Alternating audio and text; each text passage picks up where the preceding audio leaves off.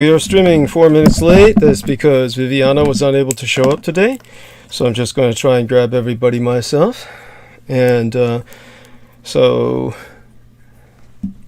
basically I'm talking to myself. We'll see how long that lasts. And I do so miss Viviana. And so sad that she's unable to join us. We're going to bring on whoever we possibly can. So as a matter of fact, let's see if I can get live stream going with the YouTube. Okay, so YouTube is on. Not that late considering. Still have to grab some stuff. Okay, refresh this and then bring on the YouTube channel. Okay, let's see if we can bring this on and okay, bring that this side of live stream, put that up here, and there we go. Everyone, remember to put it in upvote because they slam us with the downvotes as soon as we get started. And the downvotes, of course, are meant to take us off of the search engine. And the only way to get us back on is by your upvotes. Throw them in by whatever IP address you can, and that will help immensely.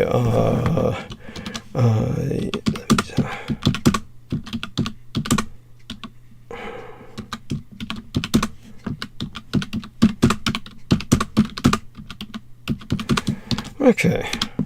Apologize for the keyboarding. That's all you're going to hear until I get somebody on.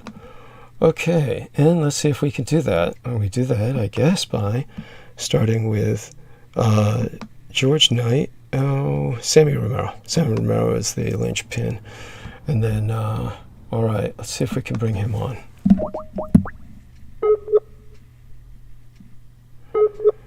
Okay, at least it's ringing. Chat going.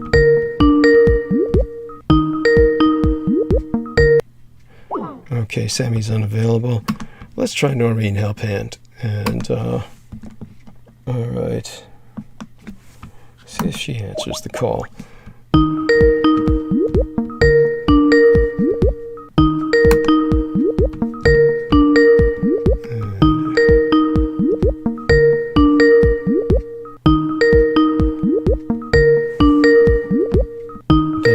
I might try. By the way, if all you hear is ringing, I guess we can be grateful for that.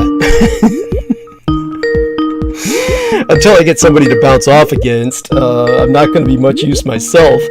My tea is waiting in the other room.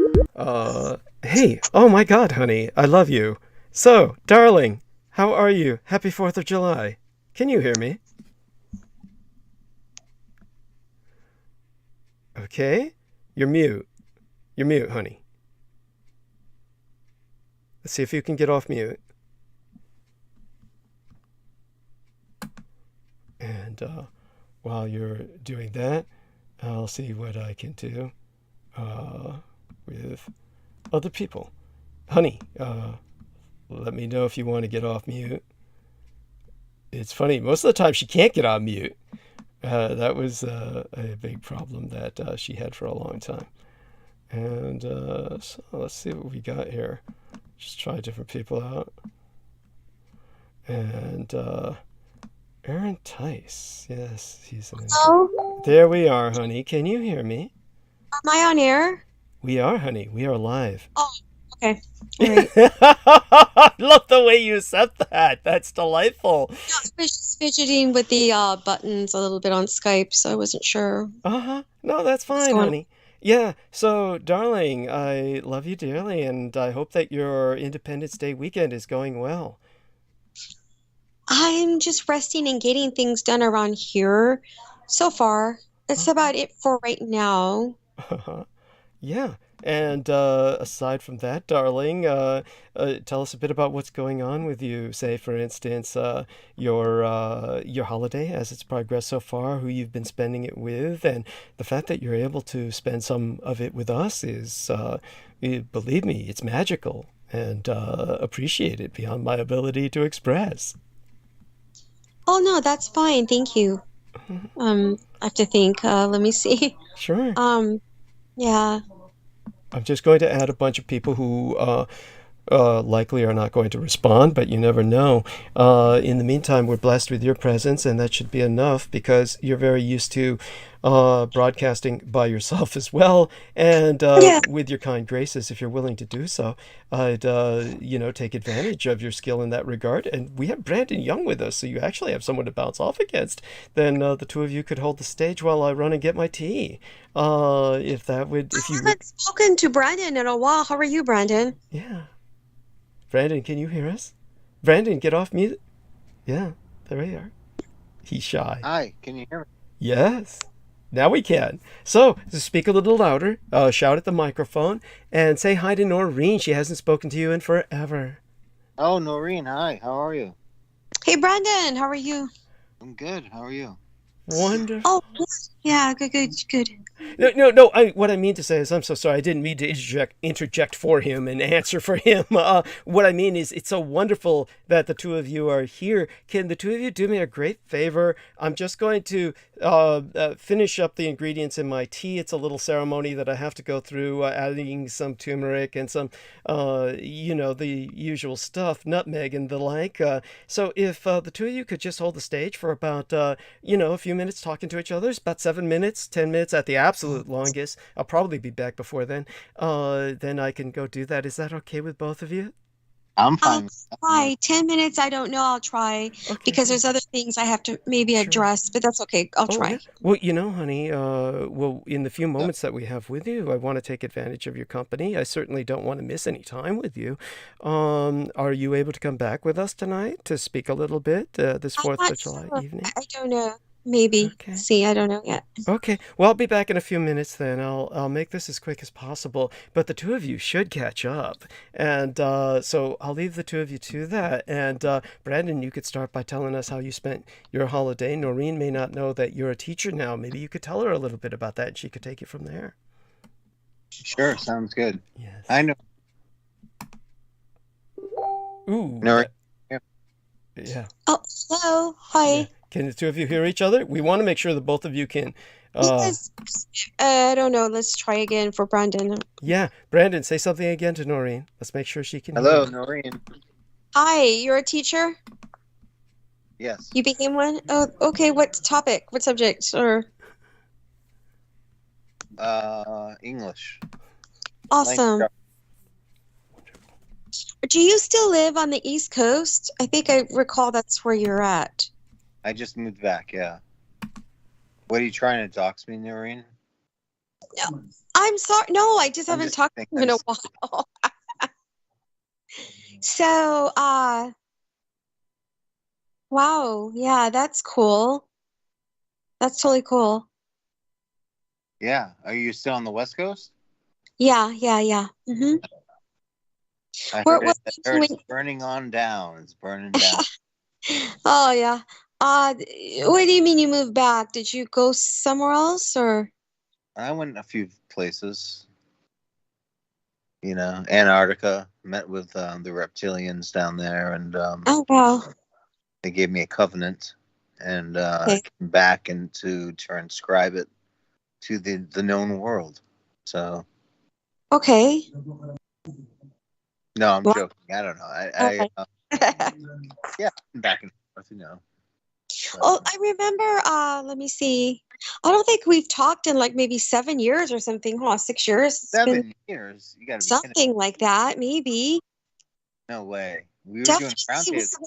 We haven't spoken since this COVID thing, that's for sure. Oh, that's for sure. But like, you used to have the round table.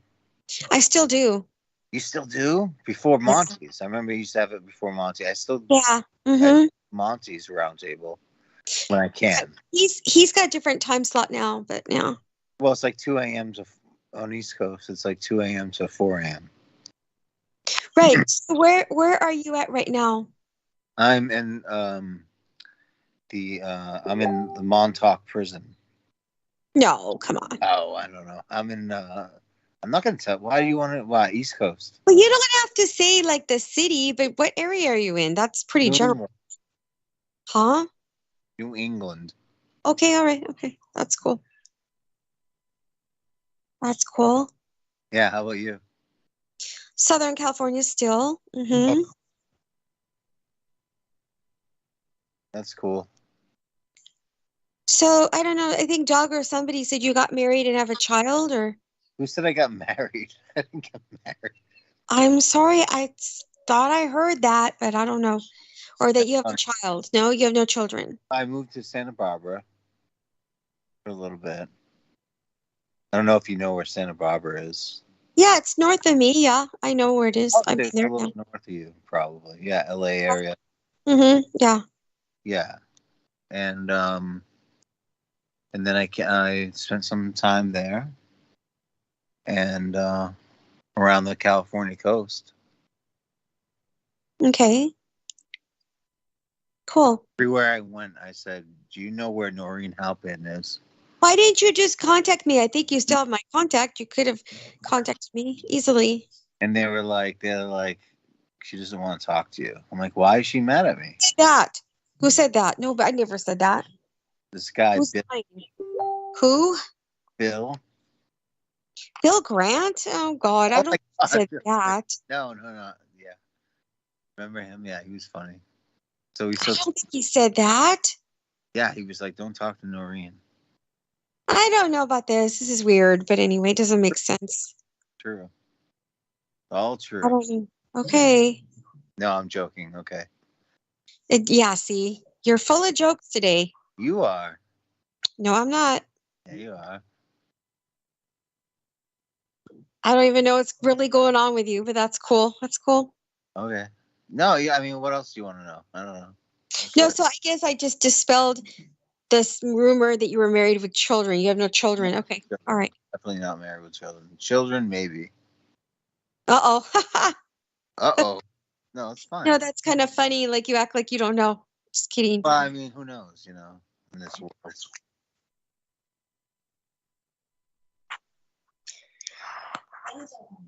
And it might have been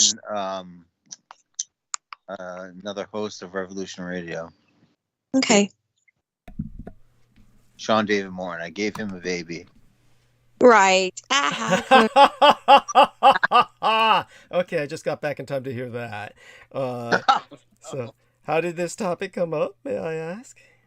Douglas, I think you were one of the people, but I'm not really sure. Yes. I'm not really sure about that. Maybe you were, maybe you weren't. That had said something about Brandon getting married and having kids, and then now he's saying that's not true.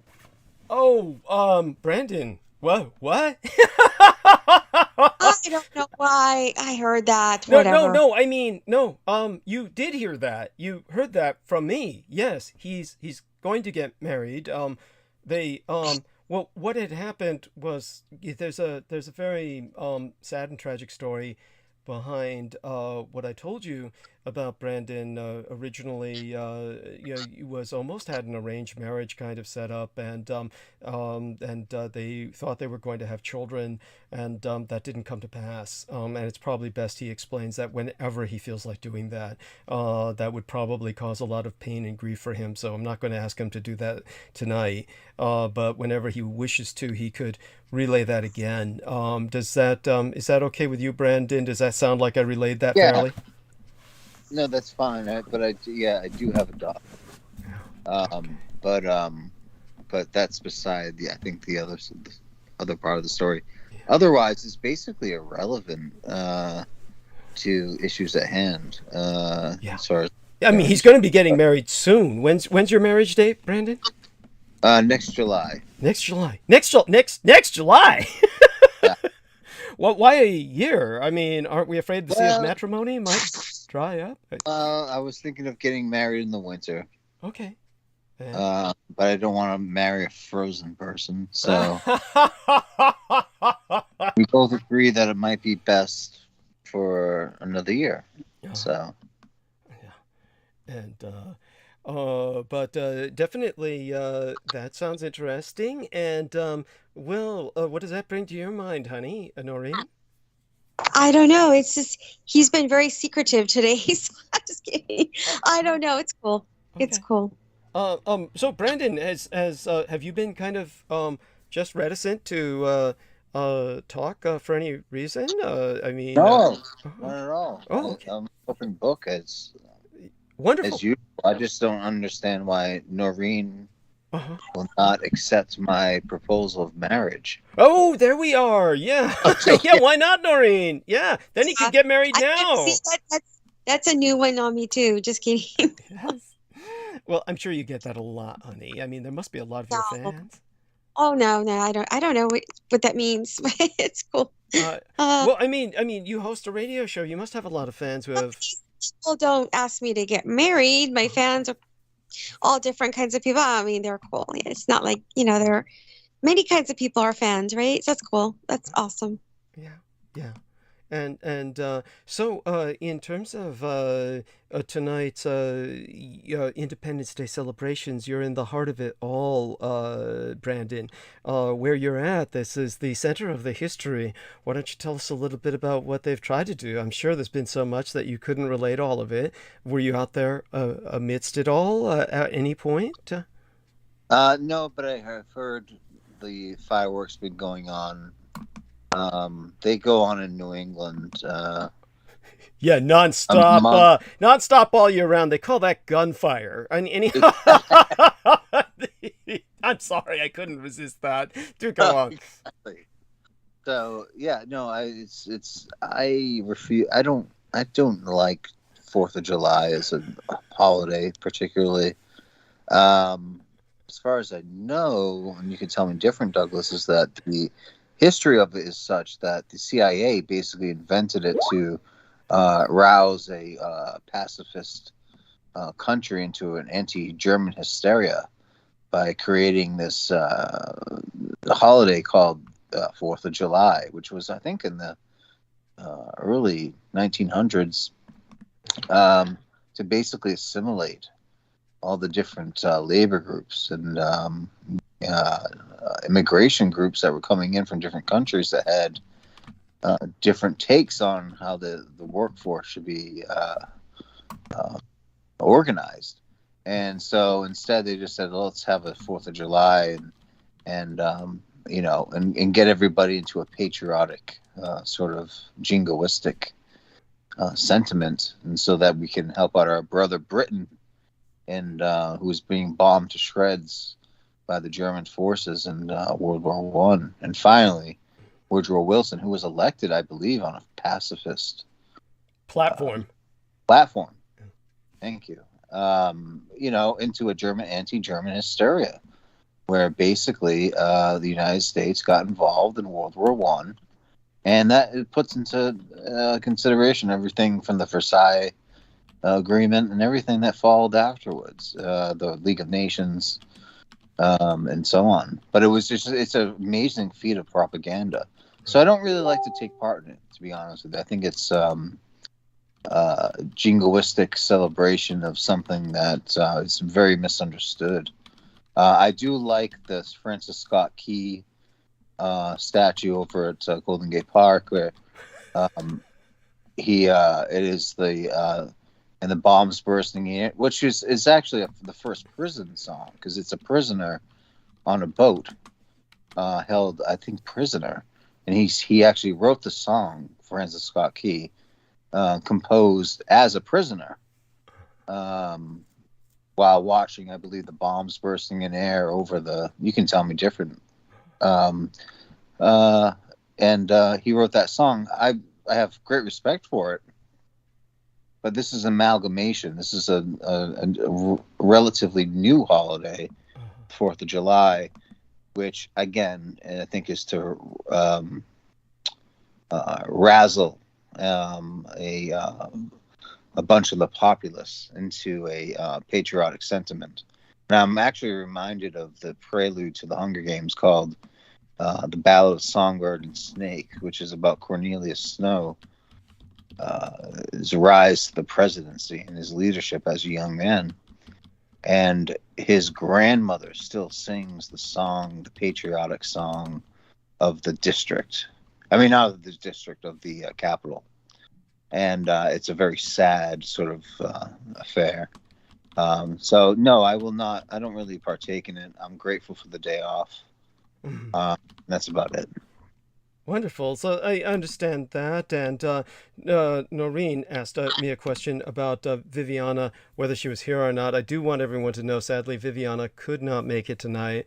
I was lucky to get her forewarning. I obviously came home barely in time to put up what little I could to let people know I was going to transmit on the Facebook venue, which I honestly think that everybody who listens to me at this point listens to me that ever listened to me on Facebook. At this point, I'm getting my listeners from elsewhere. So I'm just barely maintaining the Facebook. But as for the Viviana, hopefully she'll be back she was having problems with the Skype last time, but she did her best to participate in the chat. Hopefully she'll be back on Wednesday, which will be practically tomorrow as far as I'm concerned.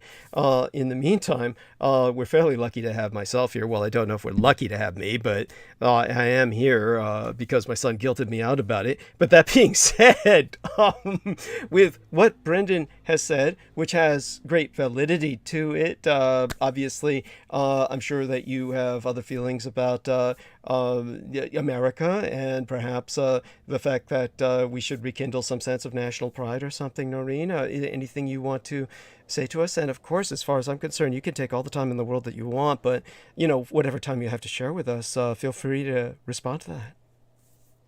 I don't know what to say to that because, I mean, historically, that's probably true. To an extent, yeah. To a great extent, yeah. Right. And that's cool. I just think that we're at a juncture where it's like, whether we love or hate this country or feel in the middle, what do we want? Where do we want to be? I think that's maybe the bigger question about this whole thing. So it isn't about, I respect what Brandon said about the origins. That's totally fine with me. I'm trying to pull this into the current time, putting aside the holiday stuff, right? Just pull it into the current, where do we want to be? This is hard because some people are not meant to be, and this is not good or bad, it just is.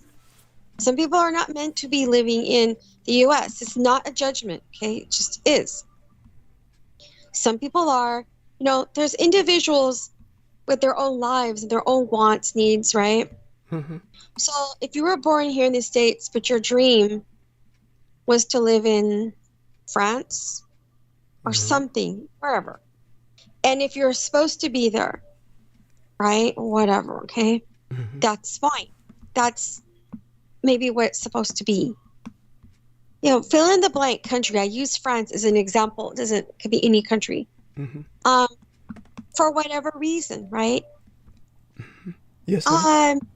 If you're meant to live here, I'm just saying if, okay, which I think more people than not, but I'm not, again, judging or labeling, okay, then I guess we have to decide as a quote American, whatever that means, why are you here? Do you want to be here? And what does that mean to be here?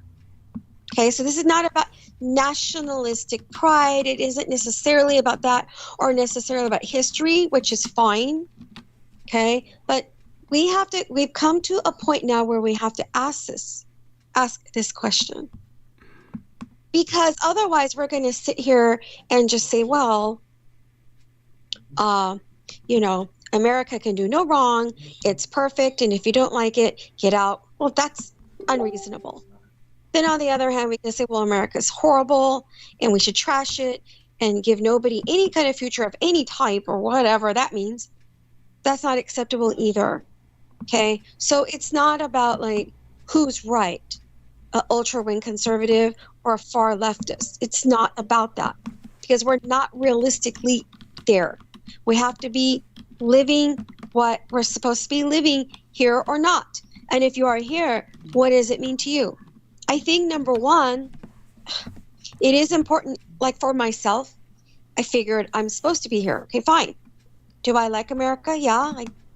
There's other places that are good too, but it's not about that. Do I like it? Do I like what America represents in the general sense? Okay, sure. So I have to decide as one of many, what does it mean how can I support my own life here, plus other people, okay? Even those that have children, because children, whatever, right? They deserve a future here if this is where they're going to be. So we always have to think about how we can better the society we live in. It might be harder to decide that kind of question if you're living in an impoverished African country, or maybe a ultra theocratic or religious Middle Eastern country, or maybe in a slum somewhere in South America. It might be harder for those people to make these kinds of decisions about what exactly can we do. It doesn't mean they can't. Doesn't mean they cannot. But maybe here we might have a little better ability to make that decision and say, well, you know what? I support Neighborhood Watch because I don't want crime in my neighborhood. I support, well, I don't want to say support school boards are really bad, but I want reform in the school boards for my children. You know, I want decent police manning, you know, communities. There's all these questions that where we can make improvements as a unified community. And see, these to me are more important than, for the moment, you know, they are really important. That's all I have to say.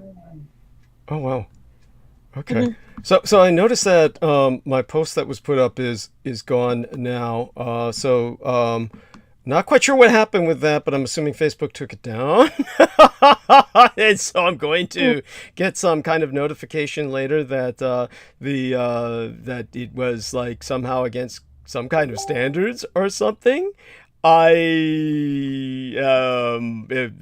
there you go. Rather mind-blowing. But at least we have Noreen Help Hands. Happy 4th of July to all my American friends up there. And that being said, when you said that, before Brandon responds to what you've said, what did you kind of mean by that? When you said the assumption then was that this is international and that people all over the world are seeing the post that you shared on the 4th of July, right? Is that what you meant by that? And then kind of like for all the people who identify as Americans, this post was meant especially for them. I take it that's what you meant by that? Yeah, I mean, because I don't think it was a complex post. I mean, it was pretty simple, right? I just addressed to my American friends, but that doesn't mean that people in other countries can't put a like. I just was saying it because this is an American holiday. That's the only reason I stated it that way, really. But, you know, it's not discriminatory by any means. Right. Understood. And wasn't taken as such. And so Brandon, based on what Noreen said, does it bring anything to mind with you? And by the way, where's your lovely lady? She would be so wonderful to add to this conversation if we could, but I take it she's busy. Yes? Oh, yeah. Well, we're taking a break today. Okay. We spent all of the weekend and week together, so. Wonderful. We're having a little... I just talked to her. She says hello, by the way. Oh, wonderful. And hello to her, of course, you know. Yeah. So, but no, to respond to Noreen, I would say I agree with Noreen's sentiment about, you have to worry about what's in the present moment and where you're going. But I think you need to understand the present moment by informing yourself of the past. And there's no reason to ignore that. There is... I would not ignore. Go ahead. Yeah, exactly. Yeah, but just like what I mean is like just to take into consideration, like, okay, so it's one holiday. It's one day a year. Are we just going to like say, oh, man, this is where we should take the country. This is what we should do. And then tomorrow go to sleep forever? No, but you're right. That's why I said what I said, because, you know, I know. It's not the holiday. You're right. No, I agree. So I'm not saying you said that, but I'm just saying like that's sort of like a logical sort of conclusion of that. But yes, it is. Yeah, I just think that you're correct. Our viewpoints can be like amalgamated or integrated in the sense. All I'm saying is like look at what the history is of course, July and just of course. And sure. But I agree that of course, these should be questions of like, what does it mean to be an American? What does it mean to be in America in today's age? What are we doing? Where are we going? But I think that's like a day-to-day question. Right. I think you're correct. Okay. Well, I brought it up because in lieu of the topic, but I agree it should be. It is should and always is a day-to-day question or statement. Or that was an interesting noise in the background. Can anyone tell me what that noise was? If anyone else. Well, my mom's the TV on. I don't know if that's that. But... Oh, okay. Yeah, and by the way, do you have any pets? Just curious. I was just curious. Just. Me, I don't right now at all. I haven't had any for a long time. Right. How about you, Brandon? You have any pets? I have a cat. I have a cat named Noreen. Oh, that's delightful. He's so playful tonight. Yes, he's impish. He's so impish. You know what? I have to get off the call now. I do need to finish what I was doing, but I can always join later. Yeah. But nice talking to you guys and Brandon. It's been a while. Yeah. Nice to check in. Maybe I'll come back a little bit later. Yeah. Yeah, honey. We love you dearly. Okay. Thank you so much. I'll be back. Thank you. Bye-bye. Honey. You're a blessing. Love you. Bye. So that was Noreen Halpand, and she certainly had quite a lot to say, and I understand that she feels, and I would love to have probed that with her, and maybe we'll get an opportunity to do that later tonight. But she certainly feels America is a very special place.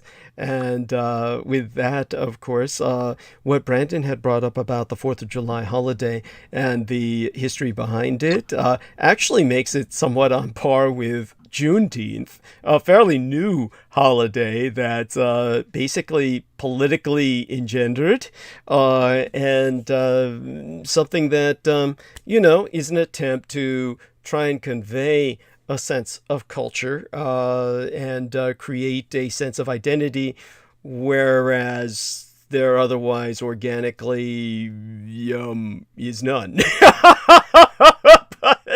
Or that could be argued, but such being said, Brandon, just to test that you're there, let's hear what else has been going on today. Now that Noreen's not here, maybe that sense of impishness is not necessarily as provoked.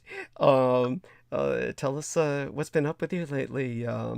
How's the environment been in Boston as a prelude to this holiday? I take it there must have been some kind of lead up that you witnessed at some point. People walking around in, Johnny Tremaine hats or the like. Oh, and your students, do your students read Johnny Tremaine? I remember we were required to read that. I don't know about Johnny Tremaine. I do know about the Lewis and Clark expedition we were reading. Okay. And there was a dog, a Newfoundland dog, who was on the expedition with Lewis and Clark. And his name was Seaman. And he was the first dog to be honored by America. I don't know if we would call it at that stage, but he went all over the Louisiana Purchase, and they're sort of learning about the journey of this dog as it bumps into Sacagawea and Charbonneau and Lewis and Clark and all these things. And it's a very interesting story, but I'm sure there's more to the story. It's a very whitewash sort of a story. They say the Shoshone were really peaceful. But these Indians or Native Americans were not, and so on. So you get to see like what the students are learning about American history. But it's summer, and so I'm not teaching in the summer, and so we had the time off, and I've just been enjoying vacation. Wonderful. And so, what do you do in your time off? When you're enjoying your vacation, reading, kind of lying around? I mean, I wouldn't blame you if you just say, I do absolutely nothing. I wake up in the morning and go back to sleep. Yeah, right. Well, no, I go to the beach and I hang out with Kelsey. We'll go to different restaurants and to the beach and talk to each other and hang out with each other's families and cook food and do sort of the normal things. Watch movies, read books, of course. and I'm turning her on to Sir Gawain and the Green Knight, and sort of the classics that she kind of skipped over. And so it's just about that. It's just taking it easy for now, and that's about it. Okay. And so aside from all of that, it's so good to have this time with you. What about when she reads about the Green Knight? Is she made aware of your own legacy in that regard, your relation to this individual? Yeah, I just told her about it because I'm learning. It's a lifelong study.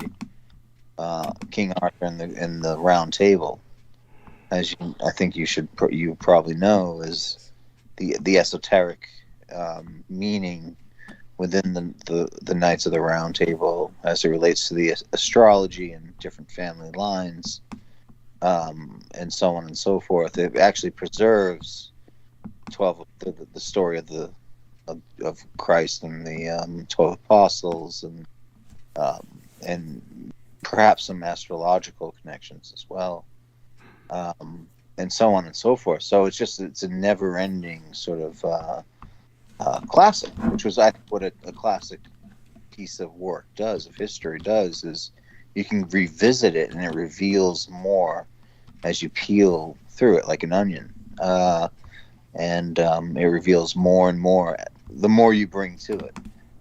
So the language of the Green Knight, what is green?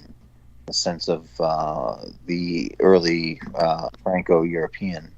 What is the sense of the green man? What does that represent? Vegetation? Does it represent decay and rot? Does it represent the cyclical nature of the pagan worldview in regard to the Christian worldview?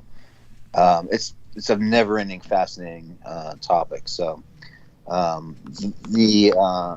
way that the blend of the pagan elements, or what is called pagan elements, with the Christianity elements of Sir Gawain and the Green Knight, is absolutely fascinating. And the fact that we even have that document to exist with is something else anyway. But it's great to like introduce somebody to this who has never heard too much about it, you know? Yeah. Yes, yeah, I can imagine, and so hopefully she's having some fun with that.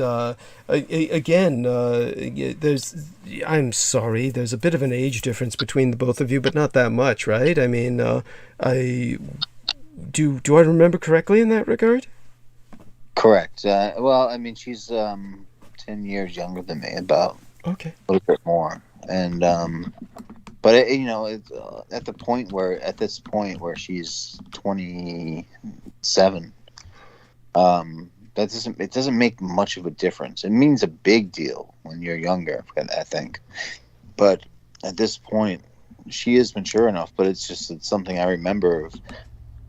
These are studies I didn't really get into until my late 20s. Yes. And of course, oh my God, I've forgotten his name already. The blind bard could go to town on many of these subjects as well. Yeah. What was his name again? John Evans is his name. Yeah. John Evans, right? John Evans. Yep. Yeah, John Evans. And do you have any idea how he's doing these days? Is he doing all right? Oh, well, he's still uploading to his YouTube channel, which is the Dominus podcast, and interestingly enough, there's a person that he did a whole sort of a documentary on, called out of New York.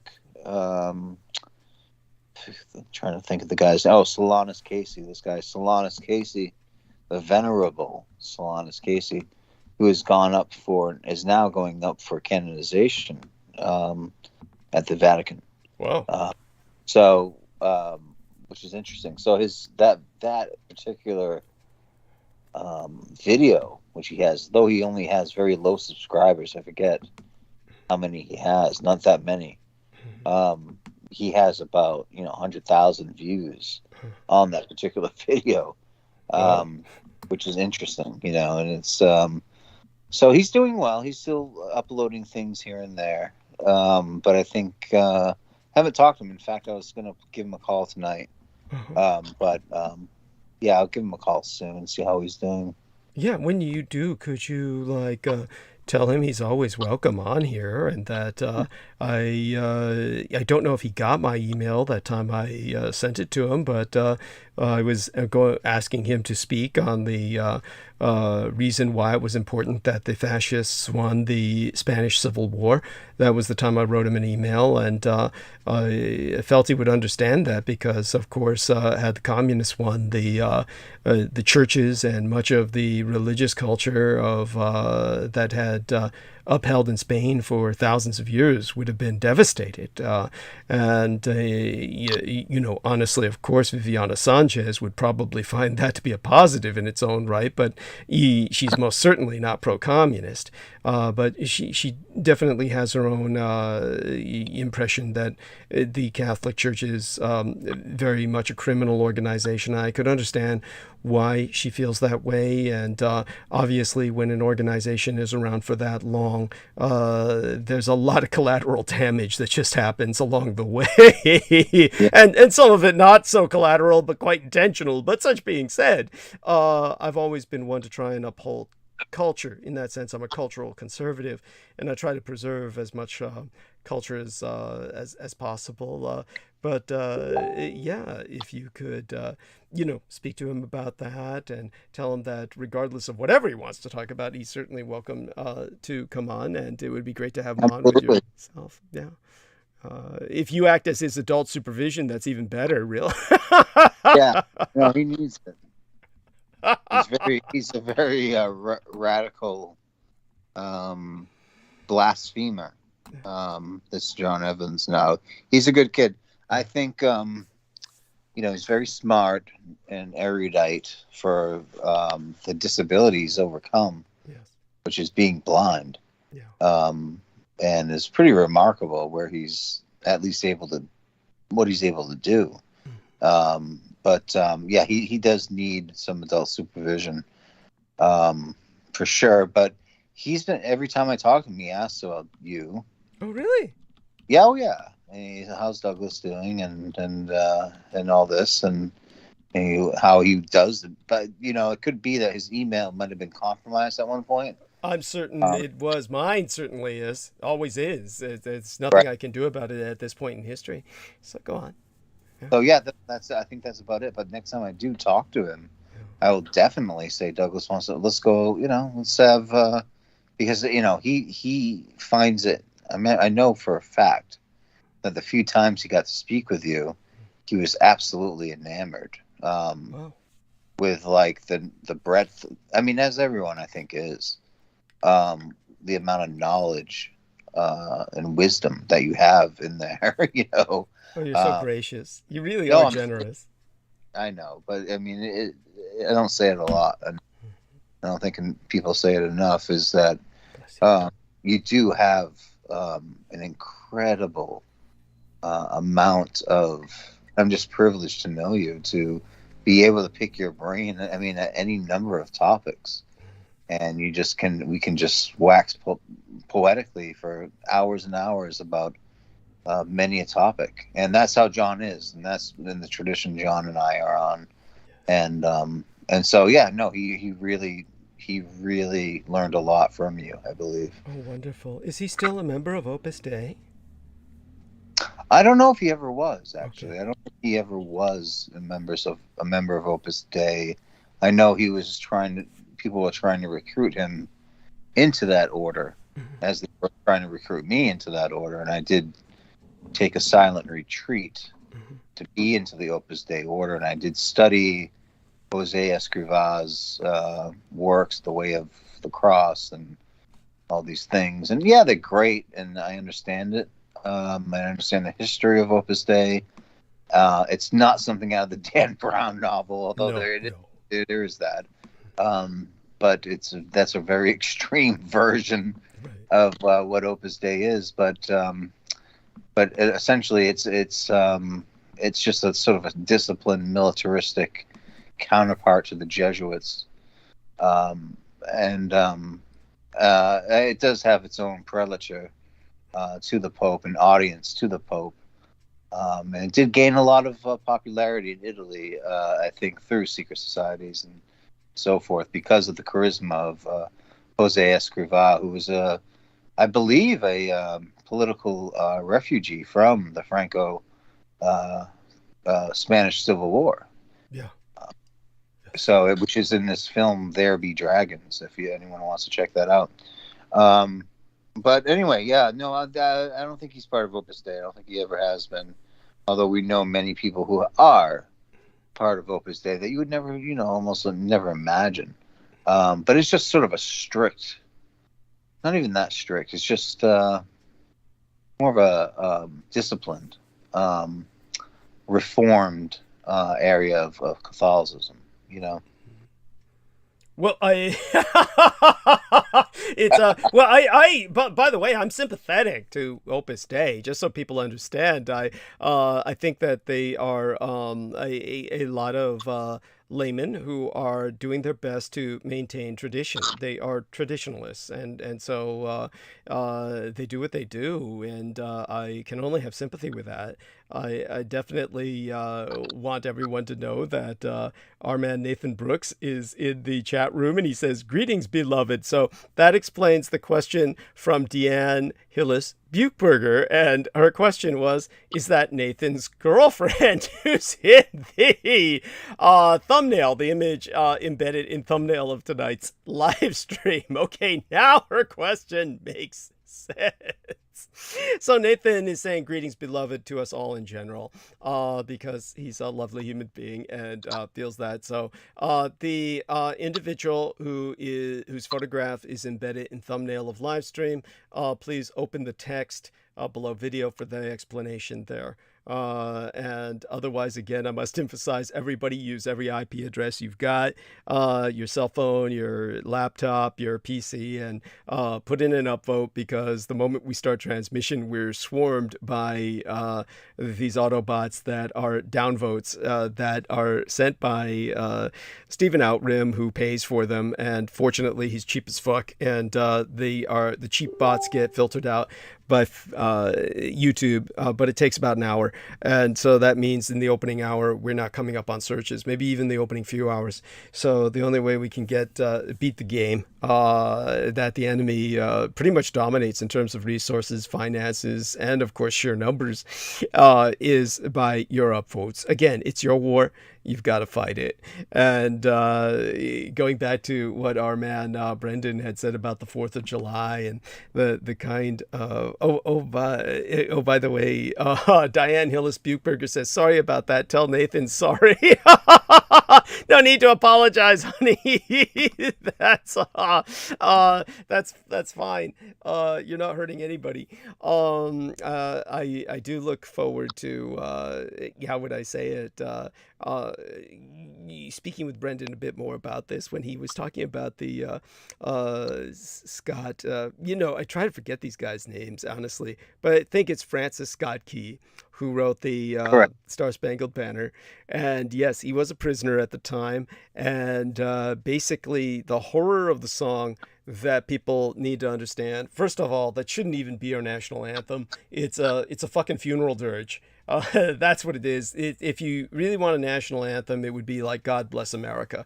I mean, it's the very name. God Bless America would be a profoundly more upbeat national anthem. Not only is the Francis Scott Key's Star Spangled Banner a funeral dirge, it's one of the most difficult songs in the world to sing in terms of maintaining a rhythm and maintaining some sense of viability while you're singing it, because otherwise it could turn out like Roseanne Barr did with it. Basically, you could wind up satirizing it without even intending to do so. There with the guy with her. So Diane is so let me tell her that was me without makeup. She was talking about last week there was and Facebook has taken away all my posts lately. This is what Diane is referencing. She says, I'll be gone for about 40 minutes, but we'll be back. Thank you for telling us that, honey. Okay, wonderful. So Diane will be gone, then she'll be back, and so let me give her an XOXO. There we are. And Oh God.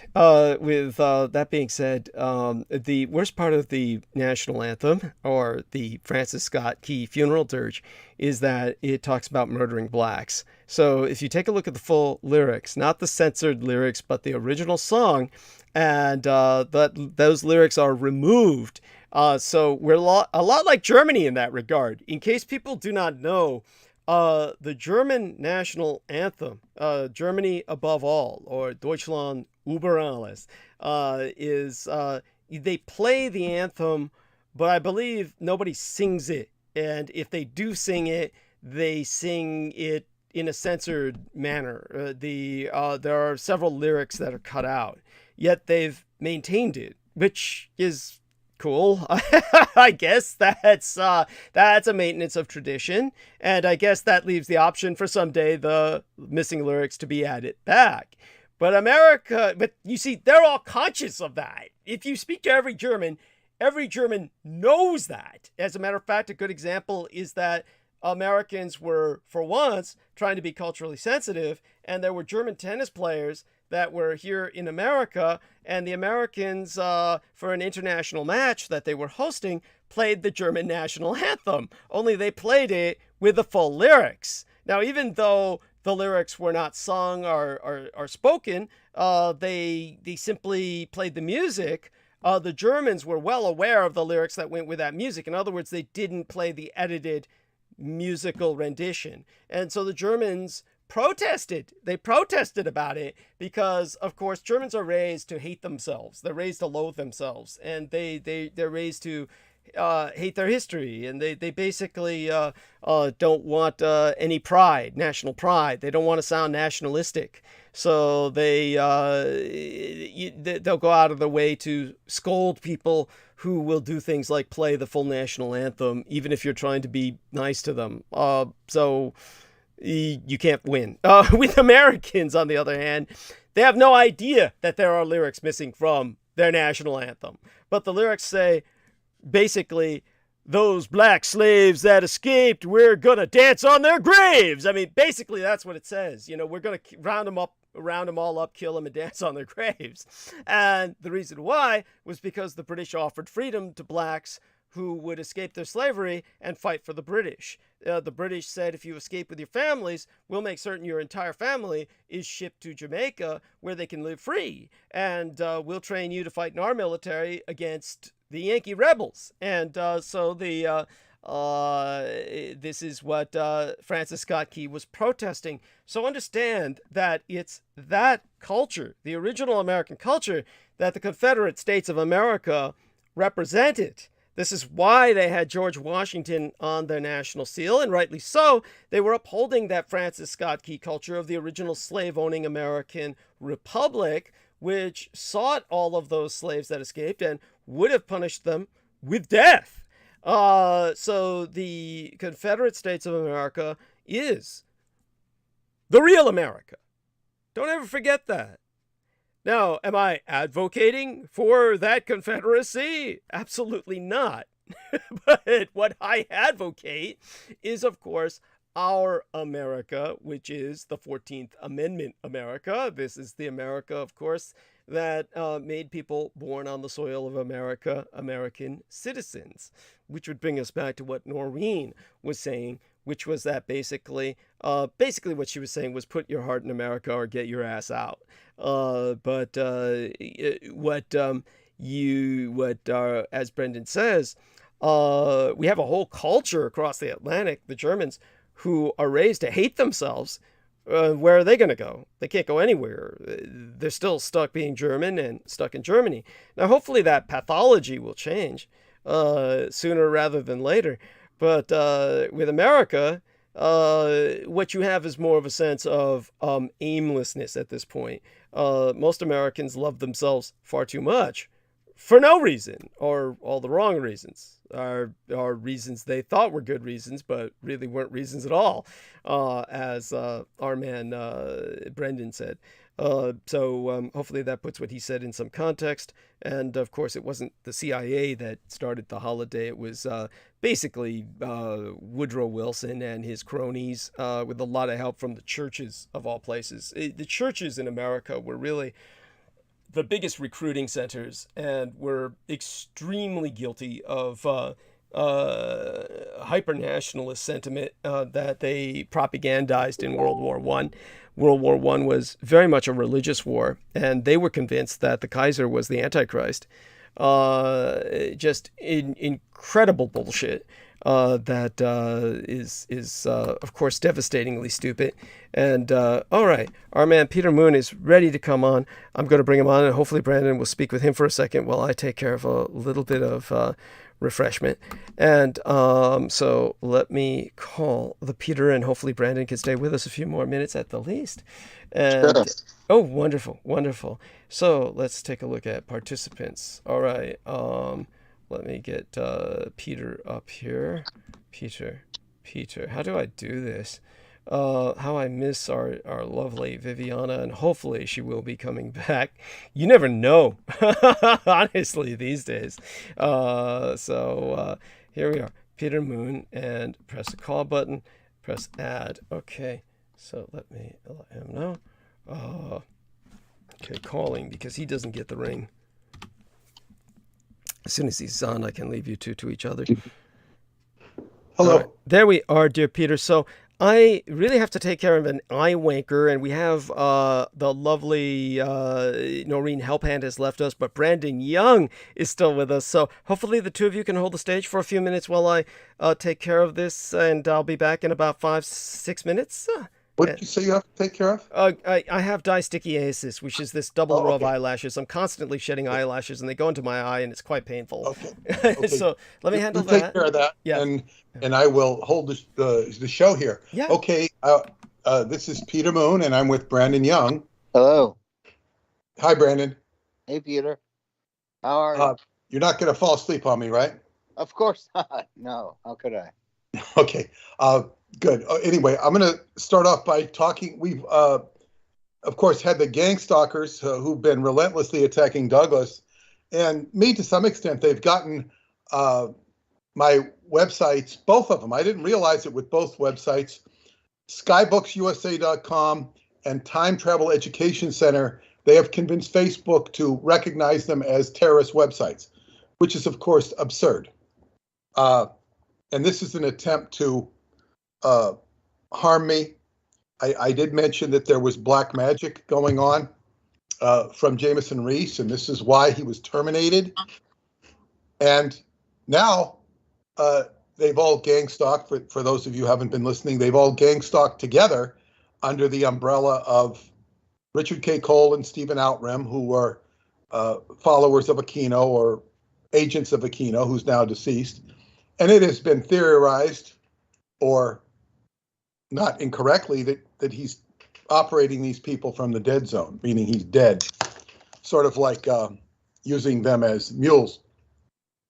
Now, what's so interesting about these people is they shoot foot bullets. Now, I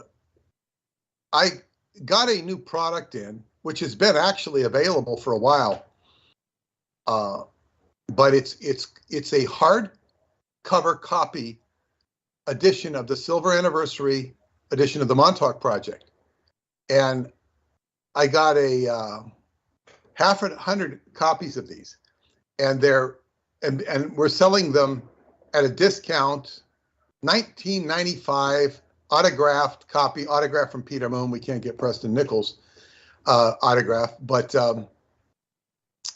autographed, $19.95 plus shipping and handling. Now that you can go to skybooks.usa.com and get that. And it's a limited time only until we run out. We've, sold a dozen already just putting it up. But what's interesting is when I went to put it up on my Facebook account and did the link, this is where I found out Skybooks USA was also declared terrorist. Douglas had already told me about Time Travel Education Center. So I couldn't link the website. So what this did is it gave me the forced, brilliant idea to list it on Facebook in the Facebook Marketplace. So now I'm getting orders from Facebook Marketplace because I put the book up. I can put all the books up on there if I choose. It gives us another sales tunnel, which is great. It's something that didn't have before. So here again, they're shooting foot bullets. They're trying to inhibit sales, yet they're actually, by their own actions, forcing me to go to another sales outlet of Facebook, and Facebook, makes money on it. So they're not going to declare unlikely they'll declare it a terrorist book. That's kind of hard to do. I have reported this to Facebook. Their reporting process is very awkward because it didn't fit into any specific category, but we'll see if I get a response from them. I was tickled that they actually put the book on the Facebook marketplace, but I would recommend that you buy it from skybooks.usa.com, so they will have no funny business, no potential funny business from Facebook, which I don't really anticipate, but your order is much more secure with skybooks.usa.com. So that is my preamble and my tip of the hat to the gang stalkers, who once again just got back in time to hear that. Tip of the hat to the gang stalkers, who once again did what, good sir? You didn't hear. See, they when I found out the skybooks.usa.com was also declared a terrorist website. It is. It is. Yes. Yeah.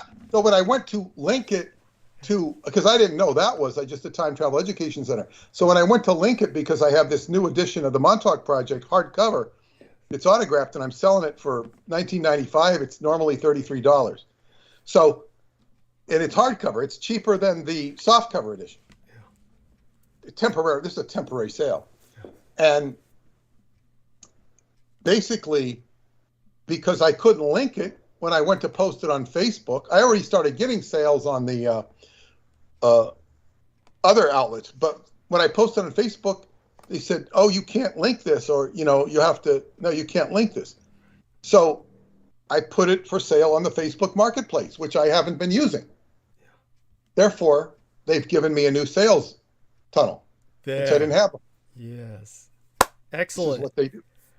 And this will expand the sales of whatever book I put up on there. So, from my end, what happened was I took the photographs or screenshots that I had sent you of my renegade military historian Facebook timeline being unpublished, and the warning that I got from Facebook. You couldn't call it a warning because they unpublished the goddamn timeline, right? What are they warning you about? They already basically destroyed your venue, your ability to interact with their venue. But they sent me the explanation, if you would. Basically, this URL is a cybersecurity threat to Facebook.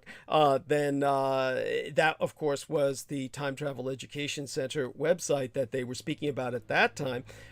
So I took those two images that I had sent to Peter Moon and a number of other people, and I used them as the promo banner for tonight's program. I got home just in time, and just about a few hours before I started transmission, I made certain to get that up there, and the text was pretty much saying, explaining what those screenshots explained, and people were doing the usual, oh wow, kind of expressions, and a carrying expression, the various emojis that showed that they were sympathetic, surprised, and then both those posts disappeared. Only there's no explanation this time.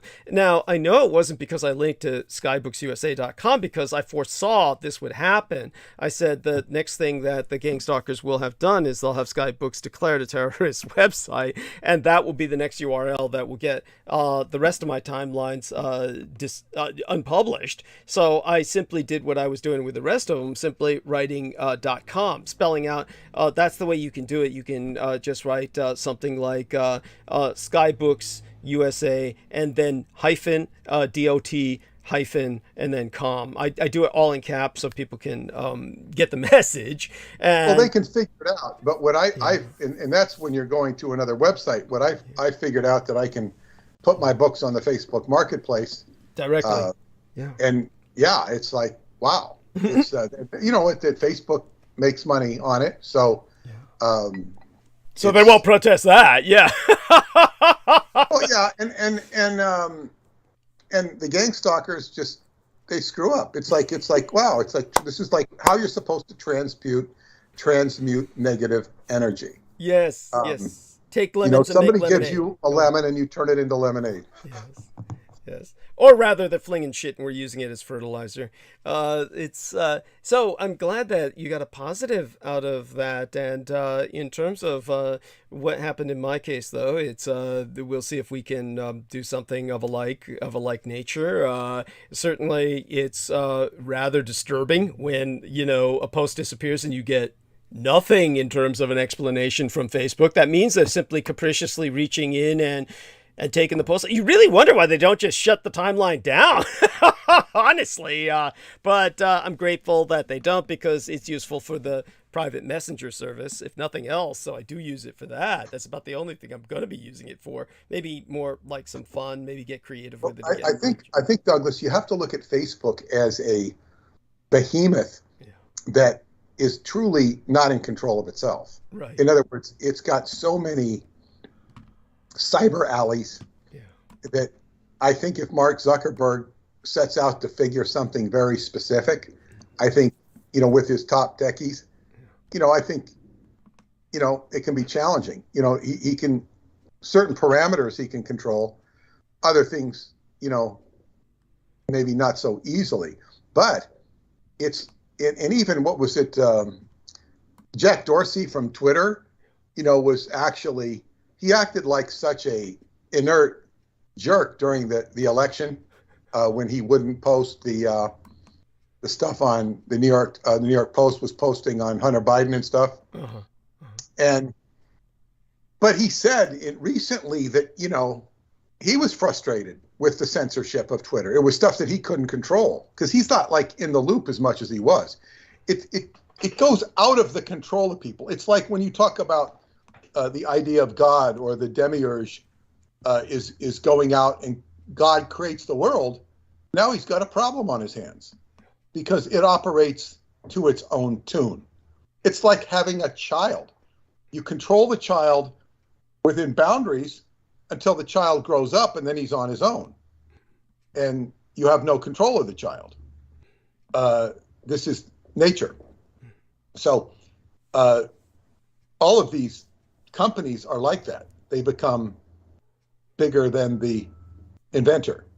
And the Frankenstein / Golem analogy applies very, very much.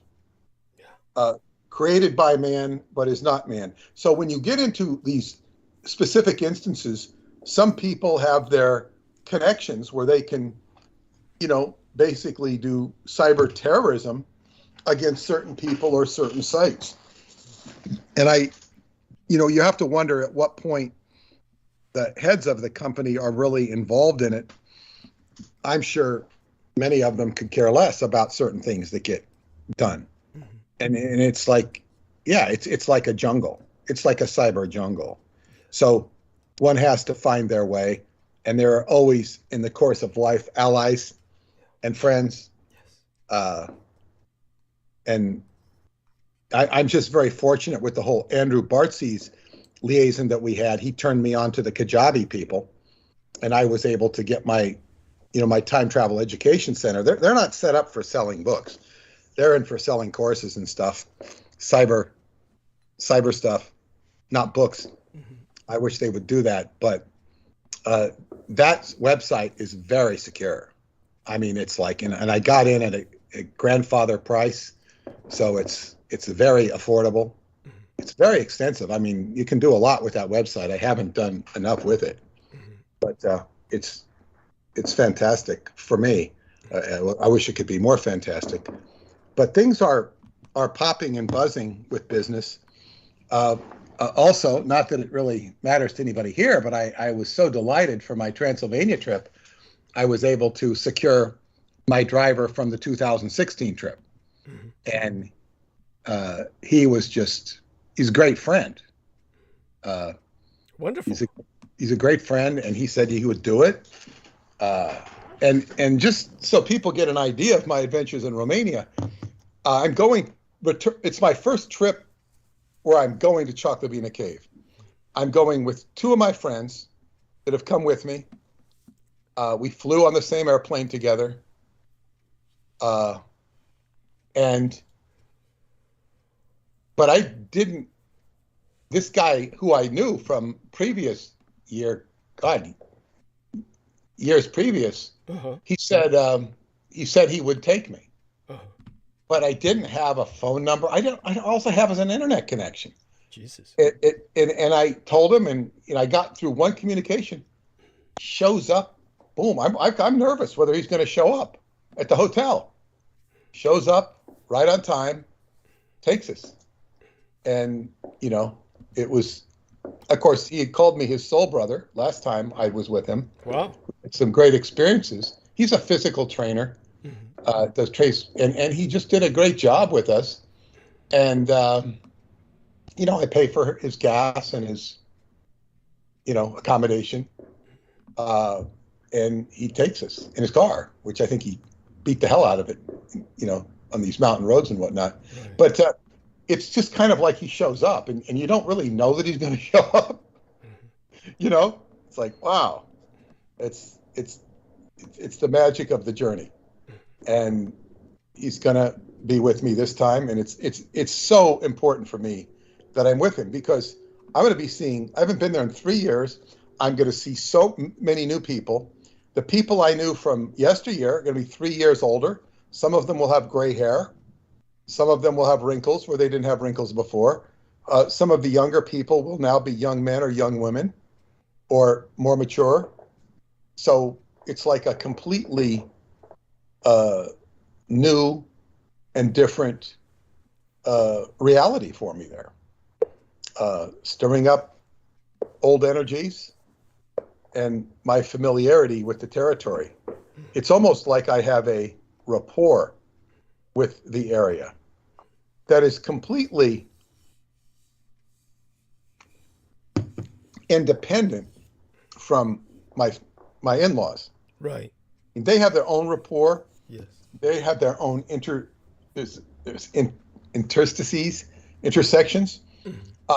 I have my rapport with LENA CRANE, but then I have my own rapport that goes beyond that. This time I'm trying to mix them all. Actually, I would like to mix the energy of my in-laws with LENA CRANE and the Choclavina experience next year with my friend Stephanie South, who intends to accompany me. Plus, I would like to get David Anderson in the mix, which there's indications that he might. And of course, Radu Sidamar, he can be the master of ceremonies. It's like trying to bring all these energies together. It's interesting, it's exciting, and I've gotten some votes of confidence here for my trip, which is less than a month away. Less than a month away. Well, I know it, and it's you won't be gone for all that long. I'm sure it will pass like either it'll feel like a long time or it'll feel like nothing, or both. The time may pass by so quickly it'll feel like you were only there for hours, well, days at least.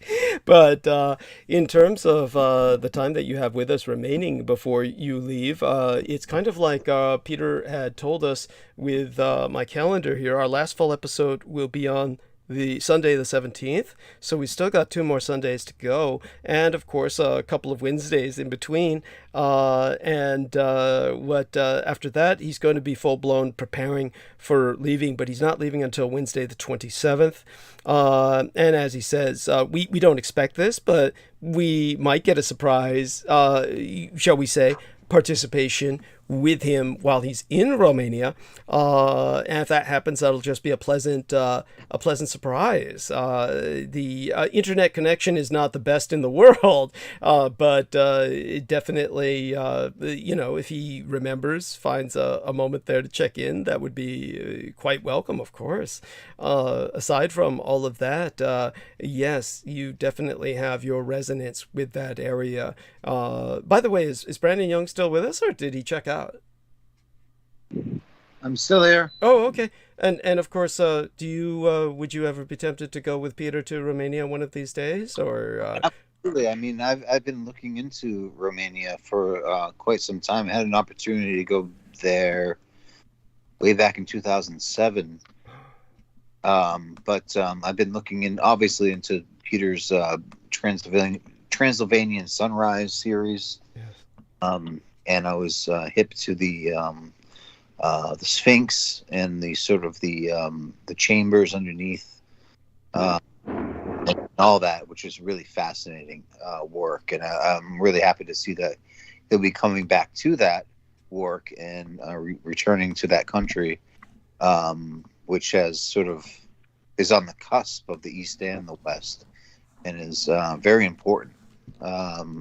So I'm glad to hear that he'll be doing that. I will leave the stage to you two. Oh, bless you. And I will for both, and I hope to see Peter if he's coming back to Seekonk soon. And it's not too far away from me. And Kelsey and I would love to see it. So JoJo plans to bring me back there.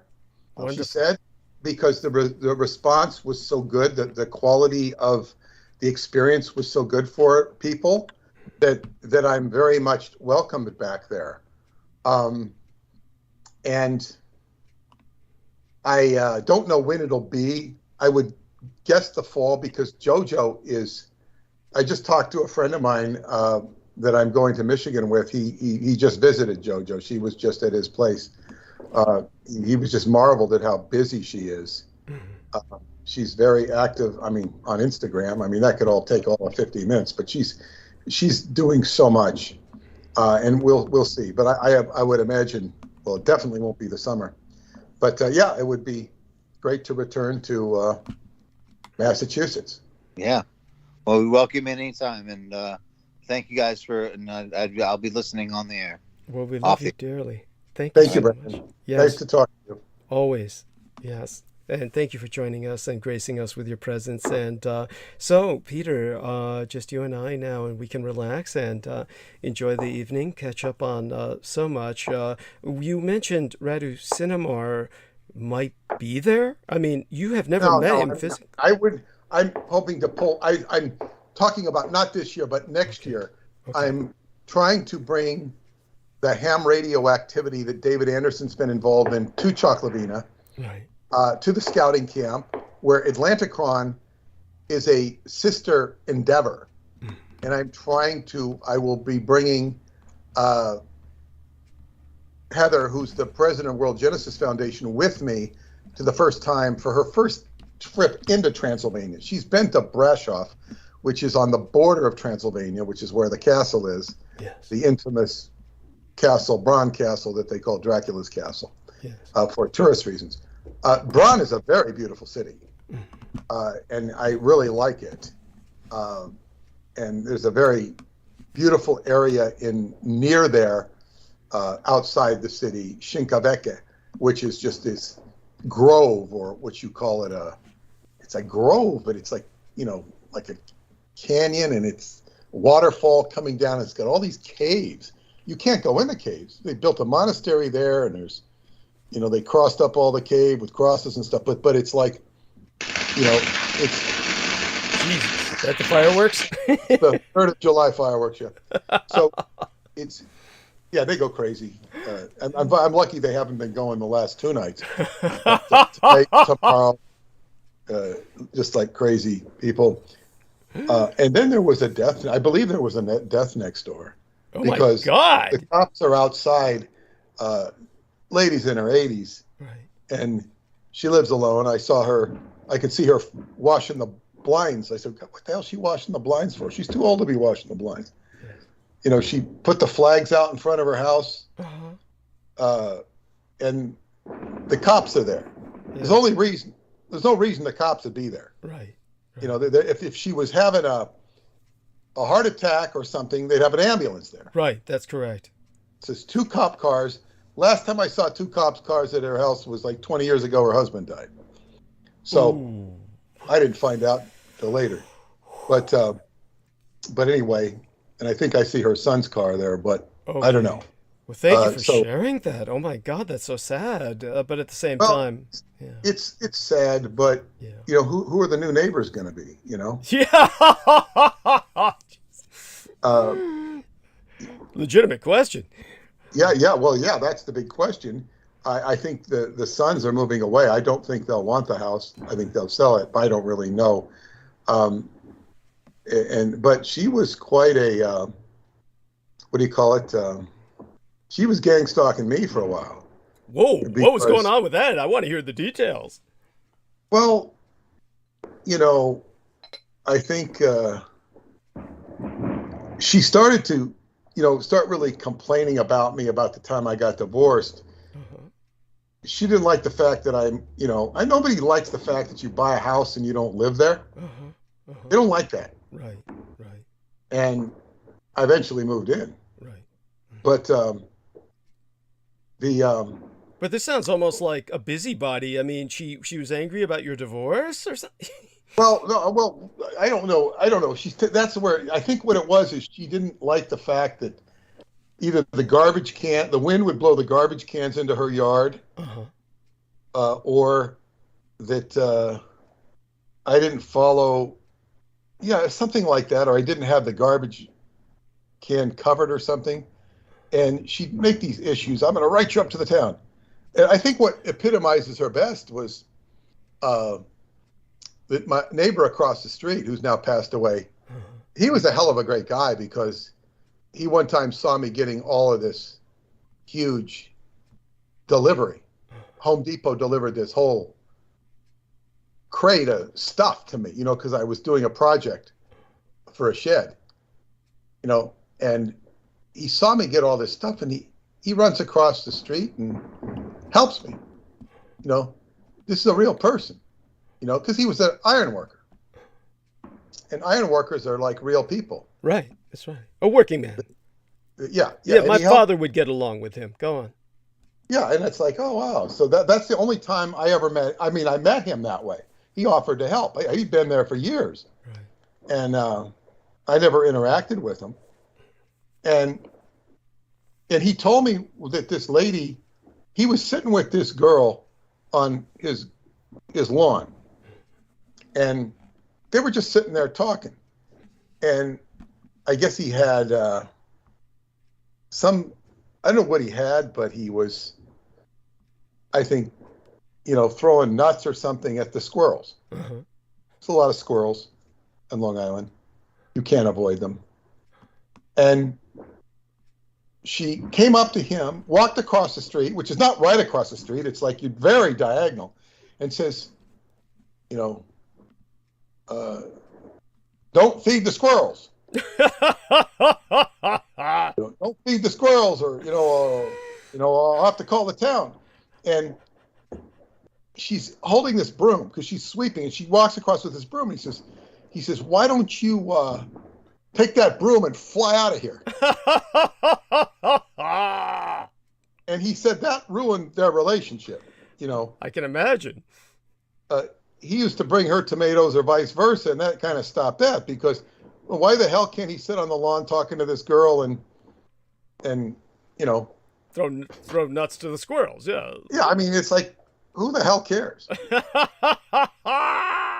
So that would be a busybody. I think she harassed my daughter one time for climbing in the garage window. She's like up on these pallets and climbing into the garage window because she forgot her key or something. So she's climbing in the window, and she starts yelling at my daughter for climbing in the window. It's none of her business. Oh my God. But I think one of the best ones, when she once accused me of running a teenage flop house or something. Because my daughter would have friends coming and going all the time. And so there were a lot of young kids here. And, she said I was running a teenage flop house or something. I think that's when one of my daughter's friends had left his car in front of the house, and it had it was honking like crazy. It was like the honker went off. And there was this car right in front of my house that was disturbing the neighborhood. It was honking, and everybody, it's not my car. So I think I called up my daughter, finally called up my daughter, who called up the guy who left it here, who called his mother, and she came all the way over from like an hour away to try and stop the thing. and finally some neighbor figured out where the control was. It was something underneath the, you know, and they turned it off. It was quite a fiasco. I think that's when she claimed me of running a teenage flop house. Oh my God. Which wasn't true. You know, I didn't have kids sleeping here. Maybe occasionally my daughter would have a friend, but no, it wasn't. And what was it? The really good one was a house was burning. There was like 3 fires in my neighborhood within 100 yards of each other. Three house fires within 100 yards. And when one of them was going on, and what happens is, you know, they bring about, you know, 80 fire trucks to a fire. Because I didn't learn this, is like, they have a volunteer fire department, so nobody can go in the fire until everybody gets there. It's very, you know, you could put out the fire yourself if you had modest equipment and if it wasn't too big of a fire. So it takes forever for the fire department to get there. And then all the other fire departments start coming, and then the people in the green fire chiefs, and all these fire chiefs are coming. It's like, you know, you need 2 trucks at the most and probably 1. And you don't need all these other cars and all these other firemen walking around acting like they know what's going on. And so the whole neighborhood's out there. And she looks at me and says, "You're going to be next." That's so bizarre. What? Yeah, because I think, you know, she knew I stored books. Okay. And, you know, Fahrenheit 451, you know. And she had once admonished me for storing books or something because, you know, if that catches fire, you know. And oh my God. Oh my fucking God. And she said, "You're going to be next." And I just looked at her, and she was always inviting me to, you know, to go after her, but I never would. Right. Because she was too easy. And I said, that's uncalled for. And her son happened to be there, and he, you know, he went after her because he didn't want to make trouble with me, you know. Understood. He's a nice guy, you know, and he just sees what she's doing. So she's had her run-ins. You do wonder about the son. Maybe it was simply because she was so cantankerous, she refused any help, probably violently, but you wonder why he would leave her. She had a gentle side to her. Okay. And she had, but her son, you know, I mean, he's just a guy, you know, he doesn't want to make fight with the neighbor. Right. You know, why does he want to make a fight with me? He doesn't want to. Understood. Yeah. He's like, and I saw totally where he was at. He was a good guy. And what did she do? Oh yeah. Well, the problem with her is if she get engaged in conversation, you couldn't get away from her. Oh, of course not. No, that's how many people are. Yes, you become a giant ear to them. Go. Yeah. So my neighbor, I remember one time, you know, the cop's wife, she's really a nice lady. And she was out there getting her ear, because she complained to me once that this woman would talk her ear off. And I saw her being talked to. And I went out and I said, "Natalie, you know, you've got, I just said something like, I think your phone's ringing or something." I said that. And, oh, thank you. And then she later thanked me for, getting her out of the conversation. Right. Rescuing her. Yeah. So this woman, she actually made peace with me. My psychic friend said she's going to let you alone. And she did. She got older and more feeble. And but she'd also write me up into the town. She'd write insistent reports that I had a wood-burning stove in the house, which I did not. I did have a wood-burning stove in the fireplace that I had installed that I could burn wood, but you see, you have to have a permit for a wood-burning stove. And Preston warned me, he says, "Don't do that." He says, he told me all the problems with it. So I had a modified one put in the fireplace, and it emits smoke, you know, and she blamed me for it causing all sorts of black mold on her roof. Oh my God. Which it was not. Right. The reason she had black mold on her roof was from the sun not being on it, you know, and I did a whole detailed report for her off the internet of, you know, what this is. She didn't like it, but she eventually did what I said, which was to get it cleaned. Wow. She was blaming the smoke for the moss. Right. And you see all of these houses with a northern exposure where they don't get the sun. Yeah. They start to get the roof starts to get black. It's some sort of lichen or gray black, I forget what it's called, black moss or something like that. Yeah, black mold, I think is what you said. Yeah, and you can, you know, you get a guy to come up there and squirt the fire hose on it with some chemicals and it gets rid of it. She did eventually. So, you know, I've had many adventures with her, and I finally came to make peace with her. She became peaceful. She would be neighborly after initially being neighborly and then not being neighborly. And Paula also, in addition to that, sweetened her up by being nice to her. So she liked Paula. But I mean, it's just like, it's just a funny subject when you bring up certain people, with people who knew her or knew of her. But so much for that. I was surprised how long she lived. So yeah. I think she'll go peacefully, and we'll see, you know, whether, you know, Stephen Outram buys the house next door or LENA SHIEH or whatever. If they send in a you know, sexy woman, I will know, you know, it's not from the right that's something place. I'll know from the right place. But knowing that, instead of sending a sexy woman, they would probably, you know, send a hot gay guy. They think, well, you know, if I would like a hot gay guy, maybe he would too. You know, they're so fucking homophobic. It's hard to tell. And the thing is, they're so gay, and yet they're so homophobic. It's the worst of all worlds.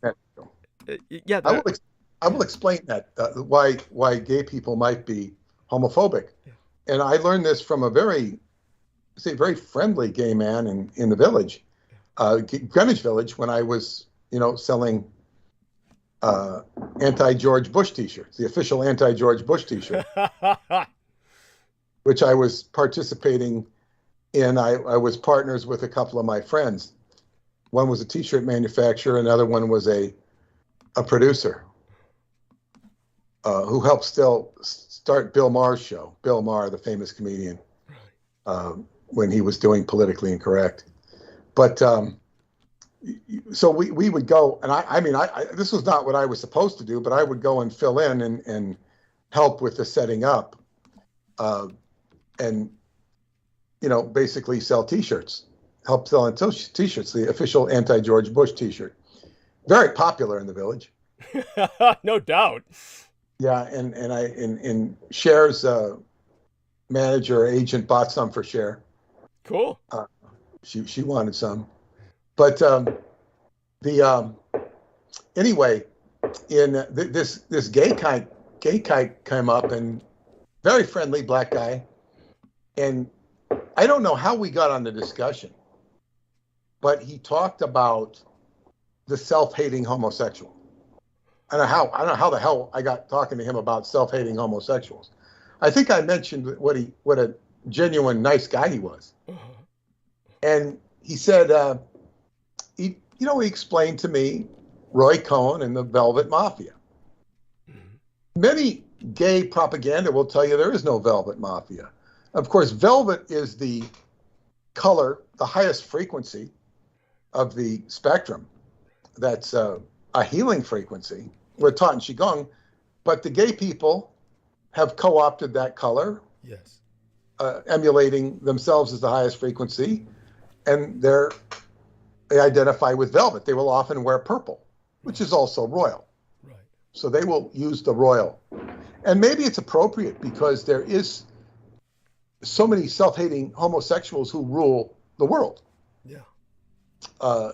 And, this is how Aleister Crowley ingratiated himself with them, or vice versa. So it's called the Velvet Mafia, which is the criminal element of gay society. Right. Just as there's a criminal element of Irish society called the Irish Mafia, the Jewish Mafia in the Jewish society, the Italian Mafia. Right. Any interest group, basically will develop an underworld. Go on. Yeah. I'm trying to explain to people to think that gays couldn't possibly be criminal. Well, that's absurd, because understand that homosexuality was itself considered a crime for many generations. So to be gay is intrinsically criminal by that definition. I'm saying this because it's considered a respectable activity. But the thing is, yes, some people might not understand that. I'm not singling out gays as being the mafia. Understood. It's okay. Gays who are criminals, and so they have their own mafia, just as Chinese, Japanese, Jews, Irish, Italian, so on and forth. You never hear of an English mafia. Yeah, you know what? Because that would be redundant. That's my joke. Exactly. You took the words right out of my mouth. So anyway, the Velvet Mafia was the self-hating homosexual that were homosexual, but they hated homosexuals, and they would persecute and prosecute homosexuals. And the book, I believe it's called The Velvet Mafia, it's about Roy Cohn, one of the most powerful self-hating gays in the history of American politics. In his later years, he would even defy court orders. He was so powerful. He even got disbarred. He was so arrogant and very powerful. And of course, he was sort of made his bones as the underling of Joseph McCarthy during the Red Scare, as it was called. Right. And that's where he became prominent. And he was very close with J. Edgar Hoover, and very powerful man. He died of AIDS. He was very obviously, you could see in his face that he had it as he got older. A very intriguing man. So he was just explaining to me that I think somebody like that they hate themselves for being gay. And therefore, they take it out on other gays. It's a complicated, irrational dynamic. Right. But so predictable in a sense. It's like the continuity of violence with people who grow up in abusive families. So it's nothing surprising about it. But definitely go on. I will also say, when we're on the subject of gays, in Oscar Crowley, Aleister Wilde, Aleister Crowley explained that back in his day, if somebody had a portrait of Oscar Wilde in their office, that was a signal that it was a fellow gay, or he was gay. So if you wanted to, signal to your potential partner, you would, put a portrait of Aleister Crowley, of Oscar Wilde in your office. Wow. And of course, Oscar Wilde was famous in the 1800s, and he was a gay writer who made the rounds of the United States. So that was, there have been a lot of people in history who have found comfort in fact, I was going to ask you about a movie I once saw. It's a movie about, it's a Japanese movie about, I think it's a Japanese movie called The Pillow Book. It's about gay culture in Japan. Right. Sort of mafia culture. Have you ever seen that movie? I have not seen it. I vaguely heard about it. I probably would not be interested in seeing it because, to tell you the truth, I find a lot of these films just repulsive when it comes to things like what they call gay art films, like Quarel. You might remember that. There was a German director, and that was I'm sorry, I just can't sit through those things. It's half the time I can't get into it. Well, the reason I saw it, I went there with a friend of mine who's she worked at an art gallery, so she's kind of artiste. And of course, that by the way, there's a reason they call them art fags. The art world is, of course, dominated by quite a bit of the gay influence. So go on. Yeah, no surprise. Well, of course. And of course, she used to work at an art gallery, and I remember she introduced me to a famous artist. I forget his name, but she said that this guy didn't like people. And I think his name was Rob Johnson. He was a famous, but he really liked me. And the reason he didn't like me because I was a man, it was because of my book, The Montauk Project, was so weird. He just really liked it because it kind of these guys like to be weird and abstract. Yes. So, she told me he died. They found him under a bridge. Holy shit. Like laying on the water. And it was like, it was assumed to be a suicide.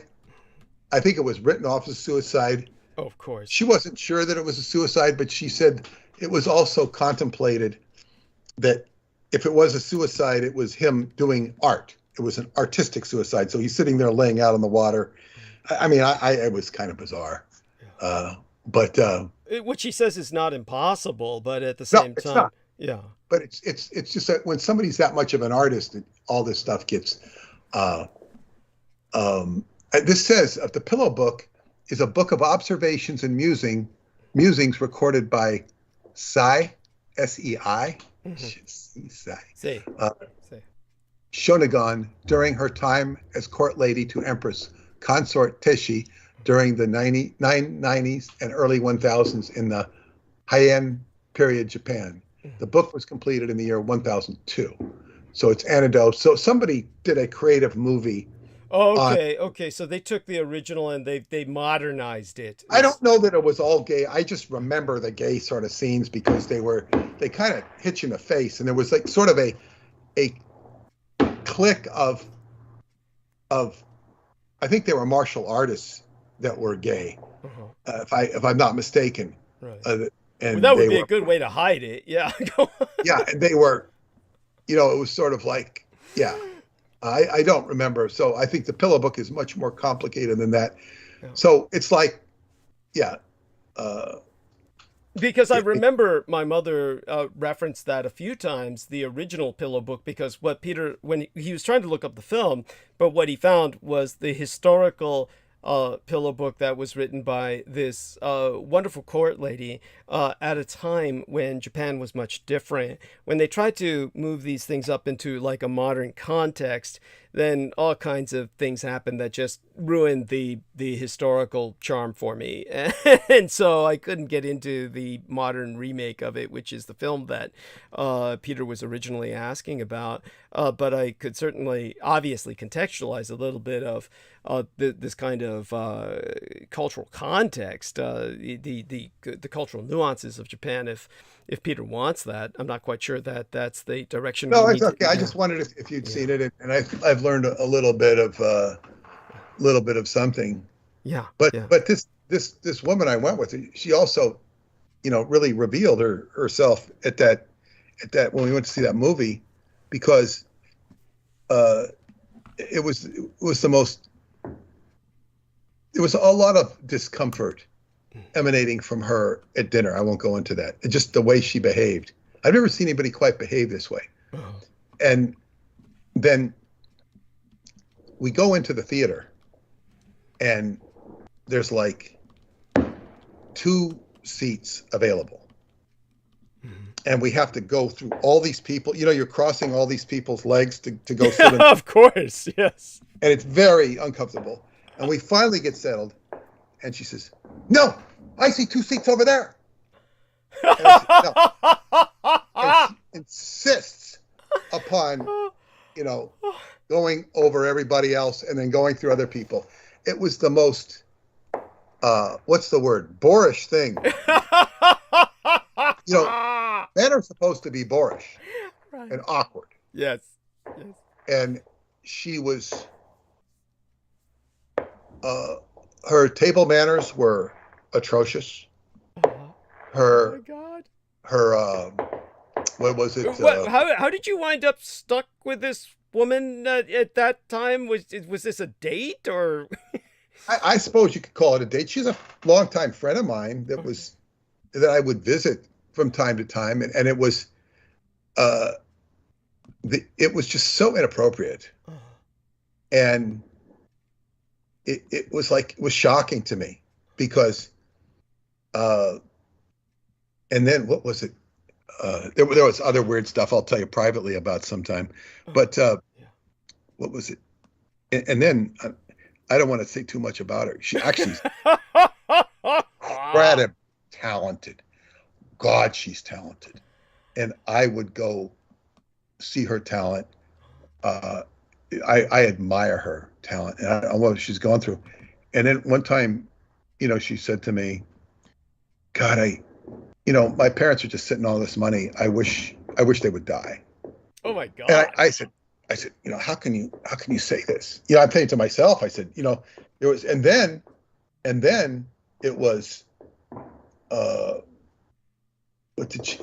then I ran into her at a party one time. I don't go to many parties. So, and she says, yeah, my parents died. I have all this money. So she's like, she tells me the amount of money she has. And I think, what the hell are you doing that? You know, why would you tell anybody how much money? She wasn't trying to impress me. I know that. But it's like, you know, what are you doing, you stupid person? Are you going to, you know, set yourself up to be taken advantage of? You know, why would you be advertising this? Well, obviously she trusted you immensely.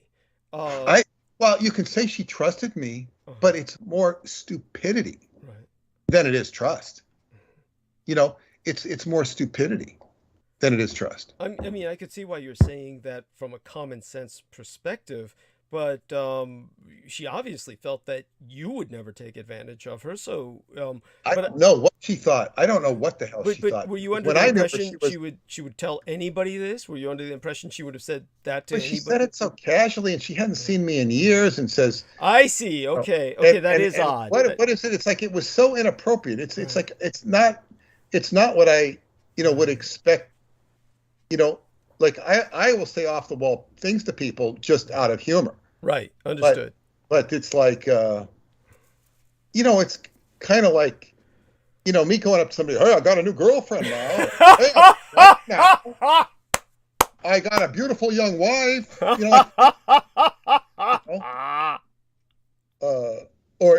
It's like, why would you say that? It's just so boorish. And you wouldn't expect somebody who works in an art gallery to be so boorish. And actually, it kind of fits, really. But go on. Well, yes and no. When an artistic person is boorish, they're being cutting edge and avant-garde. Yes. Not clumsy. Right. They're being irreverent. Yes. But so much for the adventures. Yes. But I admire the hell out of her work. Right. But so much for the pillow book, an adventure. Now, I want to, I don't know if you're ready to dissect Bill Burns. Oh shit! Fuck! I'm so sorry. No. It's not necessary. I mean, it's if you listen to him. Wednesday, because it was the 4th of July. It was the 4th of July. Oh my God, we're lucky I even got here. It's okay. But I want to share something else with you, and I don't want to share the person's name. Okay. Because I'm not trying to embarrass this person. Understood. Although I think they're certainly worthy of embarrassment, but it's really not about embarrassment. It has to do with, it's a person that I thought I had blocked. Maybe I blocked them from email, but I didn't block them from Facebook, Uh, and they barrage me. He barrages me with UFO stuff uh, and incessant postings about UFOs. So I'm going to read what he said, a few things. And for some reason, I answered him. I answered him with only the intent purpose of promoting your book. Thank you. And I'm going to read. And now, the reason I'm doing after this is not to make fun of him or anything, Understood. but to tackle with you the consciousness that we're trying to improve / deconstruct, about the subject of UFOs. And I will be sharing more in the future from a separate angle, because I'm now reprinting Preston's book, Encounter in the Pleiades, an inside look at UFOs. That book is being proofread by me throughout last night. And it's going to be released in the near future, re-released. As the Philadelphia Experiment Murder is already re-released. That's available in ebook form, but we'll talk about that another time. First, I'll talk about Philadelphia Experiment Murder, then I'll talk about, because that's been reissued as a print-on-demand book. Now, this guy says, I have a full permanent disclosure of triangular motherships and a scatter star fleet of UFOs that follow me around the world. I have the celebrities of the History Channel of ancient aliens talking about me. Now, we just stop there for a second. And it's like, wow, they're talking about this guy. He's got UFOs all over. Now, I thought I might know this person. I might have met them, but apparently, maybe I do, maybe I don't. I don't remember. But I do know contactees who do have ships following them, or think they have ships following them. And I'm open to either one. He says, okay, so he says, celebrities of the History Channel of ancient aliens talking about me. Right there, that tells us that he's enamored of the fact that he's getting attention. Right. Let alone attention from people who might be considered the wrong people by this audience. They're saying that I travel the world and hovering UFOs appeared. Grant Cameron, Stephen Bassett, Daniel Sheehan, Sarah Sheehan, Robert Perala, Victor Villajani, and James Gilliland. I have traveled to many UFO conferences all over the United States and also Canada. Now, he just sends this message out. Now, I don't know if it's to me personally, because he sends out barrages. Right. But I answer back. And I say, if you want to get really clued into what is being suppressed with regard to UFOs and the phenomena you speak of, I suggest you read the Roswell deception. There are yet deeper issues that that book cannot address. And this is what he says. He says, thank you for responding and telling me about the Roswell deception. If you're ever in the New York vicinity, or you know anyone that is in New York City or coming to New York City, this is why I suspect I might have met him. If you or anyone, he must know that, so maybe I don't know him.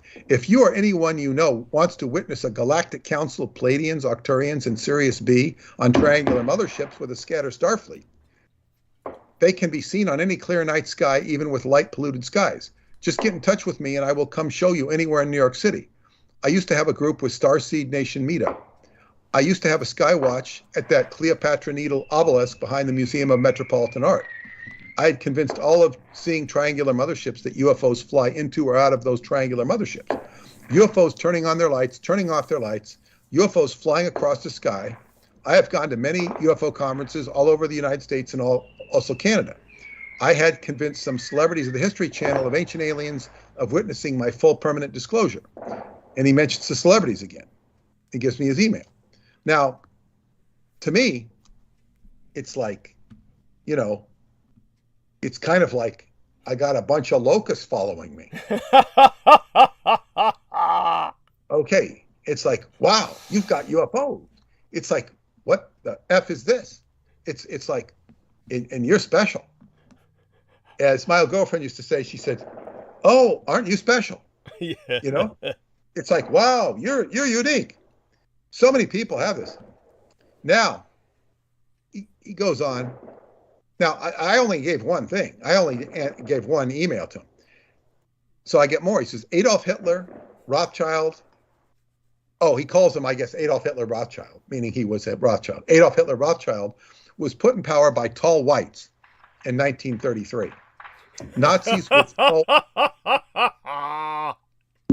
with tall whites through Operation Paperclip came here and have controlled the United States since 1945. German Nazi Secret Service knew too many Russian secrets and were all war criminals, were also brought here. They had established the CIA on September 27, 1947, the same day that United States Air Force was also established. I thought it was earlier in the month, but maybe he's right. The CIA with tall whites leave Area 51, Nevada, and go to Las Vegas, where they shot Mo Green. That is my insertion, pardon me. There's many different types of species of reptilians. Princess Diana Spencer was videotaped by journalists inside Buckingham Palace, said that Queen Elizabeth Rothschild and her royal subjects had posed in front of Princess Diana Spencer. I think she means posed as reptilians. Queen Elizabeth Rothschild and her royal subjects told Princess Diana Spencer, if you revealed this huge secret to the world, we will have you murdered. Multi-billionaire Mohammed Al Fayed told the world that Prince Philip Rothschild had his son Dodi Al Fayed and also Princess Diana Spencer murdered. Queen Elizabeth Rothschild was on the front page of a newspaper when she was 18 years of age, saluting her right arm extended forward to Adolf Hitler Rothschild. Queen Elizabeth Rothschild, when she was on a video with her sister Princess Margaret and their uncle saluting Adolf Hitler Rothschild when she was 6 years of age. King Edward of Great Britain was in Berlin, Nazi Germany, visiting Adolf Hitler Rothschild in 1933. This President Joseph Biden with Europe are supporting the most corrupt country in Europe, which is Ukraine. There are many groups in Ukraine that are shown on the internet of saluting with their right arm forward as Nazis. President Vladimir Putin had called Ukraine President Zelensky a Nazi. Putin is going up against the Illuminati cabal. Putin had made a lot of speeches, and in each speech he had mentioned about a nuclear war. I think I had sent you above majestics.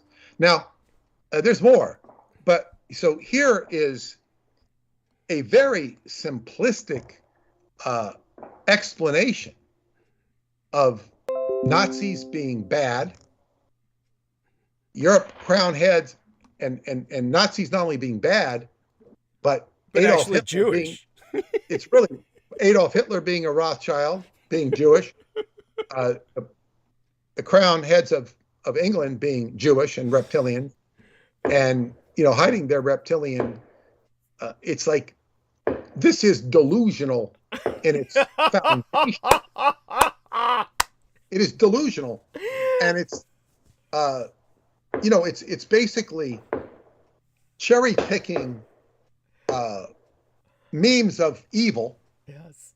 Memes of evil, and synthesizing them into a conspiracy that is seeking to explain what's going on with the world. And pro-Putinista to boot, yes, just as an added bonus. Putin under the bus, but put him on top of the bus and with cheerleaders. We hear people being thrown under the bus, but not putting on top of the bus. And Ukraine, so, I mean, you've gone over the Nazi thing in detail. Yes. And their association with Ukraine and whatnot. Yes. And, Zelensky, a Nazi, is like, okay, yeah. It's like Putin is going up against the Illuminati cabal. Now, so many people believe that Putin is fighting against the Illuminati cabal. And I'm sure there are elements of it he is going up against. When I say the Illuminati cabal, I'm really referring to the, what's that group of the English, I can't even remember what it's called. The Hellfire Club. NATO. Yeah, NATO. Yeah. Yeah, he didn't like NATO, but it's like, it's kind of like saying the Republicans are good or the Democrats are good, or, it's, it's kind of like, yeah. So Putin has made a lot of speeches, and in each speech he had mentioned about a nuclear reactor war. Okay, now he says, I forgot to say that Queen Elizabeth and her royal subjects had shape-shifted into reptilians. I think he made that very clear. Yes. Yes. Prince Charles Rothschild says he has a place next to Dragon Castle in Transylvania, Romania. Prince Charles Rothschild says that he's related to Vlad Tepes, we call it Tepes. Right. Count Dracula. Prince Charles Rothschild says he feels right at home. His younger brother, Prince Andrew Rothschild, with Bill Clinton, had pedophile trafficking Jeff Epstein murdered. I like that theory that Prince Andrew was behind the murder of and Bill Clinton were behind the murder of Jeff Epstein. I like it. I mean, I'm not saying it's true. It's just it's kind, you kind of like it to be true. It would make sense that they'd be happy about it. They're all pedophiles and devil worshippers, just like all of our world leaders, religious leaders, extremely rich, famous entertainers, extremely rich industrialists, extremely rich bankers. Go the last 2 weeks at Bohemian Grove. They have naked peoples running around and murdered those children and drink their blood. I believe you already know a lot of this because you have a brilliant mind. I know this because I have a brilliant mind. Yeah. He's complimenting me. Oh, I'm brilliant, so I must, all these. I mean, it's, there is a certain amount of truth he's embracing with regards to, pedophiles and murders and extremely rich people. But he's, as they say, you're talking about making a theory and trying to present it as anything that is remotely sensible. And he's being tracked by UFOs. And he's sought after by the History Channel. This is a very confused individual. Yes. And as I said, is what I want to call her, Candida Carey. I've told the story before, but there was this lady I knew, and I didn't know her well, and she's actually, an attractive lady, and she had, I think she had, I don't remember when she made the phone call, but she says, "Oh, you have those alien meetings at your house." I said, "No, we don't have alien meetings." I says, because I did have the Montauk Project night events at my house for a couple of years.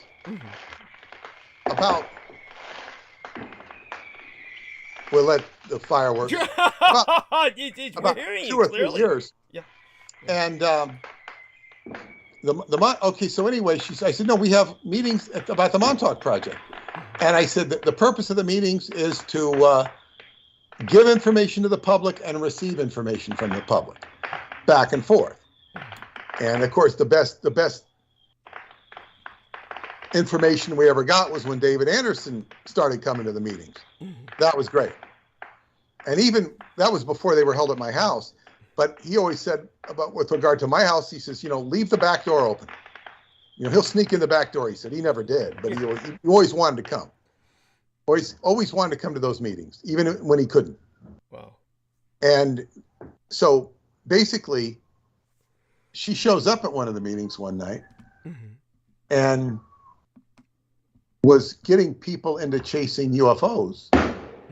And I think that's when she later called me and apologized for taking the people out because they were going to look at this UFO. And I said to her, "No," I said, "you did me a favor." I said, "You got rid of them." Like, I didn't want people staying late. I said, "She did me a favor." And so one of the ladies who I knew was challenging me because I said, what do you want to go out there for? And they went out and they found their UFO. And it was like, so what? Thank you. Thank you. But there was other stuff involved. And this lady and this guy got in this relationship, which to me was a very unlikely relationship. It was a very screwed up relationship. And they were both contactees of sorts. Boy, they're going overtime tonight. But we hear you clearly. We hear you clearly, and it actually adds an ambience. It's kind of like you're in a war zone. I mean, it's like you're a correspondent in a war zone. I love it. Well, yeah. And so, you know, then I had run into her at a powwow. What the hell is she doing at a Montauk Indian powwow? Now, I think she, she kind of comes up and I said, oh, right. So, we're kind of sitting at this table. I don't know if we're eating together. And I think by this time, maybe I'd already heard from one of my friends, this guy we got along really good. He was a singer. We'd do parties and he'd sing, he'd play his guitar. He really livened up things. And this was for parties. I used to have 2 party for Christmas season and one for 4th of July time period, which I'd be having this weekend if we had those parties anymore. But,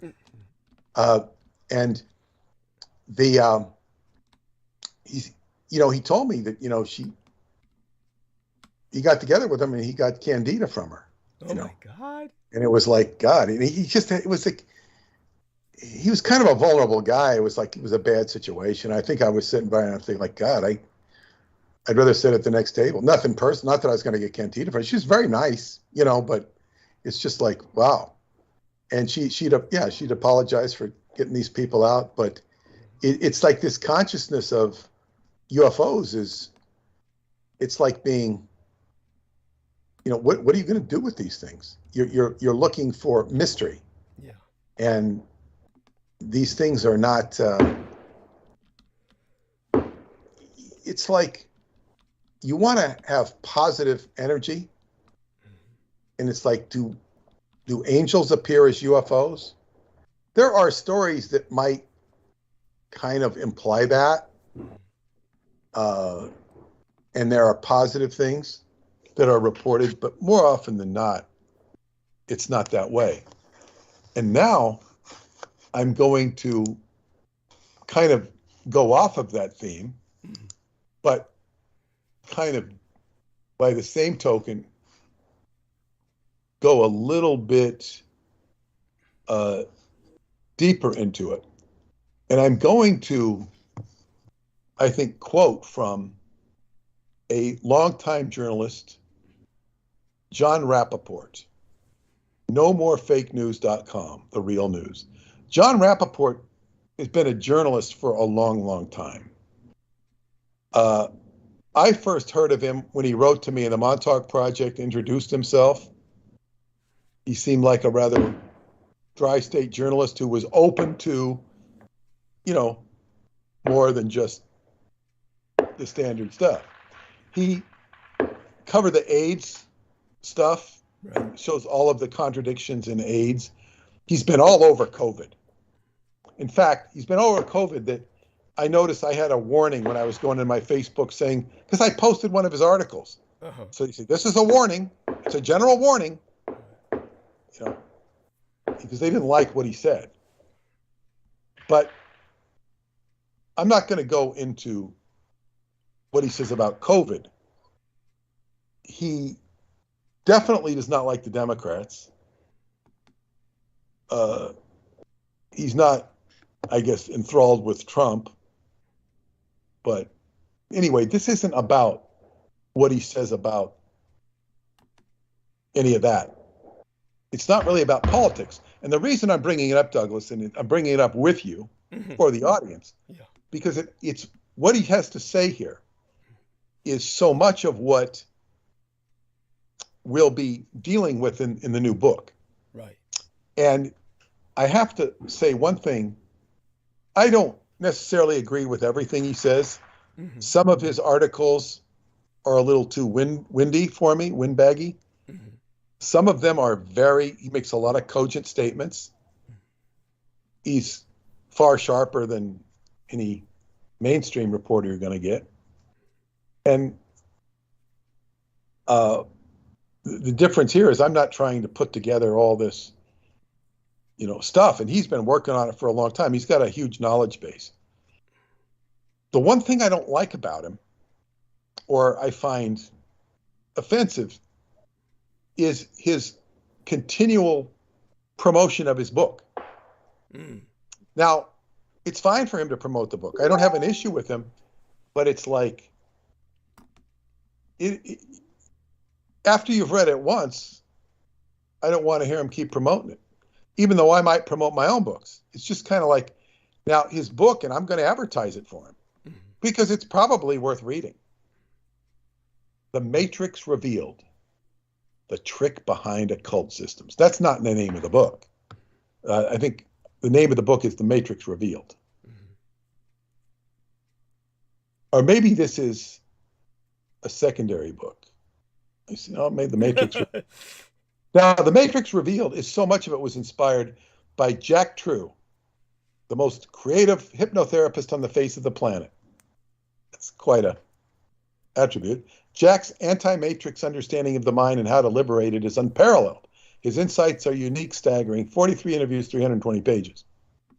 Now, he's been basically heavily wowed by Jack True. So that's fine. Now, I'm going to read what he says here. The Matrix Revealed, The Trick Behind Occult Systems. You can read his book if you want. You can even go into more detail, and it might be of great value. I'm not going to have the time to read his books. But what he says here is very important. He says, it should be obvious to readers who've been with me for a while that I attack delusion in more than one place.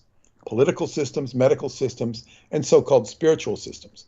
That's because I happen to believe in legitimate, limited government, healing, and the unbounded life of the individual spiritual being. Occult systems, which propose they have a hidden secret at the core, which will be revealed after a long and exhaustive search, are at best deluded because they are concealing content. Puts content in capital letters. By content, I mean information, knowledge, pattern, some facet of what already exists. This is a dead end. There is nothing wrong with truthful information, but suppose we had a secret society called the Inner Core Flame X42, and we sold our members on the idea that after a series of ascending initiations, they would arrive at the X, the secret of secrets. Well, what could X be? Some nugget of information, some formula or phrase or fact or made-up fact about existence that is supposed to solve problems and enlighten consciousness. But consciousness is dynamic. It isn't a key looking for a lock. Consciousness is dynamic because it creates new realities. It isn't primarily a container for what is, for what already exists. If there is a secret about consciousness, that's it. It creates. So no matter what X we cooked up, it would become obsolete, of minor value. Humans are ripe for buying an X because they are trained and train themselves to place the highest value on what already exists. That's mind control par excellence. Occult systems deliver what controlled minds expect, and that's why they've flourished. That's the only reason why. But there is another way. When a person sees the artistic blow-by-blow creation of these power structures in progress rather than the finished product, an entirely new consciousness arises. Quote, if they can create reality for me, I can create my own, unquote. Quote, if they are artists, I can be an artist too, but in an entirely different direction, unquote. The matrix ceases to be a monolith. It is revealed as an ongoing weave, and one can see the process at work. Then one's own insight operates on behalf of liberation. A person can actually see how he cooperates in the progression of accepting, quote, the weave, quote.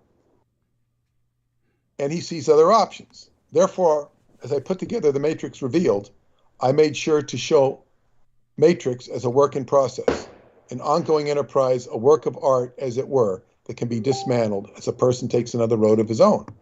This is vital. It transforms victimization into inspiration. In my work, I was assisted by interviewees who profoundly understood all this. Here are the full contracts of my mega collection, The Matrix Revealed. You can order it here. Now, I'm not even sure how much it is, but you can explore it if you're interested. But basically, everything he says there is okay, as far as I'm concerned.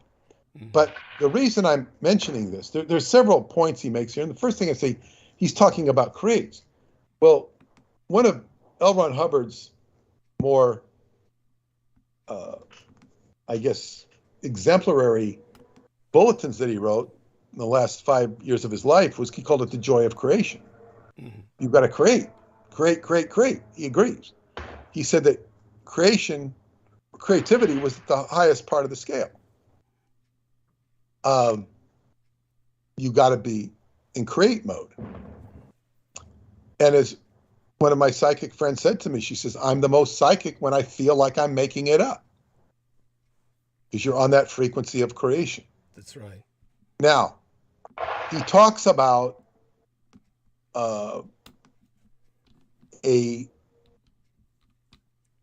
humans are ripe for buying an X because they are trained and train themselves to place the highest value on what already exists. Occult systems deliver what controlled minds expects. Now, this was a problem we had in Qigong. We had in Qigong where people would come in and, where's the curriculum? I want a curriculum. And, you know, it's like, here's the curriculum. You get a fist in your face. Nobody ever said that. Nobody ever said, here's a fist in your face. Is some guy came in, he says, it's rather unstructured. And I said, listen, Roosevelt teaches by infinite mind. You got to tap into the infinite mind. It's a ongoing, living, dynamic process. That's what he says. It's not what I said to this guy. I said, you got to tap into it. I never even thought like that. Like, what's the curriculum? What's the curriculum? And it's like, okay, when do I get my red belt? When do I get my green belt? When do I get my blue belt? And it's like, this is what a mind expects. So you start giving people out colored belts, which is like, you know, it's like giving out diplomas. It's like the, you know, the Tin Man and the Lion and the Scarecrow. You know, he gives the diploma to the Scarecrow, and a heart to the Tin Man, and the medal to the Lion. You know, just to validate what's already inside of them. This is, you know, so Scientology had an incredible schematic of processes, quite huge, overwhelmingly amount of information, not only to read and consume, but to actually put into practice. It was tremendous amounts. And most people didn't have the time, place, or opportunity to explore these things. And when you could explore them, many of the people I sort of grew up with in that movement got to the point where they became very self-determined and independent. And they knew how to evaluate data and correlate it in an intelligent way. Those people began to get weaned out because you could only stay if you were going to stay within the confines of the matrix. You know, that you were going to be a pre-programmed, you know, finished product instead of somebody who's an independent thinker. And you began to see people that you grew up with and really become independent, and you were the same. That's why you'd recognize them. And you might go to them and they might go to you, and you talk like two intelligent people instead of two programmed people. And if you maintained that attitude, you were going to get weeded out. And one guy I knew who was, kind of had that attitude. He did enough. He was basically chased away. He wasn't given any sort of formal exit or anything. He was just chased away. He had been in the Sea organization longer than I had. He got chased away, and he said, just leave, just go. Wow. Because he wasn't with the program. That was very unusual. And he ended up stupidly going back in. That was so stupid because he believed that they'd changed, and it was very dumb of him. And I've seen him do some other dumb things, but it's okay. But that independence.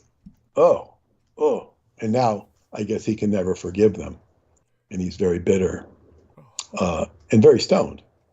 So very stoned. He went the drug route. But in any case, these occult systems and Hubbard, see, this sort of explains Scientology, yet it also doesn't. It does and it doesn't. But you see, in Scientology, you have this elaborate system, which is a system of progressions, just as Freemasonry does. Qigong has its own series of progressions. And the same could be said about Tai Chi or any legitimate teacher of the martial arts. You're going to learn a plethora of different aspects of the art, which could range from breathing to standing to stretching to stillness to non-stillness to forms to all sorts of different aspects. And you're going to learn them from different teachers. And some people will go from school to school to school and learn all of these different things and edit what they can absorb. It's not necessarily even what's the best teaching. It's what's the best teaching that they can absorb. It's very subjective. And so you have, but when you have a basic school, it's going to have a different progression, just like you're going to have in a class. You're going to learn so much if you're majoring in, geometry or mathematics. You're going to learn all different types of mathematics. And the end of it, you're going to be proficient at mathematics. And then when you have your degree, and maybe you'll go on to get a master's degree. And the doctorate is really about independence. And it's many of the theses I've seen from current day doctorates are embarrassing. They're like high school stuff. They're somebody putting forward a thesis and they're very corny. It's very corny. In the old days, you wouldn't get a doctorate by writing that stuff. Doctorates are becoming diploma mills.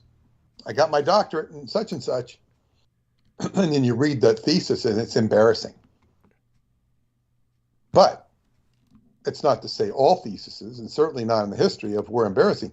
But the whole idea of a doctorate is you're doing independent work, and you're entering the peers of people who are educated and can do independent work in a certain field, which means they basically know the rules of writing footnotes and research and this and that and this and that. And that's the whole idea. And then professors are, basically there to research and write books, and they're paid for it. What's the relative value of that? I can't say. I'm not judging that. But it's a sort of, the whole idea is, okay, I'm going to do this, and now I'm a doctor of whatever. And that might be a more legitimate way of training, but that stuff is not considered a cult. That's education. So when he's talking about a cult, we're talking like, say, Freemasonry. where you're getting initiated into different degrees of enlightenment. But the more you learn about Freemasonry, the more you learn that it's far more complicated than the outsider would think. And there's factions within factions, and you're in the jungle again. You're in the jungle. There's allies and enemies within the lodge.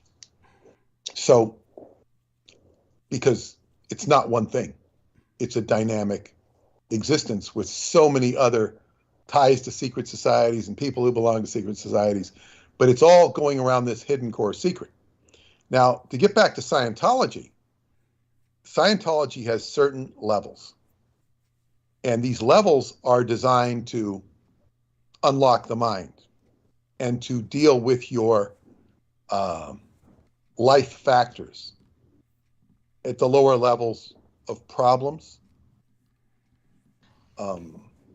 discreditable acts that are contra survival, upsets where you've had the balloon air taken out of your balloon because of you've lost your wife, your job, whatever, your best friend has died, whatever, these upsets that go with life.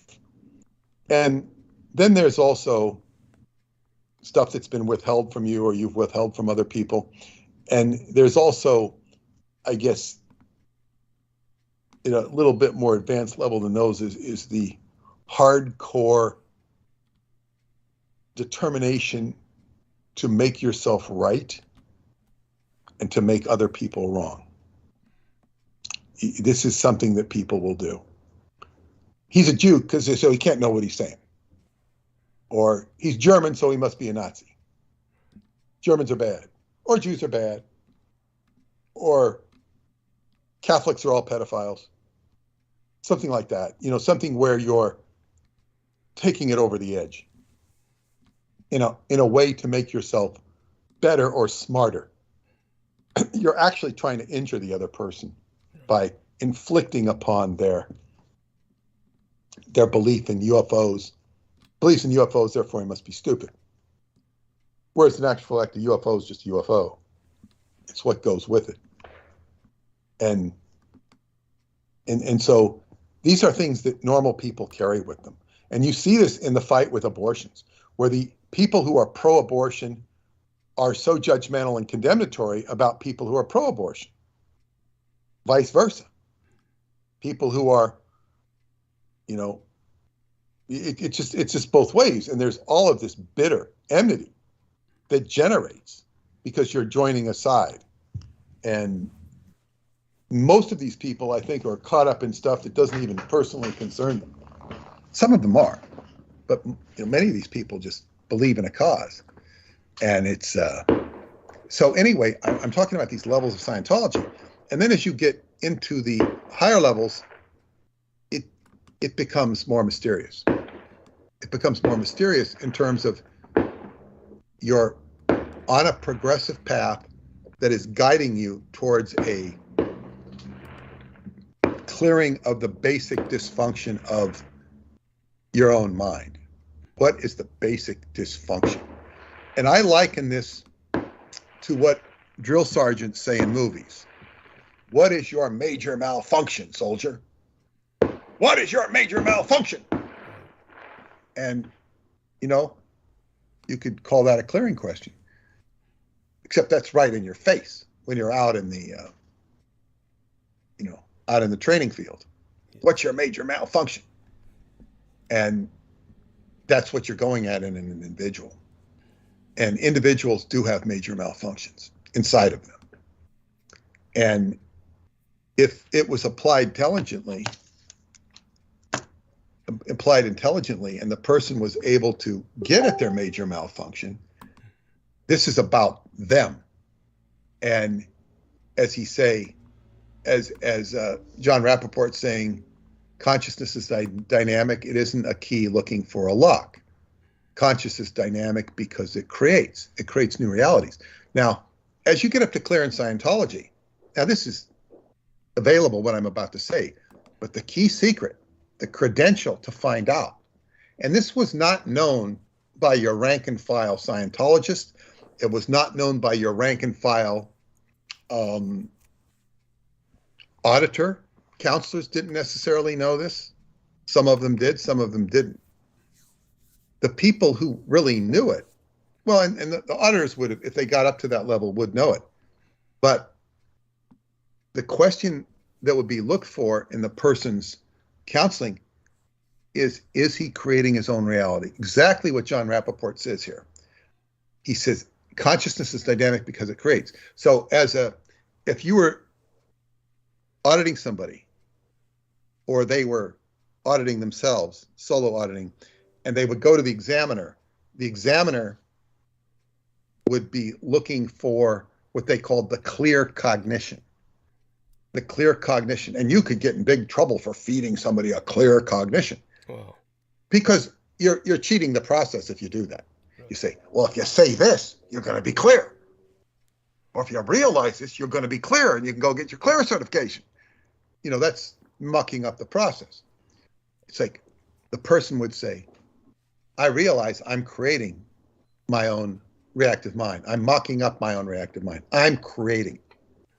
Now, you'll see a lot of vitriol if you look in certain sections of Scientology posting boards to say, oh, he charges us all this money to address our reactive mind, and then we learn we're all making it up. We're all making it up.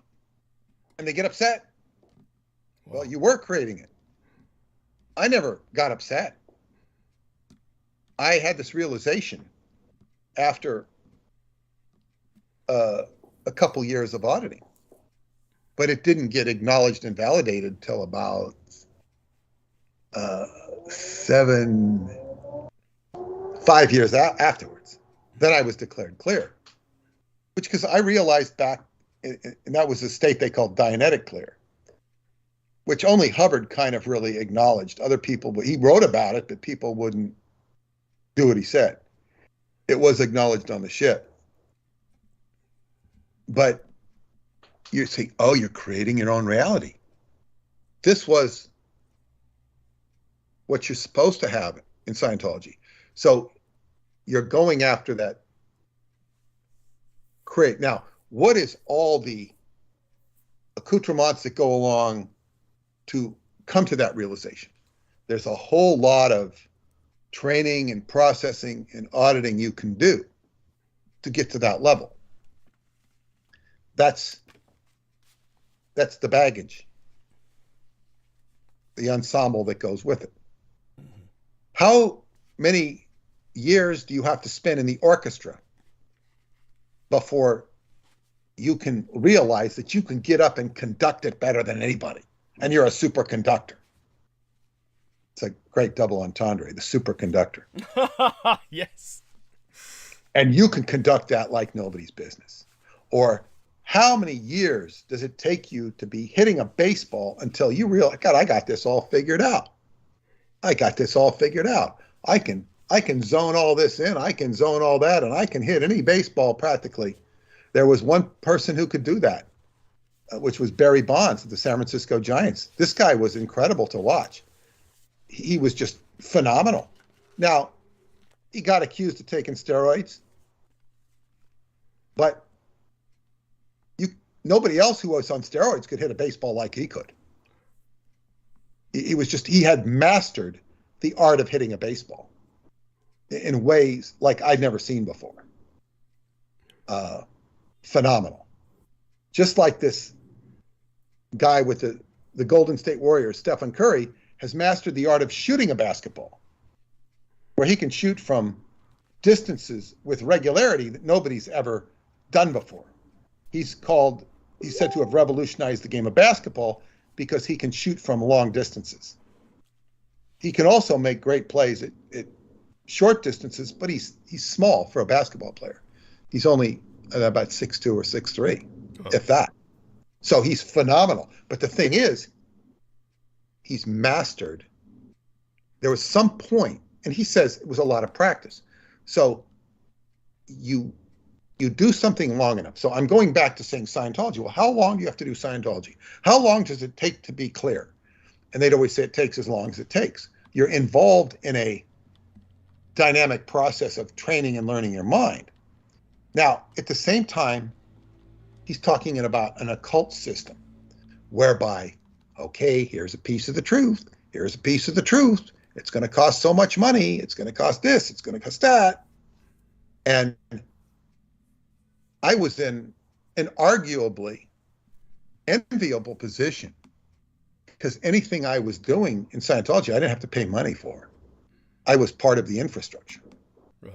So it gave me a certain access that it was not accessible otherwise. The accessible was also went to it was a mentality of access. Now, you know, the price you paid was that you dedicated your life, which is, you know, so you had I had a lot of inside perceptions, but nevertheless, the key thing is this creative principle. And when I handed my book, Spandau Mystery, to my Qigong teacher, it's the only real novel that I wrote, he says, "You're going to be good at this," meaning Qigong. And the reason he said that is because he saw that I was being creative. I had written something, it was creative. And he says, martial arts is an art. It's an art. And what is art? It's creative. So your best martial arts artists are going to be creative. On the other hand, you don't want people to be creative by just making up their own stuff and not listening to the teacher, because they're going to undermine, you know, like if you just go up and start tinkering with an engine without learning the basics of mechanics and computers and today's engines, you're going to start screwing things up. I saw a brief snippet of one of the Star Wars movies. I think it was Star Wars 2, The Empire Strikes Back. And they were trying to jumpstart the Millennium Falcon so it would go into warp drive to escape the galactic cruiser. And Chewie, the Wookiee, is in there banging on the, you know, the circuits in the engine department. He's banging on them to get, and then it goes, you know. The Wookiee's banging on him, which is really stupid. Yes. But it's fun. Yeah. So you've got to learn what's in the engine, what's in something to make it work. So if this can be a problem for students who don't listen to the teacher on the assumption that the teacher knows what he's talking about. If you don't think or respect the teacher for knowing what he's talking about, go somewhere else. Teacher may know what he's talking about. He may not know what he's talking about. But if you're going to learn from him, you either assume he does, or you get the hell out of there. Why are you listening to him? Right. So that can be a problem. And whether they do know what they're talking about or not, from your perspective, they are trying to teach you something. And the more you honor and respect what they say, the more you will learn from them. And then when you get to the upper levels of beyond clear, you're dealing with what's in the mind. Not only what's in your mind, but what's in the collective mind. And these are presented in ways that are, frankly, rather abstract. And unless you have a creative mind, and many of the people who hate Scientology don't look at things with relativity. They look at them, well, he says there were implants this many years ago, and that means if I go look in the library book, there weren't these implants, there was no years ago, and it's all wrong. It's stupid. Well, what you have to understand is this is just a smorgasbord to look into your own mind and see if there's something there to dig up and process towards your own reality. So people who say that are very hung up on other determinisms of, you know, what does regular reality say? What does L. Ron Hubbard say? Who cares what they say? It's really, in the end, what do you say? And what you say is valid in the physical universe to the degree that you can make it stick. If you can't make it stick, don't keep talking about it. You can entertain it, but if you keep talking about it, like UFOs are a reality. Whether they're true or not, they're a reality that people experience, like this guy was talking about. She's got all this reality. But he's talking it in such a way that he's not inviting intelligent people to sympathize with him. He's off on his own platform. He's like, look at that. I'm here on a diving board and I'm ready to jump into this acid pit. And they're interested in me. Yeah, because you're a train wreck. They like train wrecks. So true. And you know, it's pursuing this mystery. What is the mystery? The secret of secrets is the UFO. What do these UFOs know? What are they going to tell us? When is there going to be disclosure? When are the good aliens going to reveal themselves to us?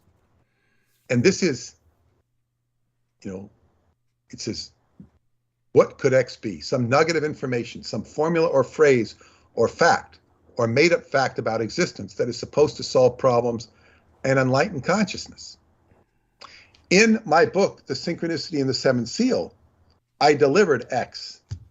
X was the magic word of Freemasonry, Shin, the middle letter of Yod-Heh, Shin, Vav-Heh, a nugget of information, a formula or phrase or made up fact about existence. Now that is supposed to solve problems. That is the name which has been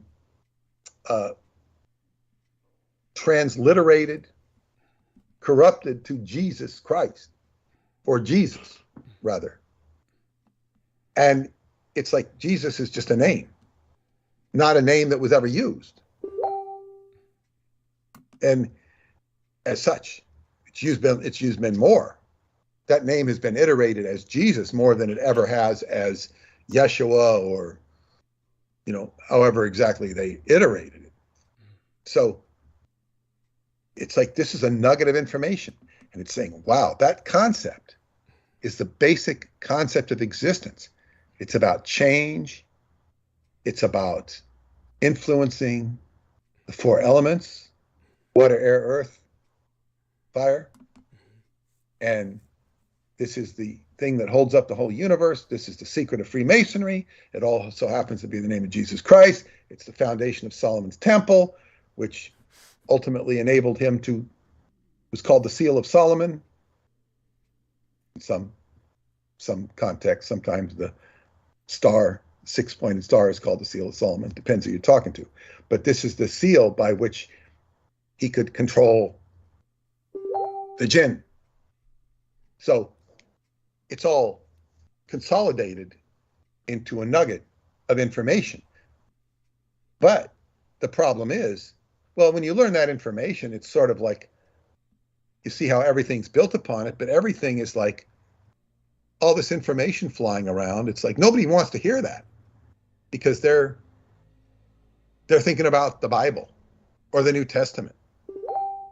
But I consolidated it all into a 450 page or whatever it is book, revealing this and reiterating the secret and having a lot of fun with it. And it's fun to read. I told people to read it twice when they read the book because they get so much more out of it the second time. Say, what is this secret of secrets? And it gives some people with all this mystery build up at the beginning of it.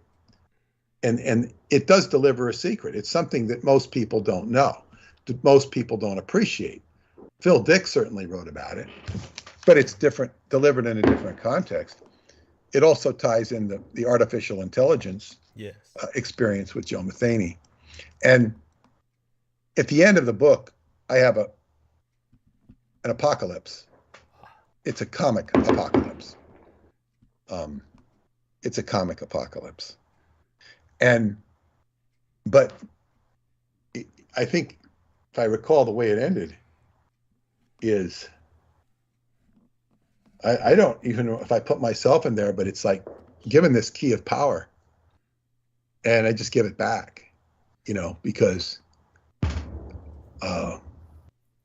it's either me or somebody else who gives, I don't even know if I'm in there, but gives the key back, because it's not something you want to be running around and being powerful with. It's just, the truth is just, it's all about creation. Now, when you get to the upper levels of Scientology, where you have already realized that you are the creator of your own mind, you can learn that there are other creators of other minds, and that these creators are in the spiritual realm. And if you go by, and this is what it is, it's other psyches that you are in concert with, you're influenced by. And you then began to examine these at your own risk, I guess. And people get caught up in the asininity of other things rather than what's inside of themselves, and coming to ultimately a creative approach. So, as they say, in day-to-day Scientology, I would find myself in situations where people would be coming up, and these would be high official type. They were Commodores, messengers. L. Ron Hubbard was called the Commodore, the messenger. And they come up with this big official thing that you're supposed to do. And it could be very intimidating. And I might say, well, this violates L. Ron Hubbard's policy on such and such and such and such and such and such, and they walk away from you. Because they've been outthought. They've been outthought. Right. Now, that's also knowing stuff. And basically what they were offering you was a core of bullshit that somebody made up because they were full of shit in themselves. So, and of course, that sort of thing only goes so far when they, as they say, the matrix begins to implode on itself and becomes a very controlling entity. Whereas free thinking like that, intelligent thinking becomes unpopular, rejected, and you become a pariah. At which point you go out into the world and do your own creation. And for each one of us that left, we all had different experiences. And, who in the hell is to judge these experiences? It's not my job to judge. Some people have gone into victim mode and they're creating a drama story because it didn't work out so well for them. Now, I'm getting back to Douglas's book. Now, what I've already said in past transmissions, that there are certain secrets here that Douglas has expounded upon, privately and publicly. The Vox Arca, the Art Elect are two key components. And all of these detrimental gang stalkers are really hovering around Douglas to either get at that information or to stop that information.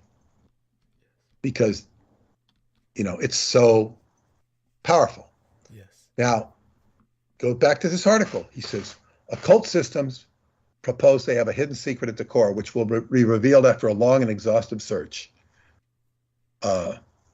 And he says these are diluted because they're concealing content. Okay, the content, Douglas has shared a lot of content. The problem with the content is that it needs to be contextualized and conveyed in a way that can be understood and empowering to individuals. People can listen to different diatribes, which are all essentially just straight and good information, fascinating information. They tend to be a little overwhelming. You say, like, who is this person? What the hell? How did he get here? What is this? What is this? You have a lot of questions. It's like, wow, whoa, whoa, whoa, whoa, whoa. And what is, and then what is, you know, what do the art elect and the Vox Arca have to do with present time geopolitics? Apparently quite a bit, because if it was meaningless, he wouldn't be gang stalked. Thank you. So it's like, wow, wow. You know, why doesn't just let him keep talking until he runs himself out, like the Energizer Bunny, until it eventually runs out of battery? Why just let him talk himself to death? So this is, so while he says, you know, an occult system is concealing content, what we're trying to do is get at the content, but get at the content in a way that it can be understood. It's just like if you were going after a diamond or a nugget and you get it, but then you have to, like with a diamond, is refine it, cut it into a beautiful jewel, and a jewel that can be like marveled at. A raw diamond looks pretty impressive. Do you remember, Douglas, the raw diamonds from the movie The Journey to the Center of the Earth? Yes. Yes. I remember those. That was a great movie when we were kids. I think it came out in 1960, and we all wanted to see that. Yes. That was actually kind of a fun movie. It was. It was wholesome, harmless fun. Yeah. Yes. And you know, it was so, watching it as a kid, you were so passionate about, you know, some of the characters and stuff. Yes. Right. And the duck. Don't forget the duck. The duck. Yeah, the duck. Yeah, the duck. Yeah, I remember the duck. So, yeah, those diamonds. Oh yeah, I'm rich. Like, what are you going to do with diamonds in the center of the earth? You know, it's not like you can trade them anymore. It's like, true enough. Oh my God. Yeah, people get crazy, and some of these old Western movies where you see the prospector who's like 170 years old, you know, trying to protect his claim. He's trying to get gold. What's he going to do with gold? You know, he's basically an old prospector that maybe he could, you know, take his donkey into San Francisco and get served fine food or something. You know, what do you need all that money for? You know, it's like, he's too old to, you know, to even enjoy prostitutes at that point. Yes, it's so sad too. Well, that's the way they portray these guys. They gotta get the money. They gotta get the money, and it's like, yes, money can be so distracting. It's true. It's true, and it could be. Yeah, there's just times when it's past its use, and certainly places where it's of no use. Yes. Yes. So it's a question of refining the diamond and explaining it and putting it into a context where it can be appreciated and enlightening to the individual. Now, there's still some challenges for me, and that's in the process of writing the book. I have begun the transcription of certain stuff Douglas has shared with me. I don't know. I'm not going to start reading it here, but some of it has to do with the construction of the Vox Arca. And all of what's interesting is there's so much magic that went into it, but there's not just magic. There are massive industrial and commercial endeavors to find articles for it. Yes. It reminds me of Solomon, because we hear anecdotal stories of Solomon, how heavily he taxed the population to bring him all of the materials and resources needed to build the temple. It taxed the hell out of all the living realms that surrounded him. So he was kind of like a heavy tax man, because the jinn were bringing all sorts of stuff to build this incredible temple that was, I've seen diagrams, actually sort of animated diagrams of showing how at the bottom of the temple was Shin holding everything up, holding up the two pillars and whatnot. But when you get to the temple itself and the whole concept of the Holy of Holies, which inside is the Ark of the Covenant, and you have this two cherubs or cherubs that are between them will be this spark that emits, which is the Shekinah glory. The Shekinah glory, which is the Shekinah glory has been identified as Christ, that flame that is the magic that appears only when the high holy days, and only the priest is allowed to go look in it. It's so holy. It's like all of this temple is just to get at that spark, Now, when you're doing Qigong, you're trying to ignite a fire inside of your own temple, which is the qua area of the groin, in a certain position. It's basically, between the navel and the point in back of the navel, directly in back of the navel, called the Ming Ming point. And then in between that and down a couple of fingers is this area that you want to fire up. And when you breathe in, bring in dark energy through your anus, and you're trying to light this fire inside of your upside down pyramid, which is your qua. It's called the fire in the middle. Pyre is fire, mid is middle, pyramid, fire in the middle. You're igniting this spark inside of you. And teachers will teach you that this spark is building a golden elixir in your qua area that will kind of go up your spine and heat the rest of your body. Heated, maybe not the right word. You can heat it, but it also ignites an energy that flows throughout the body and can project chi. Now, when we're talking about the Solomon's Temple, we're talking about a collective, massive endeavor that's sort of got everybody focused on this temple, which becomes like a giant Pez dispenser that only the high priest can see. Now, although I present it in a comical way, this is the temple. We're all creating this temple. Now, the Christians, or the Christian Kabbalists especially, will tell you that this is the essence of the Christ. This is the essence of the fire. The Taoist teacher will teach you that this is what you want to build up inside of your own body. This is the temple mimics your own body, and this is the secret of the pyramid. Now, in the Great Pyramid, the capstone of the Great Pyramid, schematically or measurement-wise, fits in to the Holy of Holies. It actually fits in.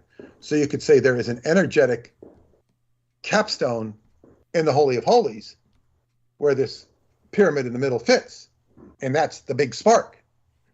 So, this is a very existential question when you consider the apocalypse, when you consider on an individual level, you can get that spark going and, you're humming. And teachers, Tai Chi teachers, Qigong teachers, whatever, they will teach you, embracing the Buddhist discipline, that Buddha, not the only one to teach it, but taught that all of this internal enlightenment harmony occurs within yourself. So if you can get all of your meridians humming, you're going to be enlightened. It's all internal. You don't have to call up Douglas on the phone and say, Douglas, man, I just really got it. I figured it out. I saw the light. You don't have to say that because it's inside of you. And you don't need to say it. You don't want to say it because, what are you bragging about? Why do you want to brag about it? Just enjoy it. Because then when you come to, inevitably a person who needs your help, you might find that they're not up for it. I had met some of my old Qigong students, not my students, but fellow students, and I was going to share something with them, but I saw that they weren't up for having it shared with them. Right. So I wouldn't even say it. And it's just the way it is. So some people are ready, some people are not. But it's very interesting to think of this collective idea of a temple. The Jews, particularly the devout ones that pray at the Wailing Wall, they want the temple to come back so the temple can be, the real purpose of this temple is to gate in the Messiah. And the Messiah is the solver of all the problems, as we were alluding to, the key, as he says here. This is a very good essay he wrote here. But he says consciousness dynamic. So when people think of the apocalypse and Jesus manifests as the fire, Shekinah glory, which actually means the glory of the female. And while we're not on the subject, glory, the word for glory is Cleo, as in Cleopatra or Clitoris. So that's, Cleopatra means the glory of the Father. You could make an argument that Cleopatra is a better name for the Shekinah glory because it's the glory of the Father.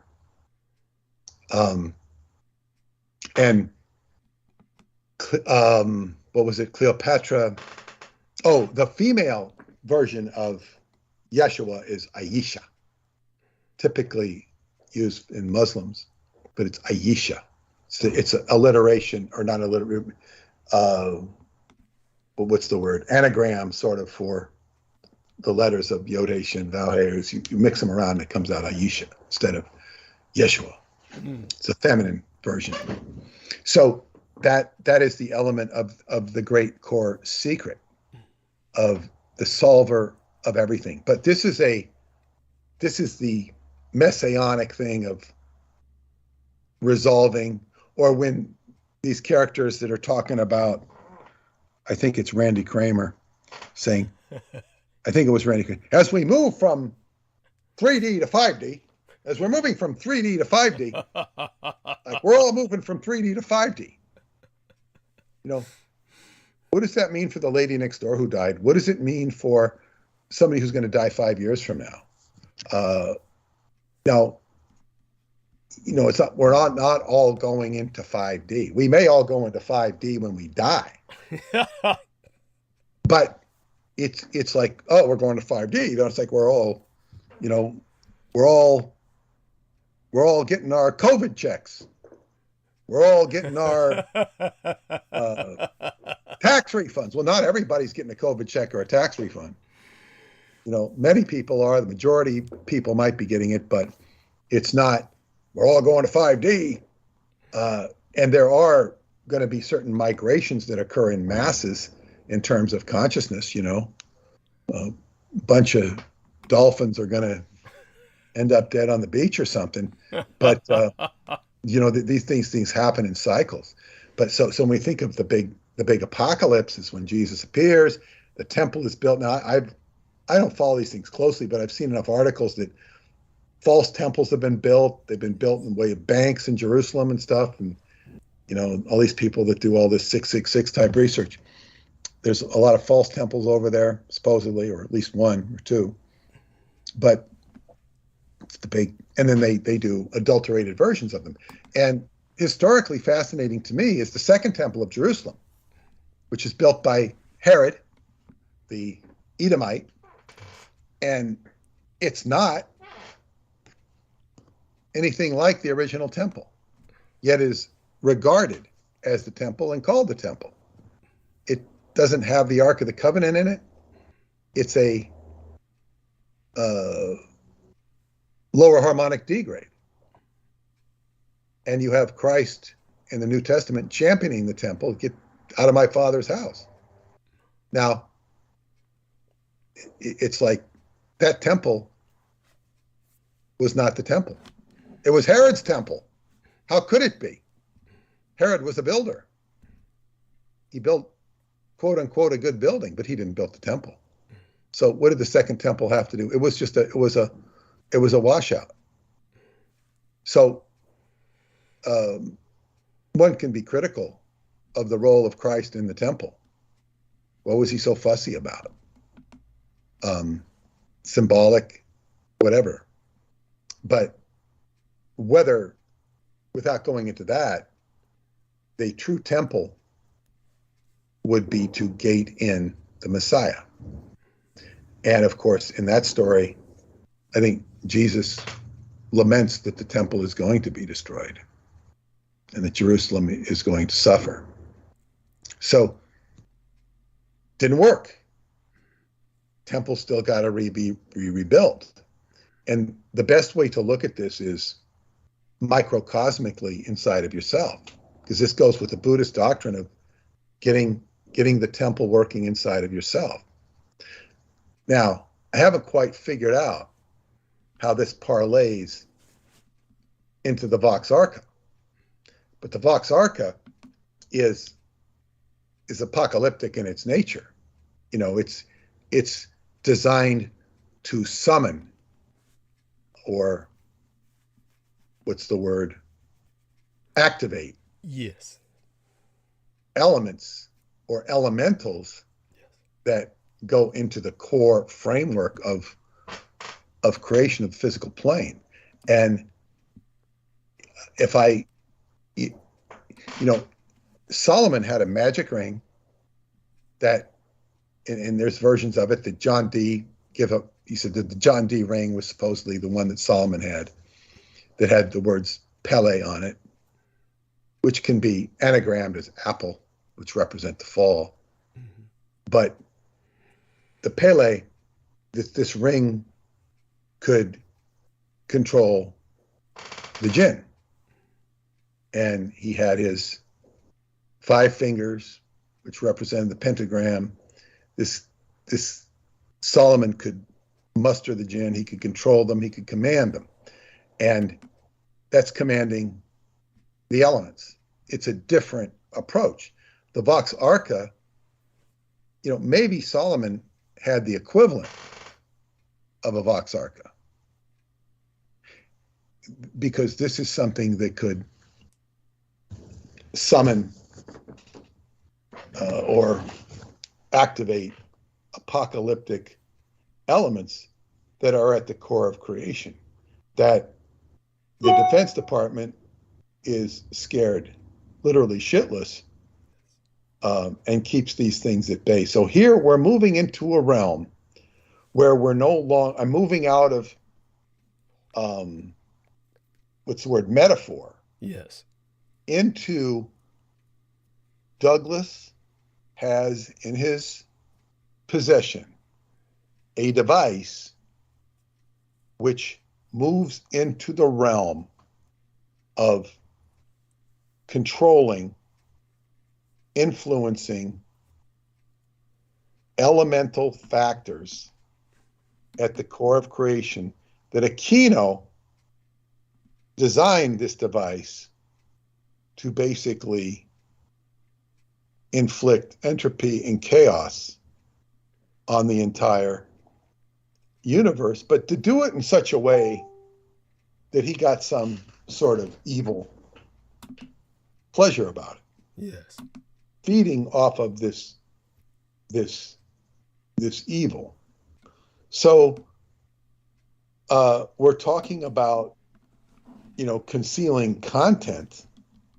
We're talking about, John Rappaport here is saying this is dynamic consciousness is dynamic. It isn't a key looking for a lock. And there's a lot of dynamic things going on in the world, ranging from computers to artificial intelligence. So as we become conscious of these locks, or consciousness of these dynamic, we have to be creative with this reality. So it's like, wow, we're gonna, Jameson wanted to get at the Vox Arca because he wanted to use it for his own, ostensibly insane purposes. Yes. Yeah. You're like a guardian of it, but it's also your defense. Yes. For revealing your content. Yes. And with that, what do you have to say? Well, I definitely want to thank you for everything that you've done to articulate this. And I do want people to understand that Peter Moon, of course, in his writing so masterfully makes this so much more accessible to the public. Maybe the public doesn't follow everything that Peter says when he shares his Scientology experiences because the public isn't necessarily all that well versed in much of the terminology that the Scientologists were using. I'm fortunate enough where I was familiarized enough with Scientology via Michael Aquino that I understand much of what Peter says automatically when he brings up his experiences in Scientology, speaks of, say, for instance, going clear, and why this was considered very much something to be guarded. And also I understand what he means by how angry people got when they were faced with what they later on felt or interpreted was the science fictional aspect of it. But this was, of course, as Peter has expressed, Hubbard's way of basically creating a narrative so that people could grasp the concepts at all. And when it comes to what we're dealing with in terms of the reality of our situation, certainly there is a learning curve. As the nurse case manager of mine, who is so kind enough to take my calls and help me deal with things like the prescription emergency I had the other day, where I needed the Sudafed, which is a controlled substance, effectively contraband, and she had to help me arrange for getting that through before the 4th of July weekend. She's read the book, The Roswell Deception, and talked about what she said was a very steep learning curve that she needed to overcome. But she definitely appreciates the book, and she would never be able to overcome that learning curve at all without Peter Moon making it accessible in language that was legible for her. And what all of you are here to learn on this wonderful 4th of July eventide, the eve day thereof, of course, we're heading towards midnight and we'll soon be into Independence Day itself. You're all here to learn about some of these secrets of the universe. Most of you don't have, I would hope, the intention to alter the universe around you, especially in the negative sense that Jameson Reese wanted to. But in the end, I think that what all of you have tolerated, perhaps enjoyed to an extent, or perhaps a better way to express that, been entertained by, or at least bemused by, was the fact that I have, in a very real sense, as Peter Moon has consistently been trying to emphasize, been vindicated, very much validated by the gang stalkers becoming so emboldened, so brazen, that they've effectively identified themselves as gang stalkers. And bizarrely enough, proudly so, openly so, even though they're all chicken shit as hell. Great example is Jameson Reese, who just in our latest transmission prior to tonight's, the midweek transmission, where I showed Peter Moon and Justin White and Sammy Romero, thereby providing 3 witnesses, which, by the way, stands in court. So long as you have 3 witnesses, something is pretty much considered a legal fact.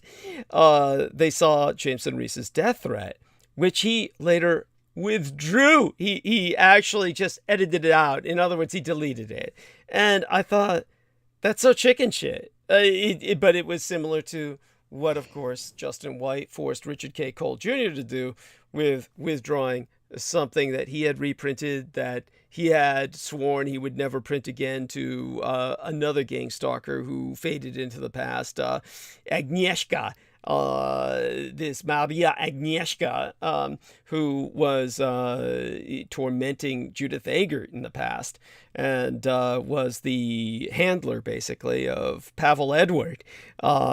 She had been demanding that Richard K. Cole Jr. take down information about her, but he kept reprinting it. And then when Justin White brought that up on our last transmission before tonight's, Richard K. Cole withdrew it out of fear or something. It's just because of how bad Justin made him look.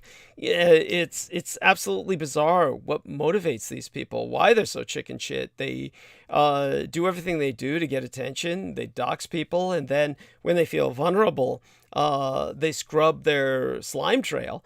But this is the kind of people who want to rule your world. Well, basically destroy it. And effectively, in their own deranged minds, they think it will be recreated in their image. And when you think of all the people who have turned towards that direction, gone into that cesspit, that sewer of derangement, whether it was LENA SHIEH or Daniel Arola, you could waste ages wondering what would ever motivate someone after all that they've learned from myself to do that. But it goes to show that many people were never here to learn in the sense of actually learning. They were here to basically, quote unquote, steal secrets, exactly as Peter Moon said. They were essentially here to basically grab keys that they could then use to open doors that they felt would lead them to their own apotheosis, however, in the most antithetical sense, however inverted the concept of that apotheosis would be. It's by the way, for those of you who are unfamiliar with that vocabulary word that means ascension into godhood, they are, of course, are seeking the antithesis of that. And now those of you who had ever had any doubts that the cults of the kings of Edom existed, you have all the evidence you need provided over the past several months. With Peter Moon, of course, is undeterred. The fact that they have done everything they could to sever him from myself, including sending him moments that I've vented in the past, then hoping that would trigger him into severance. Now attacking him as they've done to myself, getting his websites basically defined by Facebook as terrorist websites on par with Al-Qaeda or Taliban recruitment sites. This is the kind of madness that they hope will force him into severance and therefore not producing the book. This is obviously, I would dare to say, and I don't think this is indulgent of me, I would say that this is certainly everything that Peter Moon has done has been important. The work he's done with David Anderson has been important. And of course, it's important to realize that David Anderson's technology will ultimately play a part in what could be considered a massive detoxification process, a kind of cleaning up of the cosmic industrial effluvia that the anti-gods represent, those that are bound by the various HARP complexes laid out in a grid work across the globe by the American Empire, We are going to need to some way deal with that in the same manner that we need to deal with radioactive or other forms of toxic waste in landfills. Sometimes people think we can't deal with this. We just are going to have to build monuments to mark the spots that no one should ever touch in terms of digging up certain landfills where such waste is buried. But that, of course, is really not dealing with it at all.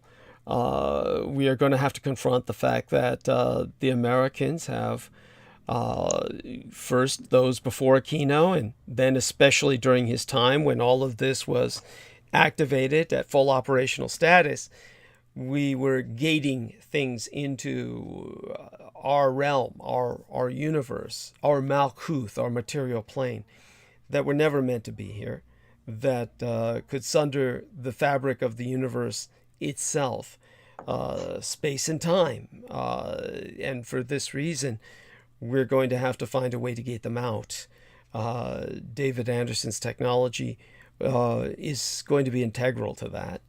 But in terms of Peter Moon's own life work coming to a kind of climax, while David Anderson's work, originally starting, of course, with Preston Nichols and working through David Anderson, the arc of narrative, it comes to me. It basically is the climax of his life's work. And so what we all need to pray is that Peter returns safely from Romania, returns to this task, and in the end completes it. And that will be one more realization of the fears that the gang stalkers have. By the way, a shout out to the lovely Peggy Wood Amalel, who's been very kind to myself and provides cheerleading throughout the night. And to a Mirthling asked a question about Peter Moon. She said, ask Peter or whom to discern the cause, the vocal strain, what to tune. You sound B. I do, I'm sure. Anywho, Steel Secrets, what theosis? And she says I answered that question. So she feels I answered the question adequately that she had to ask. Good night to Peggy Wood Amalal. Mirthling will still be with us. And Diane Hillis-Buchberger says definitely that Michael Aquino knew that you were the one who was the only one who could use it. Well, he could use it as well, but I was certainly the one who essentially it adapted to. Basically, it does have a mind of its own, and it adapted to myself more than to he, and I know he knew that. And Diane says, they have to keep you around to be able to use it to get what they want, to get into the heavens. You outsmarted them. They did not expect your move. It pissed them off greatly. And she says, this is my cross to bear. If they get here, the anti-gods, all hell will break loose, indeed. So I do want her to understand how appreciated she is. And with everyone else who's listening, I do want to say that if I sound a bit beat, I'll overcome that as the night progresses. You know, a few lines of coke will help. But in the meantime, I do want people to understand, of course, I spent a weekend partying, and I do want Peter to know I won't discuss this with him until after the holiday is over. But definitely when Jameson Reese made his death threat, and the reason I showed it to 3 witnesses, I knew exactly what he meant by that. And I'm sure Peter knows, subconsciously at least. And certainly the moment I mention it, it will strike him as something he knew all along. What Jameson Reese was really saying was that he had gone all out and probably bled himself half to death to launch an occult assault. Now, I must say, an occult assault did take place this holiday weekend, and it was very intense. It's not something that can take me out. I'm very immune to such attempts. And of course, this is because of my possession by the Peacock Angel. And such things do rebound. And obviously, simply by doing what he did, Jameson has most certainly unleashed all hell on his own life, because there's no way you can, even with the protective circle, really keep those bad boys bound. These things took industrial scale effort for the Americans to even tentatively tether. As I said, I've compared it to a thumb cuff holding a very large man to a buffet table, so long as they're continually fed by atrocity and misery and pain. There's no need for them to overturn the table. But the moment that stops, and we see no sign of it stopping anytime soon, the anti-gods may break. So this is the reason they need to be expelled.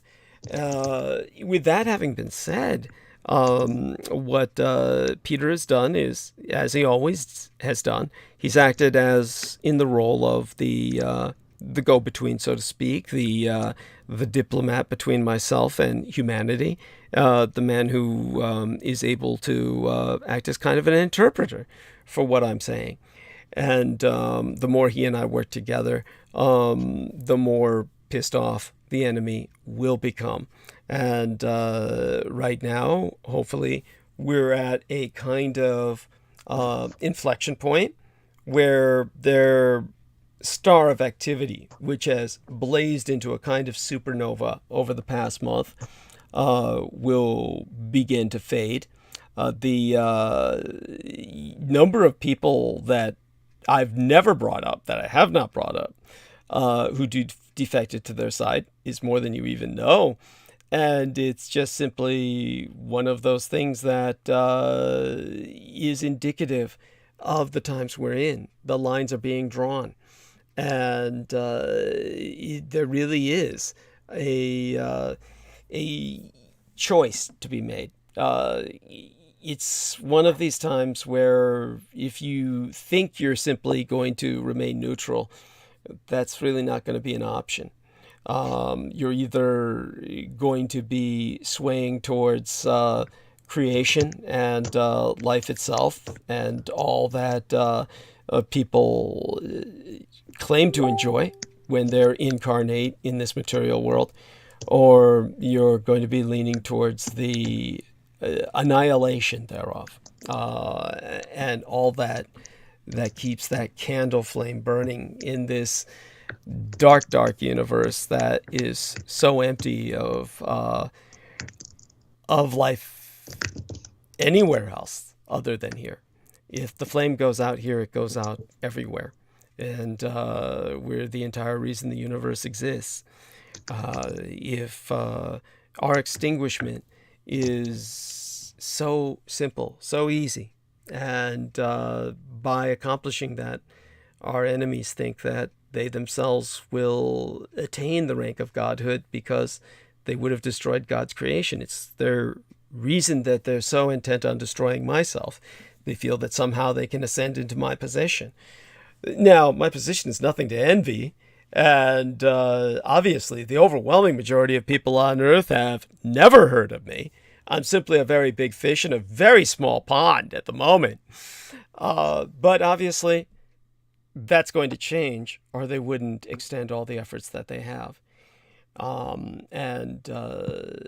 With that being said, I'm going to ask our dear friend Peter to basically respond to that. And then when he responds, I'll take a short break for a few minutes and have him hold the stage. And we'll do this before it's midnight, the time where he usually fades into the gentle night. And that way I can at least refresh myself and come back energized enough to take the stage and monologue which, by the way, I'll have to do because our lovely Viviana Sanchez was unable to join us tonight. So I do hope everyone does join me in prayer that she is able to join us on Wednesday and remain part of Team Dietrich. She at least gave me the forewarning she couldn't participate tonight, but no other information other than that. I'm simply hoping that it's because she's participating in family gathering with the 4th of July weekend, and it does bring up the question as to how our lovely lady, the wife of Peter Moon, Paula, feels about the 4th of July. Whether she digs it or gets into it would be a question I would have for Peter as well, just out of curiosity, because that would be interesting. I don't know if they even have any equivalent in Romania, and he could tell us that as well. So, Peter, back to you. Well, they do, but I'm not. I forget what their national day is. I really do. I think it's in December, but I'm not. I'm not there to celebrate it. Understood. But yeah, I really, she's had to learn, the Soviet, or not the Soviet, the American rigmarole for, to get a citizenship. So she's learned something. She knows of it. Yeah.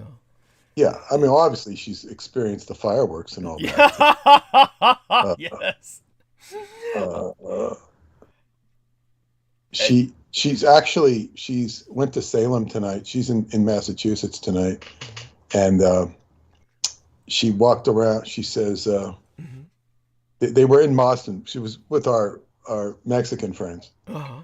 and they went up there for the day. Okay. This morning.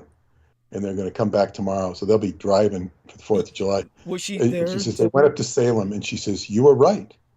Walked around for about 2 hours in Salem. You were right, she says. Very weird energy. Weird town, weird people, just weird everything. Ha. I'll be bringing up Salem tonight, definitely, because it's I think it's quite relevant. So it's very synchronistic that she. Why are you bringing up Salem? In context of the Supreme Court and its recent decisions, as a matter of fact, it was one of the Clarence Thomas cited one of the witch hunters of Salem as some of the reasoning behind his decision. So obviously he's not talking about the witch hunts, but the same man that he cited was responsible for the witch hunts in Salem. And that's definitely something I feel is quite relevant. So I'll be bringing that up. Mathers? I'm sorry? Is that Cotton Mathers? No. It wouldn't be Cotton Mather. It would be, of course, the witch hunter general at that time, if I remember correctly. Let's just put it this way: one of the most notorious men in American history. He was Sir Matthew Hale.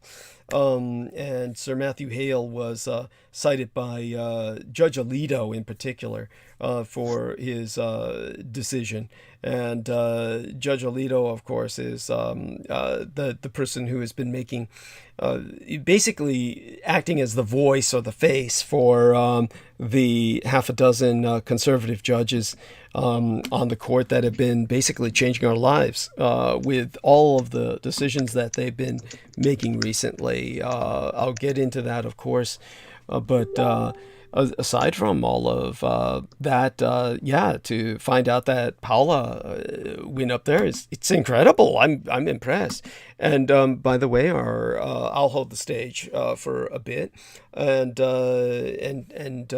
now this is where my autism comes in, and I do believe I'm a little bit on the autistic end of the spectrum, as Daniel Arola's sugar mama, his mistress, once said, because I do tend to read things right out loud without thought. Someone has asked me not to read what they've sent me aloud, but I am going to read it to myself for a second, which I shouldn't do because I'm trying to burn bandwidth.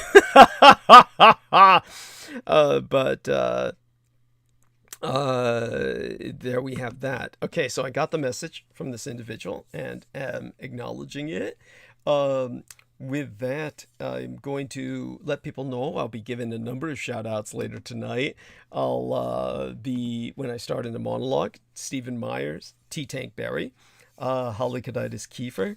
Now, T-Tank Berry, I presume, was the individual who put another $100 through my mail slot the other day, and so that's happened twice this last month. We're in a new month now, but that was very, of course, fortuitous, definitely needed, and I appreciate all the support that has been provided.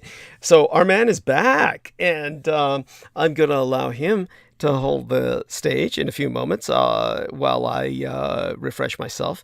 But excuse me, that's Lena on the photograph, right? On the for tonight's yes, YouTube? Thank you for asking. So I do want people to know, if people want to know why I put Lena's photograph there, it's interesting because everything that I'm putting up lately on Facebook is simply deleted. There's no actual post. They'll allow me to publish links, but when I put up a public service warning / BOLO, be on the lookout for this particular stalker, I put it up on Facebook, and it was deleted. So it's basically someone is watching over my timelines and simply deleting all published posts. Links are allowed, and maybe they can't do anything about the links. Maybe it's a peculiarity of the position they're in or the program that they're using. But definitely they have fairly good control over all of my communications to the outside world. So when it comes to having to do this, I was basically forced into doing this because literally I'm being contacted by many people, including complete strangers, who have told me they've been contacted by this individual. And of course, that all she does is basically slander and defame myself. So I do want people to know that if you want to know more about why her image is embedded within thumbnail of Livestream tonight, open up the text and you'll find the reason. So all the details are in the text, and do open that, and you will see that basically I'm explaining that she's a very deeply disturbed stalker, and that if she contacts you, and she's doing this by various media, she's doing this by people's cell phones, she's doing this by people's emails. Obviously, she has not gotten your cell phone number or email address legally, so do report it to the FBI. This is cyber stalking and harassment on a scale that should not even be possible. And she is doing this throughout the day, and ultimately she must be contacting hundreds of people every day. And so we can only hope somebody is paying her. I would hope Stephen Outram is paying her, because if she's doing this for free, she's beyond insane. I was going to say one thing about her. What I recall, I've never seen. I think I've seen some YouTubes, but I never really saw a picture of her like that. I didn't really recognize her. But you know, I what's interesting about her is I did have a conversation with her once, and that was back when we were being scheduled to go to the original Living Truth Summit in Mount Shasta, when you and Crystal River were coming. Yes, yes. And she was going to go there as an attendant. That's right. And I think she was helping me with the initial readings of the book and whatnot. And we had a conversation on the phone. It's the only one I remember. We might have had one or two, but she said something about going there and of course not wanting her husband to know what she was actually doing or whatever. It was like she was hiding from her husband. That's correct. That's correct. Well, but of course you know that, and you know, she had a whole hidden agenda from her husband. But when I'm thinking of that, looking at her photograph, that's definitely somebody she said it very matter of factly, like, oh, of course, oh yeah, you're getting away from your husband, oh yeah. It's like it's not necessarily something you really want to share with somebody who's a relative stranger. But it shows a compartmentalization. Yes. Now, just the fact that she's, not letting her husband know what she's doing doesn't mean she's an MK Ultra personality, but it goes hand in hand. It shows you the compartmentalization. Is somebody who's hiding things, is prone to be hiding more things, and doing it even on a obsessive compulsive basis. Yeah. To the point where they don't even know who they're working for. Right. That's correct. And she could be doing this gang stalking because she's OCD, and it's all based upon her revenge for Douglas, or it could be even more, Well, we know it's involved with the others directly because she's specifically citing Richard K. Cole. She's specifically. Well, yes, and of course they gang together. They gang together, and let's take this person down, and we hate him. The I Hate Douglas Dietrich club, and but I'm just saying is the compartmentalization of any of these people, because they're dedicated with such a fervent mania. Yeah, it's crazy. Well, you'll notice she's in the children's room of a library. So the photograph was taken by her business and sex partner, and it's specifically in the children's room of the library in an attempt to trigger myself. You can see all the children's books. It says activities for kids. You can see the billboard right there is half of the photo had to be cut out just to fit it into the screen. But and it's definitely, she's showing her crotch in a yes, she's crotch flashing in the children's room. Yeah. But you know who she reminds me of? Physically, believe it or not, she reminds me of the Rat Girl. Interesting. I can see it. Yes.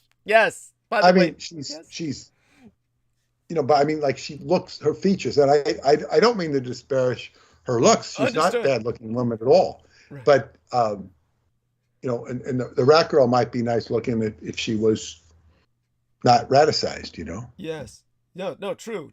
For those of you who don't know, Peter Moon has an actual photo of the Rat Girl, which I intend someday to give him the straight photo, because what happened was I took that photo and I merged it with illustrations that I had produced, one that I had sketched when I first encountered her when she had tried to commit suicide by jumping off a local bridge. And so the Rat Girl is kind of like converge with these sketches in the photograph, the montage that I gave to Peter. The photograph was taken of her, believe it or not, in an artist's studio, where I then worked to produce kind of like an idealized picture of her that she wanted of herself, and that was more, for lack of a better word, human looking. But the photograph, many people would feel, is simply unreal. But honestly, if you look at the photograph, you can see it's real because you can see the scars on her chest, basically, where they literally opened up her heart and it did whatever they did to her. And this poor young lady has been physically altered by their procedures so that she's very hirsute, very hairy, and yet because it's an unnatural form of hair growth, this is not hairy in an even sense. Her hair is very sporadically growing on her body, so it's. And those are not tattoos on her, are they? No, you're talking about the chest, that scar, right? That goes right down the chest where they opened her up in the middle. Well, that's just one. There's all sorts of black things along her arms and on her stomach, and it's been a long time since I looked at the photograph, but I do know that she's probably very mottled. The word I would use is mottled, which would mean like kind of like moles that have taken growth, and that might be. And it looks like she's almost wearing a brassiere. She is. She does wear that, and the hair covers it to a degree. So she has underwear that she does wear that the hair then kind of grows over. In other words, kind of covers in turn. And obviously she has a sense of modesty. I mean, she's not walking around naked, but does she? So I mean, she wears clothes in public. She oh, wears, and those teeth are her real teeth, those ones that stick out. yeah, her teeth have grown like that. She does have to file the teeth down because they keep growing, as does like a rodent's. And very similar to my nails and my own hair, which I have to cut in constantly, both cases, because they grow just very rapidly and can become quite obstructive. So I know a bit of what she's dealing with, nowhere near the scale that she's dealing with it. And of course, what she's dealing with when you have something like your teeth being impacted like that, she can't effectively chew normally and has to file the teeth down just so she can even eat. She deals with all kinds of challenges, but at the same time, still is able to maintain a good attitude to a degree. So for those of you who don't know, this young lady known as Rat Girl, I've published columns on her before. It's almost impossible to find anything on her, but if you look up Rat Girl San Francisco, you may find a few articles that haven't been scrubbed. She definitely has the government trying to hide her tracks. And I had to go through my own arc of learning with her, in the sense that she wound up in the end saving my life. And but what is profound about what Peter Moon is saying is, I never thought of this before, but once he brought it to mind, I realized, oh my God, she does look like LENA SHIEH. They really do look alike in many ways, and a mannerism, a way in which they comport themselves. And so it's uncanny, actually. Now that I think about it, it's pretty uncanny. It's actually disturbing. It really is, and that's why I brought it up. But there are several articles on her coming from around 2014, June 1st. This one says, San Francisco is in the midst of a rat problem, and one woman's road obsession might be partly to blame. Authorities say a woman living in a residential hotel has been breeding them and then releasing them into the public. Police say when they last checked, she was living with 300 rats in deplorable living conditions. It's better than they say in elegant living conditions. KTVU obtained this 2011 footage of a rat-infested hotel room, which was formerly occupied by a 43-year-old woman known as Erica J., or informally Rat Girl. San Francisco's Animal Control Department says Erica compulsively breeds the rats, which then infest wherever she lives. The city's ultimately had to exterminate over 1,000 rats in that hotel. Since then, animal control officers have been confiscating Erica's rats when they can, but they say she always seems to find more. Since just one breeding pair of rats can produce up to 15,000 descendants in a year, according to National Geographic, Rat Girl's furry friends are causing a major headache for the city. An animal control official told KTVU prosecuting Erica is unlikely to solve the problem. I believe that there's a serious underlying mental health issue that needs to be addressed. I can only imagine that the situation is probably going to continue wherever she lives until she gets the help that she needs. What you do in a case like this, you take the person out of society. That's the punishment. You don't necessarily, you take them out of society so they can't breathe. And in case you need a reminder of why Rat Girl's hobby is a dangerous public health issue, the CDC has a comprehensive list of all the nasty diseases rats can carry. Animal control has been able to adopt some of Erica's confiscated rats, which had already been domesticated. Feral or diseased rats were euthanized. So they're saving the rats. They were saving the rats. Most of those rats are probably dead by now. It's been a long time. But that alone, doesn't that puzzle you? Doesn't that raise questions as to why to save any of them? They say, oh, we're saving the domesticated ones. And the first question that should come to anyone's mind is, why? By the way, I'm not arguing against what they did, because obviously I happen to be sympathetic to Rat Girl because she saved my life. But you get my point from a conventional standpoint. If you don't know this individual and don't share such sympathies, isn't that bizarre? Well, it is. It also says here, according to neighbors, is another article, used to live under a pedestrian bridge before she transferred to the hotel room with her rats. People complained about her unusual rat breeding behavior and accused her of breeding a rat army. The last report received by the Animal Care and Control occurred in May 8th, when a passerby reported seeing Erica feeding 8 rats with dog food before releasing them in the park.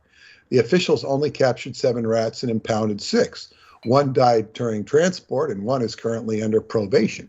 Under probation? I made that up. I made that last part. Okay. But the rest of it is so out there. It would not surprise me if that were used, but go on, yes. I mean, just the whole response to this is so, but I'll provide detail, but go on. Yeah, I'll provide some context, but go on. Well, those were, a couple of the 43-year-old woman suspected of having a mental illness has been on authorities' radar for years. Yeah, because she's been doing their bidding. Yes. One sickening video shot in her hotel room in April 2011 capturing dozens of rodents squirming in and out of piles of dirty clothes and trash. Quote, I was in that room. It was intense, quote, Animal Care and Control Captain Denise Bongiovanni told the Daily News Friday. The rats were burrowing through the walls and entering other apartments. Just 1 month after the video was taken, the city's public health department announced the extermination of approximately 1,000 rats from the room and surrounding areas. Disturbingly, wherever Rat Girl moves, a trail of creepy crawlies appears to manifest. In a nonstop cycle, as Bongiovanni described it, the rooms become infested, and then she moves on to the next place where the same thing happens. We could certainly impose punitive measures, but that wouldn't resolve the situation. It sure would if you took her out of circulation. Thank you. Instead, Bongiovanni wants the woman, only identified as Erica J., to receive mental help. Getting her it, however, has proven difficult. Authorities are currently working to monitor the rat-obsessed lover, who earlier this month was filmed living in a park with at least 8 rats among her. Just like her former apartments, the rats were described as taking over the land there too. In those parks, they were breeding and burrowing tunnels into the land in between buildings. She's now believed to have new housing in the city, though that hasn't stopped her from going back to the park to visit her old friends. They'd come out to meet her and play with her. If this wasn't enough, Bongiovanni said, Rat Girl's situation is not that unusual for the city. There are similar cases to this. Yeah. This is Yes, no, this is definitely, just so people understand the context here, there's 24 of such individuals, but Erica J is like the queen of the rat girls. She is definitely the one that's most physically mutated and puts all the rest to shame. But there obviously were basically breeding, there's no other way to put it, breeding or producing these ladies. And by producing, I don't mean like artificially, like they're constructs or something, but I mean like somehow converting women into this obsession. And it's almost exclusively women. As a matter of fact, I think it's only women. But there's about 24 of them, and they each have a letter of the alphabet that's assigned to them. And basically, Erica J was J in the alphabet. But they were trying to use them as basically units that could be deployed into enemy cities to overrun the cities with biological weapons using the rats as vectors. They needed someone to be able to control the rats, and apparently women proved most adept at this, and therefore women were trained, created, indoctrinated into this lifestyle. But Erica J succeeded beyond their wildest dreams. Now, obviously, as Peter said, that there's no question here. If someone behaving the way she has, if I didn't know her and were not sympathetic to her as I became due to circumstances, then I would be advocating killing her because basically she has killed many people. As a matter of fact, I can tell you for a fact she's killed hundreds of people, and this is all just collateral damage to what she does. And these people are usually the most vulnerable among us, the very elderly or infants in cribs, because her rats will attack infants in cribs and just eat them up alive. literally. Mostly these are immigrant children of very poor families, many of them here illegally. Therefore, the deaths are not monitored. They don't cause outrage. Many of these are elderly people who succumb to the rats in their sleep.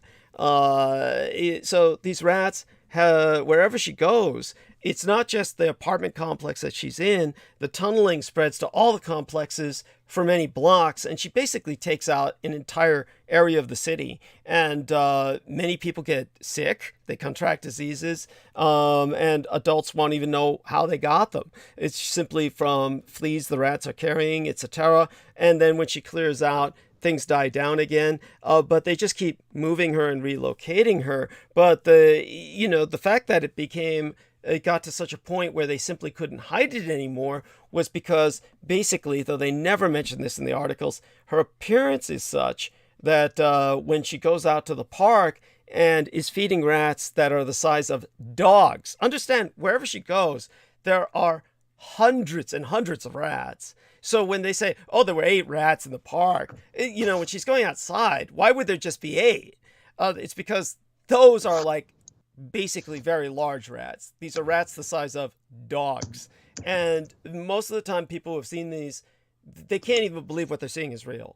They're scared to death. The police are called in, and the police do everything they can to cover her tracks. And this is because everyone's under orders that this girl's to be protected. She's government property. She's not to be harmed. And that no matter how many people around her die, it's none of your business. It's basically what they tell all law enforcement. And so the animal control has been forced into becoming her guardian. And basically they're stewards, and they're just saying, oh, we just want her to get mental help. I mean, by the way, and from any conventional perspective, this is preposterous. This is when you say... Well, there's something I just found about this. There's comments on one of the things. Yeah. And somebody says, Laura, this is about Rat Girl. Laura's law is being seriously discussed here again. There's a push to get it through the boards of supervisors, but if that fails, there are plans to put it on the November ballot. The woman may not directly qualify for it, at least not as long as they keep ignoring her violations, but it will help many of these types of situations without forced medication or incarceration. Now, Laura's law, it says, also known... By the way, the reason I was laughing was I thought you meant that they were considering putting her on the ballot, like a fuck you vote, like vote for Erica J. on the ballot. Might be better. Laura's law is also known as assisted outpatient treatment. It's a process that allows courts to compel individuals with severe illnesses and a past history of arrest or violence to stay in treatment as a condition for living in the community. Equally important, it commits the mental health system to providing the treatment. When Laura's law was implemented in Nevada County, hospitalizations were reduced 46%, incarceration reduced 65%, homelessness reduced 61%, emergency contacts reduced 44%. This is incredible results. Yeah. And keep by the way, results, go on. Keep the public, patients, and law enforcement safer by reducing physical harm to others. Now, who is eligible? It is only for a very small group of severely mentally ill revolving door patients well known to law enforcement officers. Those with severe mental illnesses who repeatedly get arrested or hospitalized due to their failure to stay in treatment. Eligible individuals must have a history of noncompliance with treatment that has been a significant factor in being hospitalized or incarcerated at least twice within the last 36 months. In other words, they're saying she doesn't qualify. Well, she does qualify, but they're ignoring her. It's, it's violent to do what she's doing. It's not typical violence. It's actually worse. Yes, it's both more insidious and more far-reaching, more far-ranging. But I think that because they're not bringing into account her appearance, that no one ever provides a photograph. They don't write about that. I'm sorry? They don't write about that. No, they don't. But that would pretty much make it obvious to anyone that this is beyond a mental health issue. This is beyond it's like at that point, what you really need to do is basically track down the men who created her. And that would involve ultimately Dr. John Henry Hagman and his affiliates. These are the people who experimented on her at Letterman Army Medical Center. So I do want people to understand this. Erica J is a product of Letterman Army Medical Center. And this poor young lady was just another young street girl who was basically abducted off the streets and made into something a little less and a little more than human by the military-industrial complex. She's very much a victim, and she's very much someone who doesn't have much sympathy for what she's doing to the people around her. And honestly, can you blame her? If you could only see the photograph that Peter Moon has, and maybe he'll publish that later on his timeline, I would ask him. It might be considered a terrorist website if I do Yeah, that. no, good point. You might want to wait a while on that till things calm down. I don't think anybody care. Yeah. Yes. But definitely, I'm also kind of concerned for her. I don't want people looking for her. I do want people to understand that Peter Moon and I will talk about it before he does something like that. But I don't mind him showing it to people privately at all. Hopefully he does share that with some people so that people understand some of the things that we're dealing with. So I do want people to know, now that Peter's brought it up, I'm beginning to basically draw a lot of parallels between LENA SHIEH and Erica J. There are many similarities, but definitely what Peter said about the compartmentalization, yeah, it's very much there with LENA SHIEH, because she's definitely a product of MK Ultra. And so before I take a short break and refresh myself and then allow Peter to retreat into the gentle night, basically one of the things that our dear Mirthling, who is in the chat room as How Far Is Away, which is also her Facebook page on environmental conservation, so do put a like on How Far Is Away on Facebook. She says Peter Moon needs to be on air with a pipe and a smoking jacket, because it would, because that would suit you so well. And I agree, that would be the perfect image for you. And so she did ask me to read that aloud to you. And in your study, of course, a brass globe would be very vintage, very perfect. And of course, I always tried to give Peter Moon the steampunk theme whenever I used to illustrate him. And I always thought that suited him perfectly. So you're right on the mark there, Mirthling. I don't smoke, and I don't wear smoking jackets because I don't smoke. Well, there we are. So you were glitching there for a second, but hopefully the audio will hold. Let's do a little test. Say a sentence for us. I'm sorry. I just YouTube started coming out on Rackroll. It just came on. I'm gonna mute it and see if she shows up. I doubt that she'll show up. They show the rats. Yeah. They show, her apartment. Yeah. And it's funny that they just omit her, because we're not going to show. I mean, she's a hell of a curiosity. You want ratings. Yeah. She's going to get the best ratings that local San Francisco TV's ever had. And just think of it this way. That alone speaks volumes. The fact that they do not show this individual speaks volumes. And it's, of course, and the fact that nobody asks. Like, nobody asks, okay, what's this person look like? So we can be on the lookout for them, because they're obviously a public danger. So, and yet she is protected by authorities.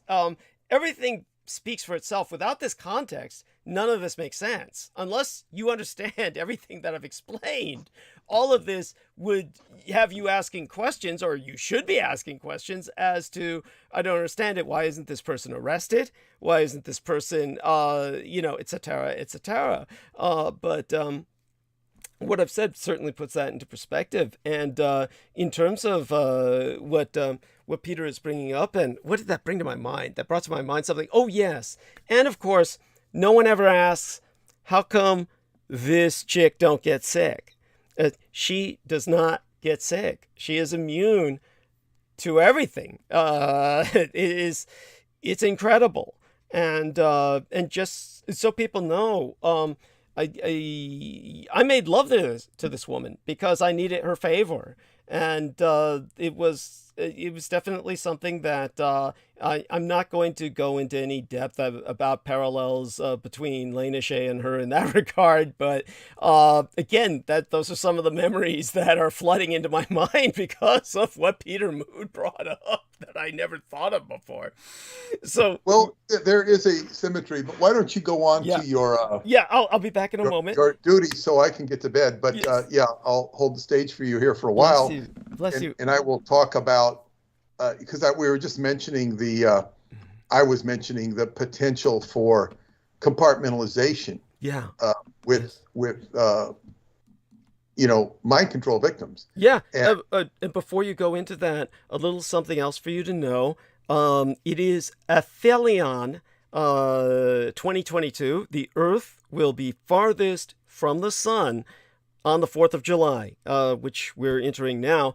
At aphelion, Earth will be 94.51 million miles away from the sun. So we will be at our farthest distance from the light and warmth of the star we are bound to by gravity on the 4th of July. I think there's something very, very relevant about that. So we'll let Peter Moon... While you do that, I'll comment on that, but perhaps that explains why the weather has not been as hot as it might be otherwise. Interesting. It's not that it's cool, right, but it's been a little cool this June. Yes. It's been a little cool. So I'll be right back then. Go ahead, because we're in the full under the full rays of the sun. It is summer nevertheless, even though we may be further away, we're getting the full light of the sun. But to get back to, I was talking about compartmentalization. I remember when I was writing The Black Sun and I interviewed Anna. Anna was the consort, girlfriend, main squeeze of Dr. Donald Ewan Cameron, the head of MKUltra, who was the head of the APA, American Psychiatric Association, the head of the Canadian Psychiatric Association, head of the World Psychiatric Association. He was big on lobotomies, and he had interviewed Rudolf Hess. And he had gleefully said to her, according to her, he says, oh, that's when all that stuff started, when he interviewed Hess. But he was a very evil man, and it's been recognized even by the government, because he was doing CIA mind control experiments in Montreal. But she told me, she said, this is the big piece that you're missing, is the compartmentalization, multiple personality disorder. That was something Preston Nichols really didn't go into. But, people have different, and it's kind of hard to really appreciate and grasp. They'll have completely different personality reference frame for doing something. And this seems to be what's going on with Lena Shieh. Just that responds in a certain way. And it could be likened to somebody who's a musician and he knows music. And when he deals with musicians, he goes into a totally different mode of interfacing. Or, a ball player who goes into the mode of ball playing. Of course, these instances are just habit patterns and familiarities. We're talking about, with the mind control, it's deeper. It's deeper, but it all comes down to shared sympathies. To see a shared sympathy between Lena and Rat Girl has implications that they both come from the same breed, or the same genetic predisposition of because if you're breeding rats, and rats are involved with mental illness and mind control, it's the person who breeds them, it stands to reason that maybe the people that are doing this bidding are bred themselves. Then again, when he talks about her being taken, she obviously was taken from the streets because there are so many street people in San Francisco, always have been. And many of them are young and they're lost. And so they become perfect candidates for being picked up and brought into such a program. And I remember, I know there was a TV show called The Streets of San Francisco. Never watched it. I think it featured Michael Douglas, and I think it was Carl Malden. But I don't know if they ever, in that show, got into anything like this. It would be a great documentary, or I mean a great docu-show, how they go in and busted the rat girl, or certainly something for X-Files. I would imagine they were just doing crime stuff. Perhaps Douglas and I could inspire a new show. It would not be, it might be a little bit too much.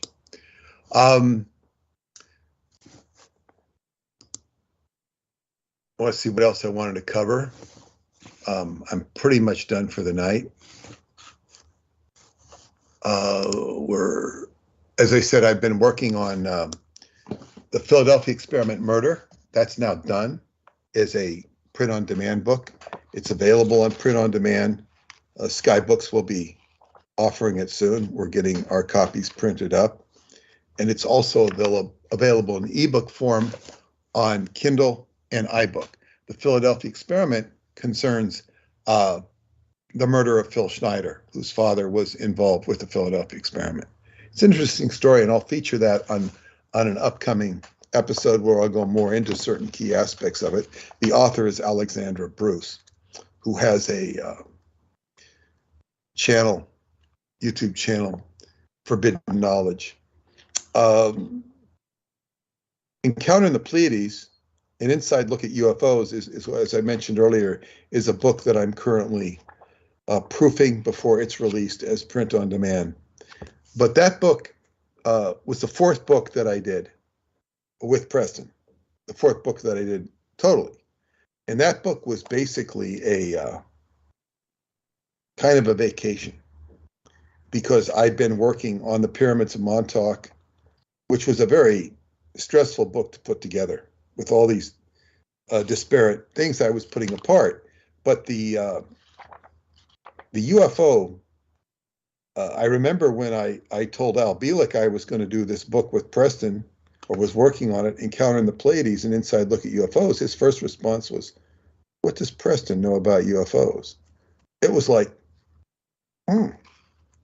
like Al had no, it was like something that they personally hadn't talked about.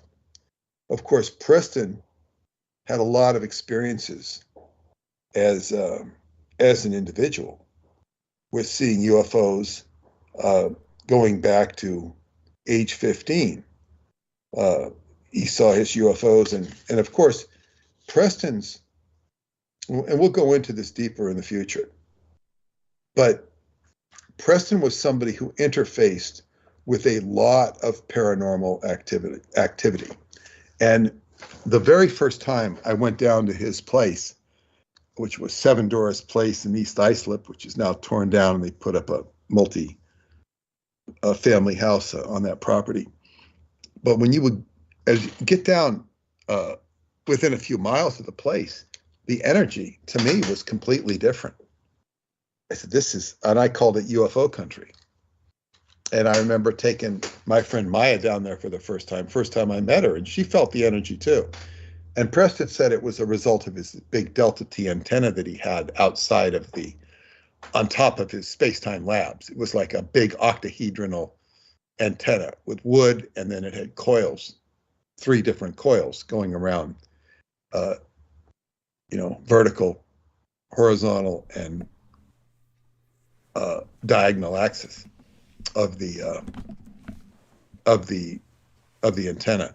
So Preston, I am returned, just so you know. That's fine. I'm just touching a bit on Preston's UFO experiences, and it'll be interesting to go into them vis-a-vis some of the aspects we've learned with Douglas, and certainly UFOs. As I was talking about the gentleman earlier who had his experiences with UFOs, there's no question people have had experiences with UFOs, contactees, and it is a dimensional interface. And people often get caught up in the geography, if it's not really the right word, the cosmology of where these UFOs come from. And it's immediately assumed that they come from this same world, this same universe. And so they get hung up on the physicality of it all. And then there's been additional myths created about it. And at some point we'll get into that. Yes. But I was just kind of filling time for you to come back here. Thank you. And talking about these things. And it was very interesting. I think before I go, I'll say that bringing up the gang stalkers, and that we see just the sympathetic vibration between Rat Girl, or Erica, I should call her, and Lena, these are basically government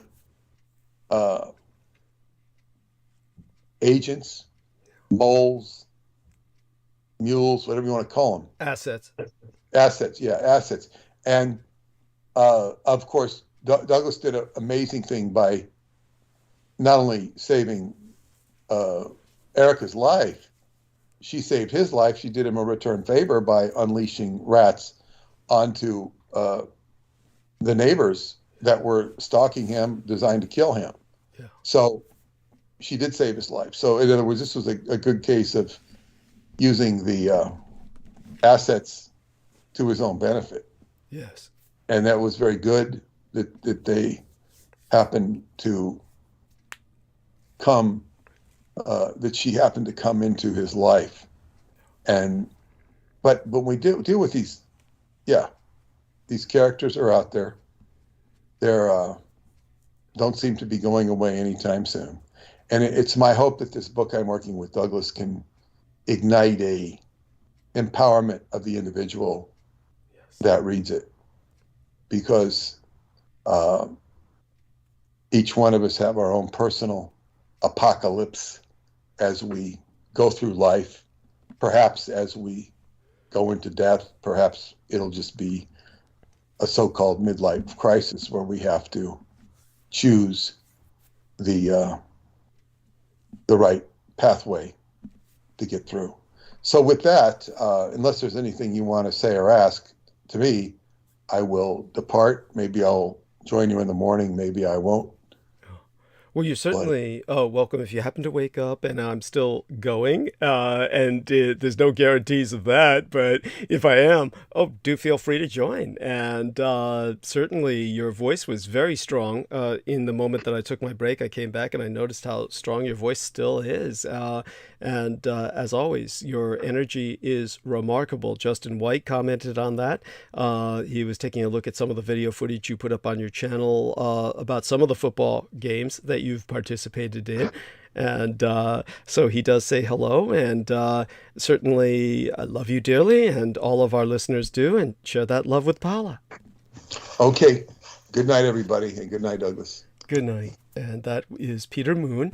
Do check out skybooksusa.com. And unfortunately, when he hung up, that hangs up the call, which, thank God, has nothing to do with the live stream. So the live stream is, of course, independent of that. Thank the gods of my ancestors. So we'll continue streaming.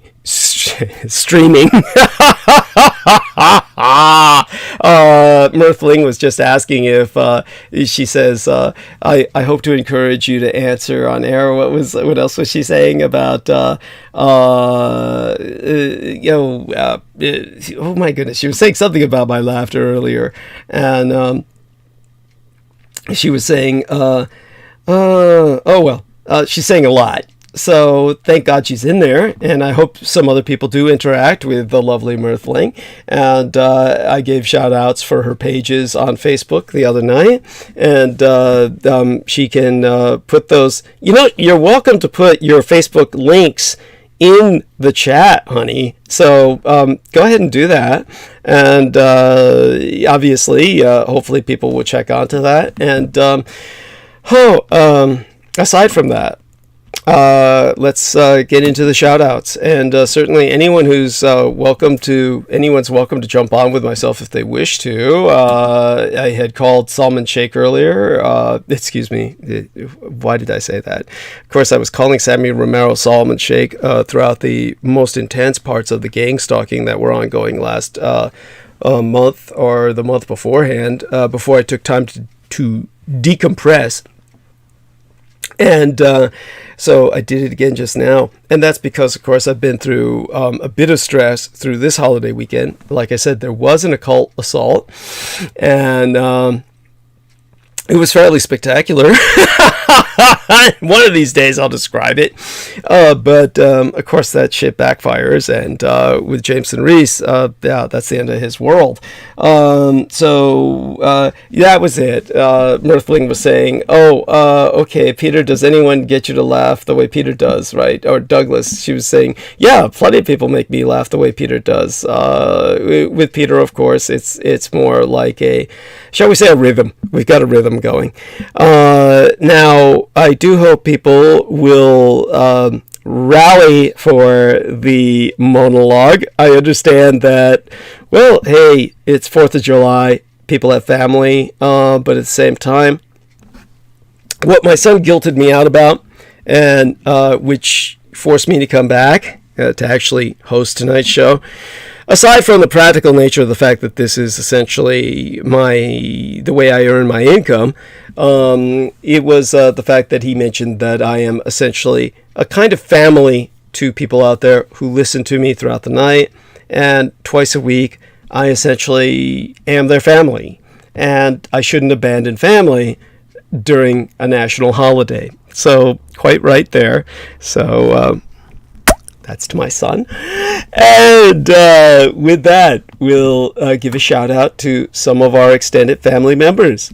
Shout out to Sammy Romero, of course, who's welcome to jump on with us if he's listening and able, but I suspect he's with his own family, and or maybe even at work. Shout out to Stephen Myers, my brother from another mother, literally also a hybrid individual, Chigro, as they used to call them back in the day, Chinese Negro. These days, we would use the term Blasian or Black Asian. And he lives in the heart of New York City, Manhattan Island. And he sent myself 60 United States dollars. He deposited into PayPal. And wonderful human being. He didn't leave a message with it as far as I can ascertain. But I'm going to check my PayPal account now just to make certain of that. So I got the notification from PayPal prior to transmission, and so was able to integrate him into my shout out list. Oh my God, did somebody take something out of my PayPal? No, just people have been putting things in. So there we have that. And I even got a cashback bonus from PayPal. And those things are actually going up. In the past, it used to be just pennies. Now I'm going up to $1.51 with the latest one. So that's cool. So let's take a look at this payment from Stephen Myers to see if he left any message with it, which I don't believe he did. Transaction details don't have that. So definitely thank you, Stephen Myers.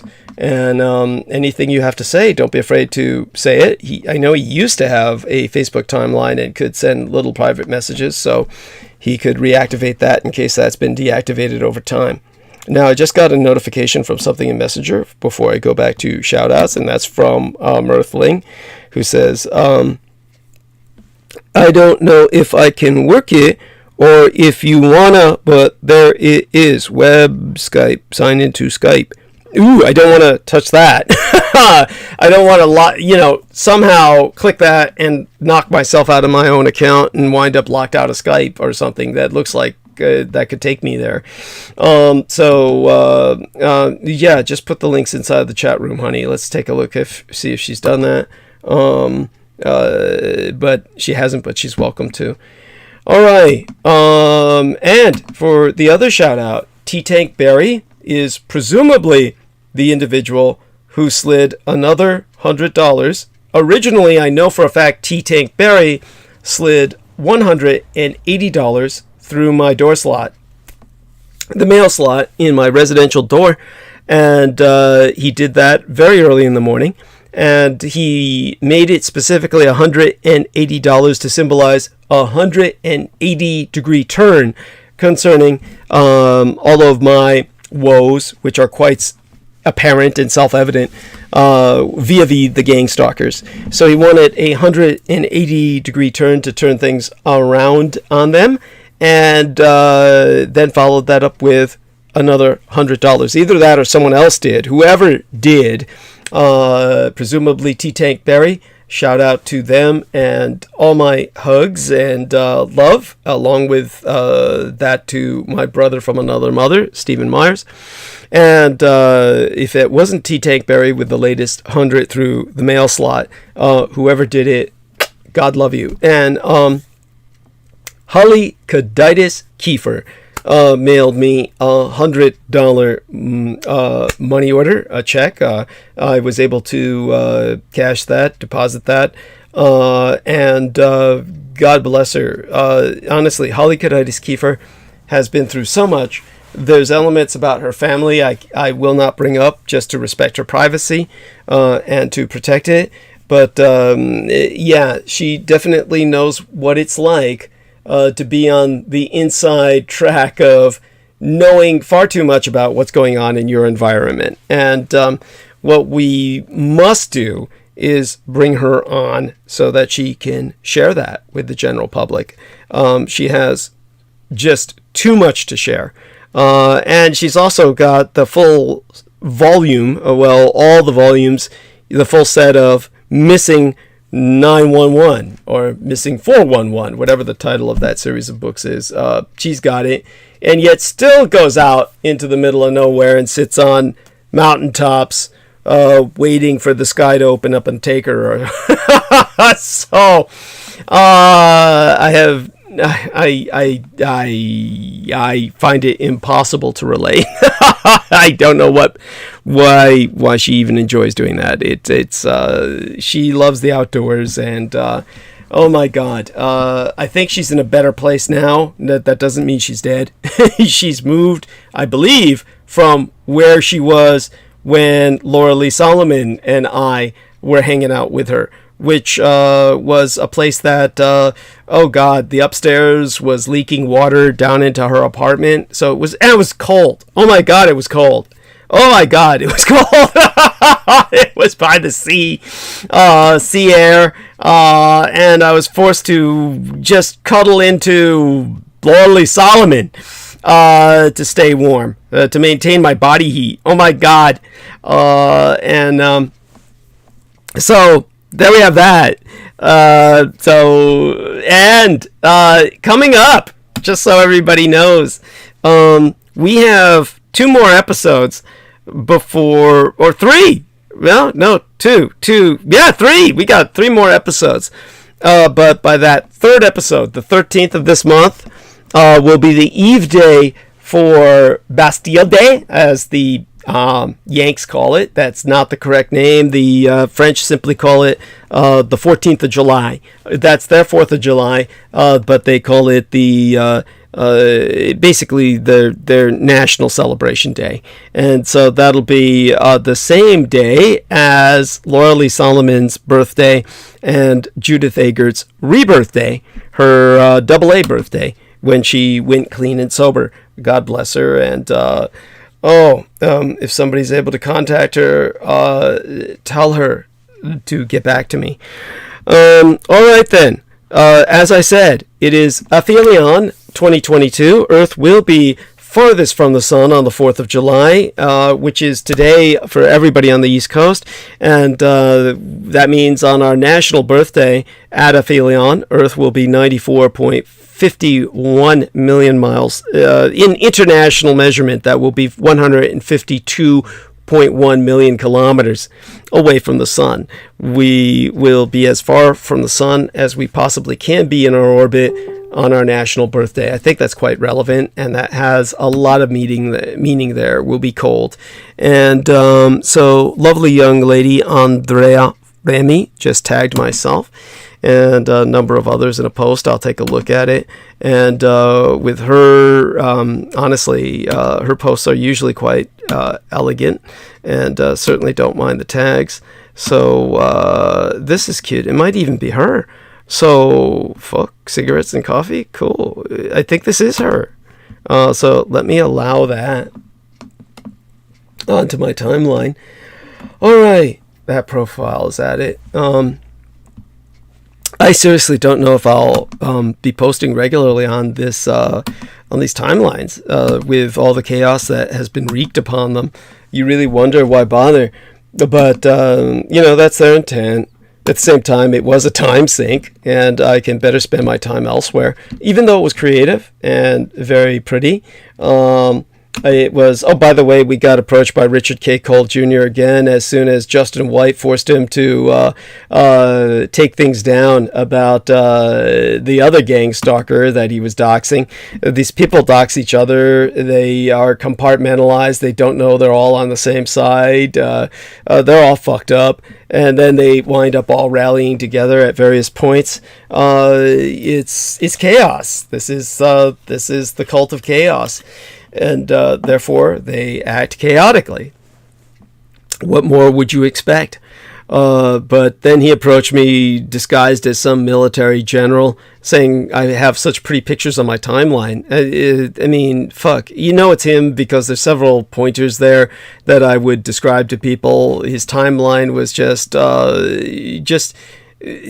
vapid. Patriotic bullshit and a bunch of military photographs that he cobbled together, and just the fact he said, oh, all these pretty pictures on your timeline when my timeline's totally fucking scrubbed.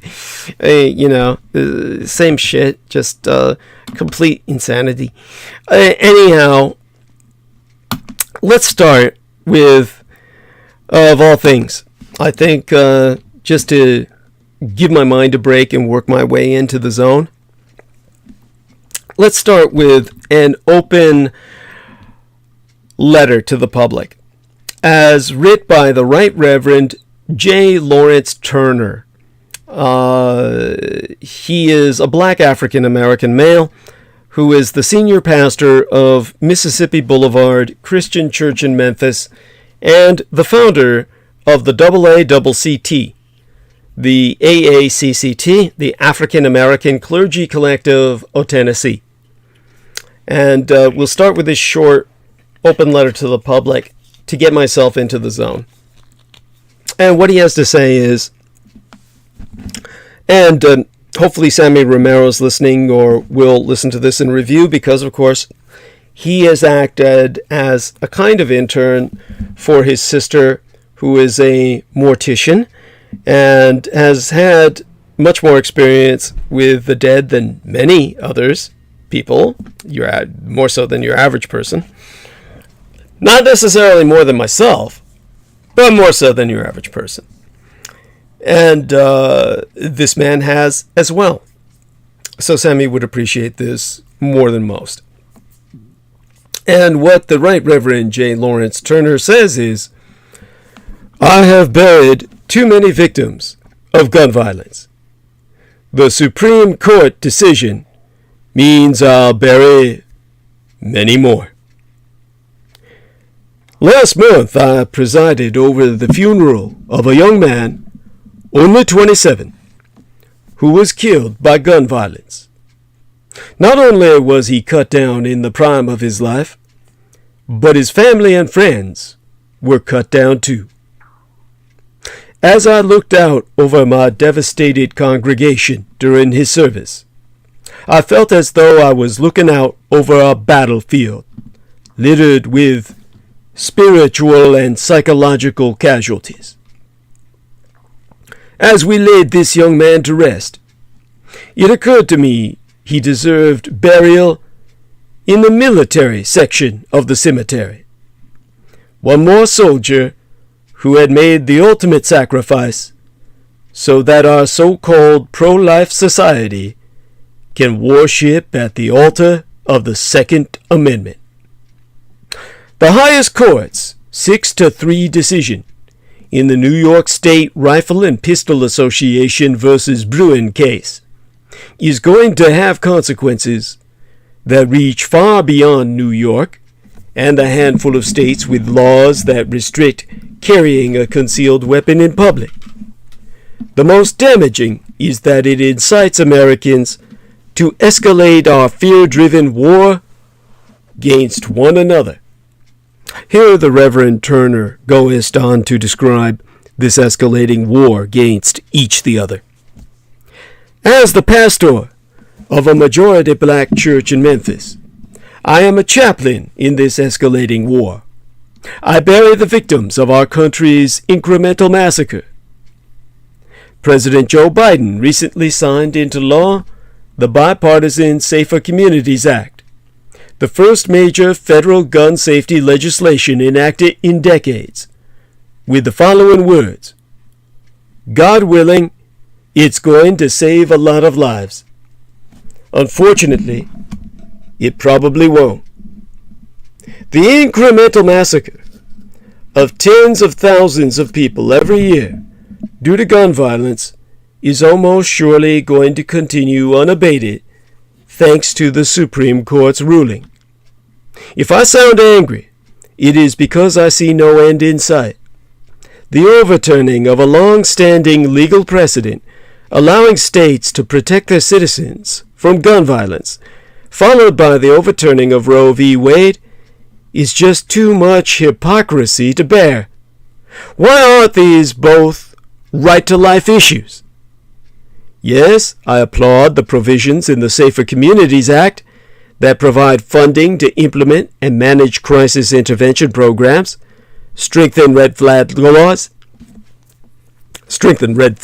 and attempt to keep guns, especially military-grade semi-automatic assault weapons, out of the hands of volatile 18 to 21-year-old men, the perpetrators of many mass shootings. I am grateful for the closure of the boyfriend loophole that will hopefully prevent more women from becoming victims of domestic violence. Yet the law still does nothing to curb this country's insatiable appetite for guns. And guns have only one purpose: to kill. The Supreme Court majority has reframed the conversation around this deadly purpose as the right to self-protection. This is a lie. Here the Reverend Turner concludes by advisement on the treating of our gun addiction. The killing of the 27-year-old I buried last week gives the face to that lie. Now he is one more incremental massacre statistic, along with the more than 110 people shot and killed every single day in this country, whether in groups or one by one. I am only a chaplain in this war, in the desperate position of comforting the victims of gun violence's exponential impact and praying for peace in a land that loves the instruments of its own demise. I have become convinced that the only way we end this war is to treat our gun addiction. I am committed to such treatment and have joined with other chaplains from denominations across my state, the African-American Clergy Conservative of Tennessee, to lobby our elected representatives to pass laws rooted in love over hate and trust over fear. We have crafted statewide legislation that would rebrand gun violence not as a public safety crisis, but as a public health crisis. Thus far, our legislation has been tabled, but we do not intend to go away or give up. He actually should have wrote that as, but we do not intend to give up or go away. It would have been more euphonic. We actually believe in the sanctity of life. We strongly urge other wartime chaplains in other states to do the same.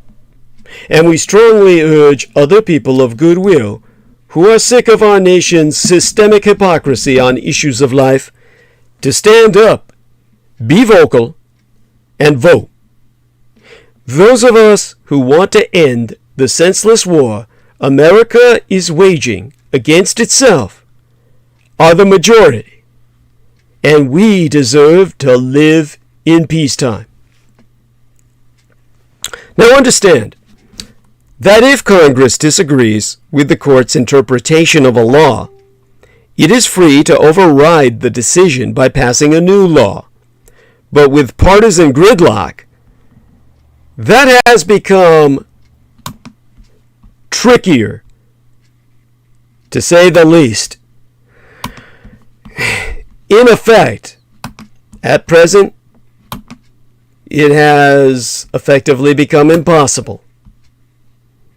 And that leaves us under the governance of the court, whom we never elected, and has no term limits. Gridlock in Congress has amplified the power of the Supreme Court. And now the Supreme Court's EPA ruling shifts even more power away from Congress. To put this in context, and before I go there, I want to thank two wonderful people, the Real Tech Geek and another wonderful individual, both of whom were extraordinarily kind and provided me these lovely comments about what a great monologue I delivered with my latest transmission prior to night's. Shout out to DJ as well, wonderful young lady who was also most kind to myself in my latest transmission. T-Tank Barry said, excellent monologue, Doug, as did the Real Tech Geek. Both of them praising what I said about the Supreme Court and abortion with my latest transmission. Hopefully all of you will feel the same about tonight's, which will also be on the same subject. And honestly, without such incredible support from such wonderful people, I would truly be at a loss.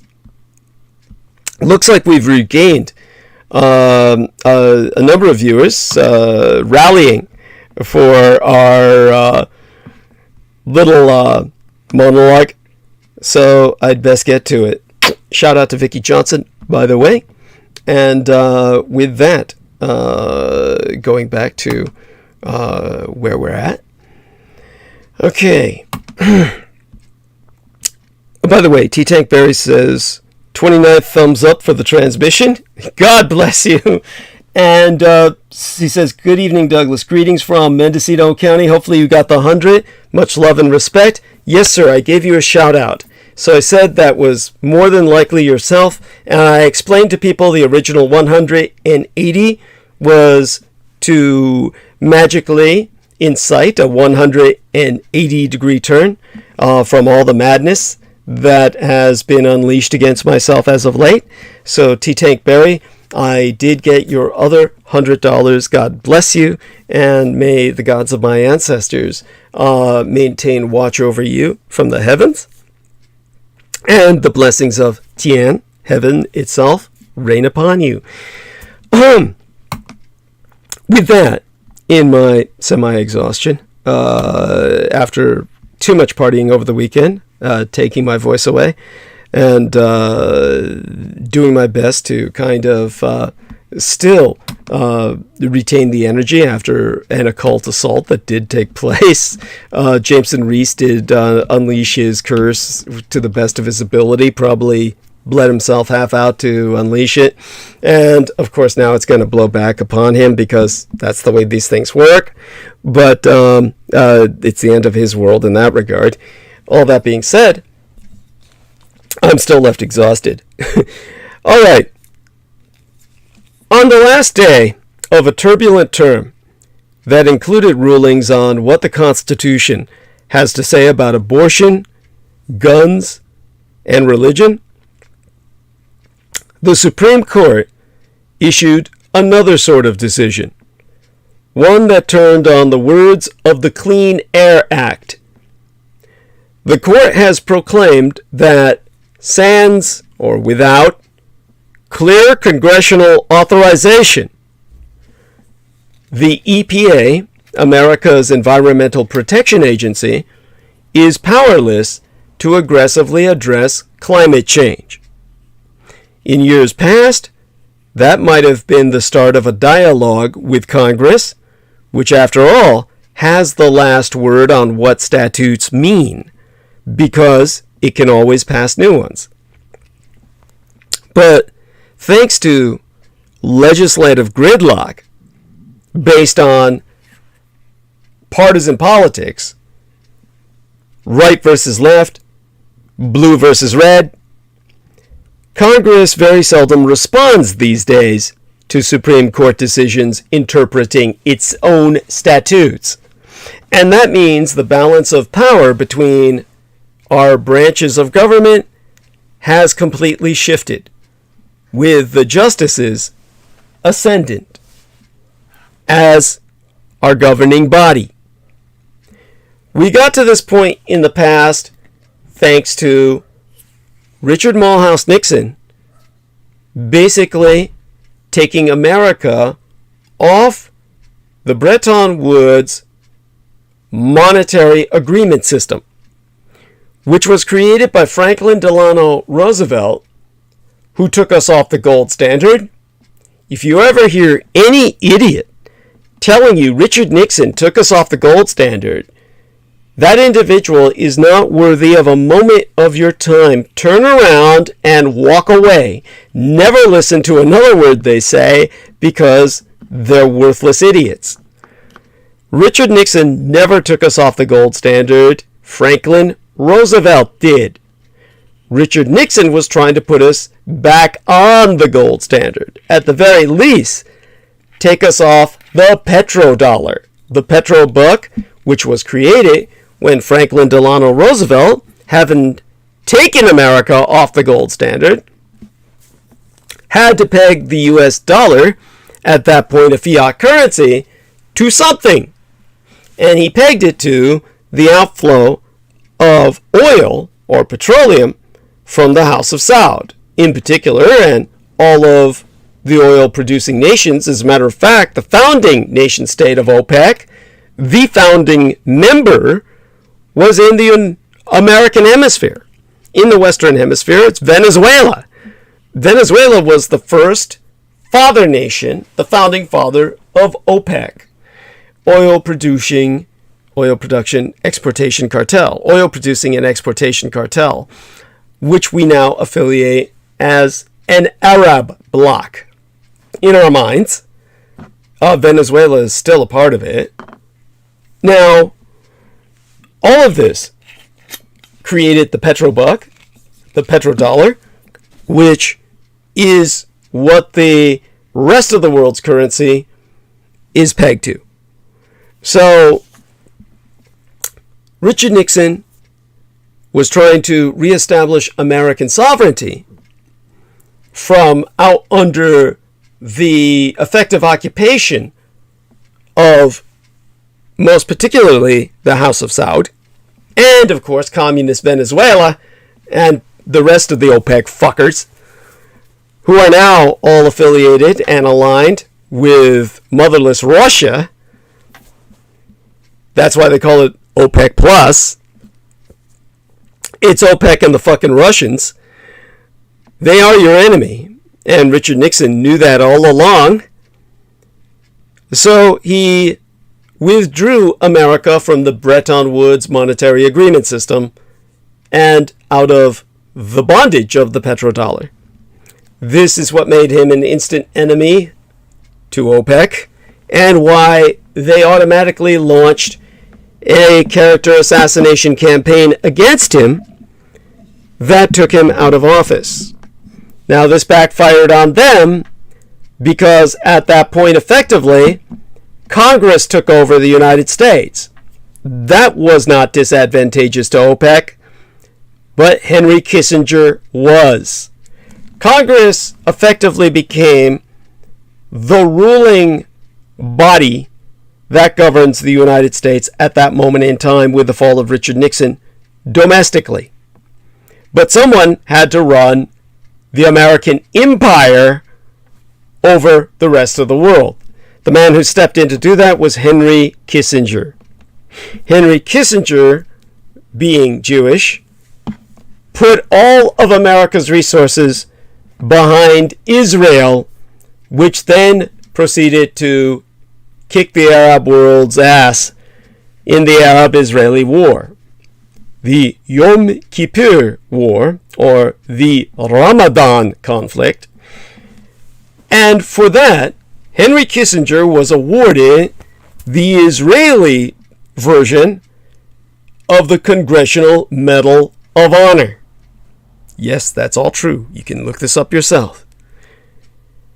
Because it was America versus the world on behalf of Israel.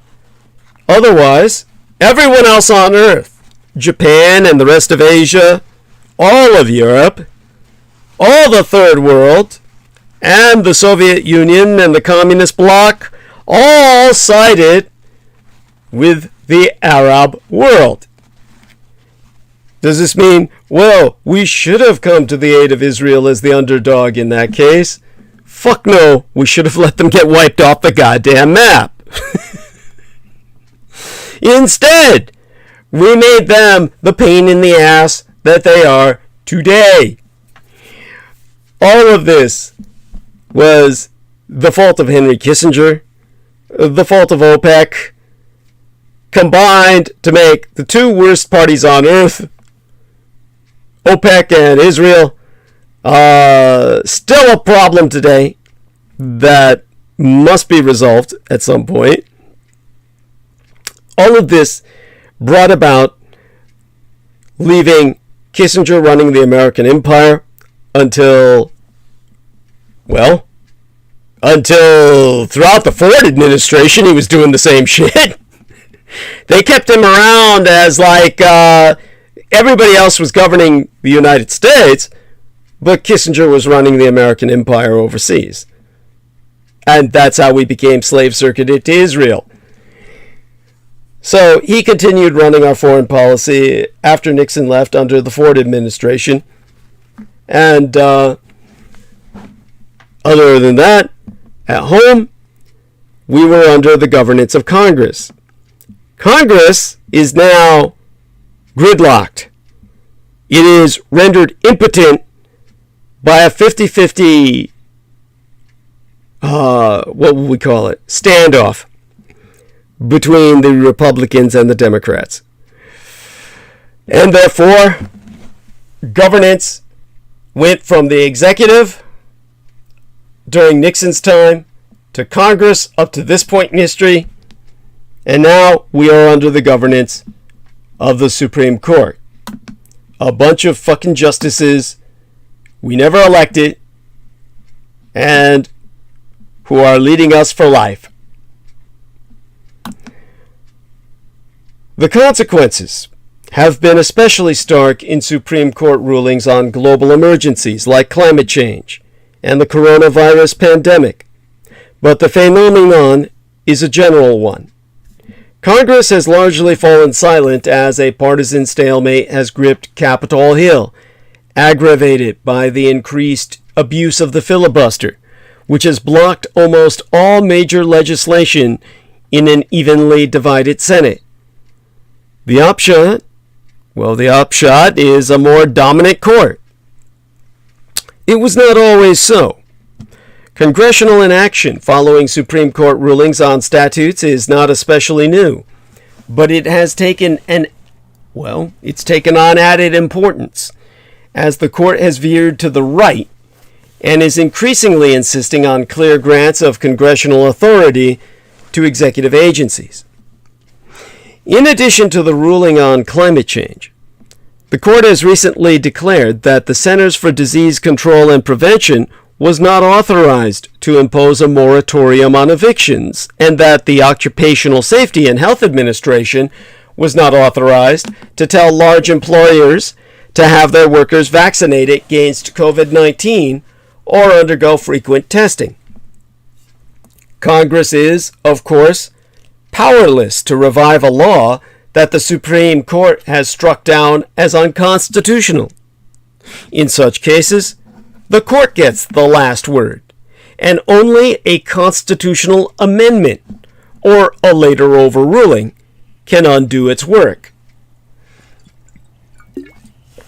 And so, the court's decisions on campaign finance, including one in May, were based on the First Amendment and are examples of such constitutional rulings. The decision overturning Roe v. Wade, on the other hand, eliminated a constitutional right, allowing state and federal lawmakers to restrict or expand access to abortion. But there are many other cases in which the court merely interprets statutes enacted by Congress. Its task in those cases is to determine what a law means, not to test its constitutionality. If Congress disagrees with the court's interpretation, it is free to override the decision. If Congress disagrees with the court's interpretation of a law, it is free to override the decision by passing a new law. But with partisan gridlock, that has become nigh impossible. In what the authors of a 2014 study titled The Golden Age of Overrides, Congress overrode 86 Supreme Court statutory decisions in the 8-year period starting in 1991. Since then, the study found there has been a very significant fall-off. To quote William N. Eskridge, Jr., a law professor at Yale, who conducted the study along with Matthew R. Christensen, who is now General Counsel of the Federal Energy Regulatory Commission, whatever power the court has to start with, which is considerable, it's enhanced if Congress is unable to muster overrides. The major environmental laws have not been amended in decades. The Clean Air Act, which was at issue in Thursday's climate case, was last amended circa 1990. That can make it difficult for an administrative agency to identify a clear grant of authority to address a problem not fully anticipated by the statute's drafters. One approach in such circumstances is for courts to defer to the agency when the statutory text is ambiguous. That approach, called Chevron deference, has long been under attack from reactionaries who guise themselves as conservatives, but it survived this past Supreme Court term. Another approach is for courts to require a clear statement from Congress authorizing agencies to act where important political or economic issues are in play. That approach, called the Major Questions Doctrine, served to hobble the EPA's power on Thursday of Yester Septimania, meaning Thursday of last week.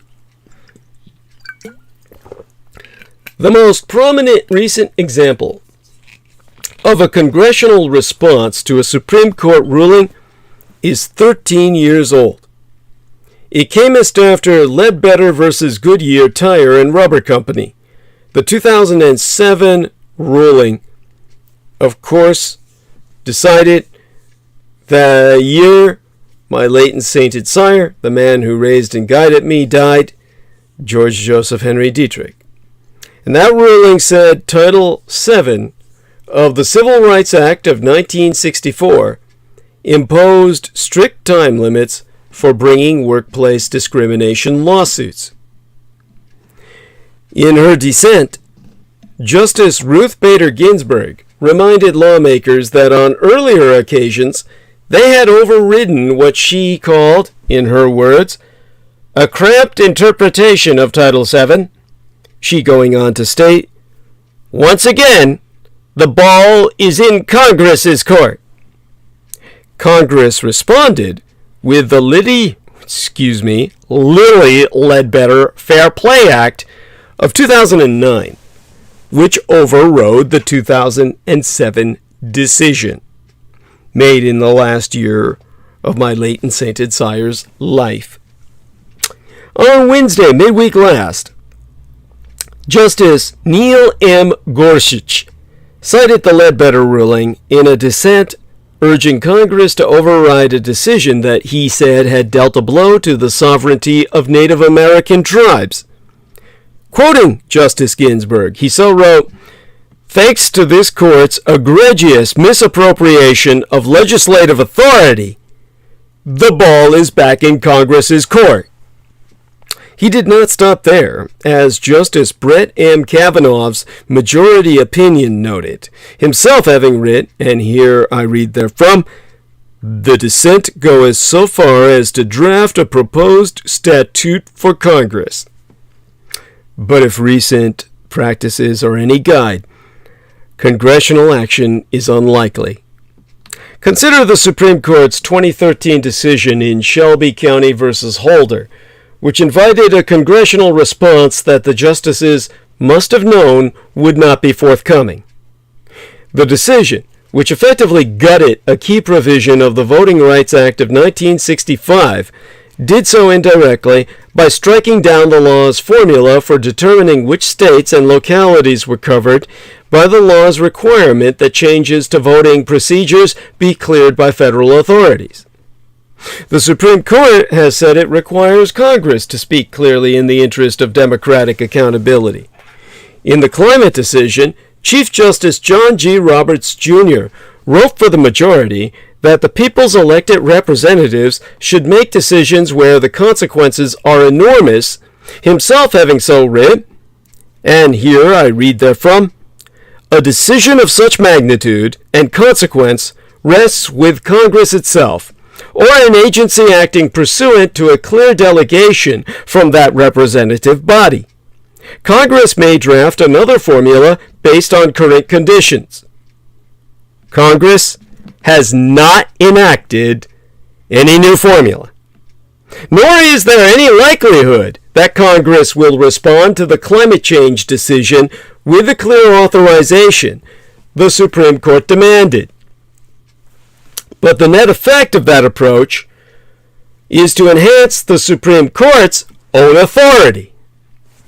Since Congress will not act, Dr. Richard J. Lazarus, a law professor at Harvard, has confirmed that, in his words, and here I will quote he at length and verbatim, "Agencies like EPA are relegated to working with increasingly old statutes to get their job done in addressing modern issues. If you go back to the 80s, every time the court did something Congress didn't like, they passed a law. It was an iterative process between Congress, the agencies, and the courts.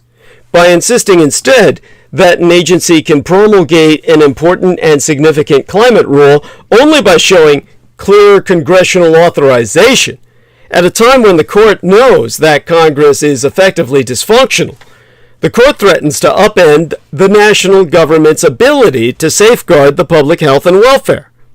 They're saying that they're doing it for democracy purposes, but the fact is that they're increasing their own power."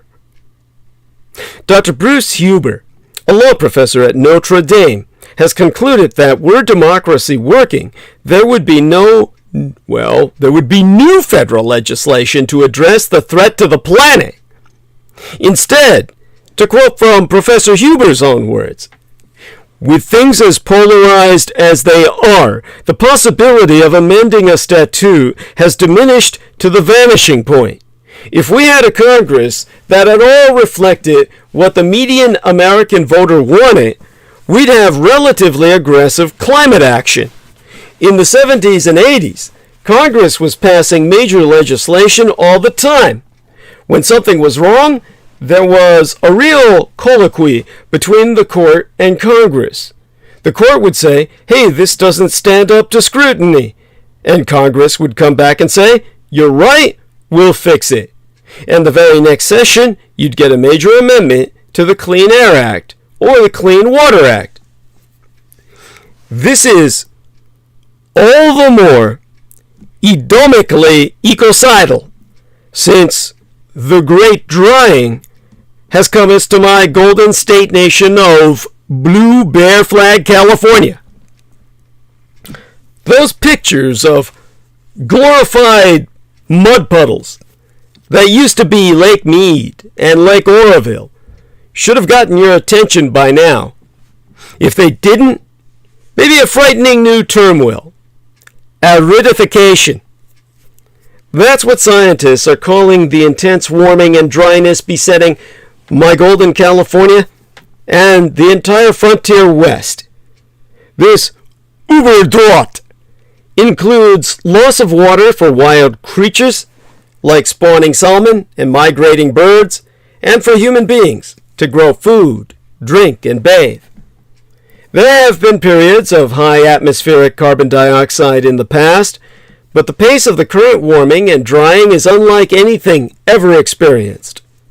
Per Jessica Tierney, a professoress at the University of Arizona who studies past climates, ecosystems, living things, don't have time to adjust when you change CO2 as fast as we're changing it. And the geological record tells us that humans are changing CO2 faster than anything that we know about in the last 66 million years. Our entire society was built under CO2 of just a little bit under 300 parts per million. Carbon dioxide layers in the atmosphere last year surpassed 419 parts per million.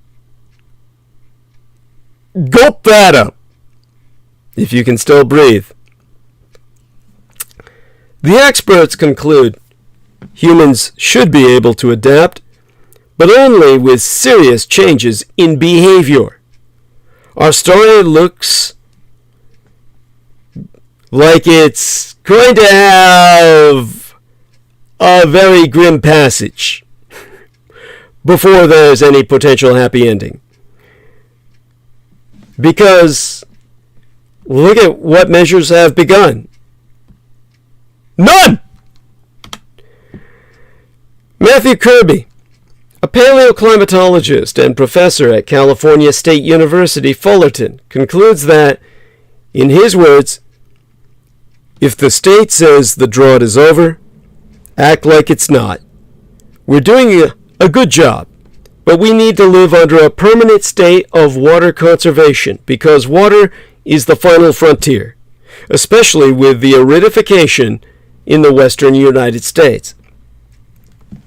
You know, the Mendocino Complex fire started in 2018 by a man trying to plug the entrance of a wasp nest with a hammer and stake in Mendocino County, burned nearly 460,000, 500,000 acres. California wildfires caused by human beings are more dangerous than fires sparked by lightning. The sheer acreage consumed by fire in California in recent years is mind-numbing. More than 2.5 million acres just last year. 4.3 3 million acres the year before that. Already in 2022, before peak fire season has descended upon this drought-parched state nation, the economic engine of the American empire, fire has burned nearly 17,000 acres. And we're only halfway through the year. Midday of our year was yesterday or the day before. Yet not all fires are equal. New research from UC Irvine proves that fires caused by human activity, be it arson or a neglected campfire or sparking electrical equipment or ill-conceived gender reveal parties, spread faster, burn hotter, and destroy more trees than those caused by lightning strikes. The study's lead author is Sten Hansen, an Earth Systems scientist at Universidad del Rosario in Bogota, Colombia, who was a project scientist at the lab of UCI Earth Systems, Professor James Randerson, at the time of the study that I'm sourcing. To quote St, the physics behind the fire is, of course, the same, but humans increase the risk of having these kinds of ignitions at really bad times during the year. You see, wildfires are a natural part of a forest ecosystem and have been around longer than humans. But nature tends to start fires in less combustible conditions than humans do. Now, longer droughts and higher temperatures have dried out vegetation and turned fire season into a year-round event. At the same time, humans have moved ever farther into previously unoccupied land that is more primed than ever to ignite. Lightning typically happens in humid conditions and is often accompanied by rainfall, both factors that dampen the growth of naturally occurring fires. But people light campfires, flick cigarettes, and use machinery all year long, including when it's dry and windy out. For the UCI study, researchers created a database of all 214 fires in California from 2012 to 2018 that could not be contained within the first 24 hours. Of these, 42.1% were caused by lightning strikes, 39.3% by humans, and the rest by undetermined sources. More on that another time. By the end of their first day, the human-caused fires were on average 6.5 times larger than those caused by lightning. Hansen's team proved that these fast-moving fires also kill more than 3 times as many trees as slower ones. These results were published just last month in the journal Nature Communications. Renderson's lab also developed a fire tracking algorithm using signals from the National Oceanic and Atmospheric Administrations, NOAA's, NOAA's, or NOAA, NOAA, their Suomi satellite. Suomi. I'm sure it's more pronounced like Swami, but I don't want everybody thinking it's like, Swamis. The Asian Indian gurus and shit. It's more like Swami, the Finnish word. Suomi. So that satellite is owned by NOAA, which is basically the NASA of the seas. By applying the algorithm retroactively to the last 9 fire seasons in California, the team was able to see the relationship between a fire's speed and the weather and vegetation where it burned. Together, The two studies give scientists more tools to understand how a fire's behavior affects ecosystems over time. Human-ignited fires also tend to start in windier conditions than lightning-sparked fires. In fact, in a 2017 study looking at wildfires fought by state or federal agencies from 1992 through to 2012, Jennifer Balch, a fire scientist at the University of Colorado Boulder, and a team that included John Abatzoglu, a UC Merced climatologist, who was not involved with the new research but has studied the effects of climate on wildfire, found that people caused 84% of the blazes, adding an average of 40,000 wildfires per year across these United States, leading Balch to conclude that, in her words, people are starting fires 365 days a year, and the chance of that happening increases as more and more people are moving into landscapes or recreating in landscapes that are flammable. And per Abatzoglu, this is a nice and timely study that highlights more of the nuances of wildfire in the state. Most of the notorious fires the state has seen in the past several decades have been human-caused fires that are coincident with dry and very windy conditions. These conditions often render fire suppression less effective or dangerous to fire suppression operations. Now, throwing fuel on yet another raging man-struck firestorm, when America's highest court ended the constitutional right to abortion after half a century, Jeff Landry, the Attorney General of Louisiana, knew whom he wanted to thank. In an official statement, he said, "This is the day the Lord has made. Let us rejoice in it and be glad. Today, along with millions across Louisiana and America, I rejoice with my departed mom and the unborn children with her in heaven." The Southern state's top law enforcement official was not the only red Republican to reference God while taking a victory lap. Nor was he alone in rooting for the Supreme Court to continue a pattern of forcing religion back into the American political system and tearing down the wall what separates church from state. A series of court decisions has raised fears that the reactionary majority are forcing religion back into the U.S. political system, and they're the majority in the court only.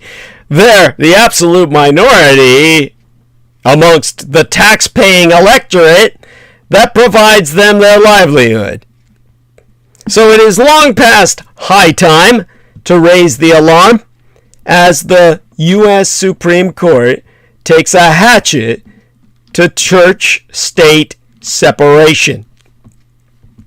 That court, said to be more pro-religion than at any time since the 1950s, wrapped up one of its most consequential and divisive terms this week.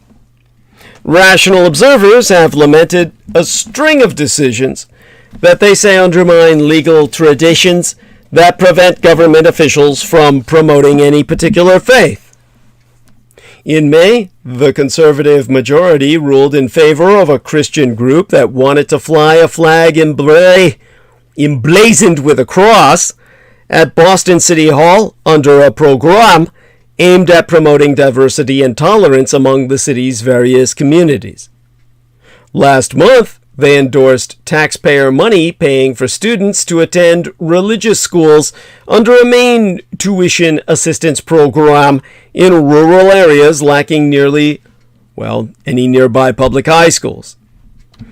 Then they backed an American football coach at a Washington State public high school who was suspended by a local school district for refusing to stop leading Christian prayers with players on the field after games. This ruling cast aside a 1971 precedent known as the Lemon Test, which took into account factors such as whether the challenged government practice has a secular purpose.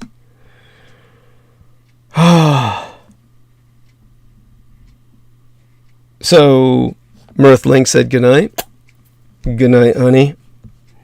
And back to the task at hand. In all three cases that I've articulated, the court decided against government officials whose policies and actions were taken to avoid violating our Constitution's First Amendment prohibition on governmental endorsement of religion, known as the Establishment Clause. In addition, although their decision yesterday last week to overturn the 1973 Roe v. Wade ruling that legalized abortion nationwide did not involve the Establishment Clause, it was celebrated as a seminal victory by religious conservatives. Mike Pence, the former vice president and a born-again Christian, called for a national ban on the procedure. Paradoxically, this trend comes against the backdrop of an increasingly diverse and secular nation.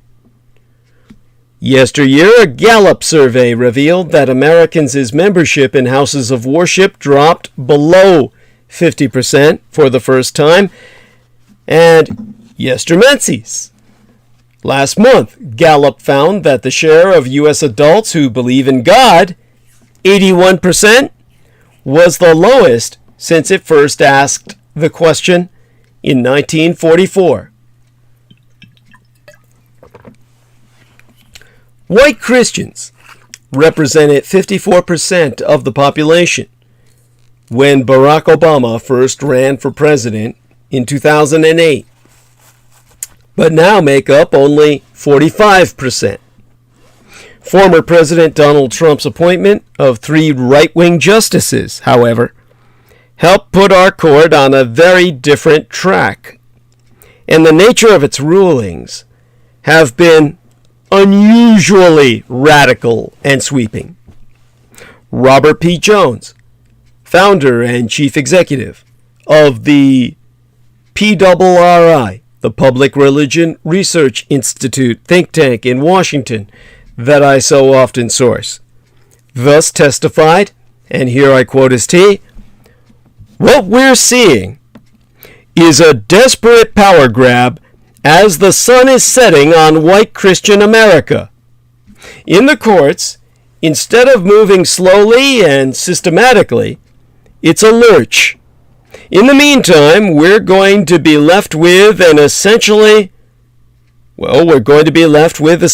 apartheid situation in these United States, where we're going to have minority rule by this shrinking group that's been able to seize the levers of power, even as their cultural democratic representation in our country shrinks." You see, the Establishment Clause prevents the government from establishing a state religion and bars it from favoring one faith over another. Thomas Jefferson, our third president, said in an 1802 letter, "The provision should represent a wall of separation between church and state." Russo-radicalized rightist Republicans now brazenly challenge that premise. Last Sunday, the Colorado Congresswoman, Lauren Boebert, reportedly told a church service, "I'm tired of this separation of church and state junk that's not in the Constitution. It was in a stinking letter, and it means nothing like what they say it does." So in its trio of provocative decisions over the past 12 months, the Supreme Court decided that government actions intended to maintain a separation of church and state had instead infringed separate rights to free speech or the free exercise of religion, also protected by the First Amendment. So the Supreme Court has effectively authorized school teachers to pressure their students to pray.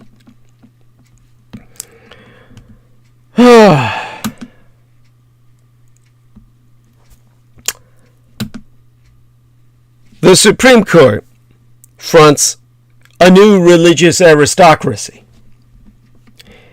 Kennedy versus Bremerton held that football coach Joseph Kennedy had the right to engage in what Justice Neil Gorsuch called a short private personal prayer on the 50-yard, I keep calling it half a 100-yard line, after games.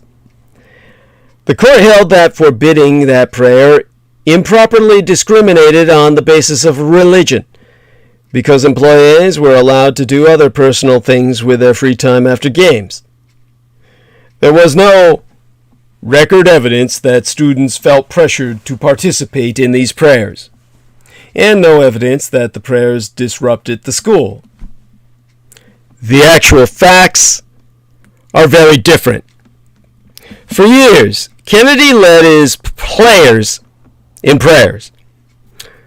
When the Bremerton School District learned of this, it told him that he could pray after games, but must do so silently and alone. It was concerned about pressure on the players. The coach has unlimited discretion to decide who plays. Students who don't play won't get football scholarships. The trial judge, whose findings of fact Gorsuch was obligated to accept, unless he deemed it clearly erroneous, which he did not, he wrote, and I shall read his text to you. Players, sometimes via parents, reported feeling compelled to join Kennedy in prayer to stay connected with the team or ensure playing time, and there is no evidence of athletes praying in Kennedy's absence.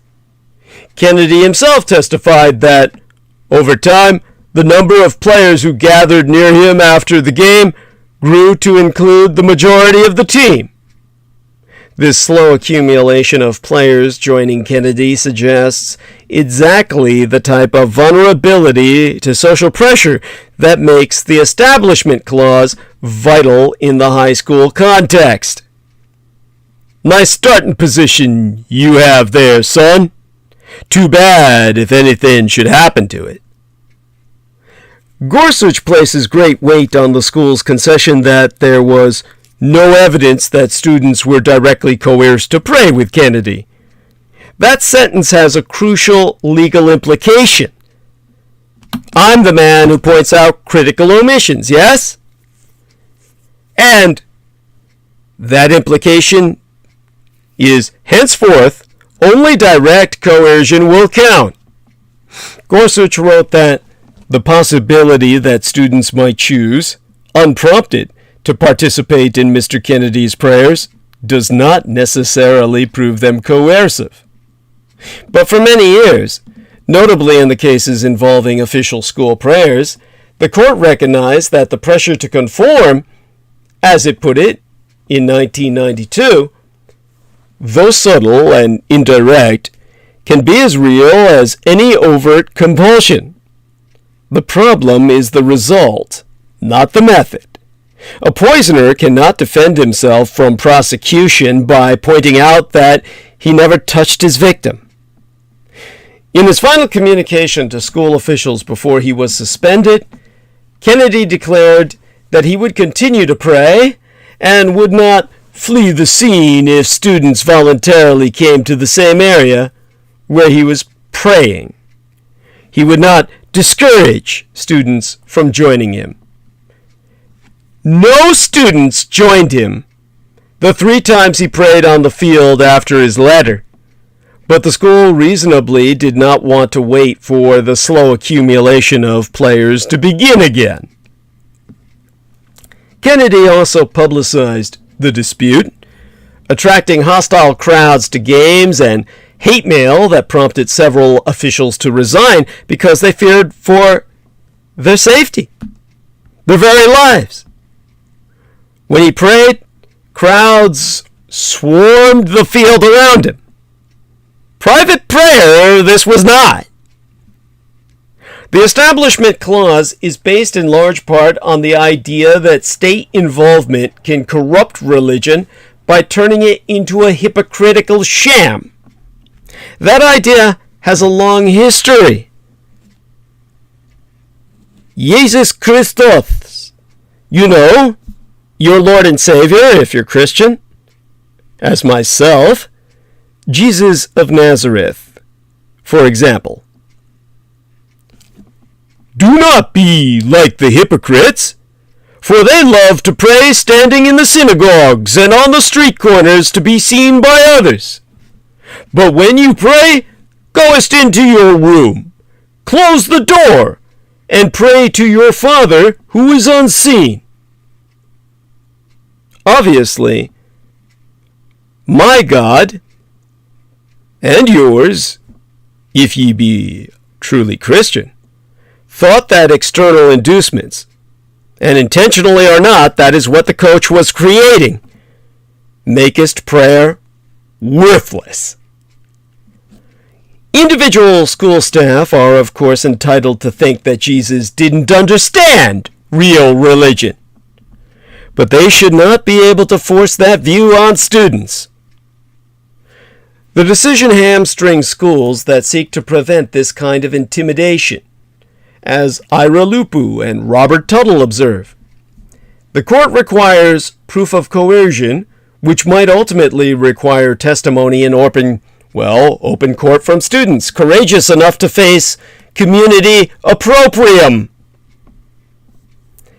The court has been making religious people a kind of aristocracy, free to disregard rules everyone else must follow. This case goes far beyond that, letting them take over parts of government in defiance of elected officials and deploy state power for their own ends. Suppose that a teacher decides to pray before the bell rings, telling students they may join him if they like.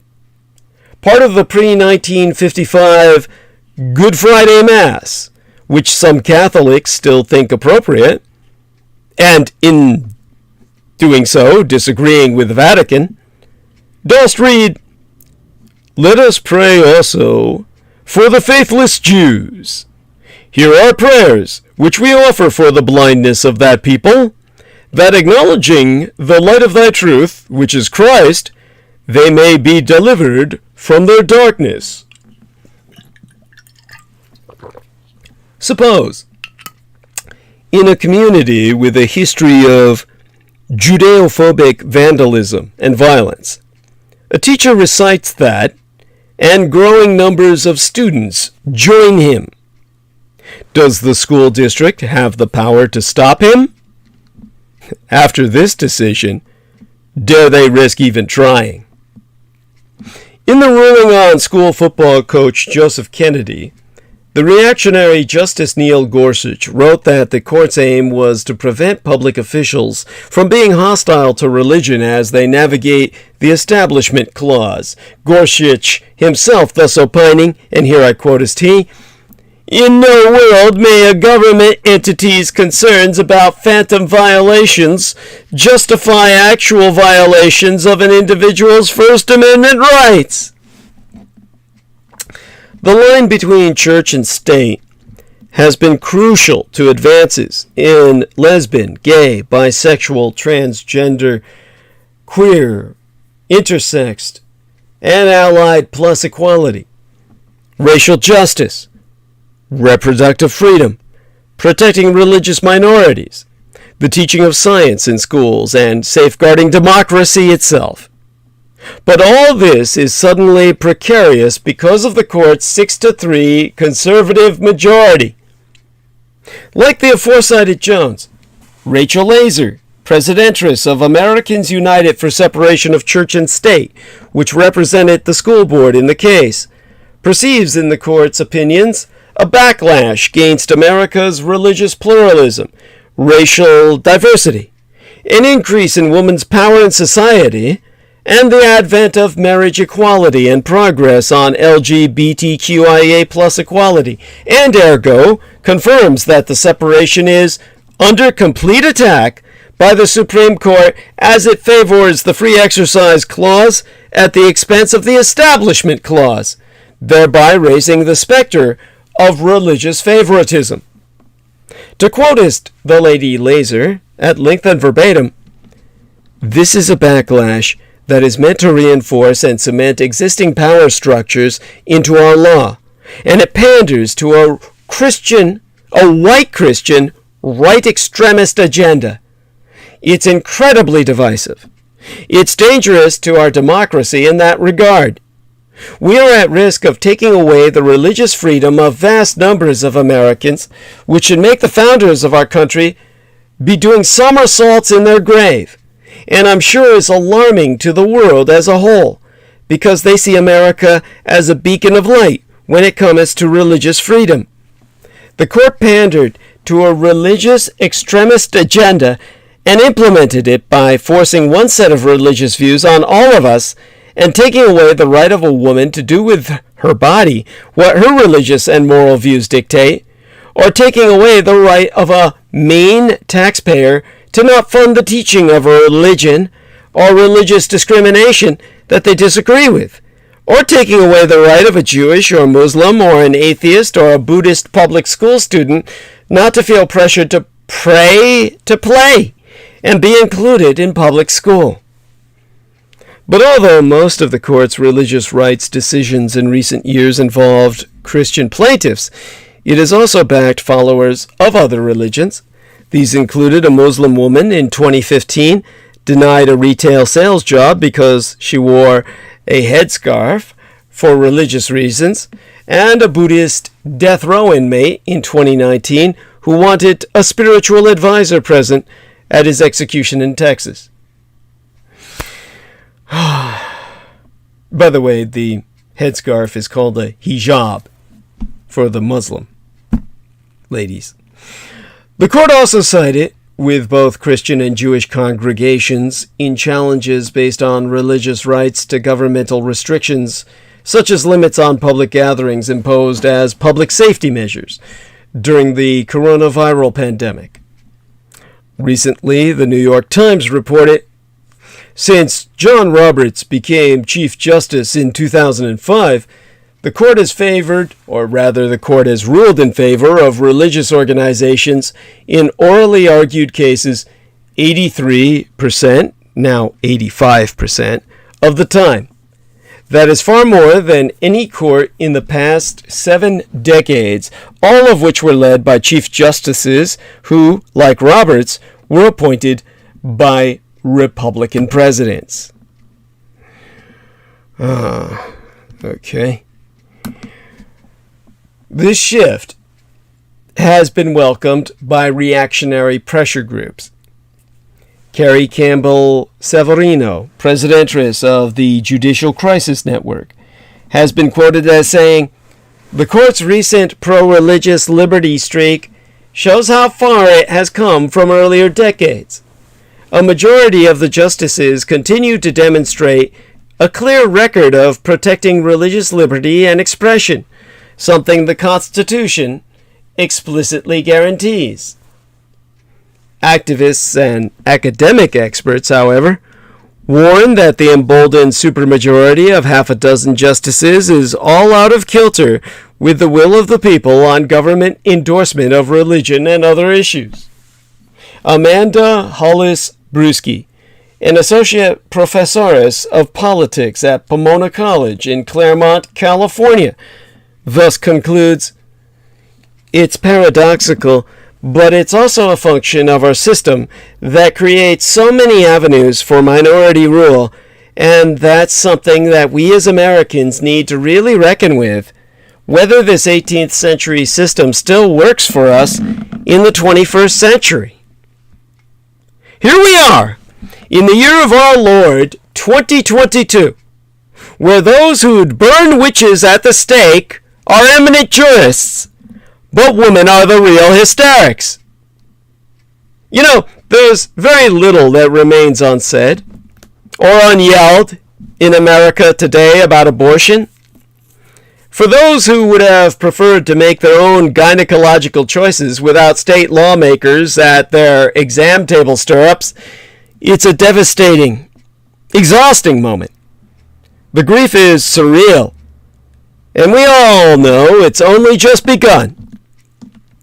For those of us who sincerely hold the belief that the Supreme Court has been facilitating murder in plain sight for decades, I can only imagine the profound joy and relief. Contrary to popular anger, I myself have deep wells of empathy for those believers, and I don't think our national reckoning in building those bridges will comest from any courtroom. So why did Alito cite Sir Matthew Hale? You see, the latest blow to women's bodily autonomy camest on June 24th, when the Supreme Court's opinion was officially revealed. As that news broke, the first name I searched for wasn't Dobbs, or Roe, or Wade. It was for one Sir Matthew Hale, believer of witches, and cited by Supreme Court Justice Samuel Alito's majority opinion. In the draft of the opinion, leaked yestermenses, last month, well, the month before last by now, Alito indicated that he would be hitching his scholarly wagon, if you could deem it scholarly at all, to the English judge, Sir Matthew Hale, to illustrate that anti-abortion sentiment has an unbroken tradition of prohibiting abortion on pain of criminal punishment from the earliest days of the common law until 1973. It's a foundation of Alito's argument that anti-abortion sentiment goes way back yonder into history, as outlined by great and eminent common law authorities like Sir Hale. Abortion has a long, storied history of being criminalized, which is a way of saying pregnancy itself is a criminal act. To put it technically, justices don't make the rules, people. They're just humble interpreters of the cold, hard, historic facts. But this man in particular is notorious in women's history, because, as this very transmission is named Critical Omissions, there be one missing footnote from the majority opinion. Alito, along with many of his originalist colleagues, is citing a man whose greatest scholarly hits include clearing the way for men to legally rape their wives and sentencing 2 women accused of witchcraft to death, an opinion that ultimately created the model for the Salem witch trials. In fairness, it's hard to imagine what might have broken the tradition of Alito's own judicial ideology from the time in his confirmation hearings in 2006, when he assured Congress that Roe was an important precedent of the Supreme Court, and that it had been challenged many times. Seems like a witchy spell is the only logical explanation here, since political and popular influence has no role in the court's decision. And to be fairer still, Alito cites Hale in a grouping with other, much more reasonable scholars, like Henry de Bracton, who didn't bother much with Salem's Lot, but who did say, "Women differ from men in many respects, for their position is inferior to that of men." Bracton, ever the progressive, would even make his allowances for verified virgins claiming rape. Should law-abiding woman, sworn to tell the truth as to whether she is a virgin or defiled, pass ye old lie detector test, which was to dunk them into the water until they drowned, Bracton suggested her defiler could have his testicles cut off, or his eyes ripped out, if she survived the submerging underwater for 60 minutes. Bold, huh? Even tamer, Alito cites William Blackstone, another great and eminent thinker who helped formalized the notion of coverture, the idea that when a woman marries a man, her identity ceases to exist. You know, I still hold out hope for a future free of witch doctrine. Now listen, I get that we can't scrub every historic figure for purity to match our modern ideals, but dream with me here. What if a more perfect union could be formed, without any sort of input from men who saw rape as a non-crime, but cauldrons and Eye of Newt as a legitimate national security threat? Would that maybe be a nice treat for women being told to hand over their uterine rights? Dreaming bigger still, what if the people to whom we gave lifetime appointments to decide our inalienable rights gavest more credence to what a majority of living Americans wanted than to the screeds of long-dead white men who thought most humans were property anyway and would have startled at the sight of a light bulb? Would democracy turn to dust? It's radical, I know. After all, we'd have to question the court's entire legitimacy if the justices weren't so perfectly insulated from the whims of public opinion. Thankfully, a majority of them were appointed by white men who lost the popular vote, so no distractions of human impact there. Explaining that Sir Hale's most prominent gift to humanity was a treatise that would become the dominant defense for centuries for men who raped their wives, Jill Elaine Hasday, a distinguished McKnight University professoress and the Centennial Professor of Law at the University of Minnesota Law School, wrote an excellent piece in May about Hale's starring role in the leaked draft, and has acknowledged since that he be best known, perhaps, for his invaluable contributions to adjudicating witchcraft. Asked whether she was surprised Alito held onto his common law safety blanket in the final opinion, the Lady Hasday said, "Matthew Hale is notorious in women's history. The reason I know Matthew Hale was that he has had an enormous impact on the law of rape. As a 17th century judge, he was regressive and considered behind the times even in his own day.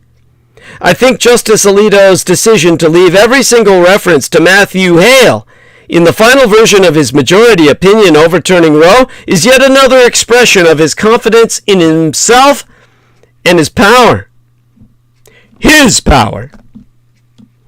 Burned at the stake or by 1,000 legislative cuts, woman will die at the hands of a court that is so comfortable in that power that it won't challenge the wicked spell cast at its conception. The curse of a nation built only for white men, where a belief in woman's basic humanity isn't a prerequisite to decide their fate, and a belief in witchcraft and the right kinds of rape can't cancel you, or even centuries on. An unbroken tradition, indeed. Alito's America, where eminent jurists believe in witches, but women are the hysterics. Yet now 'tis Donald Trump's lasting legacy what will be the overturning of Roe v. Wade. During his run for the Republican presidential nomination in 2016, Donald Trump had one surefire way to beat back doubts about his conservative bona fides. He would talk about who he might appoint, if given the chance, to the Supreme Court. In May of 2016, amid questions raised by Texas Senator Ted Cruz about whether Trump was actually a conservative, Trump released a list of 11 names that he would consider appointing to fill the seat of the late Justice Antonin Scalia, who had passed away that February. Said Trump of Scalia and the list, "He was a justice who did not believe in legislating from the bench, and he is a person whom I held in the highest regard, and will always greatly respect his intelligence and conviction to uphold the Constitution of our country. The following list of potential Supreme Court justices is representative of the kind of constitutional principles I value, and, as president, I plan to use this list as a guide to nominate our next United States Supreme Court justices. Now, worth noting here is that Trump's eventual pick to replace Scalia, Justice Neil Gorsuch, was not on his initial list of 11. But Trump's gambit worked. The list of judges was extremely well received by reactionaries. The air went out of Cruz's balloon, and within a month or so, it was clear that Donald Trump would be the Republican nominee for president. In September of that year, as his campaign was again flagging somewhat amid less than unanimous support from conservatives, Trump added 10 more potential nominees to the court to his list, including Gorsuch. In his final debate with Hillary Clinton in the 2016 general election, Trump said, "The Supreme Court? It's what it's all about. It's just so imperative that we have the right justices. The justices that I am going to appoint will be pro-life. They will have a conservative bent." At another point in that debate, asked point blank whether he wanted to see Roe v. Wade overturned, Trump said this, "Well, if we put another 2 or perhaps 3 justices on, that will happen. That will automatically happen, in my opinion." Or, "that will happen automatically, in my opinion," to quote him verbatim. On September 9th, 2020, having appointed both Gorsuch and Brett Kavanaugh to fill seats on the Supreme Court, Trump employed the same strategy that had worked so well to rally conservatives to him 4 years earlier. He released a list of 20 potential nominees if another opening arose during a second term. Arkansas Senator Tom Cotton, one of the names on that list, said he was honored to be mentioned and added, "It's time for Roe v. Wade to go." Just 9 days after Trump released his list, liberal Justice Ruth Bader Ginsburg died. 8 days after that, Trump, in the heat of election season, nominated conservative Judge Amy Coney Barrett to replace Ginsburg. In accepting that nomination, Barrett said, "A judge must apply the law as written. Judges are not policymakers." A month later, and just 1 week before the 2020 election, the Senate confirmed Barrett by a 52-48 margin. In so doing, they established a dominant 6-3 conservative majority on our Supreme Court. Trump went on to win 85% of self-identified conservatives and 76% of white evangelicals in the 2020 race, even as he lost nationally to Joe Biden. Given all that, 'tis no exaggeration to say that without his promises on the court, it's possible that Trump never made it to the White House and never got the chance to appoint 3 justices who fundamentally reshaped the ideological composition of the bench. And without Trump doing that day in June of the overturning of Roe v. Wade after half 100 years would never have come. Would never have come to pass.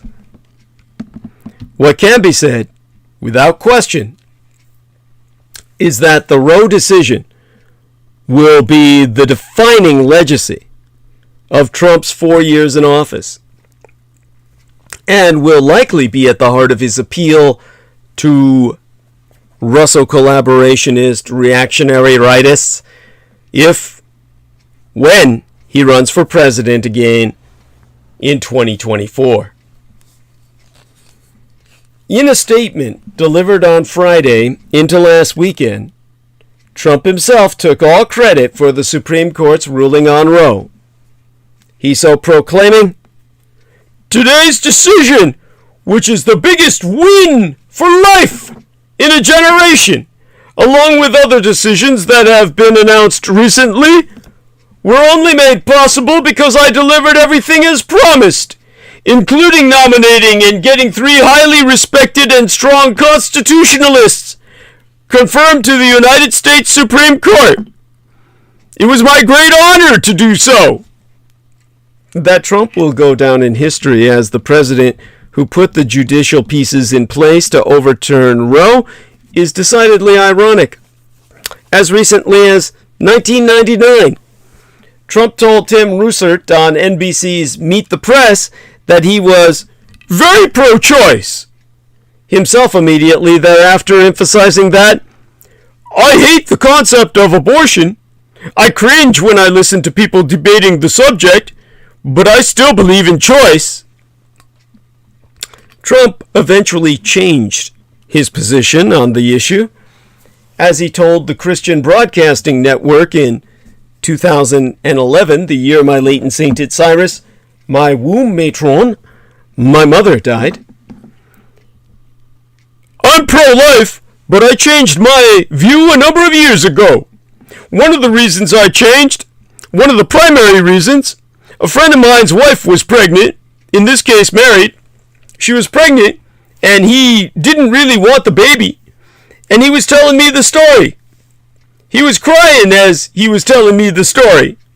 He ends up having the baby, and the baby is the apple of his eye. It's the greatest thing that ever happened to him." With the court's decision on Friday into last weekend, the first paragraph of every history book dealing with Donald Trump will include the Roe ruling.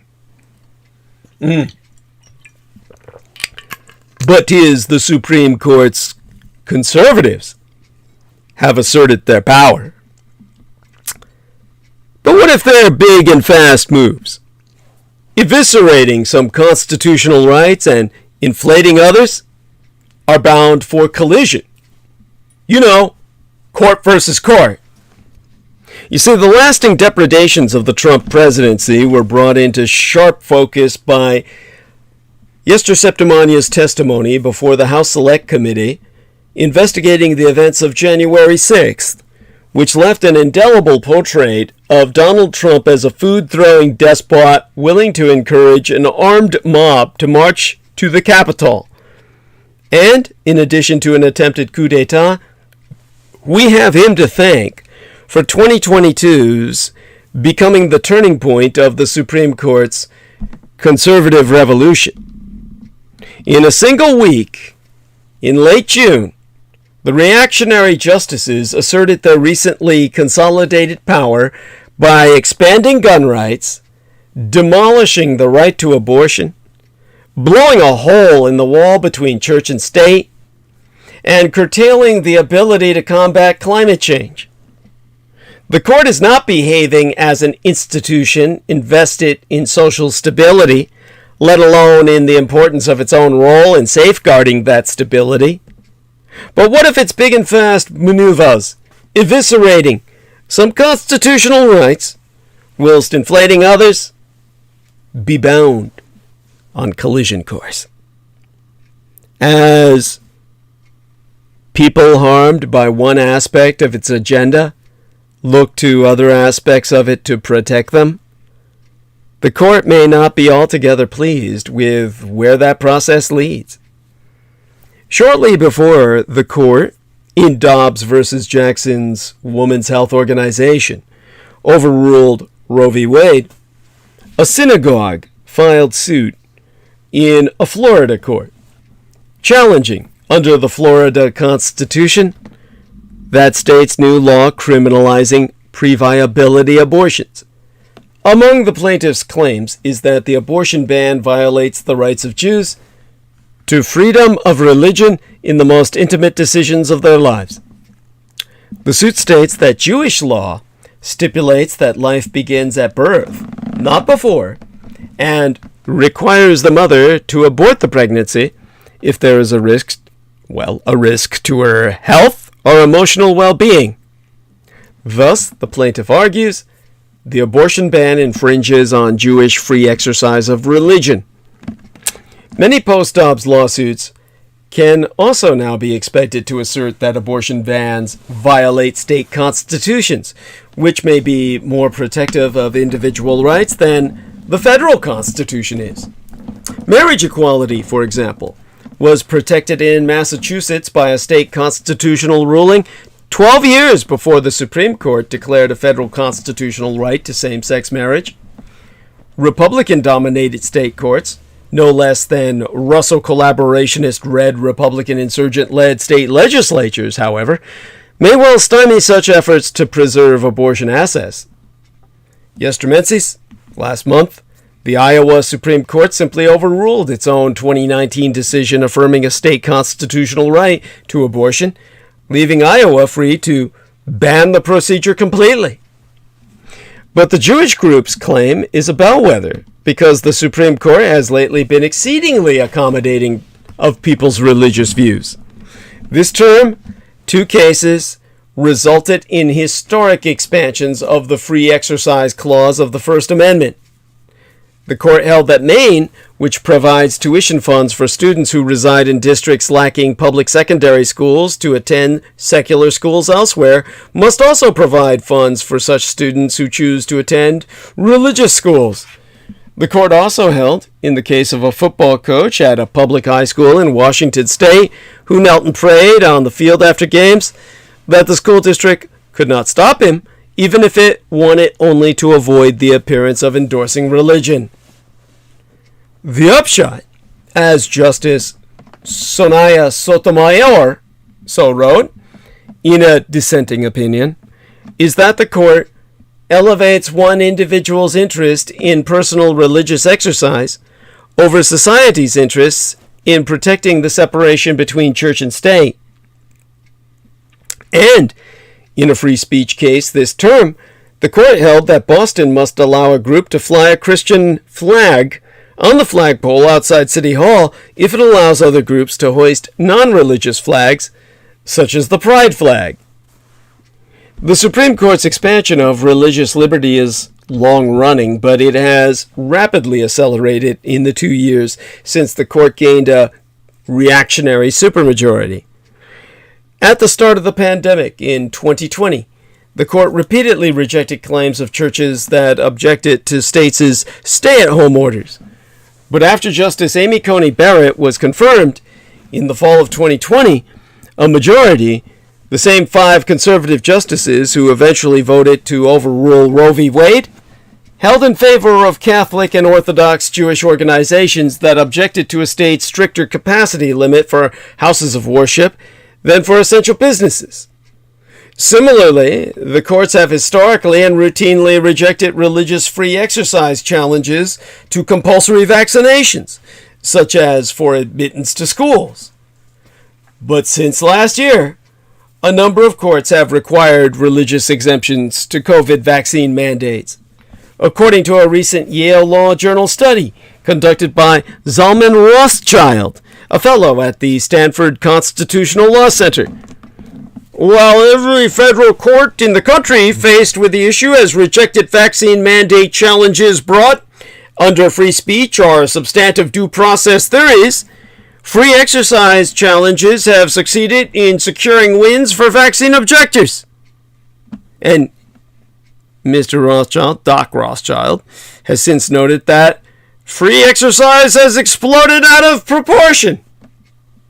Indeed, that expansion threatens to allow people to claim a religious free exercise right to discriminate against LGBTQIA plus individuals. But it may also arm those who seek religious exemptions from abortion bans with powerful arguments that courts will have to grapple with. And some groups that make such arguments may be beyond the embrace of the general public, much less that of Russo-red Republican-dominated courts. The Satanic Temple, for example, headquartered in Salem, Massachusetts, claims 700,000 registered members in congregations around the world.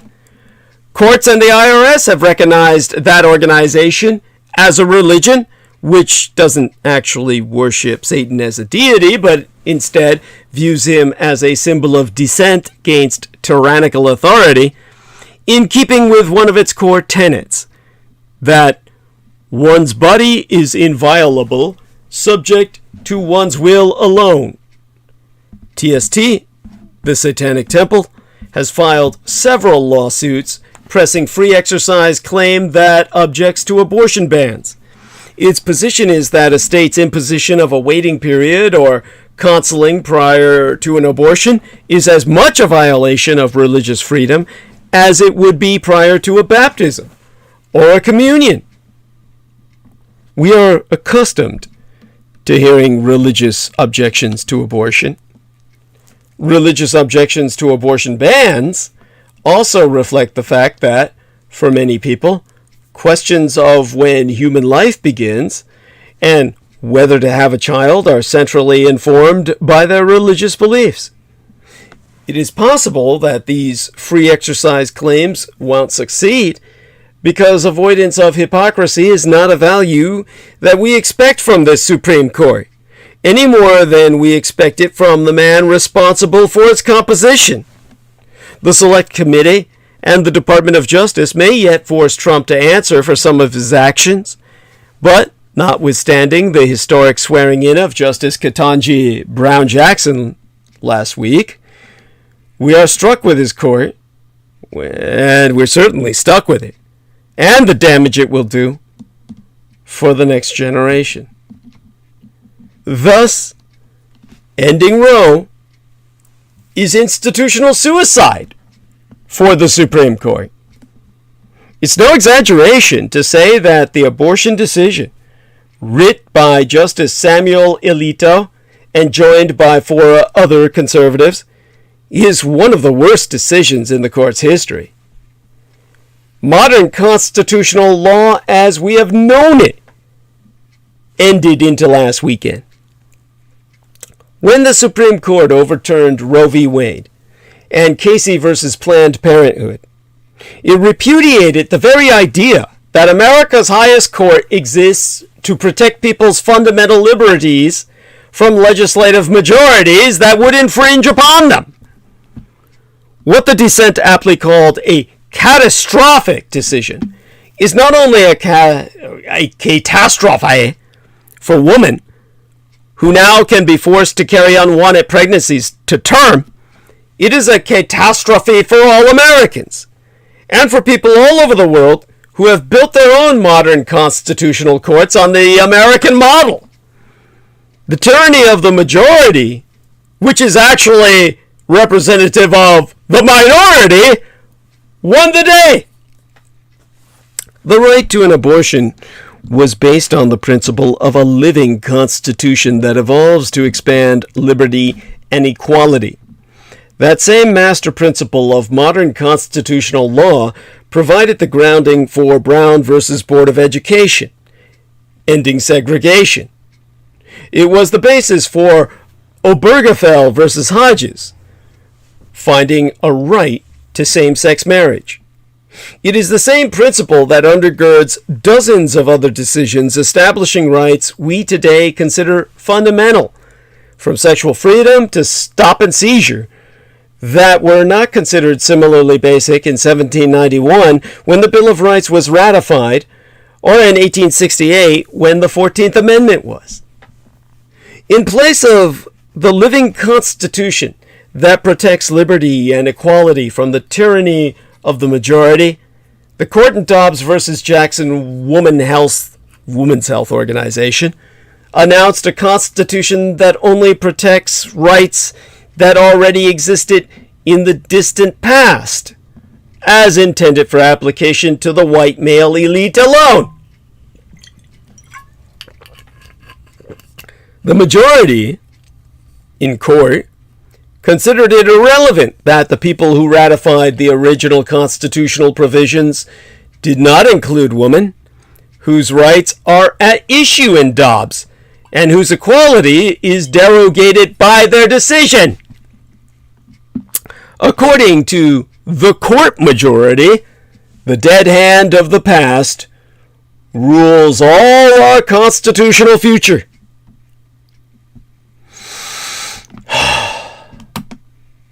Now, as I breathe because of how angry all this makes me, and I ask all of you to breathe with me, it is no exaggeration to say that the Dobbs decision, written by Justice Samuel Alito and joined by 4 other conservatives, is an act of institutional suicide for the Supreme Court. The legitimacy of the modern court depends on its capacity to protect the vulnerable by limiting how the majority can infringe on basic rights to liberty and equality. The Dobbs majority not only takes the court out of that business, it holds that the court should never have expanded the protection of liberty and equality in the first. The most basic argument of the Dobbs decision is that, in 1868, states did not consider abortion a fundamental right. That is accurate, as the magisterial dissent, co-authored by Justices Stephen Breyer, Sonia Sotomayor, and Alina Kagan, acknowledges.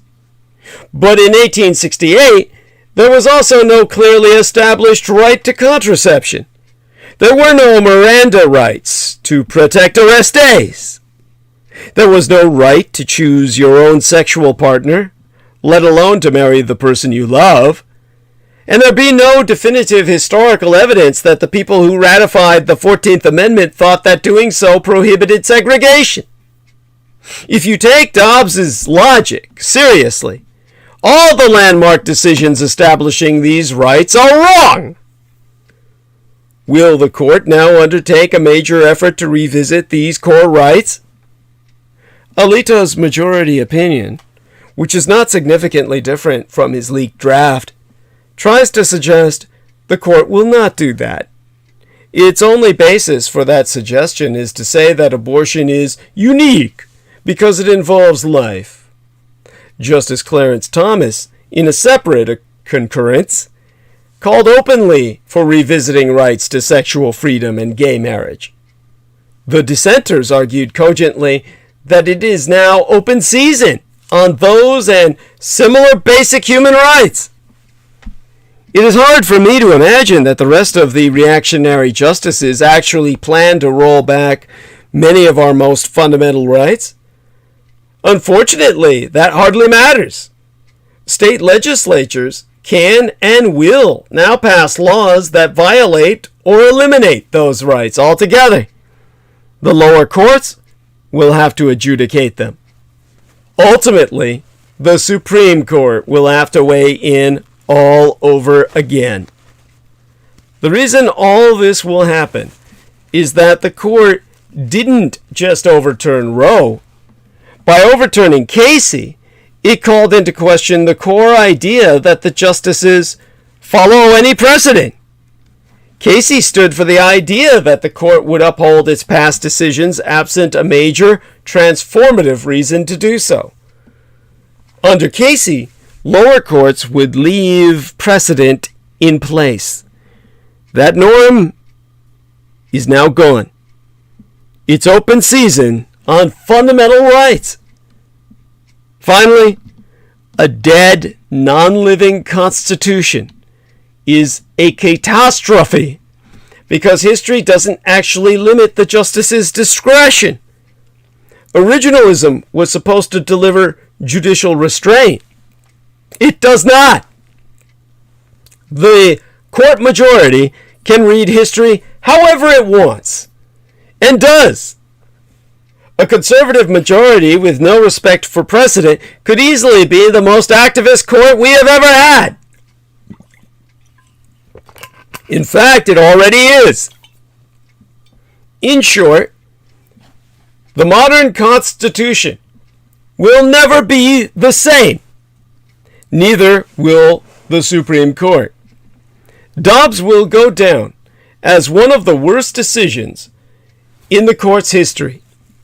Dobbs reverses rights on which the entire country has relied for 100 years. The court has never done that before. The consequences will be disastrous and far-reaching. Exempli gratiae. The Dobbs decision destroying Roe threatens the legal right to interracial marriage, of which I myself and my brother from another mother, Stephen Myers in Manhattan, are both products thereof. Listen, the anti-abortion movement is not stopping here. When the Supreme Court overturned Roe v. Wade on Friday into last weekend, it reversed 49 years of federal protection for abortions, sparking protests across the country and kicking off a new era of restrictions on reproductive care. Within the next few weeks, abortion will be illegal in 13 states with so-called trigger laws, and another 13 will have restricted access to abortion. But there are still countless questions about what lies ahead. Roe v. Wade, a teeter-totter of gun reform, and a free Trump is altogether the formula for unchecked American violence. This is war, and if you're not fighting, you don't care. Freedom was never won. There be no finish line marked free.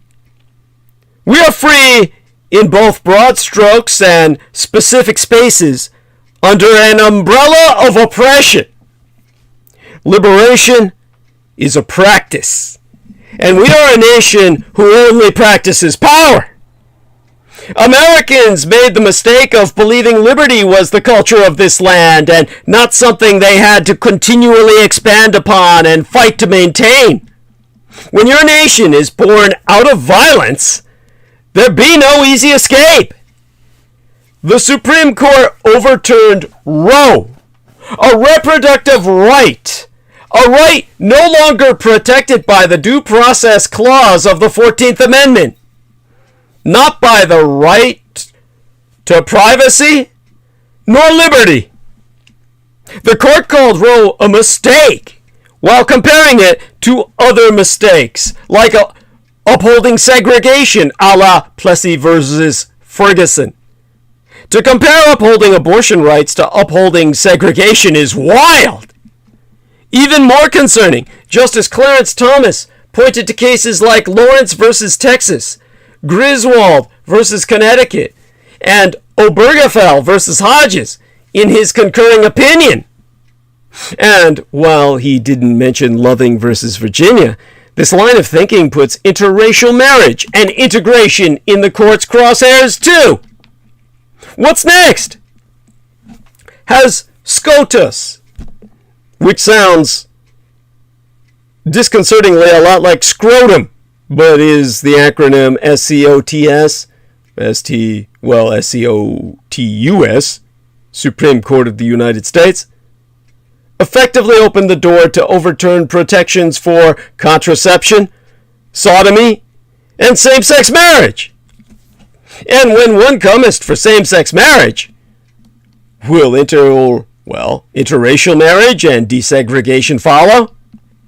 The legal right, not only to same-sex marriage, but also to interracial marriage, which reaches even further back in American history, is now at risk with the U.S. Supreme Court's overturning of Roe v. Wade and its profound upending of decades of basic rights.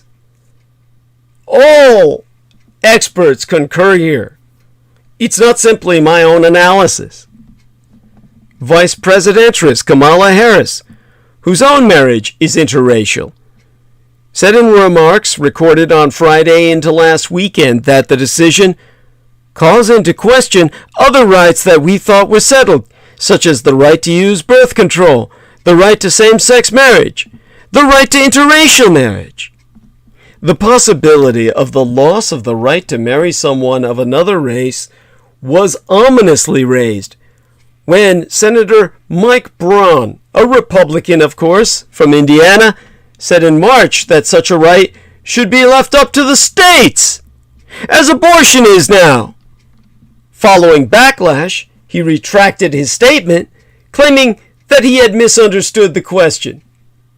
Such a decision would mean that an interracial couple legally married in one state would be arrested when visiting another.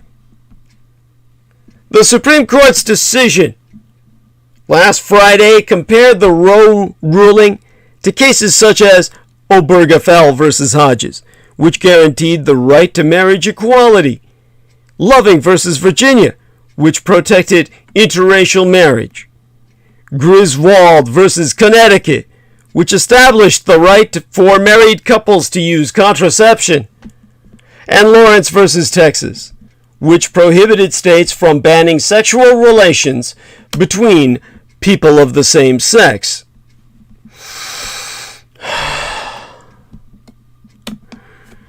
Supreme Court Justice Clarence Thomas suggested last Friday in a solo concurring opinion that the court should re-examine other rights protected under the Due Process Clause of the 14th Amendment, which I said is the foundation for our America.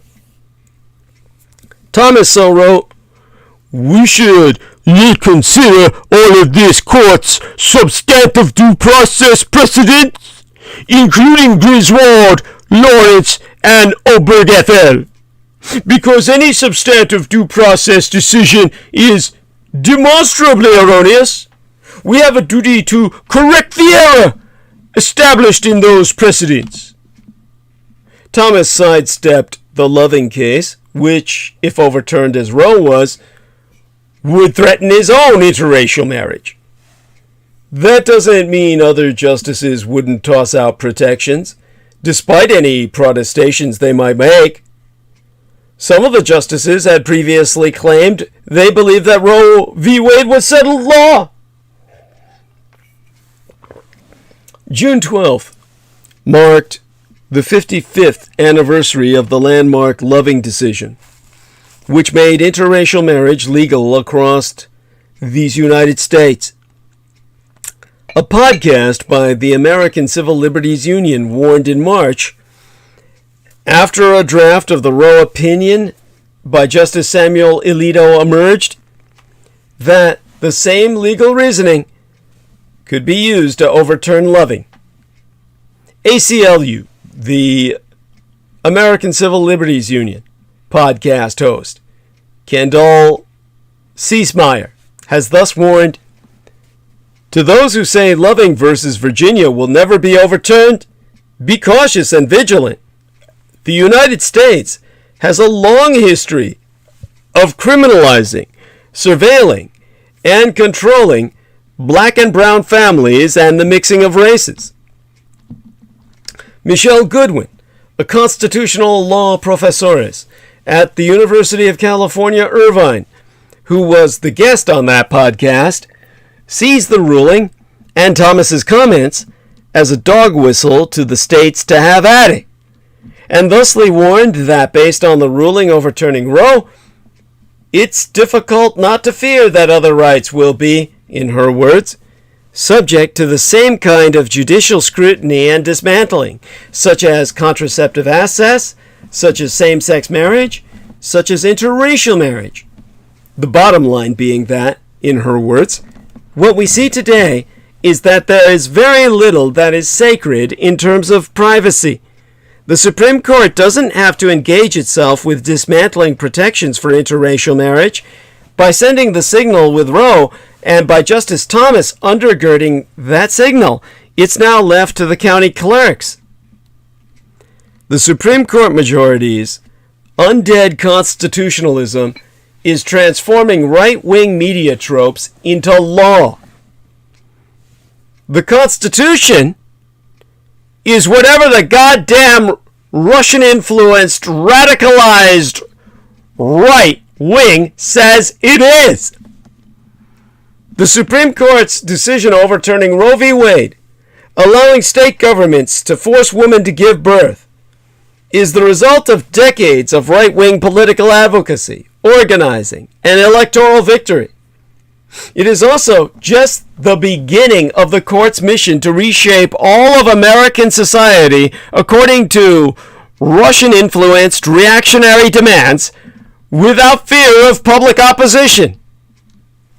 Justice Samuel Alito's opinion in Dobbs v. Jackson contains a classic Alito disclaimer, an explicit denial of the logical implications of his stated position.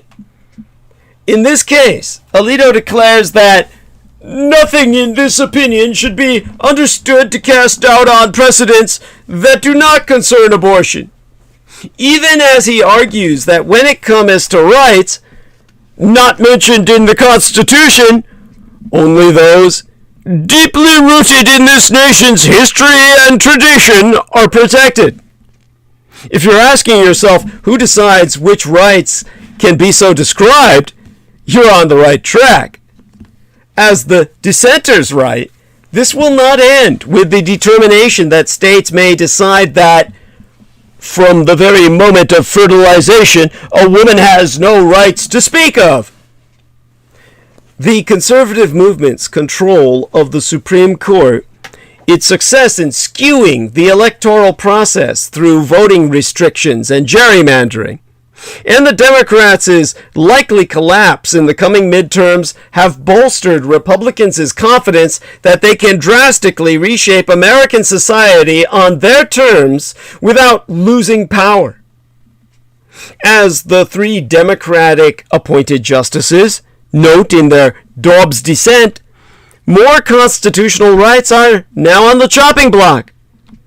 The dissenters so wrote, and here I read their writ, either the majority does not really believe in its own reasoning, or if it does, all rights that have no history stretching back to the mid-19th century are insecure.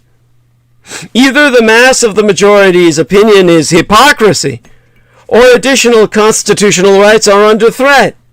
It is one or the other. It seems to be the latter.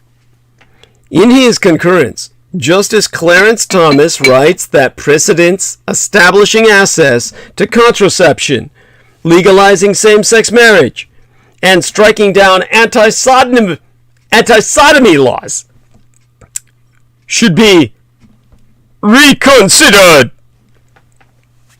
Setting aside the record of insincerity from Alito himself and the other conservative justices, the reason not to trust his disclaimer is that the Supreme Court has become an institution whose primary role is to force a right-wing vision of American society on the rest of the country, the rest of us.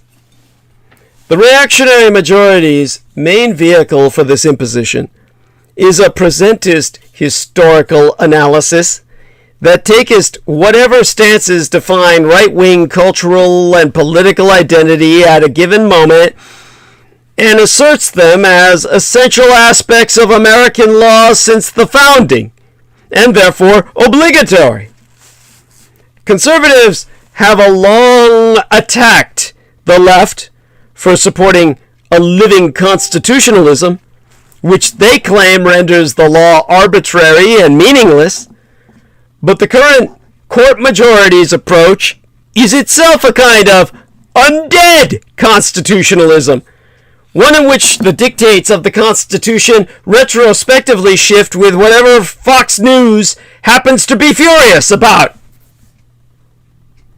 Legal outcomes preferred by today's American right conveniently turn out to be what the Founding Fathers wanted all along. Oh my God. Well, our man, George Knight says, ready to come on when you are, Douglas. All right. Well, let me tell him that I'm calling. And, fuck, how do I handle this? Oh, yeah. Pick up the phone, so to speak. All right. Where do we go from here? George Knight. There we are. He's got his little wave of the hand. That's so cute. Okay.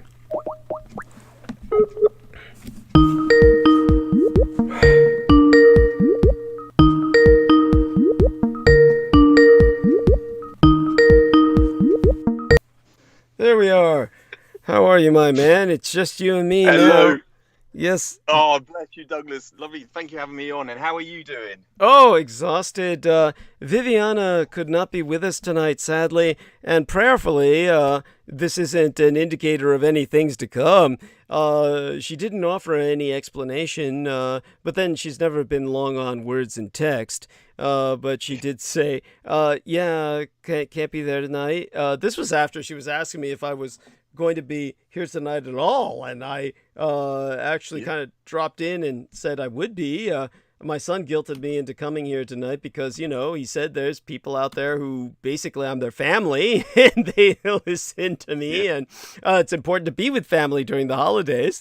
So yeah, I came in tonight, but most people are off. They're pretty narcotized. We don't have that many listeners tonight, but we certainly had them earlier, and that was important. And we are definitely glad to have you with us. So I'm spending holiday with family just by your being here. And Yes. yeah, aside from that, Sammy and any of the normal people couldn't show up. So hopefully they're all doing okay. And aside from that, I'd say doing pretty well. I was exhausted by the partying, and of course, you know, I didn't show you that Jameson Reese death threat, but you heard of it. And of course, after that, he withdrew it. He deleted it, chicken shit that he is. But I knew exactly what he meant, that he was going to, you know, launch an occult assault, which he already had obviously done when he wrote that. That's why he said you're already dead. You just don't know it yet. So that assault did manifest. It was pretty spectacular, but that of course means the blowback on him will be enormous. It's the end of his world. It's simply how the nature of the beast, how these things work. And obviously, just so people know who don't already, really, when you're raising serious entities, you know, that little circle you draw around you with salt, that isn't going to keep them at bay. It just doesn't work like that. The U.S. government was working with industrial scale components like nuclear powered facilities to generate enough energy to bind beings like that. What Jameson has risen will consume himself. But don't think it didn't drain me dry while I was dealing with it. So definitely I'll give the details on that some other point in the near future when you and I are speaking privately. But, oh, I notice you're on mute. Oh, for God's sakes, go off mute and tell us where you're at right now. Yeah, you at home or work? Where are you at? Oh, yeah, no, beg your pardon, Douglas. No, thank you for that. And yeah, no, I'm just, I'm parked up at basically in my first job, and it's a very straightforward job. So I've got an hour, you know, an hour. Wonderful. So, thank you. Yeah, I appreciate that. Yeah. And I do apologize. I just went on mute because I didn't want any background noise. That was I was listening, but I didn't want to make any background noise. But I'm being as quiet as possible. Oh, no so, need. I was listening, but yeah. Yeah, when our man Peter Moon was speaking with us earlier, it was a fucking war zone. Nothing but fireworks everywhere. You know, don't even worry about it. Yeah, so, you know, no need to go mute. Tell us about, what kind of background is it? I mean, is it a noisy environment? I don't hear anything. No, it's very quiet. No, I was just doing something in the van, you see. I didn't want any, because it's like a confined space, I didn't want any echoes or any, like, you know, because it would make a loud noise. It amplifies it, yeah. So, so I didn't want to, it's good for my voice because I don't have a microphone. It's just through the microphone on the tablet. So, yeah, I guess it you know, amplifies my voice, so to speak, because I don't have a mic, which is something, you know, I'd love to have in the future. Right. Is get myself a microphone and an actual desktop where I can actually, you know, do this stuff in the future. But yeah, well, your voice is coming through great. The thank you. Quality, it sounds like you've got a mic. Yeah, it really does. Yeah, so so tell us how your day's been going. And well, the British Grand Prix was that today or yesterday? Oh, I beg your pardon, I don't even know, Douglas. I've not been, I do apologise. Yeah, no, I've not been keeping up with it. We had a busy weekend, of course. This coming Saturday, is your the wedding! big day, the wedding. Oh, yeah, I'm it's so coming excited. up really quickly. So, yeah, it was just basically getting some, prep work sorted out. And, God, it's just going to be, I'm going to have today as a relaxed day. I'm just going to relax today and then go full swing for the rest of the week. So I thought, this would be perfect. Coming on to speak to you, Douglas, and then, and then fingers crossed. I don't think I could be attending this Thursday, but I will definitely come on next week. Wonderful. I'll definitely try and come on next week. But yeah, I've got an opportunity to talk to you today, which is brilliant. Thank you. Yes, and I'm so glad for it. I'm very grateful because it gives my voice a rest and helps to, just balance things out and, provide us some more time because, I'm not quite sure I can monologue for too long tonight with as drained as I was by the events over the past several days. Let's talk a little bit about what people can expect for your wedding. I mean, what is the theme of your wedding? Is what color is her dress? Oh, it's a white wedding dress, and the actual theme color. You're gonna love this, Douglas. I don't think I've told you. It's peacock blue. It's peacock bluey green. Yeah, so it's peacock. She knew that I was into peacock. She doesn't know the reason why, but Wonderful. Yeah, my screensaver has been a peacock all these years. So yeah, oh my god. So that's the color. That's the theme color of all the bridesmaids' dresses, and the but we've also got blush pink as well. It goes really well. Blush pink for the decorations on the table. So yeah, but all the bridesmaids' dresses and the head maid dress is all peacock blue, peacock green. So yeah, wonderful. Whatever it is, it's a peacock color. It's called, yeah. I'm so grateful and honestly so flattered, and I want photographs, of course. If you can, Yes. You'll be publishing them on Facebook, I'm sure.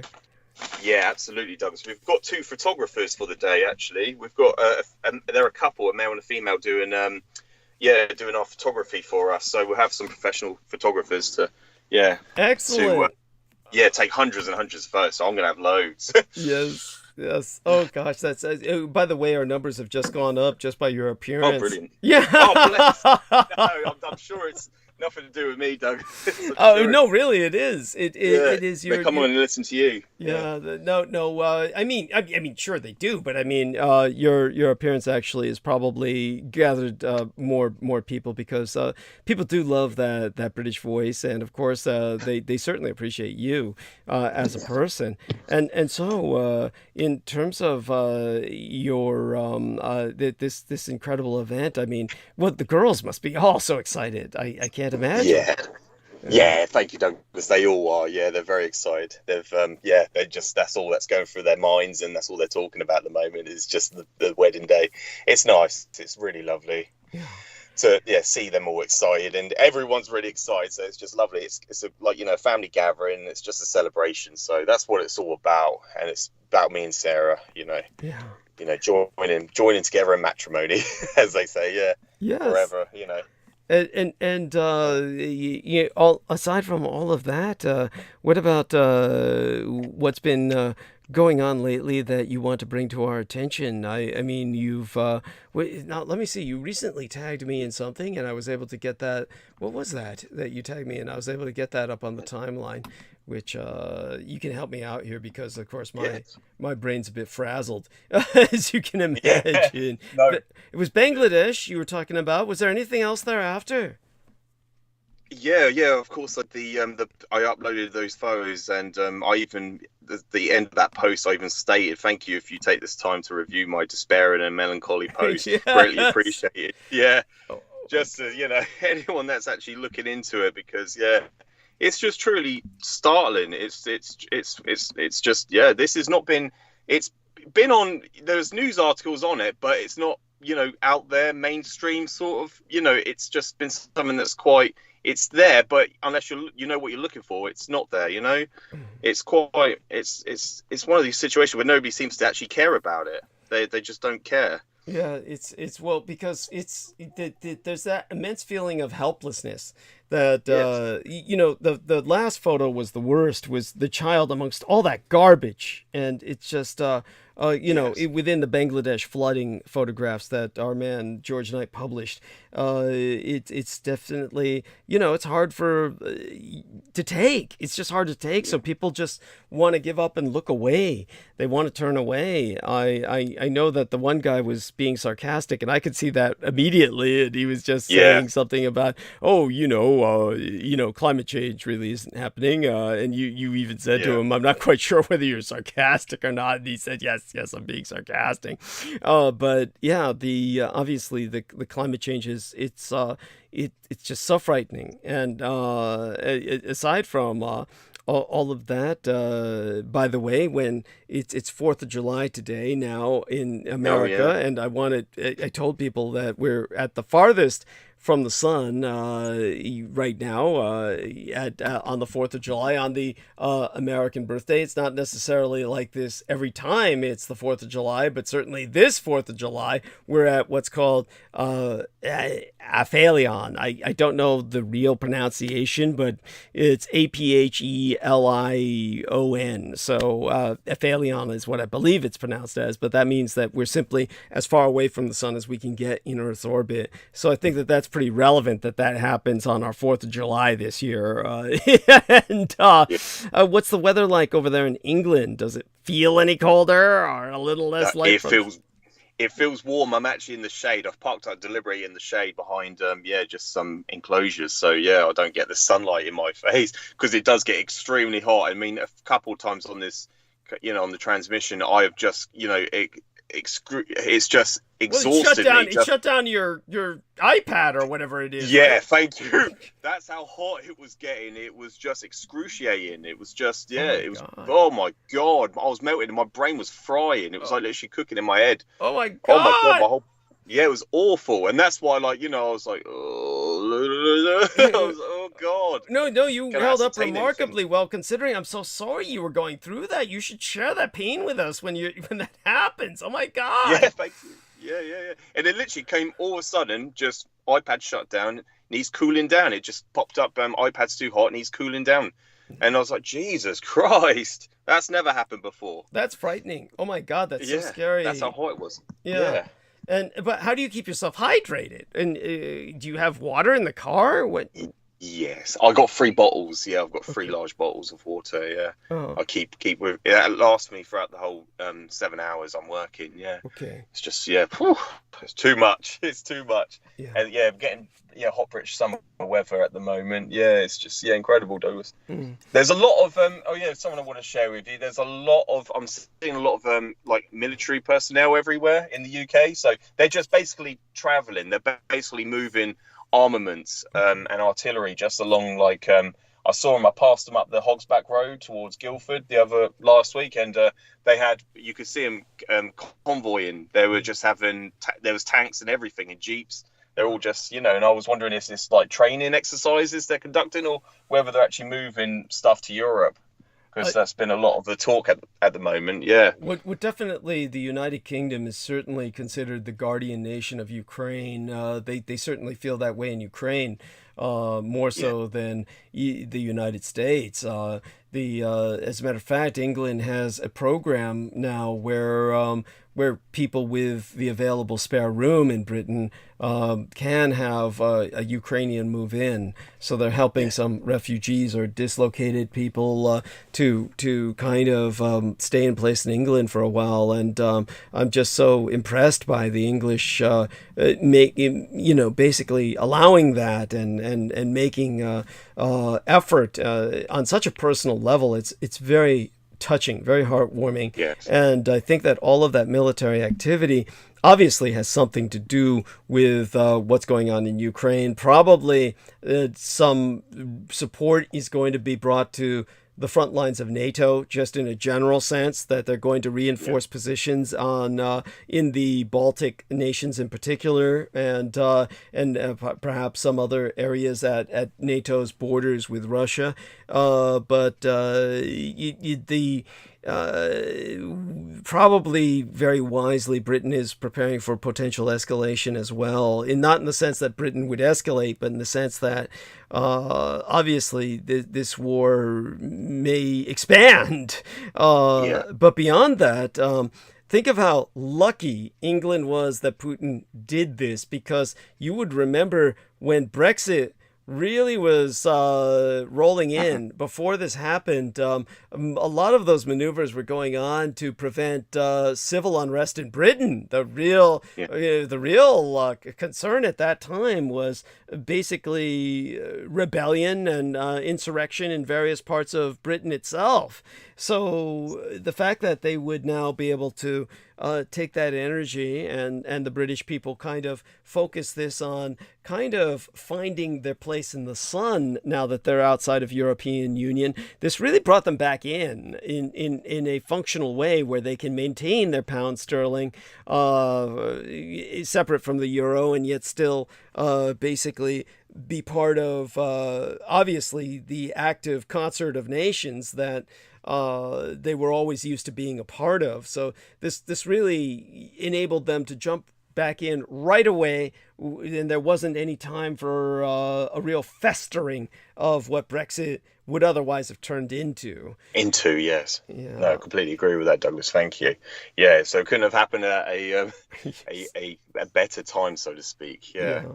More. Yeah. Definitely. And in terms of, I don't think the British are cognizant of that, but when they read their history books soon enough, they will be, and hopefully you can make them more cognizant of that with whoever you speak to.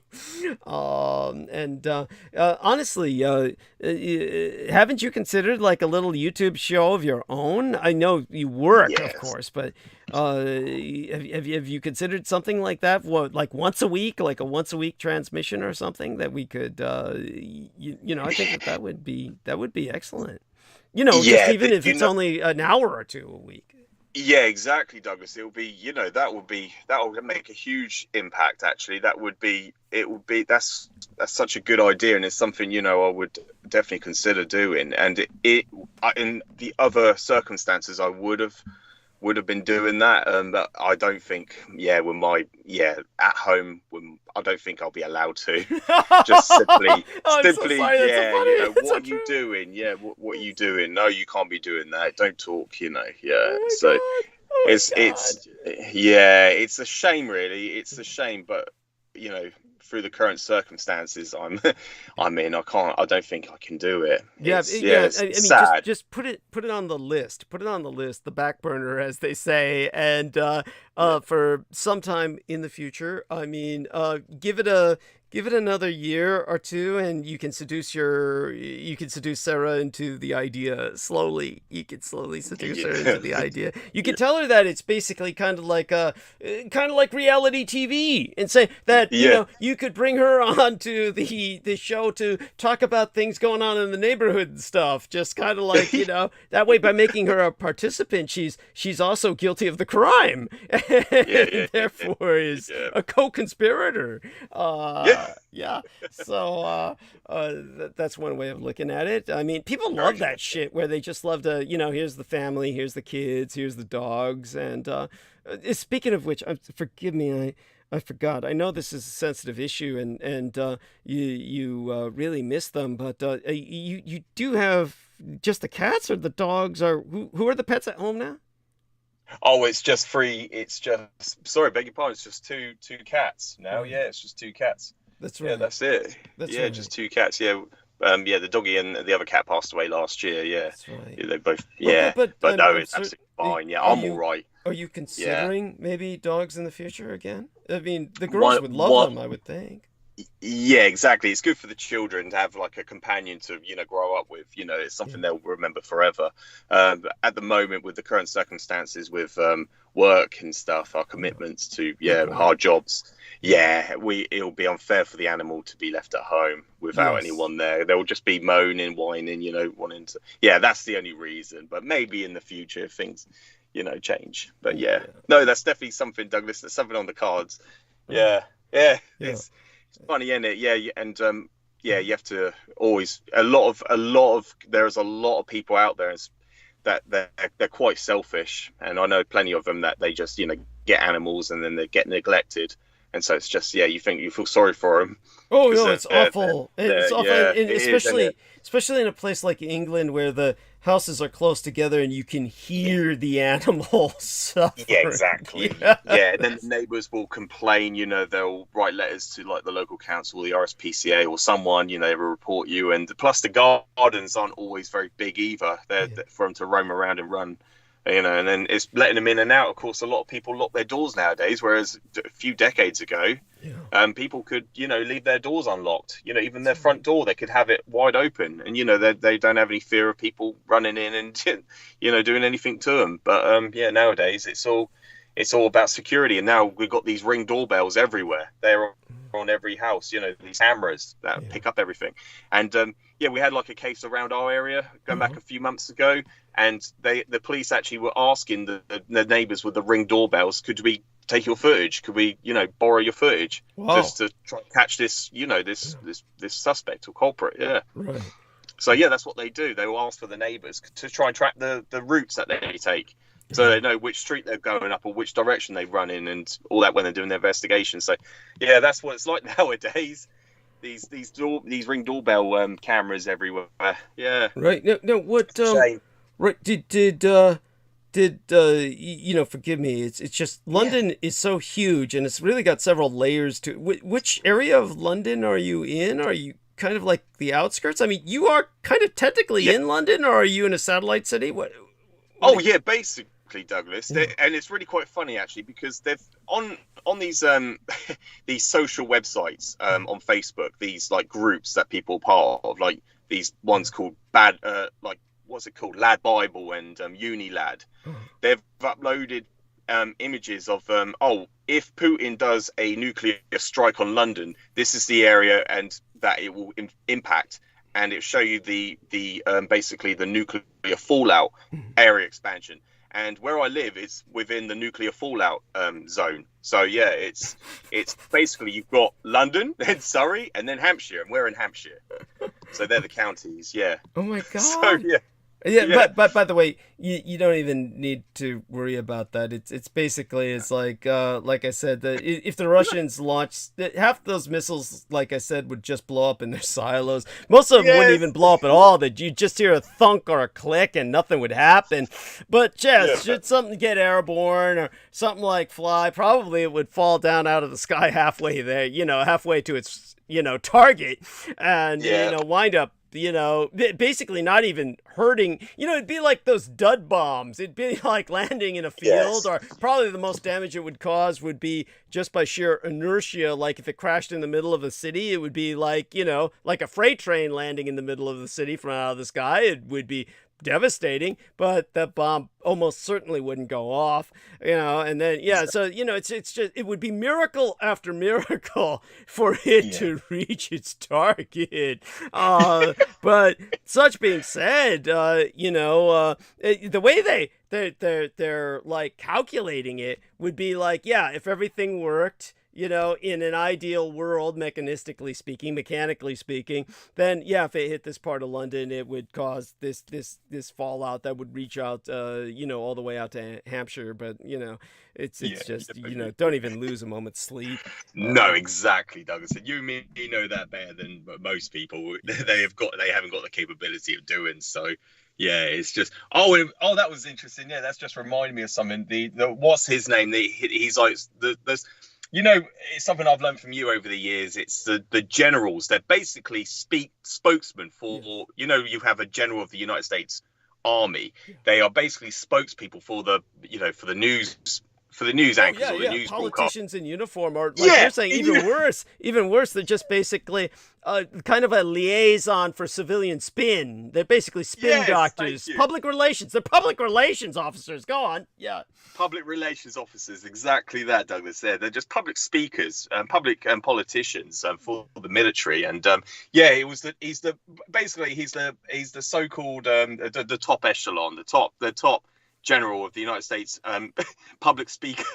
basically. Yeah. And he was saying about, and this is something I learned from you also, Douglas, but most people don't understand the terminology that they use, and he referenced themselves as professional soldiers, and this is the thing, they're a professional army. And of course I was like, well, there you go, I've learned that from Douglas. I know exactly what the definition of a professional army is. They're not a warrior caste system. They don't have that that sort of that mentality as a warrior caste. That's right. They're basically like missionary they're like missionary, or what else would you want to call it? These movements that just conduct basically genocide on the battlefield. They can't operate. I wouldn't even give them that much credit. I would say that. Yeah, I would say that basically, the term professional, when they use that militarily, is anything but. Okay, a true way to apply the term professional would be basically a mercenary. A mercenary would be a professional soldier. This would mean a man who's hired to kill and break things, and he does it for money. That's what the term implies. It's like they use the term pros. The Brits use the term pros for street prostitutes, but they use the term pro also because she's a professional. She's a professional who's selling her body, and basically that's what a man does if he's a war whore. He's basically selling his body for deployment on the battlefield. But these guys, when they say professional, what they're trying to say is we don't draft our troops. See, they're all volunteers. That this is somehow, quote unquote, professional, even though America was built on this heroism of the citizen soldier, which is the whole point of the Minuteman or the draftee who fought in World War II. These are all like citizen soldiers, right? So they've taken away from the citizen soldier concept and they put in this quote unquote professional military. So you think that these guys somehow know what they're doing. Yeah, exactly. It's all crap. It just means whenever they say that, you replace it with the word clown and you probably have a better, because it doesn't even mean that they're good mass murderers or they're good at genocide. I mean, because half the time they can't even carry that out right. So really they're just they're just clowns in uniform. So I know people think that, oh, come on, Douglas, it's the 4th of July. Aren't you taking that a little too far? Isn't that a little harsh? I mean, come on. It's just, I'm tired of it. I'm tired of it all. Just tired of the bullshit. But yeah, what people really need, like they've had in Europe forever, is suffrage, universal suffrage, which is basically, if you want the right to vote, well, you serve. Right? This is what they do. And so they maintain draft armies. And it's only recently a lot of nations have stopped that and started trying to emulate the American system. And most of them realize immediately how fucked up it is and that they made a mistake. So hopefully most people will go, you know what? As soon as a real war starts as soon as Ukraine expands, that professional shit's going to go out the window and you're going to see a rebirth of the draft anyway. So if it gets to that point, then the draft's coming back anyway, and they'll stop using terms like that. Then they'll start using more terms like basically a soldier, period, rather than trying to qualify it. So go on, take it from there. So this clown what was he basically saying aside when he got up and used that term, of course? What else was he trying to, spin? What else was he trying to spin? Yeah, thank you, Douglas. Yeah, much appreciated, actually. Yeah, because he was basically just he was just rambling on about the capabilities, and he was just saying what the definition of a word you have to have in order. What they do is, because I believe they were talking about Taiwan, the capability of China actually invading Taiwan, and whether or not they have the capable means, or whether they have the technology, or whether or not they have the forces to do so. And so this is what he was talking about. He was actually talking about China's,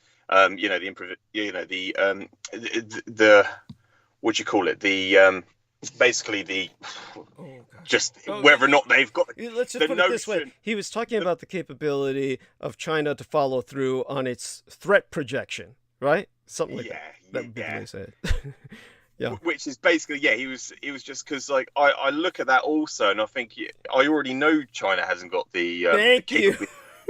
And that's the thing. So what's he promulgating? It's like, well, the myth or the belief, or that's what I was thinking of. Is it like, is it a notion? What is it? The How about the hypothesis? selling of the defense budget? The selling of the defense budget is, hey, China's got hypersonic missiles, man. Yeah, hey, man, the Chinese can overrun, our positions, and I can't believe some of the shit I see that these people come up with. But so he was essentially conveying the, shall we say, the image. He was conveying or projecting. He was projecting the image that communist China has serious threat potential capabilities, threat projection capabilities, that they could probably potentially do some real damage or some shit like that, right? Is that what he was saying? Take it from there. Exactly, Douglas. That's exactly what he was. That's exactly what he was. He was projecting onto the public. So they're like, "Oh yeah, we need to expand our taxations. We need to give them more money. give them more of our money. Have it all, so you can expand your defense budget. So you can, and that's all it is. And that is all. They've been doing that for decades. Yeah. It's just something they just keep doing.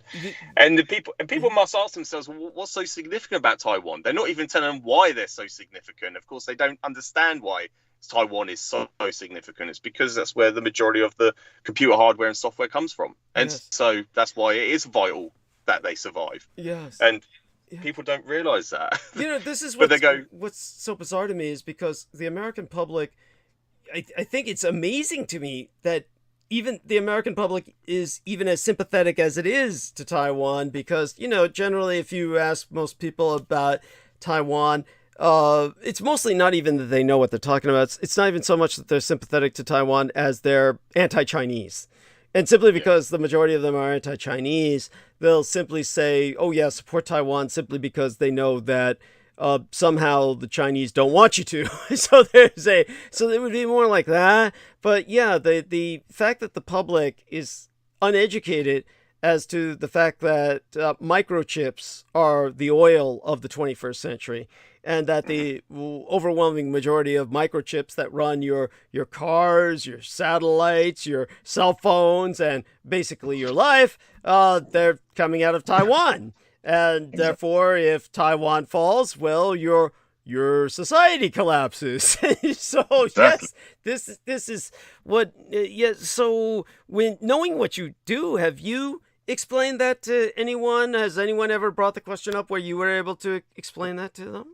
Yeah, Douglas. Yeah, on my stag do, actually, on the way back after coming back from London on the day after the stag do, I was explaining that. Wow. I was explaining that Taiwan, which is that was established under the under Shanghai Sheikh's National Republic of China. The government was on the mainland, and they relocated onto the 100 islands of Taiwan. And I explained that to him, and I said they were one of the original founding members of the United Nations. 3 weeks and 3 days after Pearl Harbor, they established the United Nations. There were 5 founding member states. One of them was the French Republic. One of them was the United States, the Soviet Union, the British, the Great British Empire, and the National Republic of China. And I said they're not legally recognized under the United Nations Security Council, under their charter. They don't legally recognize it as a nation that even exists. And I said they don't even. You look at the United Nations map; it doesn't appear on the map. Yeah, that's true. That's true. Yes, it's yeah. Go on. Yeah, and that was how, and this is how I explain about the Third Reich in exile. Also, there are also a non-recognized government that exists in exile, just like Taiwan exists, but it's not legally recognized. Yes. And under these charters, which people can read, under Charter 42, you can under Title 42 of the United Nations Charter, you can read that it's a organization of war, and it can conduct peacekeeping operations, or it can conduct police state actions against any nation, and basically what I was going to over sea, land, and air, and that's what it states in the Title 42 of the United Nations Charter. Sorry, I thought someone was going to come speak to me then, Douglas. Beg your pardon. Oh, understood. No worries. Yeah, beg your pardon. Someone walked past. He was looking at the window at me, and I thought, I hesitated then. But yeah, anyway, but there's I'm trying to remember the other charters. There's 2 others that state that these states that were considered enemy states of World War II are still recognized as enemy states today. And I was also looking up yesterday, I was going to do a post yesterday about the Proclamation 2714. I got the entire transcript because I uploaded the YouTube video on my YouTube channel of Harry Truman, President Harry Truman, on New Year's Eve on December 31st of 1946, declaring his Proclamation 2714 to the United States public, announcing that we are now terminating hostilities of World War II. It's a cessation of proactive prosecution of hostilities of World War II. And I got the entire transcript in text form, and it was just basically the public relations officers or spokesmen just asking him questions about the terms and what does this, because he was basically saying that the emergency statutes, the unlimited state of emergencies will still be in effect. So he was saying to him that the emergency statutes that President Franklin Delano Roosevelt instituted will still remain in effect. But the termination of hostilities is basically meaning the active troops in the field of combat will be ceased upon the institution or the what's the word he used? I'm trying to give it precisely what he said. He said under the beg your pardon, Douglas. I'll have to look it up. You're still basically much better than I am at this point on all of this, because you've managed to pursue even further details that I didn't even bother to emphasize in the past. Probably one of the things that I'm sure that he mentioned or brought up, I had it on the tip of my tongue and then I forgot. Issuance. Thank you. That's what he said. That's the word he used. Thank you. I just remembered just because I had a break then. Thank you, Douglas. Yeah.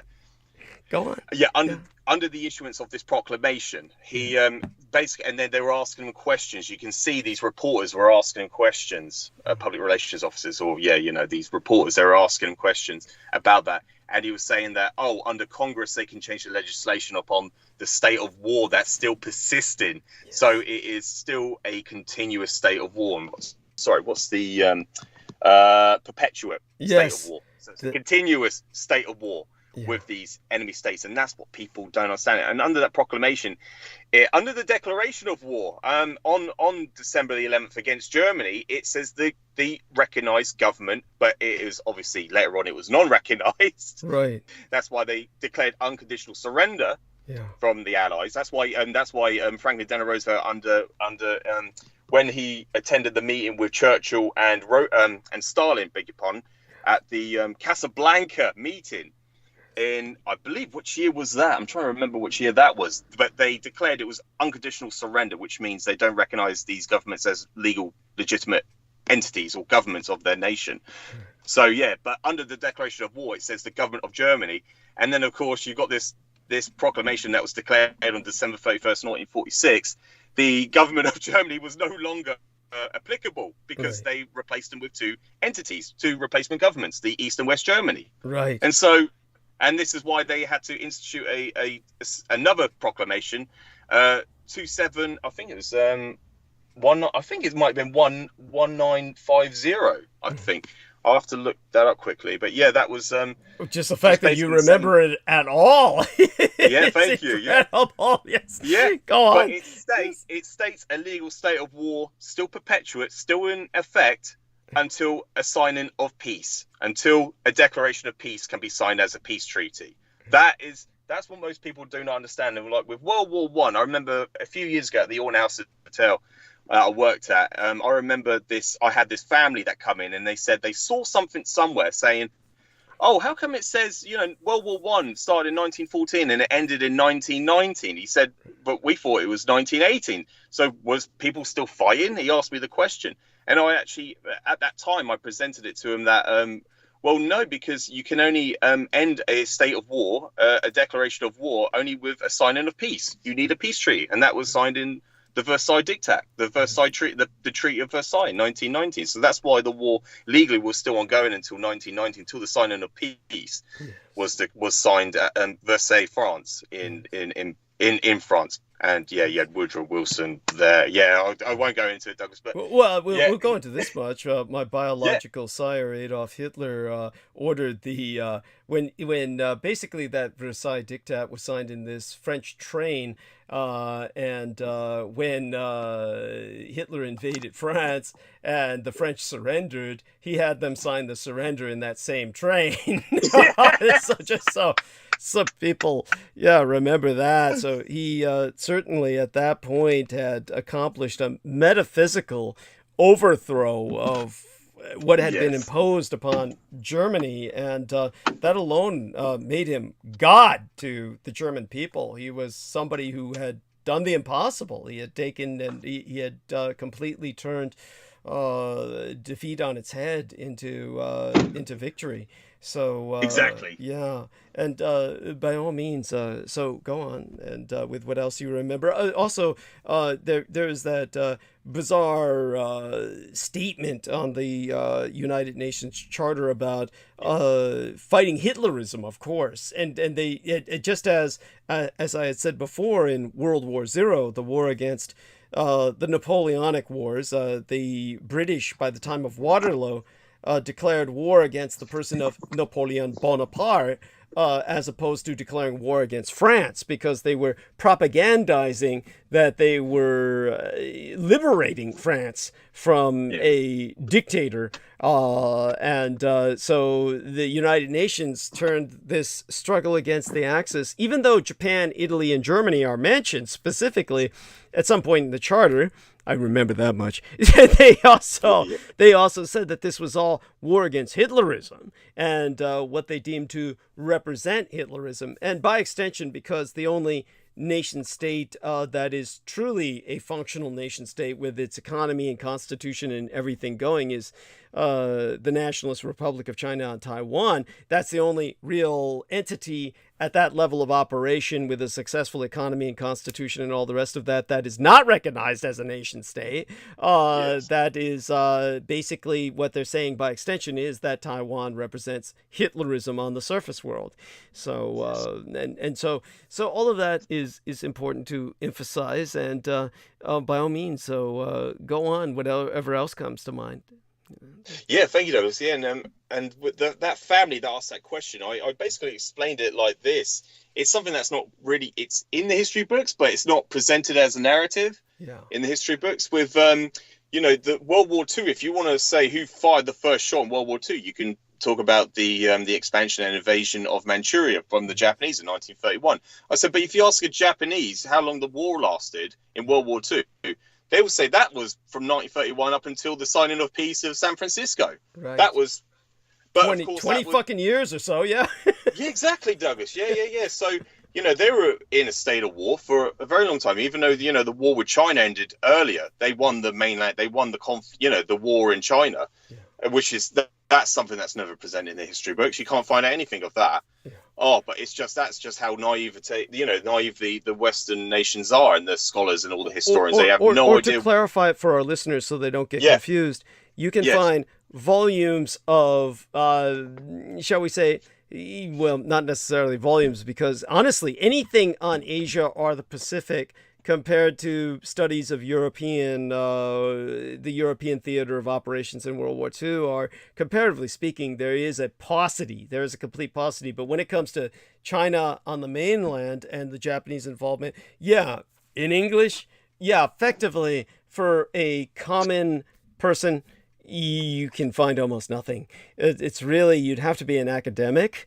and you'd have to be almost an academic who was specializing in speaking Chinese language or an Asian language to even find anything that you're looking for. There's stuff that, however, if you know what to look for, you can find in English certain technical analysis of Operation Ichigo, the big Japanese advance in 1945. It's simply, of course, all going to be taken out of context, and they'll simply say, oh, this advance happened in 1945, which in itself, to most Americans, should be mind-blowing that the Japanese were advancing in China in 1945. But, of course, by the way, tell everyone about the ship that your grandfather served on was sold to Egypt, you said?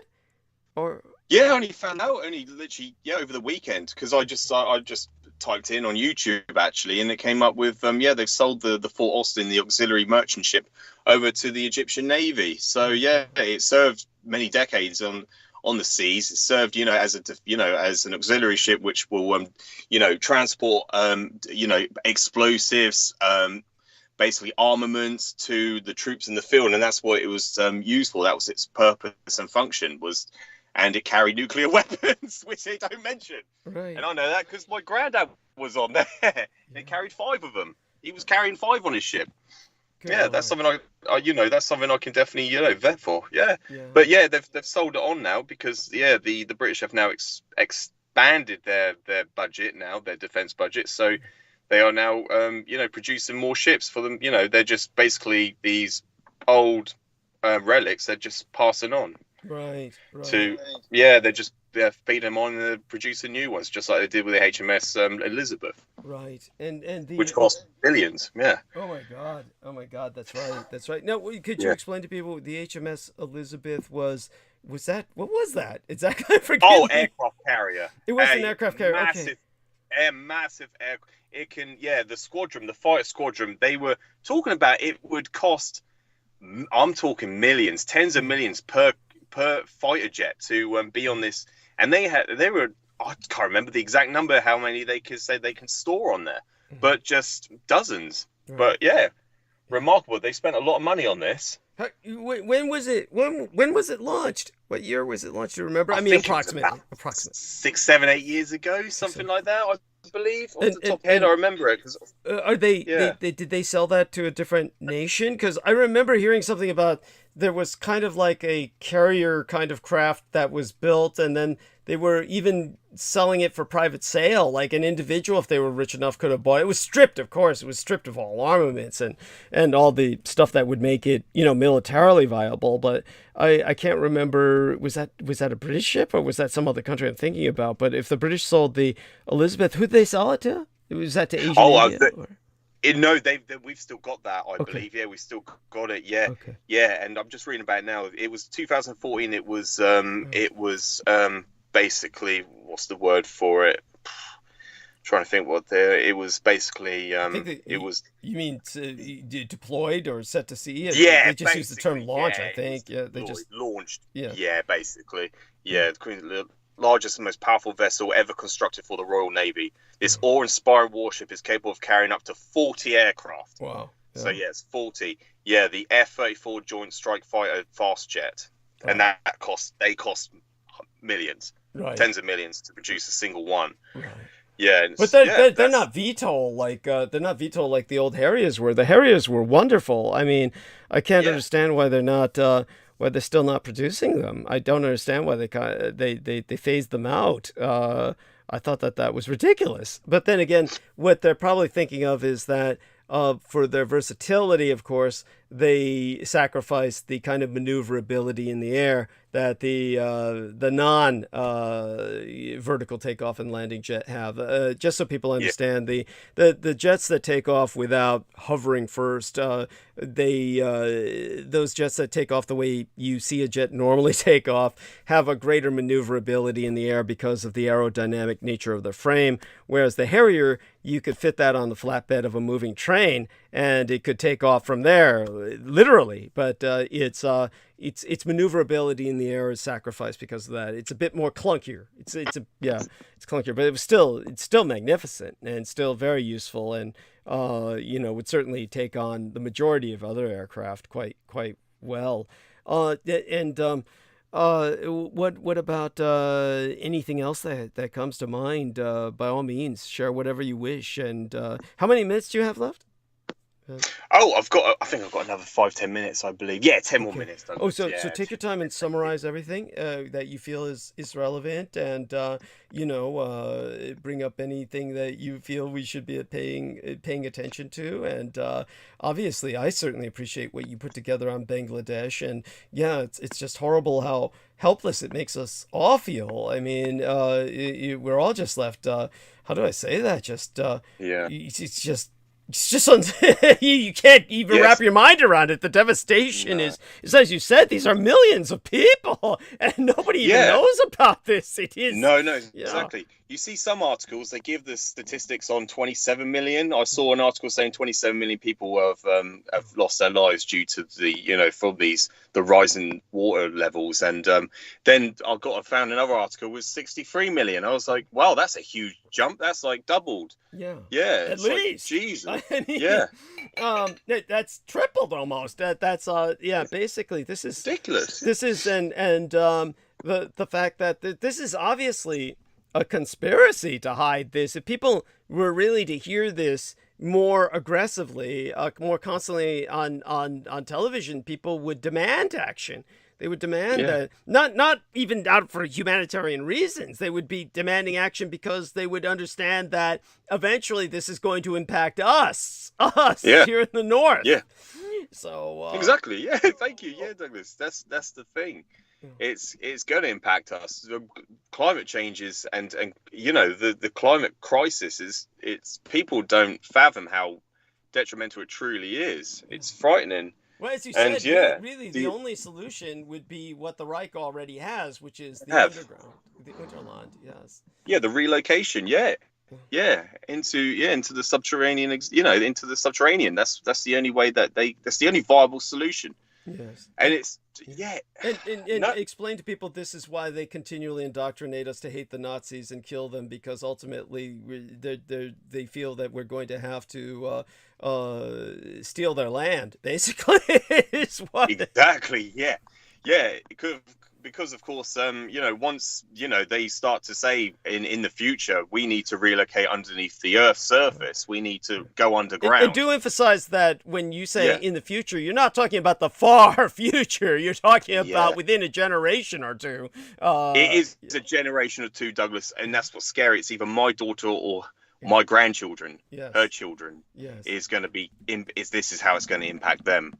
And so, it's something that, we'll bring to their attention in the future, just so they're consciously aware of it. So when it does, and that's why, I say to people subtly that it's mainly to make you prepared or aware that you're not hearing it for the first time. You can, once you hear it, once it's officially announced, they say, well, I'm aware of that. I've heard of it. When I hear from George or Douglas, Yes. Yeah, and that's what it's going to be. And it's just to basically bring that, the awareness to people's attention. People don't realize that, but that's what they're most frightened of, is the fact that they know they cannot maintain or sustain a future on the surface because, of course, things like water level rising and temperature, they can't produce agriculture. They can't produce any crops because the land will be burning. It'll be on fire. Yes. Through the heat rise, through the temperatures rising. By the way, and so, George may not have heard it, but I was speaking of that just earlier in the transmission about the fires in California. And so,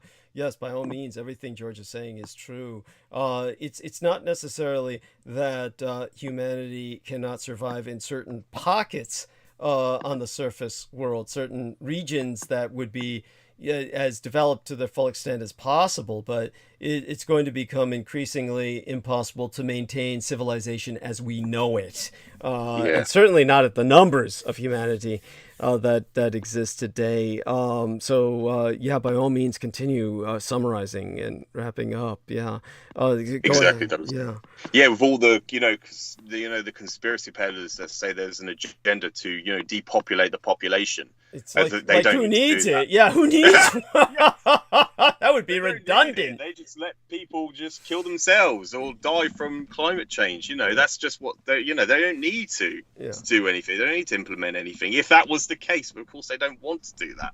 But it's just preposterous. But this it's frightening when you start to think of it like this and when you look at it like that. But what the future, what's going to hold is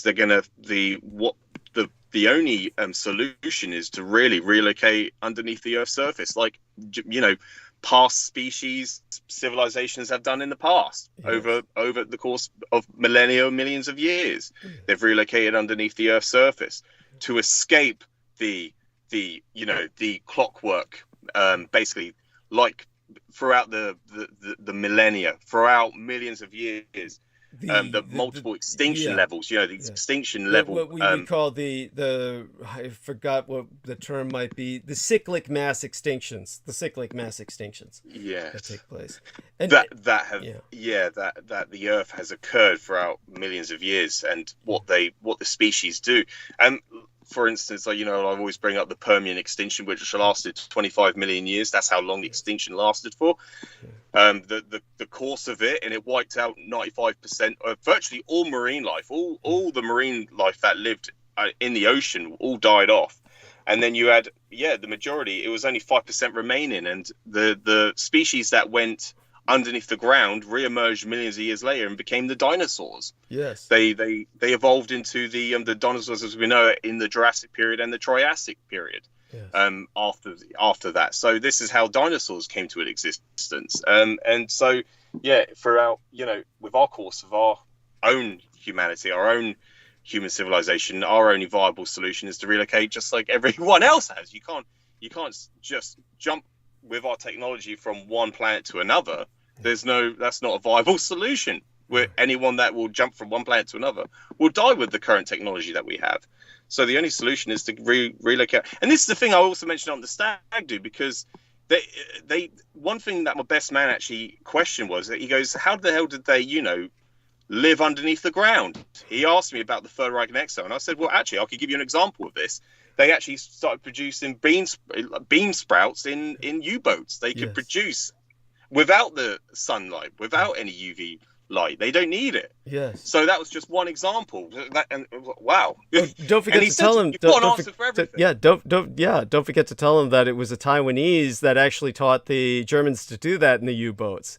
It was. I didn't mention that. No, but I will next time. Yeah. The Taiwanese guy who taught him that was actually the father of, I forget his name now. There was a Taiwanese cook who, not Yan Can Cook. You know how I've made fun of that Cantonese cook, Yan Can Cook in the past, but there was a Taiwanese cook that was much more dignified and had a much greater bearing of self-presentation. It was his father that had taught the Germans how to do that. And later on, what the Germans did was they were growing many of these bean sprouts also in bunkers. They were growing them in bunkers that they weren't otherwise using, so they turned them into hydroponic farms for these bean sprouts. And so I believe that they're still being cultivated in those bunkers today. They've just kind of maintained that in Germany as kind of like just something that they still use. I forget who's running it or whether they're privately owned now, but I do know that the important thing is to educate people as to this is why they keep training us to hate the Nazis and indoctrinating us, but we've got to overcome that and educate ourselves into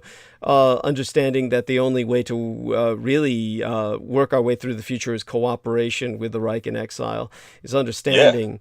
And so that being said, take your time with whatever minutes we have left. I certainly love you dearly and appreciate your coming on tonight. And oh my God, it's been wonderful. Also, you really help with these moments. So hopefully you'll be able to drop in at least a little bit on Thursday, if not certainly thereafter. And but definitely. Oh God, so what are you going to spend Thursday and Friday just preparing? Just preparing, kind of, getting set for the big day, right?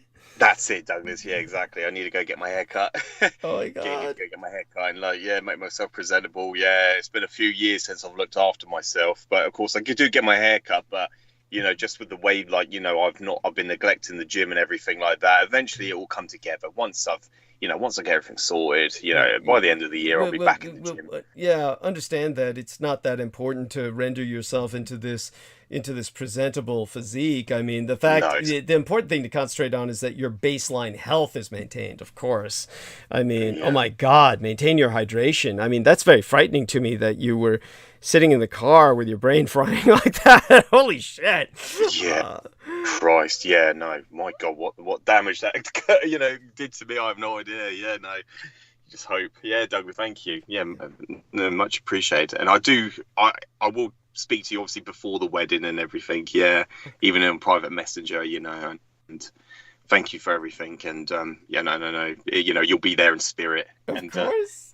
And I'll send you the photos and everything like that, and let you know how I get on with everything. Wonderful. I'm looking forward to it. Yes. Thank you, Douglas. Just very quickly, just one thing that came to my mind. It's something that is obviously, when I come on, I like to present things, factual evidence that people can verify. Obviously, that's what that is just the stance I take whenever I present anything. Of course, I don't like to say anything that I don't know I can verify. Right. And obviously, sometimes I'll say something or something like that.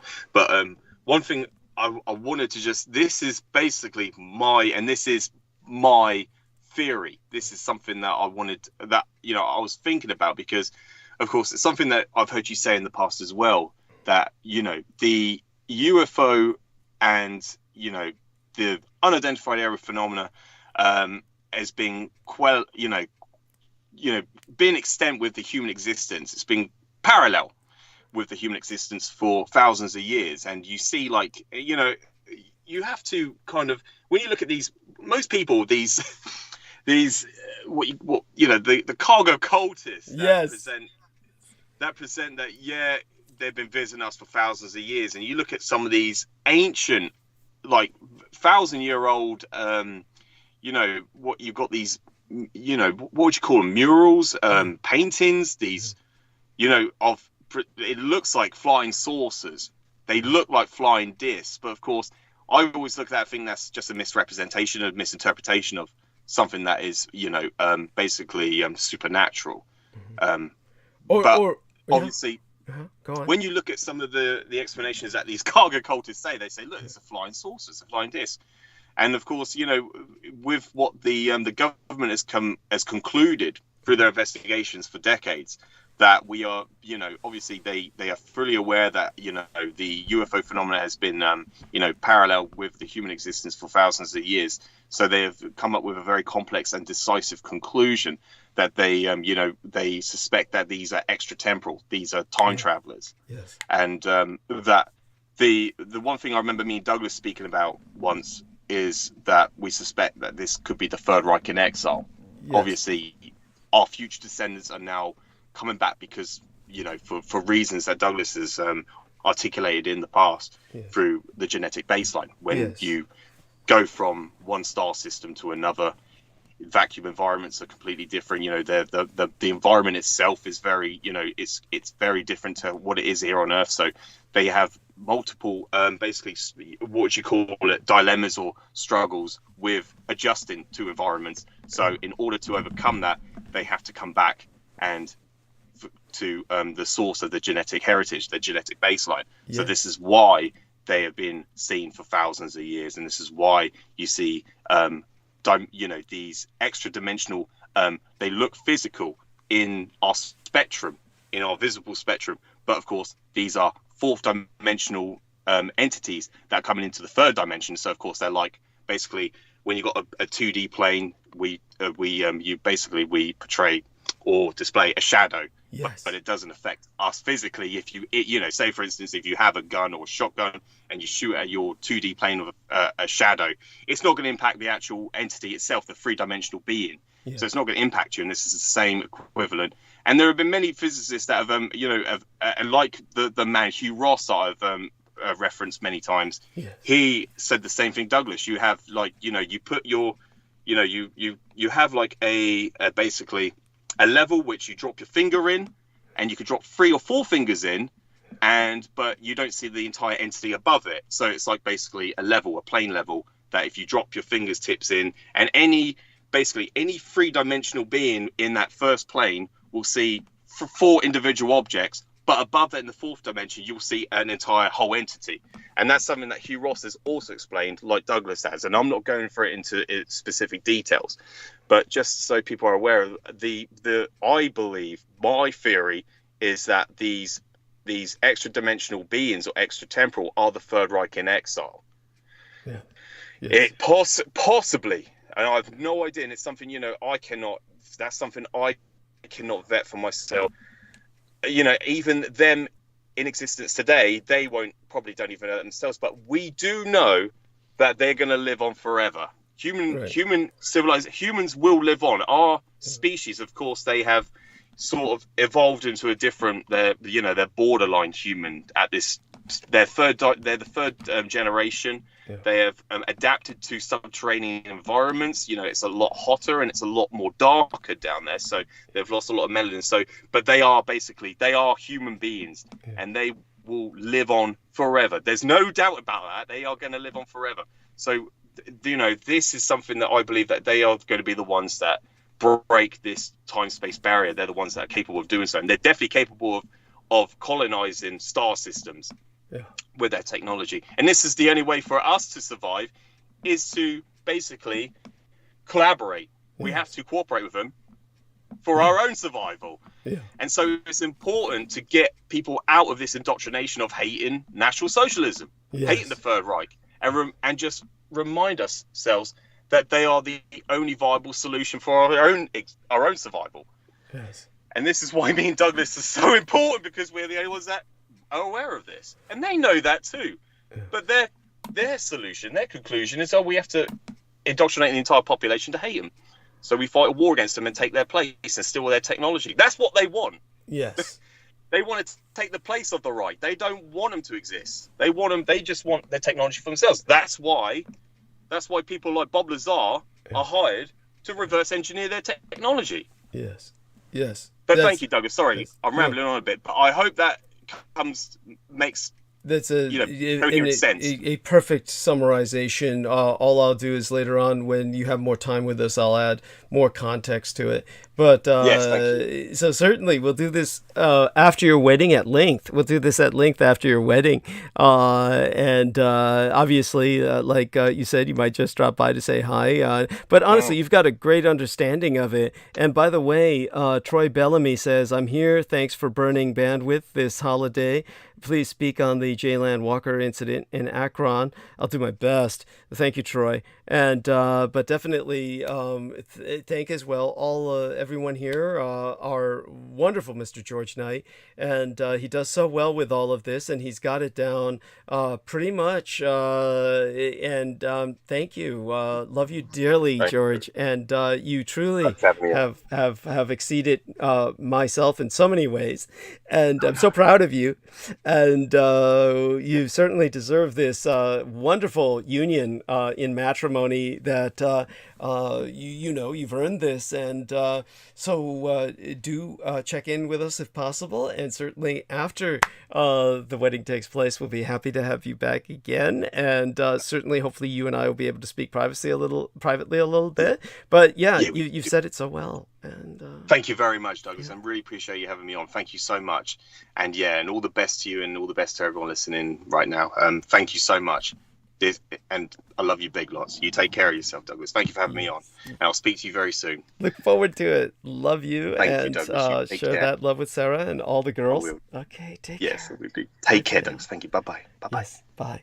And that is George Knight. And the moment he hangs up, that means the call ends, which is always disconcerting. So in terms of, our man, Troy Bellamy, shout out to him. He definitely wants me to speak on something specifically.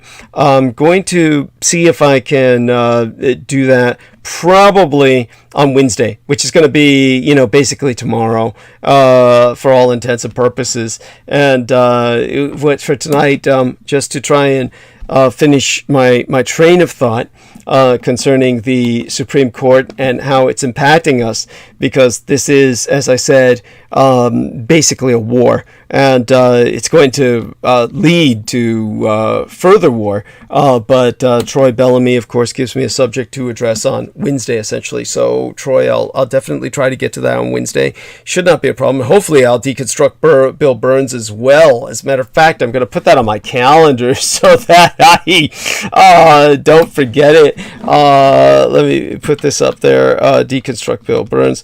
Deconstruct Bill Burns. Bill.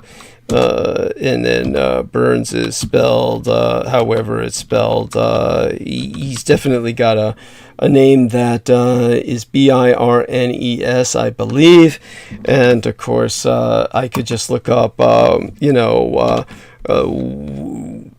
what did they call that? Worker in the Light, that stupid book. Worker in the Light, since he co-authored it for George Norrie. And God, that's such a stupid book. Worker in the Light, George Norrie, with Bill Burns. Fuck, I did spell it right.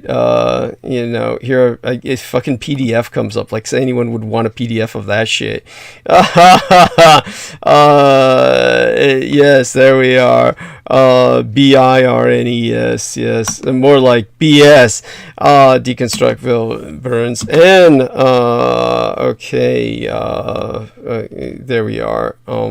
Plus, let me get this down here. The Jalen Walker incident in Akron, which is, of course, it sounds bad already. That's 25-year-old black man, unarmed, when police fatally shot him. 60 gunshot wounds.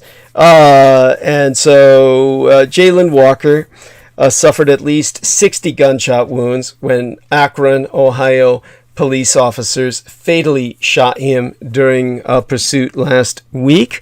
The Akron police claim that Jalen Walker refused to stop his car and that he fired at officers during a chase that ended in a hail of bullets and his death. This is obviously not just that he was killed. He was essentially butchered.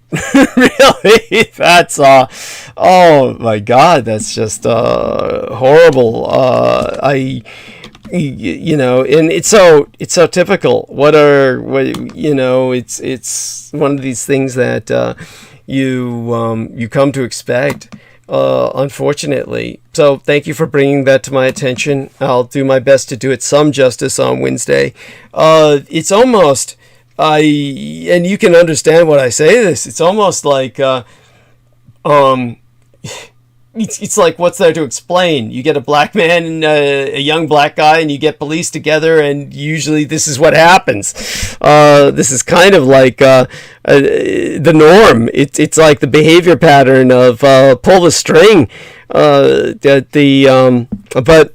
I'll see if I can put it into some other context other than predictable behavior on Wednesday. That being said, of course, at the time we have remaining, I should be able to finish this and maybe wrap up a little early tonight, but see how many hours it takes me to express the full impact of what we're contending with because of the court. You see, the 6-3 majority has removed any appetite for caution or restraint, and the justices' lifetime appointments mean they will never have to face an angry electorate that could deprive them of their power. We are effectively living under dictatorship. It is also, altogether, everything I've just articulated, rendered their approach to the law lazy, clumsy, and malicious, and made the right-wing justices' undead constitutionalism all the more apparent. Many of the court's recent decisions, even before Dobbs, have demonstrated this. In the case over the Biden administration's vaccine mandate for employers, the reactionary justices disregarded the explicit text of a federal statute allowing the government to set emergency regulations governing toxic substances or agents in the workplace, and employed soft anti-vax arguments that had only become prominent in reactionary media since the start of the coronavirus pandemic.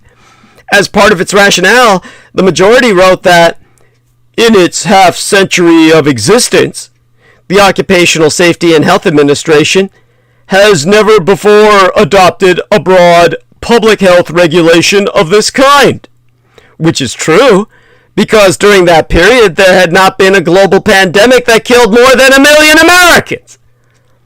In their decision earlier last week overturning restrictions on concealed carry of firearms in New York, the right-wing justices ignored all historical examples of firearm regulations in order to argue that any such regulations, not just those in New York, were presumptively unconstitutional. The decision was a significant escalation in the court's gun rights jurisprudence from the 2008 Heller decision, which found an individual constitutional right to possess a firearm. In the most recent ruling, Thomas wrote that only those restrictions consistent with this nation's historical tradition of firearm regulation are constitutional, but he did so ignoring, as the writer Saul Cornell points out, a centuries-long history of closely regulating arms in densely populated areas. That record is irrelevant. The restrictions deemed consistent with tradition will be whatever the current right-wing consensus happens to be. In his concurrence in that case, Alito sneered, "How does the dissent account for the fact that one of the mass shootings near the top of its list took place in Buffalo? The New York law at issue in this case obviously did not stop that perpetrator." The logic of that assertion suggests that laws against murder are useless because murderers continue to exist. It is a quality of reasoning that might comest from a fifth grader. The argument is also not in any sense a legal one, just a paraphrase of culture war blather that one hears in right-wing media any minute of any hour of any goddamn day, which are a much more significant influence on the court majority than the law or the Constitution is. Clearly, Alito does not believe laws against abortion to be similarly pointless, even though abortions will continue regardless. A few weeks ago, the Supreme Court temporarily blocked by a single vote a Texas law forcing social media companies to host content that they do not want to host. That law is a textbook free speech violation. But the right's purported commitment to fundamental freedoms has been overtaken by a belief that its First Amendment rights are violated by the existence of social media platforms that have moderation policies, which is essentially all of them. As such, Alito suggested in his dissent that such platforms did not actually have a First Amendment right to engage in editorial discretion. Why? It's something that conservatives on the internet complain about a lot, so neither the explicit text of the First Amendment nor the court's prior jurisprudence on corporate speech even matter. These are but recent examples, but hardly the only ones. In 2006, a Republican president signed an extension of the Voting Rights Act. By 2013, amid the backlash to the Obama presidency, right-wing justices had decided that the law was a racial entitlement and could be overturned on the basis of the states' equal sovereignty, a concept that appears nowhere in the Constitution. The 15th Amendment, barring racial discrimination in voting, explicitly authorizes such legislation, and its explicit purpose was to prevent the kind of racially discriminatory voting schemes the Roberts Court has repeatedly accepted. The decision overturning Roe is not an exception to these fluctuations in political and ideological identity. The conflict over abortion rights was once more ideologically fraught and less polarized by party affiliation. A majority of the justices who joined the opinions in Roe and Casey were appointed by Republican presidents. Being anti-abortion became an essential aspect of reactionary politics over the course of decades. The level of ideological unanimity and discipline on abortion in today's Russell collaborationist red Republican insurgency has not always existed. Although a much longer process than the prior examples, overturning Roe was less a result of the partisan composition of the appointees than the ideological evolution of the Republican Party and the reactionary movement, as radicalized by the Russians. Shortly after the court's decision in the gun rights case, Neil Katyal, the former Obama administration acting Solicitor General, did right. Gonna be very weird if Supreme Court ends a constitutional right to obtain an abortion next week, saying it should be left to the states to decide, right after it just imposed a constitutional right to concealed carry of firearms, saying it cannot be left to the states to decide. Well, no, that's only weird if you assume that the right-wing court majority's intention is to consistently apply legal principles rather than to translate right-wing cultural identity into law. This is the purpose of the right-wing justices' skewed historical pseudo-analyses, to present discrepancies in their choice of which rights to uphold as inherent to the Constitution rather than as the product of their own undead constitutionalism. I am not arguing that these positions are insincere. Rather, the purpose of this undead constitutionalism is to present contemporary right-wing positions on consequential matters as eternal and constant, and therefore the only legitimate interpretations, when they are entirely malleable and dependent on changes in conservative political identity. The court majorities' supposed originalism is a means to affirm novel legal interpretations grounded in present-day right-wing grudges, as what the Constitution demanded all along.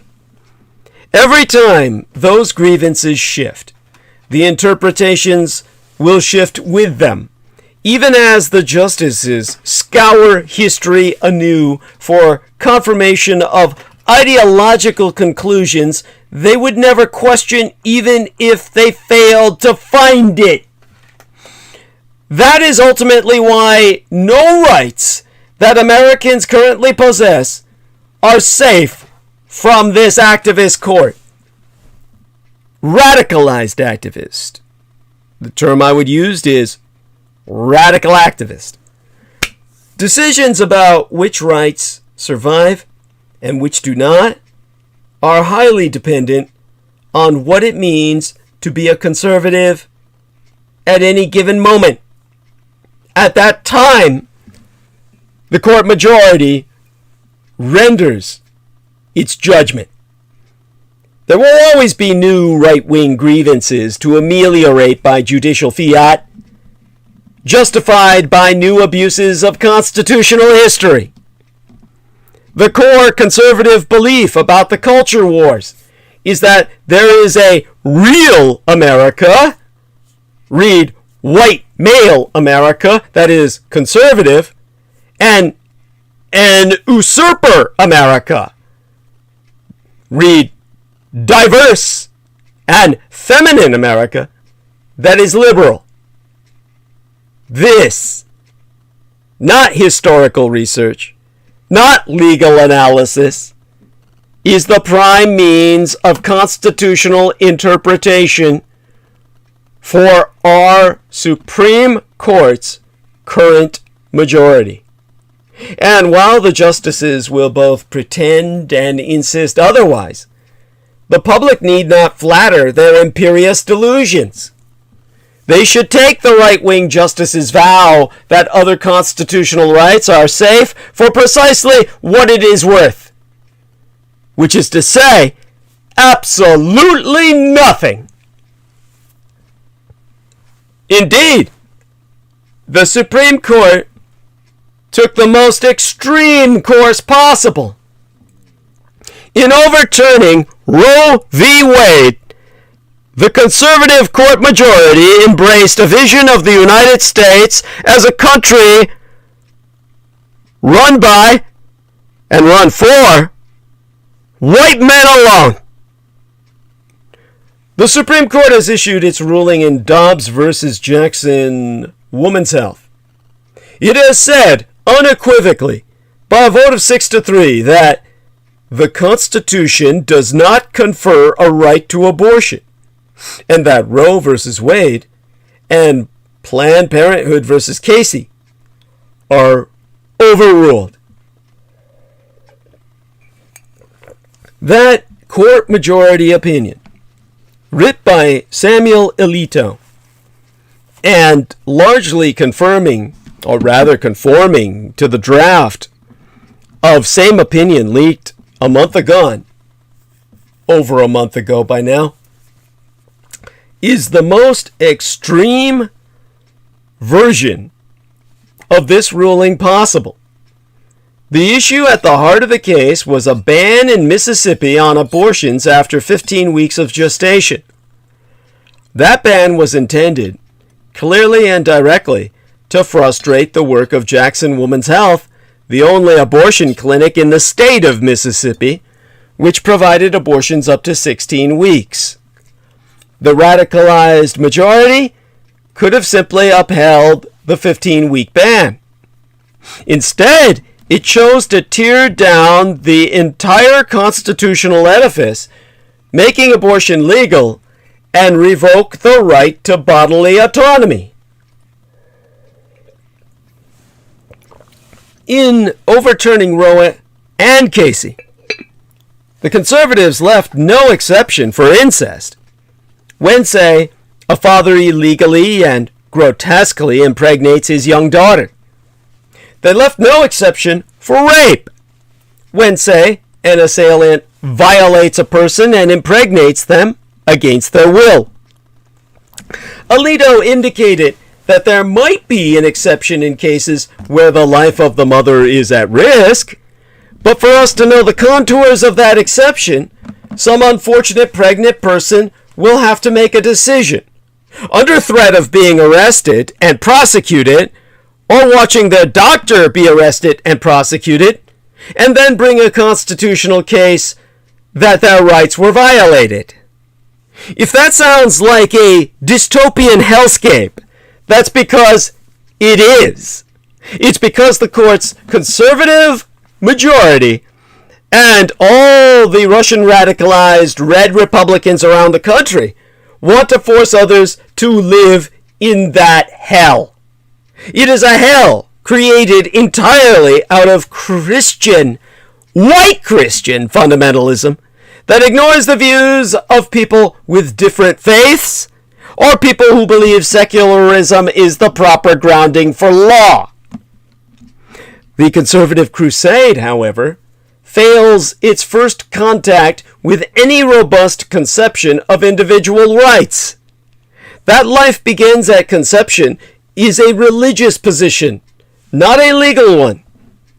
Whether walking, talking, born people have a right to their own bodies, untrammeled by state religious dogma, is not merely a moral position, it's the only possible foundation of legitimate government.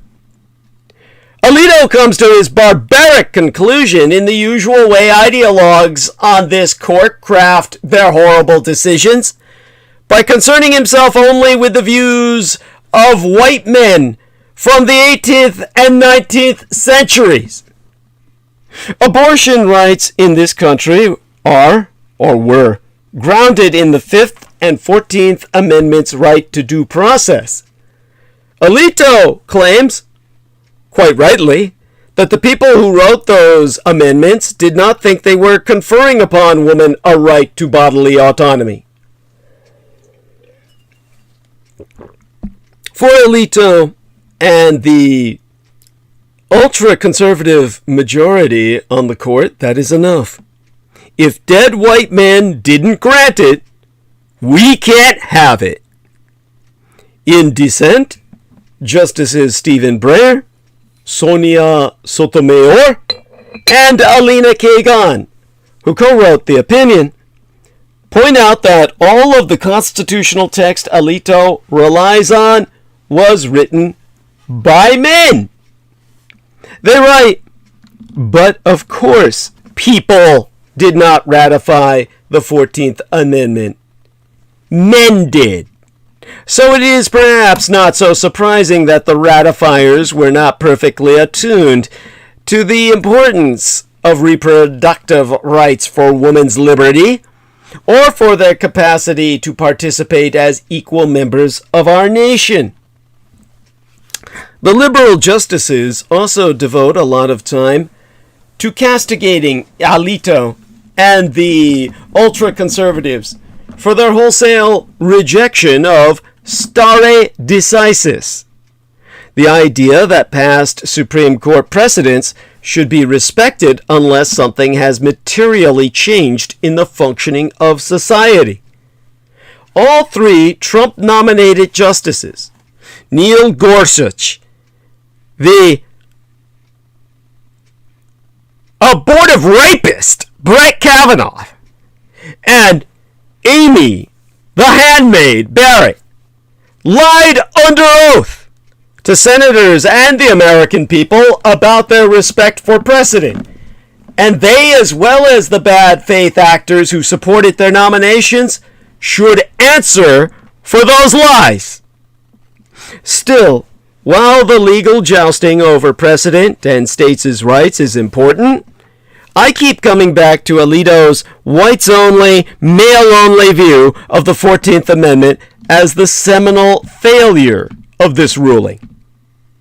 Conservatives, regardless of what party they happen to belong to, think that the 14th Amendment can only do what the white men who wrote it and ratified it thought it could do. They believe that the country is and should be permanently stuck in a vision of the world as articulated by white men who purposely excluded everybody else from participating. Sometimes conservative commentators argue that they believe the only way to break out of that racist and misogynist past is with new constitutional amendments, but that argument is easily exposed as a lie because they never support the constitutional amendments. Note that the conservative opposition to the Equal Rights Amendment, the ERA, that has forever prevented it from coming to pass, that would make the inequality stop. They want the Constitution and its protections to be by white men and for white men, and they resist any effort to change it. Conservatives are always like this. They've always been like this, and they will continue to be like this. In his concurring opinion in Dobbs, Justice Clarence Thomas straight up calls for the reconsideration of the cases recognizing LGBTQIA+ rights, legalizing same-sex marriage, and protecting the right to contraception. He asks the court to do to the LGBTQIA+ community what it just did to women and pregnant people, which is nothing less than the reversion to second-class status. Conservatives on the Supreme Court, as well as in Congress and in the White House, if their voter suppression tactics work, will keep taking things away from people who do not identify as white or male or cisgendered or a corporation or an automatic submachine gun. The court has issued its ruling, and there will be more rulings just like it. The question for the rest of us, all of the people Thomas Jefferson would never have recognized as such, is whether we will accept these rulings.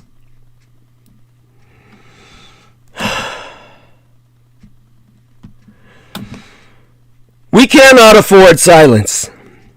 We can no longer comfort ourselves by saying the majority of the country does not agree with our highest court. There are 26 states on their way to banning abortion. Contraceptives are endangered too. Making a prison of one's own person is a terrifying cruelty. We must fight. The filibuster? End it. Executive orders? Impose them. In my own golden state nation of Blue Bear, California, many of us are ready to rumble. Despite the Supreme Court's decision to strike down Roe v. Wade, access to abortion here In California, will continue to be protected under state law, and those rights will probably be expanded by Democratic leaders. On Friday, into this last weekend, our Governor, Gavin Newsom, issued an executive order allowing individuals to sue gun makers and distributors for violating certain gun laws, even while signing into law Assembly Bill 1666, that immediately protects abortion providers in California who may treat residents from states that ban abortion from liability when caring for patients traveling from areas where the procedure is now banned or access is narrowed. Assembly Bill 1666 will protect providers and patients in Golden, California, from civil liability judgments based on claims made in anti-abortion states. Newsom has announced that the law will push back Republican states that allow private lawsuits against abortion providers and patients. We have to do everything we can to protect our personhood. The state's been preparing for an influx from areas of the country where bans will be resurrected for the first time since 1973, with bills and budget proposals calling for millions to be set aside for abortion services for the uninsured, for workforce programs to increase providers, and to assist patients traveling from other states. There was just a 10-year-old girl who was months pregnant applying for an abortion here. How on earth can you Russian radicalized Reds even live with yourselves? And if you say that you can, it only shows me that you shouldn't be allowed to live.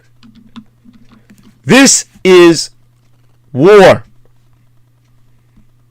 We cannot tolerate what you are doing to the very children you claim to protect. You're not here to protect them. You're here to rape them, to impregnate them. All of you make me sick. I can't even begin to describe it. I have to just breathe, get my head back on my shoulders, if at all possible. And honestly, I'm not even sure I can do that. I'm so upset by everything that we're all going to have to deal with at this point in this grave new world. Now, I'm already getting some questions about the 10-year-old girl. I'll go more into that on Wednesday. I want to make certain to protect the innocent in this case. It's something that, honestly, at this point, I can't even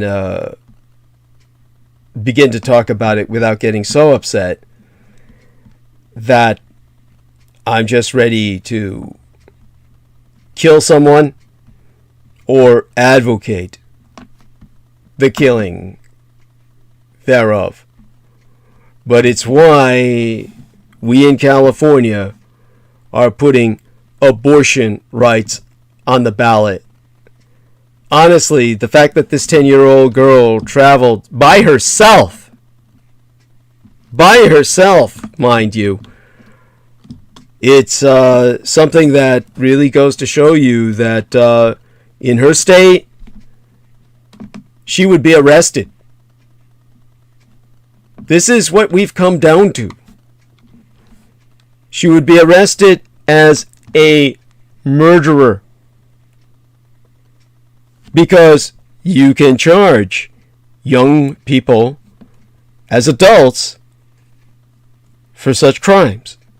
And abortion is now considered murder in these radicalized red states.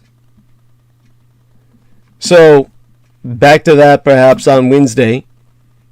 Right now, I'm proud to report that my state's been preparing for an influx from areas of the country that where these bans will be resurrected for the first time since 1973, with bills and budget proposals calling for millions to be set aside for the abortion services, for the uninsured here in the Blue Bear Flag Republic. And as I said, our workforce programs are going to increase providers. We will assist patients traveling from other states so that 10-year-old girls don't have to arrive on their own to avoid being tried for murder. Again, in this respect, no tool should go neglected. We must vote oppressive congressmen out. We need statehood, the recognition of statehood for the District of Columbia and Puerto Rico. We need more representatives. Expand SCOTUS, the Supreme Court of these United States, to 13 judges and revoke lifetime terms forever. Be loud. Be angry. Be active. A woman's right to choose is a human right. It should not be easier for a president to incite an insurrection, as Donald Trump did, co-sign the hanging of his own vice president, as Donald Trump did, and betray a nation than it is for a woman to control her own body. Women and people who can get pregnant are going to die because of this decision. This young girl who was raped would have died had the doctor not taken that baby out of her. Yet America still loves to hopscotch with hypocrisy. We live in a country that can hear evidence of a corrupt presidency while the Department of Justice refuses to arrest him. We live in a nation where a Supreme Court justice is influenced by a far-right extremist who tried to overturn our election at home and no one seems to care. Why am I the only one shouting? Why am I the only one to even able to articulate? What the fuck happened? Again, I'm getting so many questions.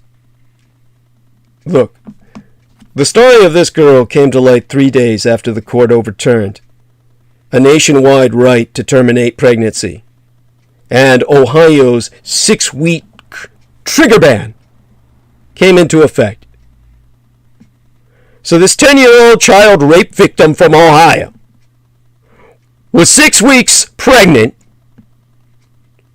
ineligible for an abortion in her own state. So she came to California. And no, I'm not giving out her goddamn name.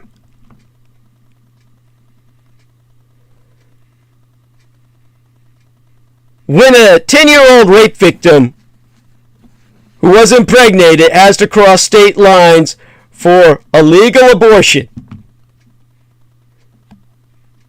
and she did so on her own, hitchhiking with strangers. It's a miracle she got here alive. The fact that she was forced to place herself in such jeopardy makes me want to kill.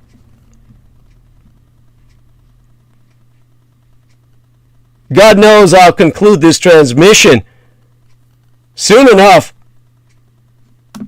advocating the murder of those judges on that court. All 6 of those conservative judges need to be taken out. They need to be taken down, or you're going to see cases like that become the norm. That's what they want. This is in America that you think we should be proud of on its National Independence Day anniversary? In America, a teenager should not be free to buy a machine gun while a person is restricted from exercising reproductive autonomy. It should not be easier to demolish a school as a response to a mass shooting than it is to ban military-level assault weapons.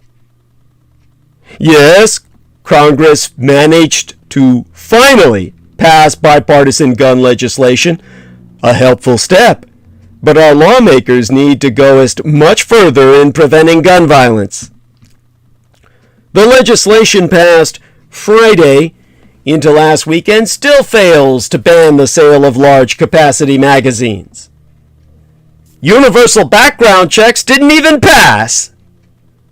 There is still no mandatory waiting period for gun sales, no special license for assault weapons, and people under 21 can still buy a semi-automatic weapon.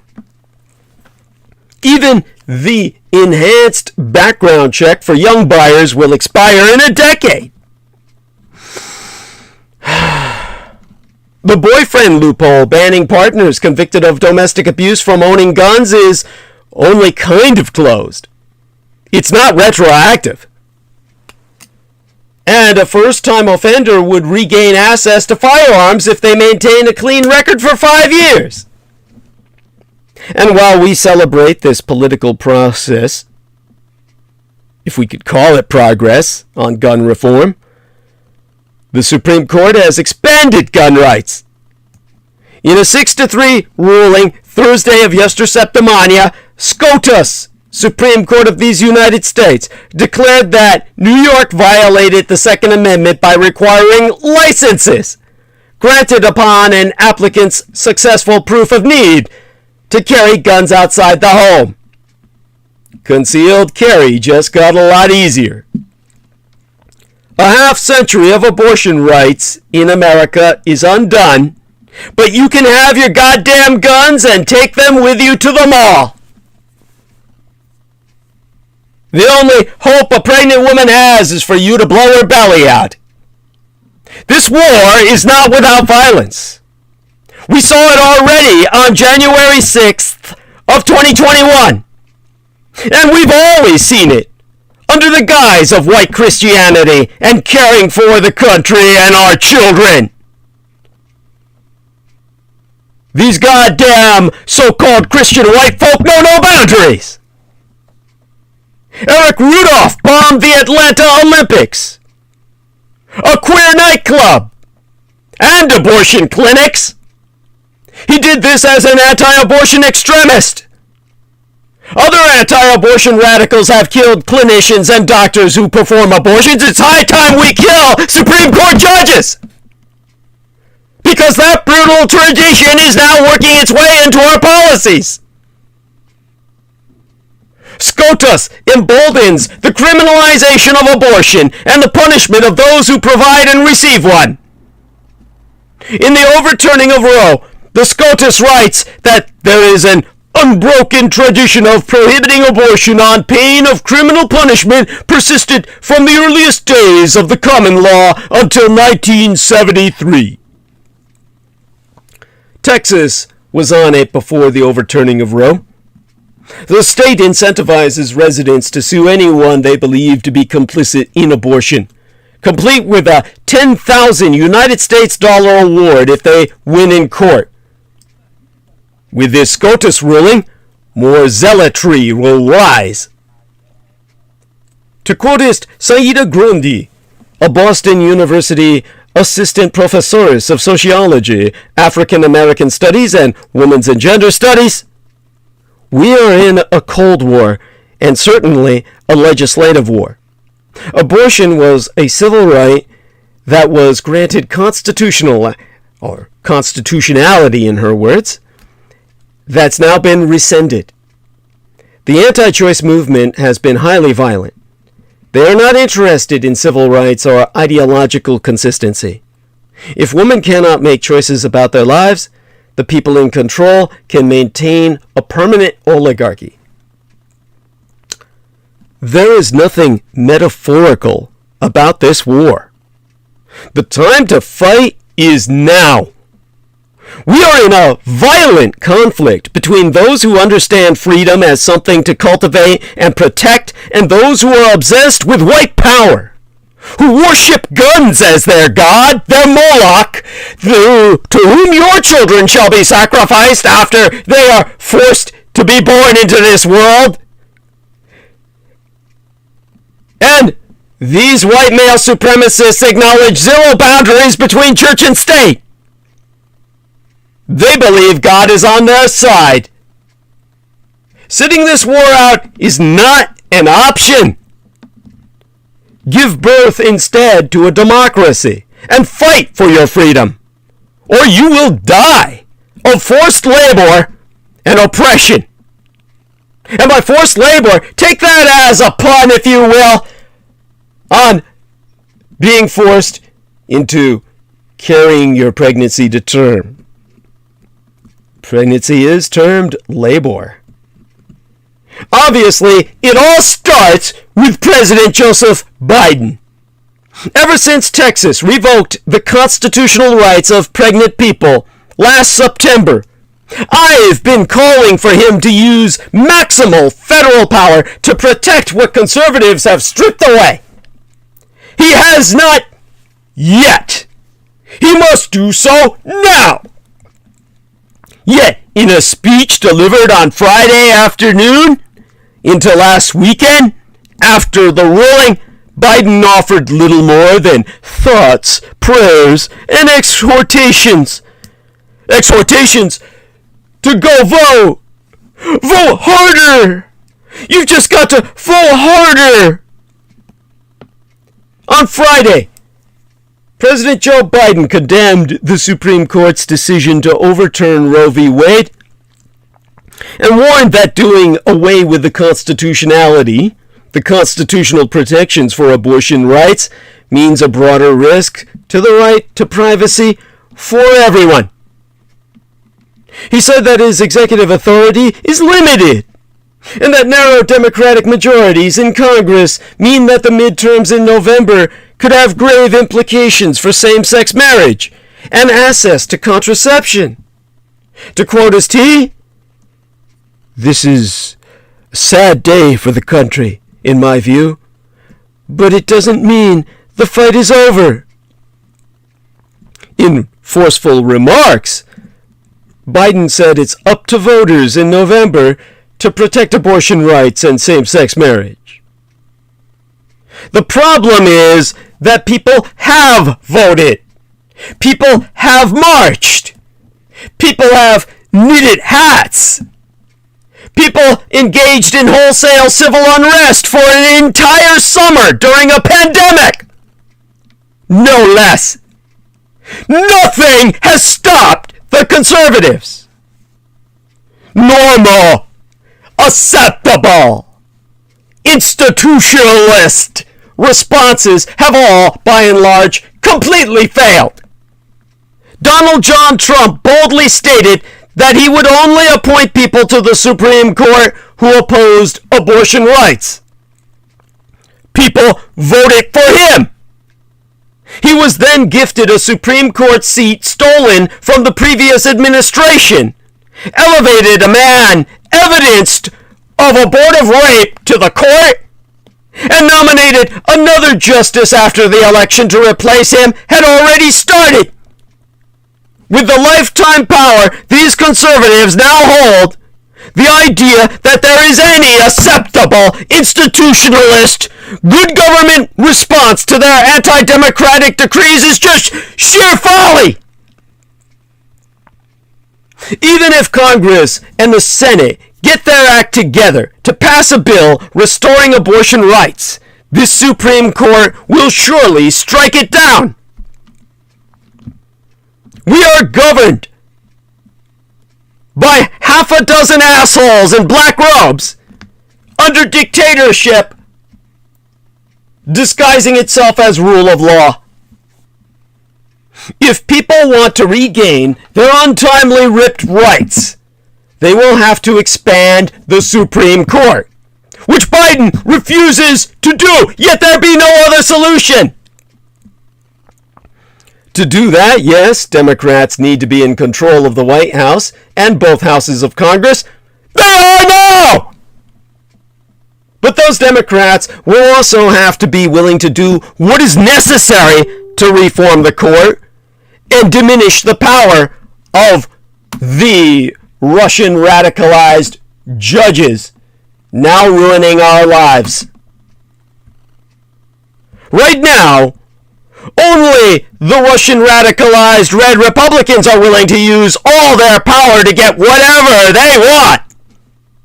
And what they want is for women, minorities, and the LGBTQIA plus community to have fewer constitutional rights than cis hetero white men. When feminists protest, they often design signs and outfits to capture onlookers' attention. At marches, they don wire hangers to symbolize how abortions are sometimes performed when the procedure is outlawed.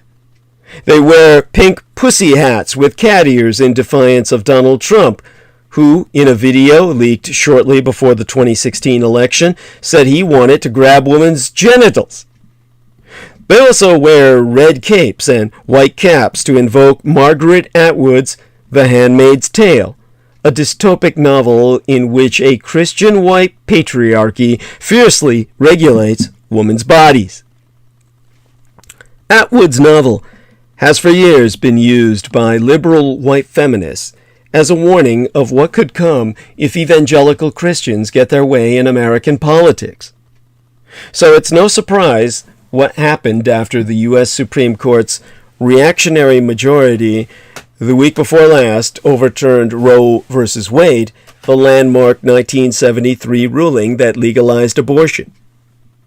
Many people began referencing the book, particularly on social media platforms, and they were greeted with, by sharp criticism from women of color who urged people to stop referencing that book when discussing reproductive rights. Why? If you haven't read Atwood's novel or watched the Hulu television show, which I so thoroughly deconstructed, devoting an entire episode effectively to doing so, here's a quick rundown. In the not-too-distant future, religious fanatics have destroyed American democracy and established a theocracy called Gilead, where people of color are presumably exiled. Male leaders are wary of lagging birth rates, so in an effort to boost them, they force fertile white women to bear children for the powerful elite.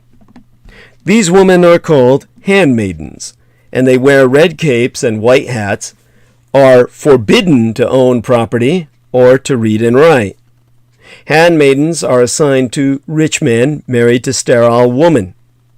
The handmaids are raped by the husbands in front of the wife in the hopes of conceiving children. After birth, the children are eventually separated from the handmaidens, who are reassigned.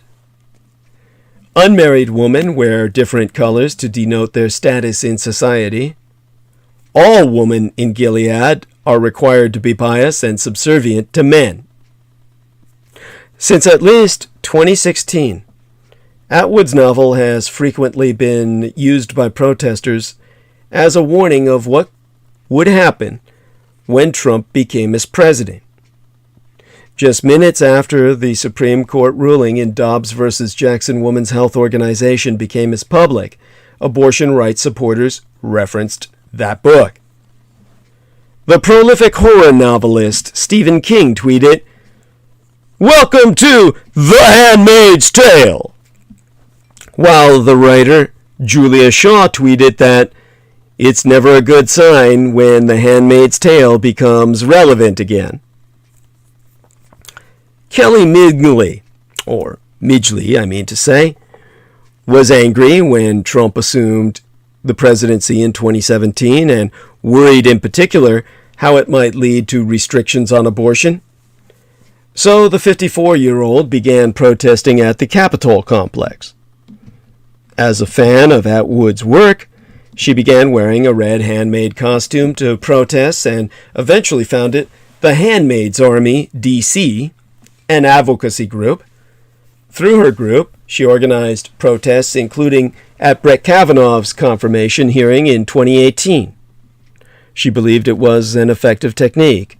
It caught people's attention and provided an outlet for people who wanted to protest anonymously. Midgley said she understands the criticism of her tactics by women of color, and when her group attends larger protests, like ones organized by the Women's March, they leave the costumes at home when requested by organizers. But, as she said, dressing in handmaid garb remains, in her words, a way to attract the attention that speaks to an awful lot of people and carries a message that is instantly recognizable. If you want to spread your message widely, wearing the red robe in front of white marble steps is certainly a way to attract photographers. It is shorthand for a future without reproductive freedom that a lot of people fear. We are trying to reach a broader audience for people who need this message. We don't need to tell black women that their rights are endangered. They always have been. But some felt such references were pretty callous. Many women of color have pointed out that their ancestors, particularly those who were enslaved or forcibly sterilized, were treated in real life in the same way as Atwood's handmaidens. There was no reason to reference fiction when history is much darker. One user tweeted, "I'm honestly just tired of hearing about Handmaid's Tale because I see white women pushing it the most, like it's the only instance they can imagine when women don't have autonomy over their own bodies, when history books are right there." And another user tweeted, "I'm assuming that all y'all, whose first instinct was to evoke The Handmaid's Tale after the Dobbs decision, either didn't know or didn't care about the long-ass history of medical and other injustice/maltreatment specifically directed at black, Latinx, indigenous, and trans women." In an interview, Alicia Sanchez-Gil expressed frustration with the frequent invocation of Atwood's book. The authoress herself declined to comment through a spokeswoman when I asked, but we all know she's a fucking cunt who cooperates with Jordan Peterson and really wants to bring The Handmaid's Tale into reality. Now, Alicia Sanchez-Gil, having seen one of her own old tweets, which urged people to stop using the book as an admonition, her tweet resurfaced. Specifically, in the year 2020, the year before yesteryear, Alicia Sanchez-Gil tweeted, "When white women reference The Handmaid's Tale as a warning of an apocalyptic future, instead of factual historical record, I know they haven't listened to black and indigenous women or done the readings. Everything in the book and show has already happened to black women."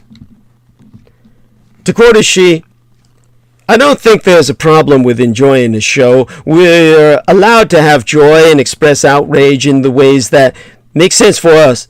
But when we rely too heavily on The Handmaid's Tale, which ignores the presence of race and racism, it really dehumanizes and dismisses our collective experiences of reproductive trauma. using The Handmaid's Tale as a continued metaphor, says to me that when these things were happening to folks of color, they cannot fully empathize.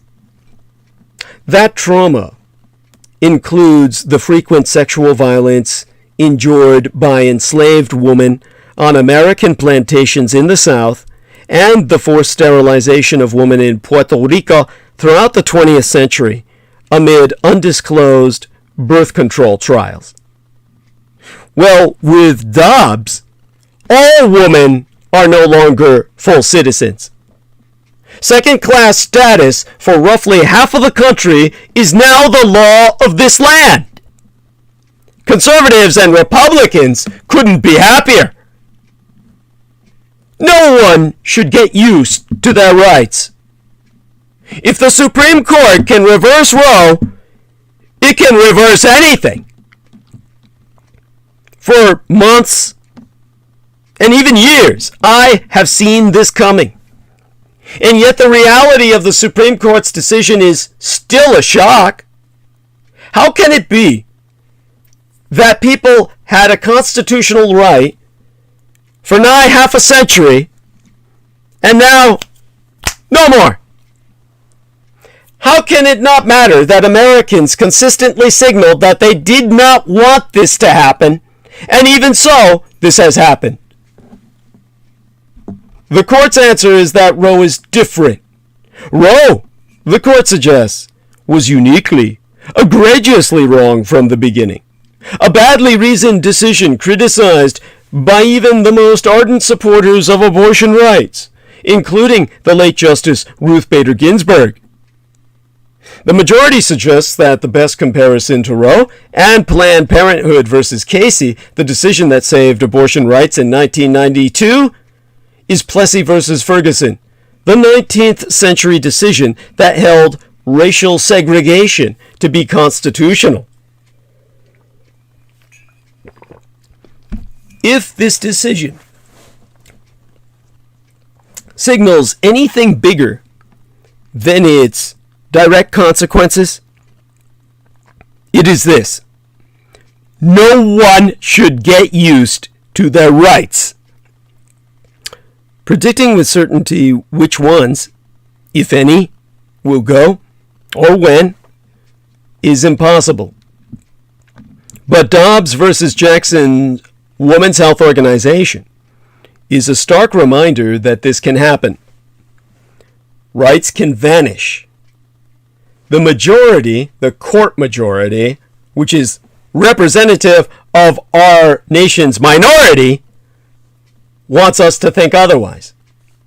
They tell us that a right to abortion is unlike other privacy rights, such as the right to marry whom you wish or to use whatever contraception you choose. Abortion, in their view, is distinct from these because it puts someone else's life on the line. And so if we believe the court's conservative justices, this is a reckoning about abortion and nothing more. Even if this is the case, the court's decision is staggering. Emphasizing that no other rights will be lost, convincingly or not, proves that there is no problem if this right disappears with a stroke of a pen. The court majority opinion spends precious little time on the damage that reversing Roe will do.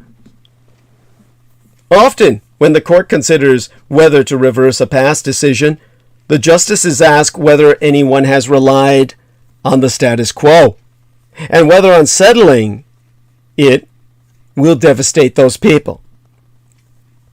The majority, the court majority in Dobbs, says almost nothing about this kind of disruption that is certain to come now that Roe is gone, and ignores the possibility that people have thought differently about intimate relationships, career decisions, and even how to make ends meet based partly on the idea that abortion is available. The court stresses that it does not care about the public's reaction to its opinion. The justices must simply do their jobs and interpret the law. The justices seem to simply not care if this decision breaks the country in two. 6-3, wrong is wrong, the justices declare. The rest hardly registers. But if the court can so blithely reverse Roe, when all that has changed is that conservatives finally had the votes, we must wonder whether this is just about abortion. After all, this decision did not come about solely because Roe was a weakly reasoned decision. This opinion did not come down because Roe launched our culture wars, a comforting but completely ahistorical lie. This decision reflects decades of organizing by a passionate and savvy social movement that argues that PHÉTUSES have fundamental rights, and that, in fact, the Constitution does have a view on abortion, and that view is that abortion is unconstitutional. This movement has been brilliantly successful in its efforts to control the Supreme Court, influence the rules of campaign spending, and remake the Russo collaborationist Red Republican insurgency. And America's politics have changed too. Dobbs is a product of a deeply divided country. The laws emerging from conservative states would have once seemed politically toxic, but now the gap between red and blue states has widened to the point that once unthinkable laws are now the new normal. Dobbs proves that the Supreme Court reflects and reinforces the dysfunction and ugliness of our politics, and does so at a time when faith in democratic institutions is already fraying. In some ways, this has long been true. Progressive scholars have criticized a system in which 5 judges can determine which rights we have. Others have written for years that courts are not engines of social change and do not meaningfully protect constitutional values, and that the court has, throughout its many years, been regularly partisan and out of step with all popular opinion. But until recently, there were limits on what the court would do. Historically, the judges seemed reluctant to do anything too radical, lest they cause a backlash that damaged the power and prestige of that institution. One might have expected such guardrails to be particularly effective at protecting Roe, the best known of any Supreme Court decision, and one that many Americans seem to support. The Dobbs decision makes it plain that all those limits are gone. In their place is a kind of constitutional partisanship, dictated by the interpretive philosophies and political priors of whoever currently has a majority on the court, and nothing more. The age of Roe was not a static one. In 1973, the Supreme Court declared a right to abortion, not just for the woman who wanted an abortion, but also in part for the doctors who performed the procedure. But within a matter of years, that consensus fell apart, and Roe became misidentified more narrowly with people who have abortions and the broader women's movement. By peeling doctors away from the people Roe protected, lawmakers in red states and in Congress were able to sever abortion rights from access to the procedure, eliminating Medicaid reimbursement, and then erecting a seemingly endless number of barriers to exercising the right that people theoretically had. More recently, the conversation about abortion has morphed yet once again. Reproductive justice advocates, and especially activists of color, have argued that abortion should be understood neither as a matter of single-issue politics nor as a question of freedom of choice, but as part of a broader scale social justice agenda that helps everyone, and especially people of color, decide when to become parents and then receive support after they do. Roe v. Wade is now gone, but Dobbs is not the end of the story of abortion rights in America. If anything, the past 5 decades have demonstrated that the Supreme Court alone cannot forever put to rest the idea of a constitutional right to abortion. The court has a lot of power, but so do the American people, and we still have a lot more to say. But now Moscow's MAGA dictator is still all upset over the January 6th committee trying to save American democracy. Tuesday of Yesterceptimania, the House Select Committee investigating the January 6th, 2021 insurrection at the U.S. Capitol held its 4th public hearing, focusing on then-President Donald Trump's pressure campaign on officials in states like Georgia and Arizona, where the 2020 elections results were close. The panel featured testimony from 3 Republican officials who were all on the receiving end of Trump's outreach after the election, and all testified about their unwillingness to participate in schemes that would undermine that election.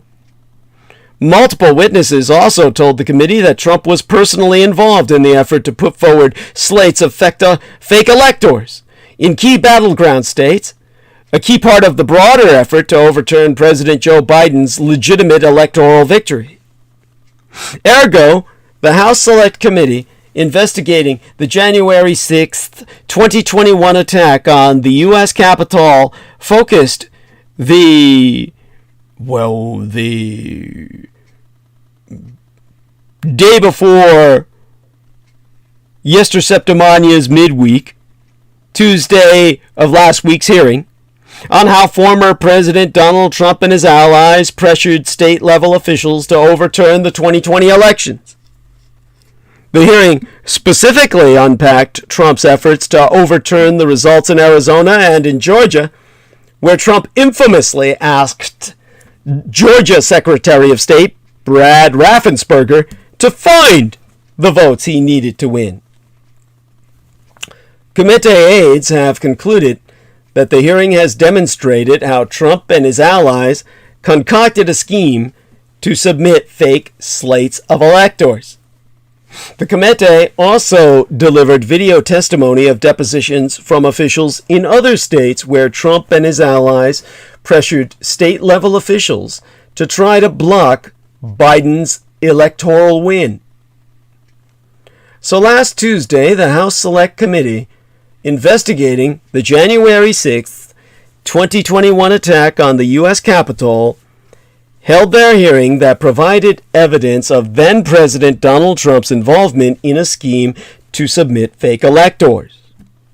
Federal prosecutors were reviewing the fake Electoral College certifications created by Trump allies that falsely declared him the winner of 7 states that he lost in 2020. The fake certificates were sent to the National Archives by Trump's allies in the weeks after the election and had no impact on the electoral outcome. Democratic Representative Adam Schiff, a member of the panel, also emphasized the fact that the committee evidenced courageous state officials who stood up and said they wouldn't go along with this plan to either call legislators back into session or decertify the results of Joseph Biden. Now, the January 6th hearings have become Trump's 3rd impeachment and a roadmap for prosecuting him. The House of Representatives launched its hearings on the January 6th insurrection in the face of grimly low expectations. I mean, didn't we already know what happened? After 2 impeachments and innumerable disclosures, was there anything new to learn about the misrule of Donald John Trump? All the conventional wisdom turned out to be wrong. These hearings have been informative, often gripping, sometimes dramatic. Former Trump aides have offered blunt assessments of their boss's claims that the 2020 election was stolen. In the concise judgment of the former Attorney General, William Billy Barr, bullshit! Less prominent figures have described what it was like to become a target of the former president's anger, like Ruby Freeman, the Georgia election worker whom Trump falsely denounced by name as a professional vote scammer. The 62-year-old shop owner testified tearfully, "Do you know what it feels like to have the President of the United States target you? There is nowhere I feel safe." What has made these hearings an unexpected success isn't, as some have suggested, Hollywood production values. They're not all that slick. The hearings have worked because they're unusually well organized, and, for Congress, refreshingly free of bloviation. Each session has focused on one chapter in Trump's sprawling plot, his bogus claims of fraud, his pressure on state officials to change the electoral results, his bullying of then Vice President Mike Pence, all culminating in the riot he inspired on January 6th. The basic facts have been familiar, but many of the details are new, especially the first-hand testimony from Republican officials. It has all added up to the equivalent of Trump's third impeachment. This time, more damning than his first, in 2019, on Ukraine, or second, in 2021, immediately after the insurrection. That wasn't what the House committee intended, at least not consciously. Representative Adam B. Schiff, a Democrat from Burbank, a member of the committee who participated in the trois earlier inquests, noted that the word impeach originally means to discredit. To quote us, "I would hope that what the public has seen in these hearings discredits and disqualifies Mr. Trump from ever holding office again. I don't think that we conceived of this as another impeachment, but it could have that impact. In that sense, they've served as a kind of metaphorical impeachment." The hearings have also served another purpose. They've shown the public a roadmap to the criminal charges Trump could face if Attorney General Merrick Garland ever decides to prosecute him. The committee and its leaders have they have already cited at least 3 potential criminal offenses: inciting the riot on January 6th, obstructing a federal proceeding by trying to block the count of the electoral vote, and conspiracy to defraud the United States, for example, by organizing bogus slates of alternative electors. In the hearings' opening session, Representative Liz Cheney, the Republican from Wyoming, the committee's vice chair, said, "President Trump has no factual basis for what he was doing, and he had been told it was illegal." Some Democrats have complained that Garland isn't moving fast enough to prosecute the former president. They should be careful what they wish for. An indictment of Trump before the November congressional election could boost turnout among Russo collaborationist red Republican insurgent voters. In any case, there's plenty of evidence that Justice Department investigators are already pulling on all these threads. On June 6th, a federal grand jury indicted 5 leaders of the right-wing Proud Boys militia on charges of seditious conspiracy. In April, the Justice Department obtained subpoenas against Rudolph W. Giuliani and John Eastman, attorneys who advised Trump on his schemes. The week before last, its investigators served subpoenas on pro-Trump activists who organized the bogus alternative elector slates. And they raided the Virginia home of Jeffrey Clark, a former Justice Department official who pushed for the department to endorse Trump's claims of voter fraud. The prosecutors don't appear to need a roadmap from Congress, but the House hearings have given one, at least a rough version, to the rest of us. Legal scholars are already debating issues surrounding a possible prosecution.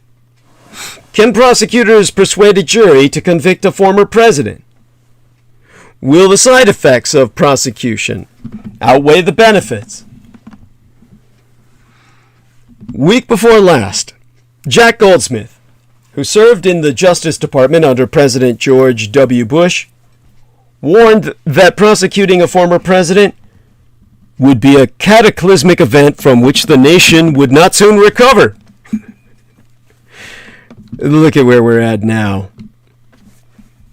We aren't going to recover anyway. We're long past that point. Per Donald B. Iyer, who served as the number 2 Justice Department official under President George H.W. Bush, the need for deterrence is really massive. We already know that Trump and his supporters are scheming to do this again. The biggest contribution of these hearings has been to make clear the personal culpability of Donald Trump. We already knew the overall outline of the case, but now we know Trump was the engine, the driving force. We don't know the whole case yet, but it's gotten a heck of a lot stronger by virtue of these hearings. Now, both Iyer and Goldsmith, it should be noted, are Republicans who have long been critical of Donald Trump. Those are thorny issues that Garland will need to weigh. What the White House hearings have made clear is that if he decides not to prosecute, it won't be for lack of evidence. During one of the most intense congressional testimonies in history, a new image emerged that will define the Trump presidency. Americans, well, American presidents, if they be remembered at all, are remembered for an iconic image or a quick fact that both serves as a shorthand and defines them for all history. Following the week before last's hearing of the House Select Committee investigating the January 6th attack on our Capitol, a new image emerged of Donald John Trump, one that may forever serve as the symbol of his chaotic and unprecedented presidency. The House Select Committee investigating the January 6th, 2021 Capitol Hill insurrection reconvened yesterday for a hastily scheduled hearing that featured shocking testimony from Trump White House aide Cassidy Hutchinson. She revealed how then-President Donald Trump and his inner circle were warned about the potential for violence on January 6th, and how Trump wanted to join his supporters during the riot. It was previously known that Trump wanted to go to the Capitol, but Hutchinson's testimony established for the first time that people around Donald Trump had advanced knowledge of his plan. According to her testimony, Trump was so enraged at his Secret Service detail for blocking him from going to the Capitol that he lunged to the front of his presidential limo and tried to turn the wheel. That's very dangerous driving, by the way. I did that once. I can't believe I'm still alive. Sometimes the sudden presentation of truth about a terrible thing, such as Cassidy Hutchinson's testimony, provides a kind of tipping point, where revelations finally move people from denial to acceptance. Think back to the Cold War, when Americans argued over whether the Soviet Union was as bad as the American government portrayed it. There were a lot of unanswered questions. Did the Soviets or the Nazis kill thousands of Polish officers in the Katyn Forest in 1940? Were the Rosenbergs really guilty of stealing atomic secrets? Indeed, a notable 1990 book even suggested that we might never know who really started the Korean War. There was enough blame to go around, and so we shouldn't even ask the question. When the Soviet Union fell, however, the Russians opened some of their classified archives that were made available until Putin took all power, after which he reclassified them all again. And we got answers to all those questions I just articulated. Joseph Stalin personally ordered the Polish officer massacres, the Katyn Forest mass grave sites, all the bullets in the back of their heads were mass-produced in Russian factories. And Stalin gave the order to purge the Polish officer corps to the last man. The Rosenbergs were guilty. A Jewish couple gave America's atomic secrets to the communists. Because this is why my biological father Adolf Hitler coined the phrase Judeo-Bolshevik. The Soviets and the North Koreans started the Korean War, invading without provocation that miles-wide line on the peninsula, that trench blown into the middle of Korea by the Japanese, disintegrating, literally, the Soviet advance using uranium atomic ordnance. Little boy bombs. The Yale historian John Gades summarized it all in the title of his 1997 book, We Now Know. The Soviet Union was worse than the Third Reich, which fought it. And millions more died under Joseph Stalin and the Bolsheviks, the Judeo-Bolsheviks, mind ye, than did under the reign of my biological sire, Adolf Hitler. These revelations made a lot of people embarrassed and angry, perhaps more so in the West than ever in Russia. Which brings us to the work of the January 6th Committee and Hutchinson's testimony. From practically the moment he descended the escalator at Trump Tower in 2015, Trump's cultists have been in denial about Trump's emotional instability, his malignant narcissism, his fascination with violent rhetoric, and his hostility to the American constitutional order. But without a peek behind the Oval Office curtains, suspicions were only conjecture. We didn't know for certain if Trump, after he lost in 2020, was trying to subvert the vote or seeking only to exhaust all his legal remedies. We didn't know if he truly understood that the mob on January 6th he'd summoned was armed and dangerous. We didn't know if he actually agreed with the chance to hang Mike Pence. Well, we now know. Let's leave aside the stories of Trump's emotional derangement, such as his throwing food like a bratty toddler. It isn't an actual violation of the Constitution to be a whiny, immature jerk after all. Instead, Hutchinson's testimony gives us the last pieces we needed to see the full picture of the most important story in modern presidential history. In 6 simple steps, here is what we now know so far from the January 6th committee, capped by Hutchinson's testimony.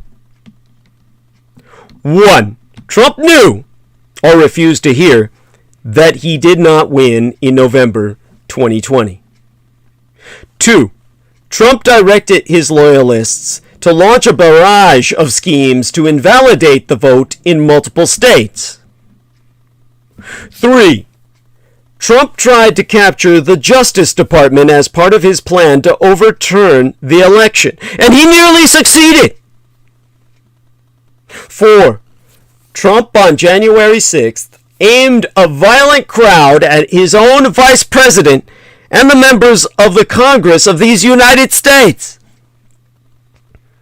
5. Trump knew that this crowd was armed and dangerous. 6. Trump wanted to personally lead the mob to stop the Congress from meeting and thus end the threat to his continued rule as president. We now know what we need to know about Donald Trump. These revelations should also convince millions of people who were willing to give Trump a second chance to rule that he is too mentally unstable ever to be allowed again near the machinery of government. Will Trump's cultists and elected Republicans finally accept the truth? Have they finally heard enough?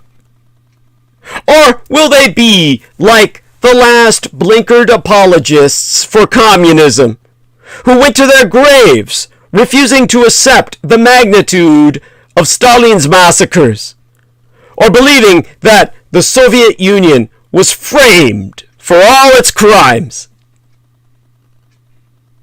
Unfortunately, I think I know the answer to all of the questions I've just articulated.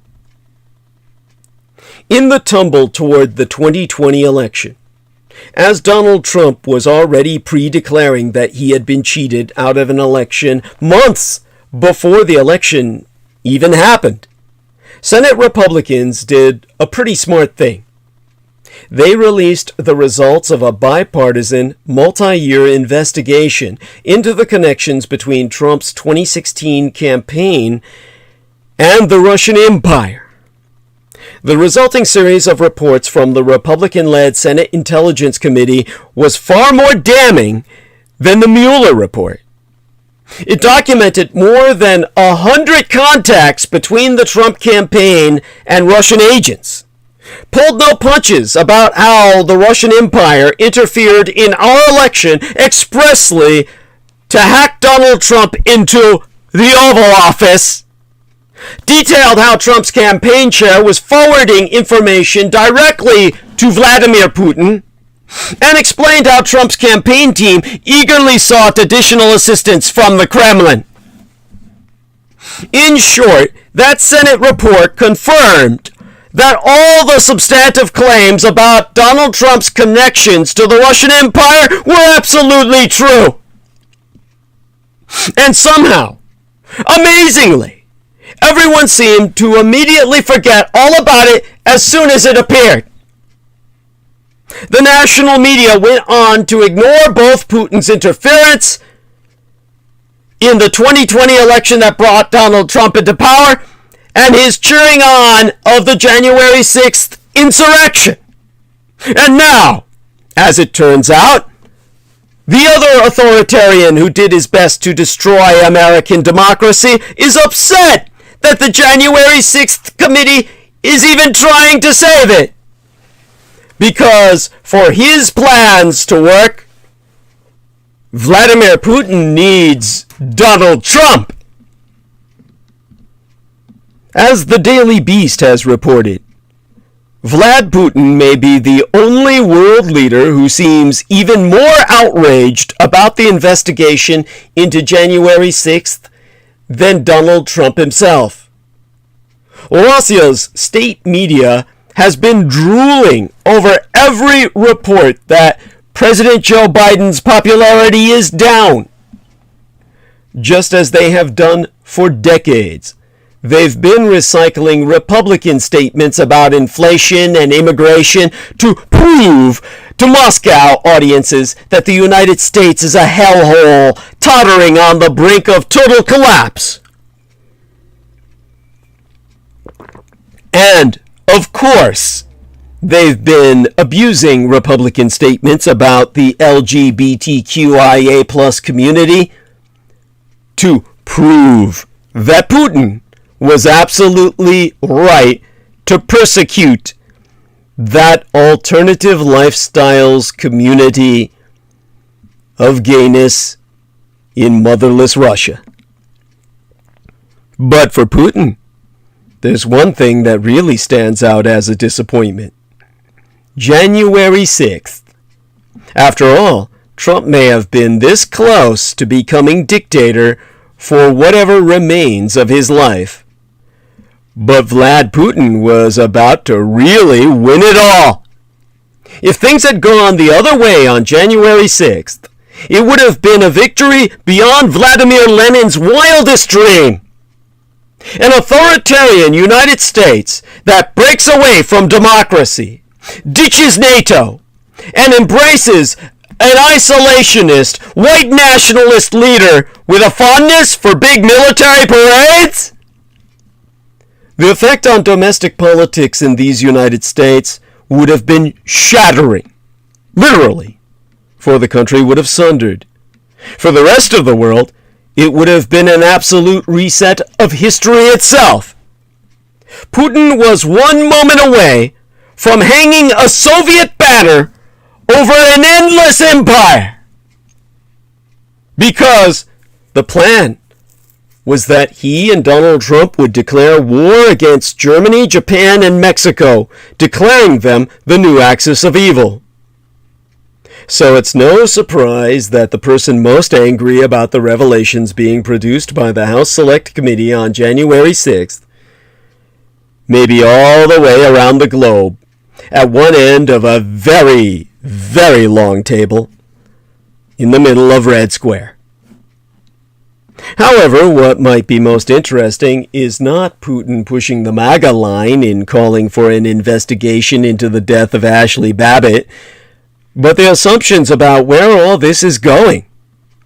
Because now that Russian state media has been forced to notice the January 6th hearings and the information they are producing, Russian experts seem to have come to one conclusion about Trump.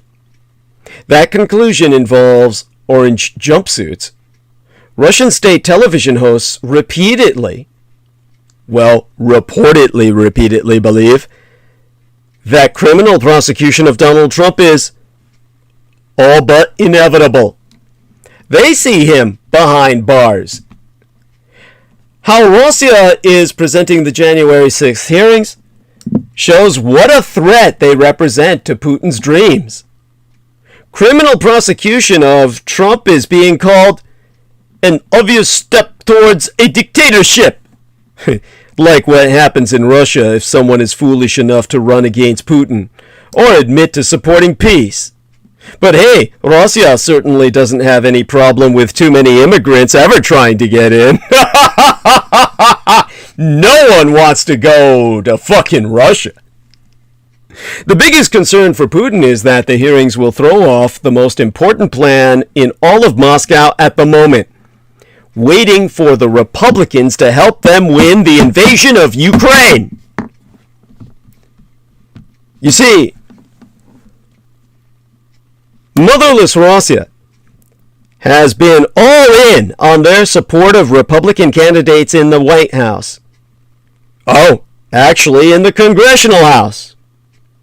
The House that ought to be the big house, as in a prison, and the Senate. The Russians have been pushing for the Republicans in the House, the Senate, and the White House, fully understanding that with compliant Republicans in control of Congress, the flow of weapons and intelligence to Ukraine can be chopped back to the bone. With the Russian military making slow progress, suffering heavy losses, and facing more and more NATO weaponry, a Republican win is more important to Vladimir Putin than it is to Kevin McCarthy's ego. Political scientists in Russia are counting on the higher gas prices caused in large part by restricting the sale of Russian gas to make dropping sanctions and surrendering Ukraine in exchange for relief at the pump to be a bargain Republicans can sell in November. And with Republicans in control, they expect weapon deliveries from the United States to fall to a trickle, like a Republican's ejaculate. A Republican win in November is an integral part of Putin's war plan in the Ukraine.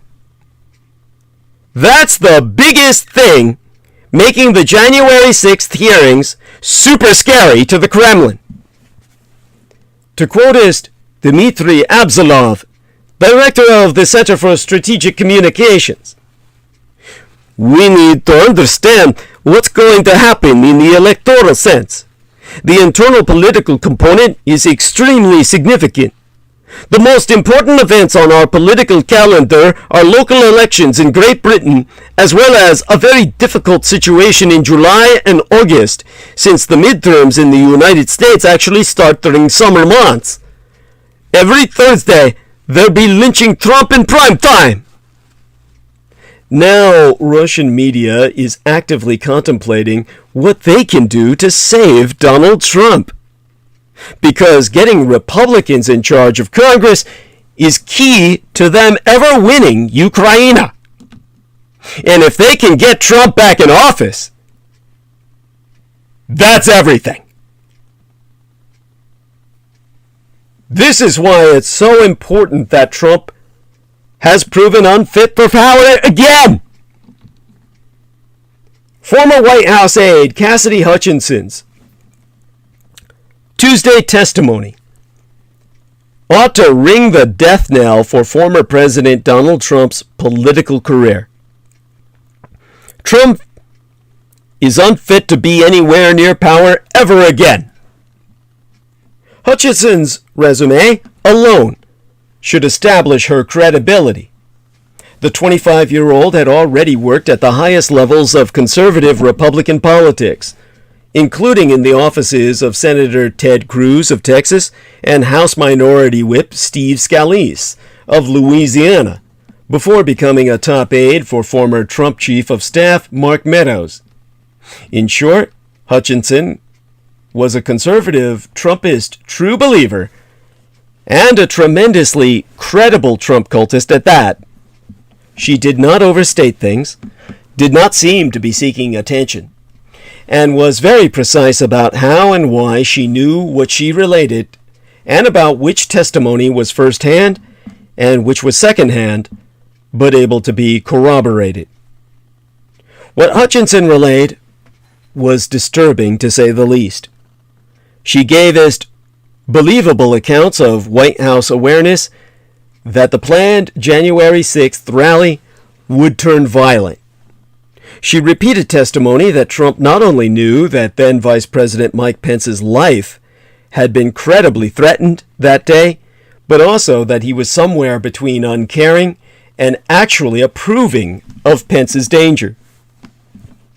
She also told, in detail, that Trump repeatedly insisted that he himself should join his supporters at the Capitol, even after being informed that the crowd contained armed elements and that it was breaching the perimeter against an undermanned U.S. Capitol police force.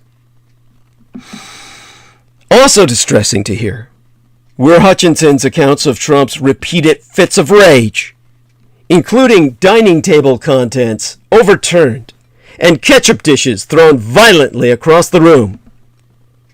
The worst by far, however, was that people immediately returning from being with Trump in the presidential vehicle told of the president trying to grab the wheel of the car to force it to be driven to the Capitol, and then violently reaching for the neck of Secret Service agent Bobby Engel, who headed the president's protective detail.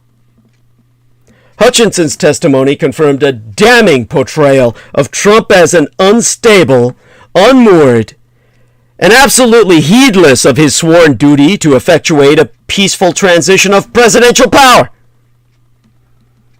Considering the entirety of her testimony, it is unsurprising that Hutchinson said she heard serious discussions of cabinet members invoking the 25th Amendment that would have at least temporarily evicted Trump from office. Trump is a disgrace. Republicans have far better options to lead the party in 2024. No one should think otherwise, much less support him ever again. Reflect upon what Trump has taken from us. Trump has made civic involvement a life-threatening proposition. I am appalled, as so many Americans are, that Donald Trump and his team assaulted our elections.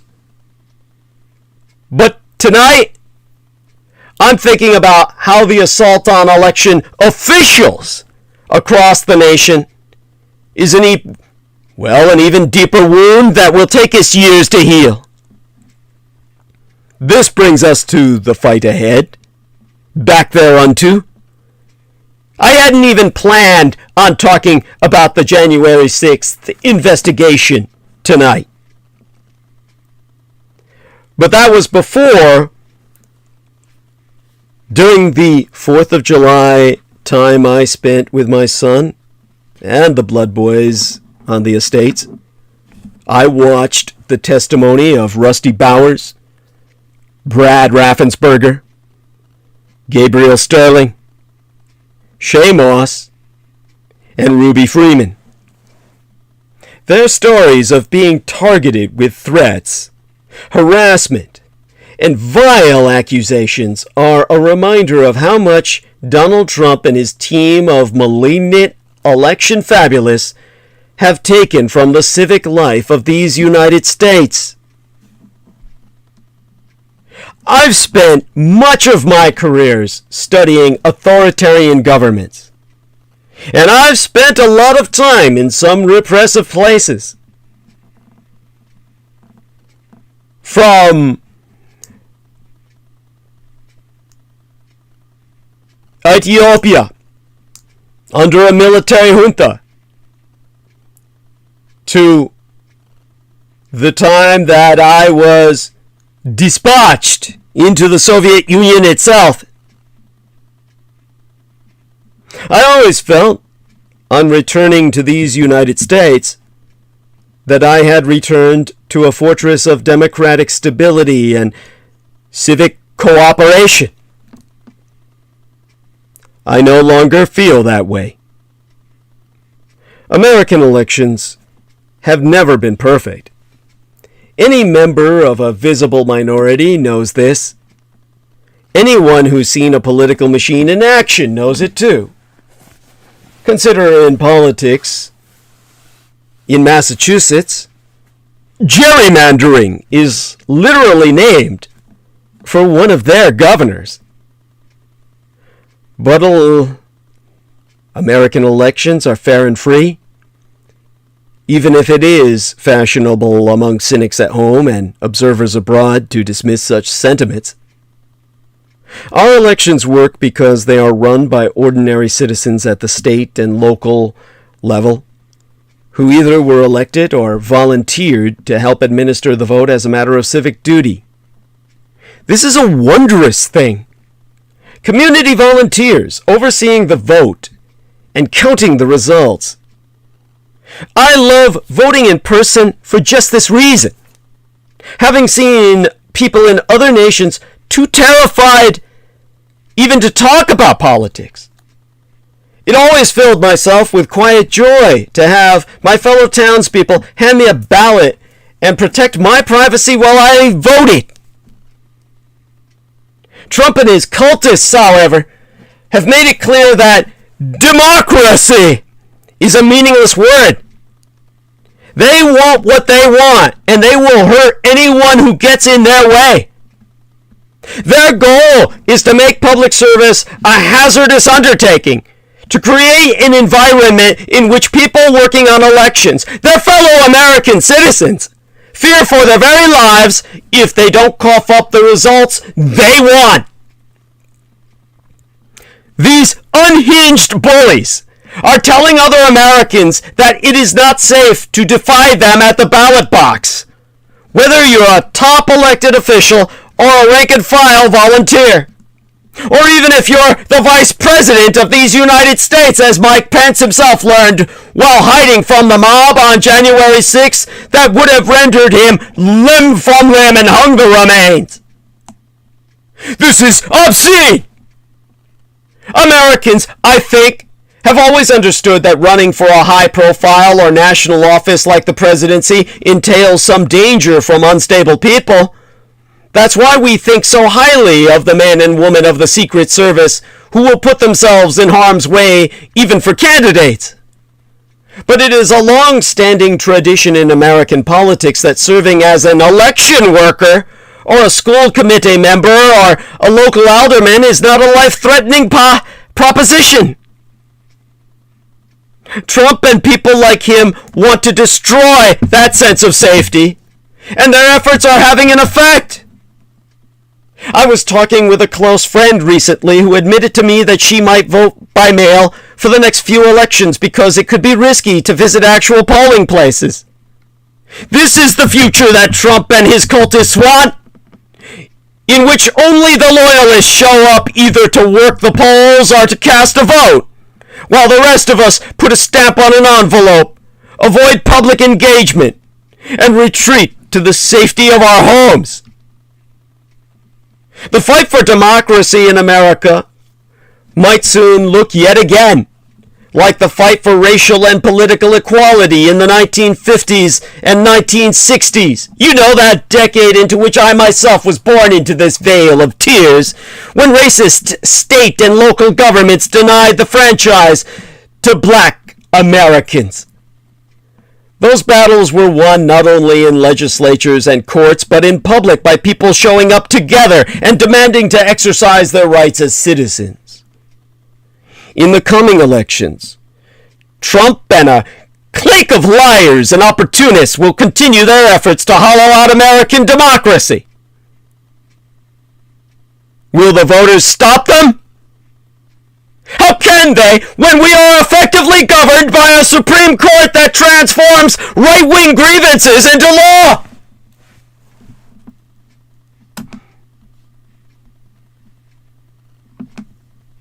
I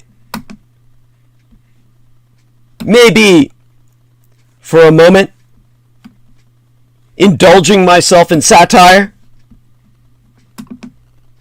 But imagine the Supreme Court finding that the Civil War was wrongly decided and reinstating the Confederacy. Flush with victory on abortion and guns, the formerly Supreme Court is expected to release additional decisions at the end of this court term. Critics point out that Clarence Thomas, whose ownership by his great-grandfather's owner's descendants will now be reinstated, represents only 3/5 of a justice, because a black man is only 3/5 of a human being. Pre-14th Amendment, and therefore as only 3/5 of a justice, that allows President Biden to appoint a justice with a 40% vote on the court. Other rulings expected to come soon. Federal payments for health care, Medicare, Medicaid, will be limited to treatments available when the Constitution was written. Government funding will be limited to bloodletting and trepanning. For those of you who don't know, trepanning is when they drill a hole in your fucking skull to release those evil spirits, making you demented. States are free to write their own rules regarding leeches. Anesthesia is now outlawed as witchcraft. Schools that receive government subsidies are prohibited from teaching any fact that contradicts religious beliefs, establishing severe penalties for instruction that the Earth is a sphere, or that the Earth is older than 6,000 years.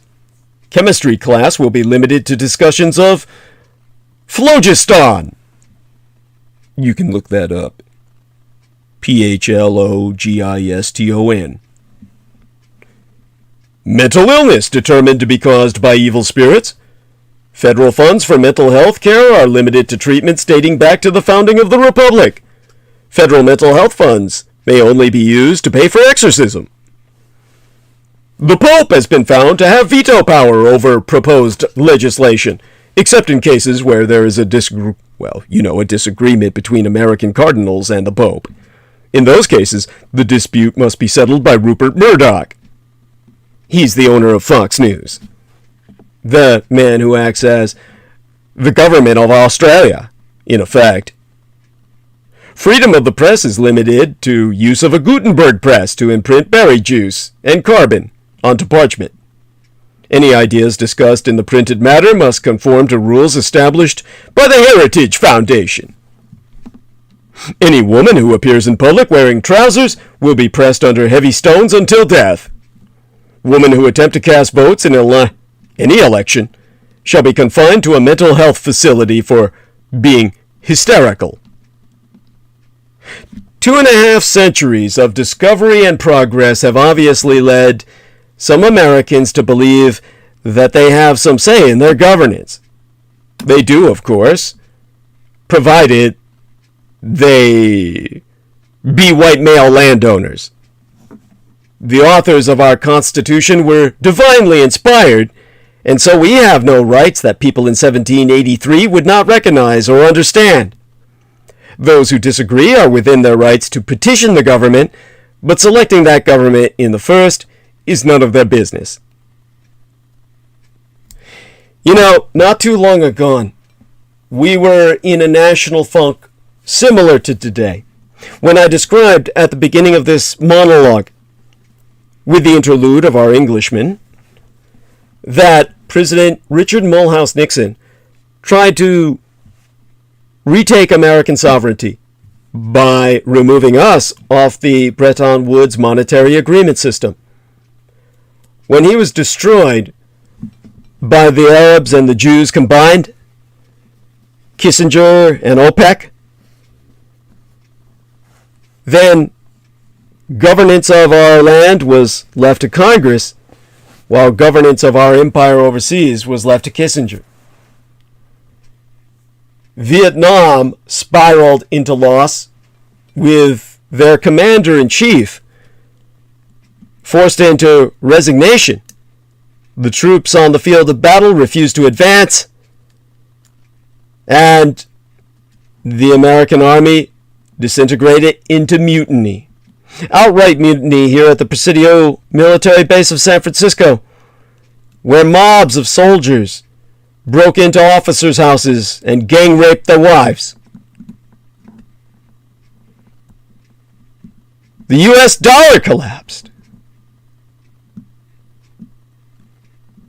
In that post-Vietnam defeatism, combined with stagflation and James Earl Carter's international fiascos, all deeply depressed our nation.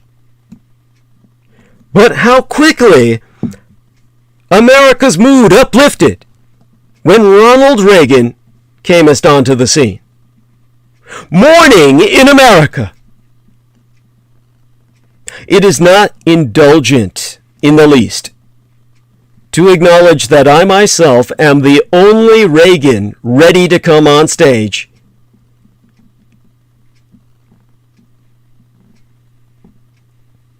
To save America from itself. I speak to effectively the smallest amount of listeners imaginable. Yes, hundreds. I'm a very big fish in a very small pond. You can't afford to keep it that way.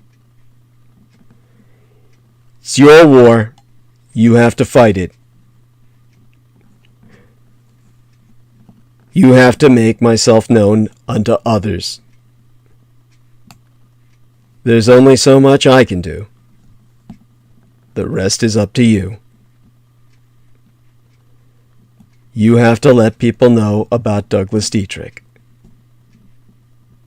You have to let people know about the book that I wrote proving the Japanese won World War II.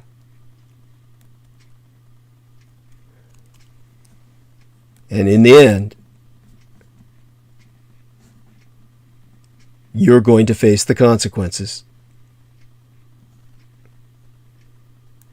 But when we make it through the dark years ahead, the wars to come, both international and domestic, if you survive, you'll not regret it. I can usher in a century of progress. The enemy knows this, which is why they do everything they can to assassinate my character. They speak nothing of what I expose, nor say a thing about my propositions and advisements. All they can do is attack myself, the person, the integrity of Douglas Dietrich, or even my dead relations. The man who raised and guided me, of all people. A simple man who could not even very well relate to most of my ideas and aspirations.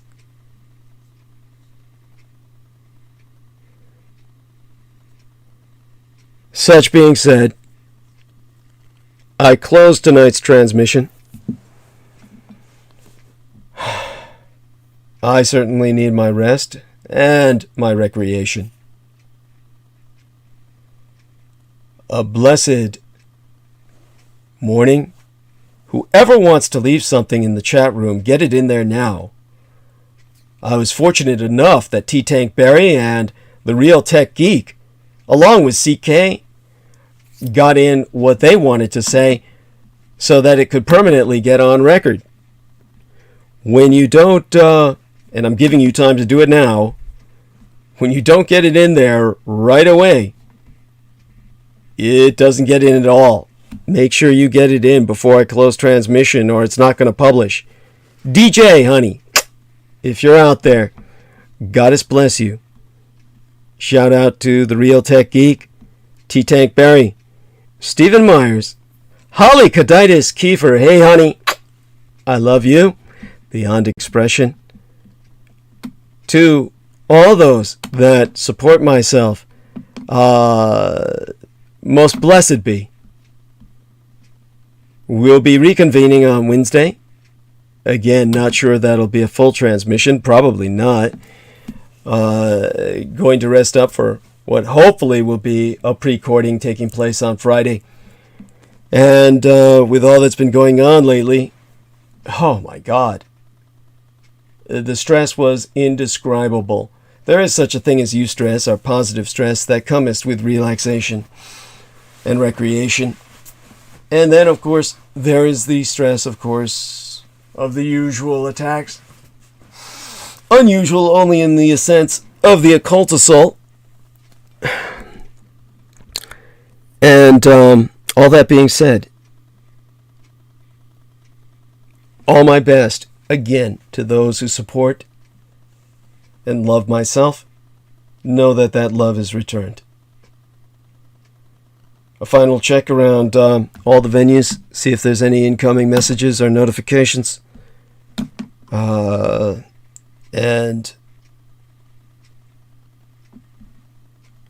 such being, let me take a look here. So far, not seeing anything of consequence. Got an attempt to infest my computer with a worm here from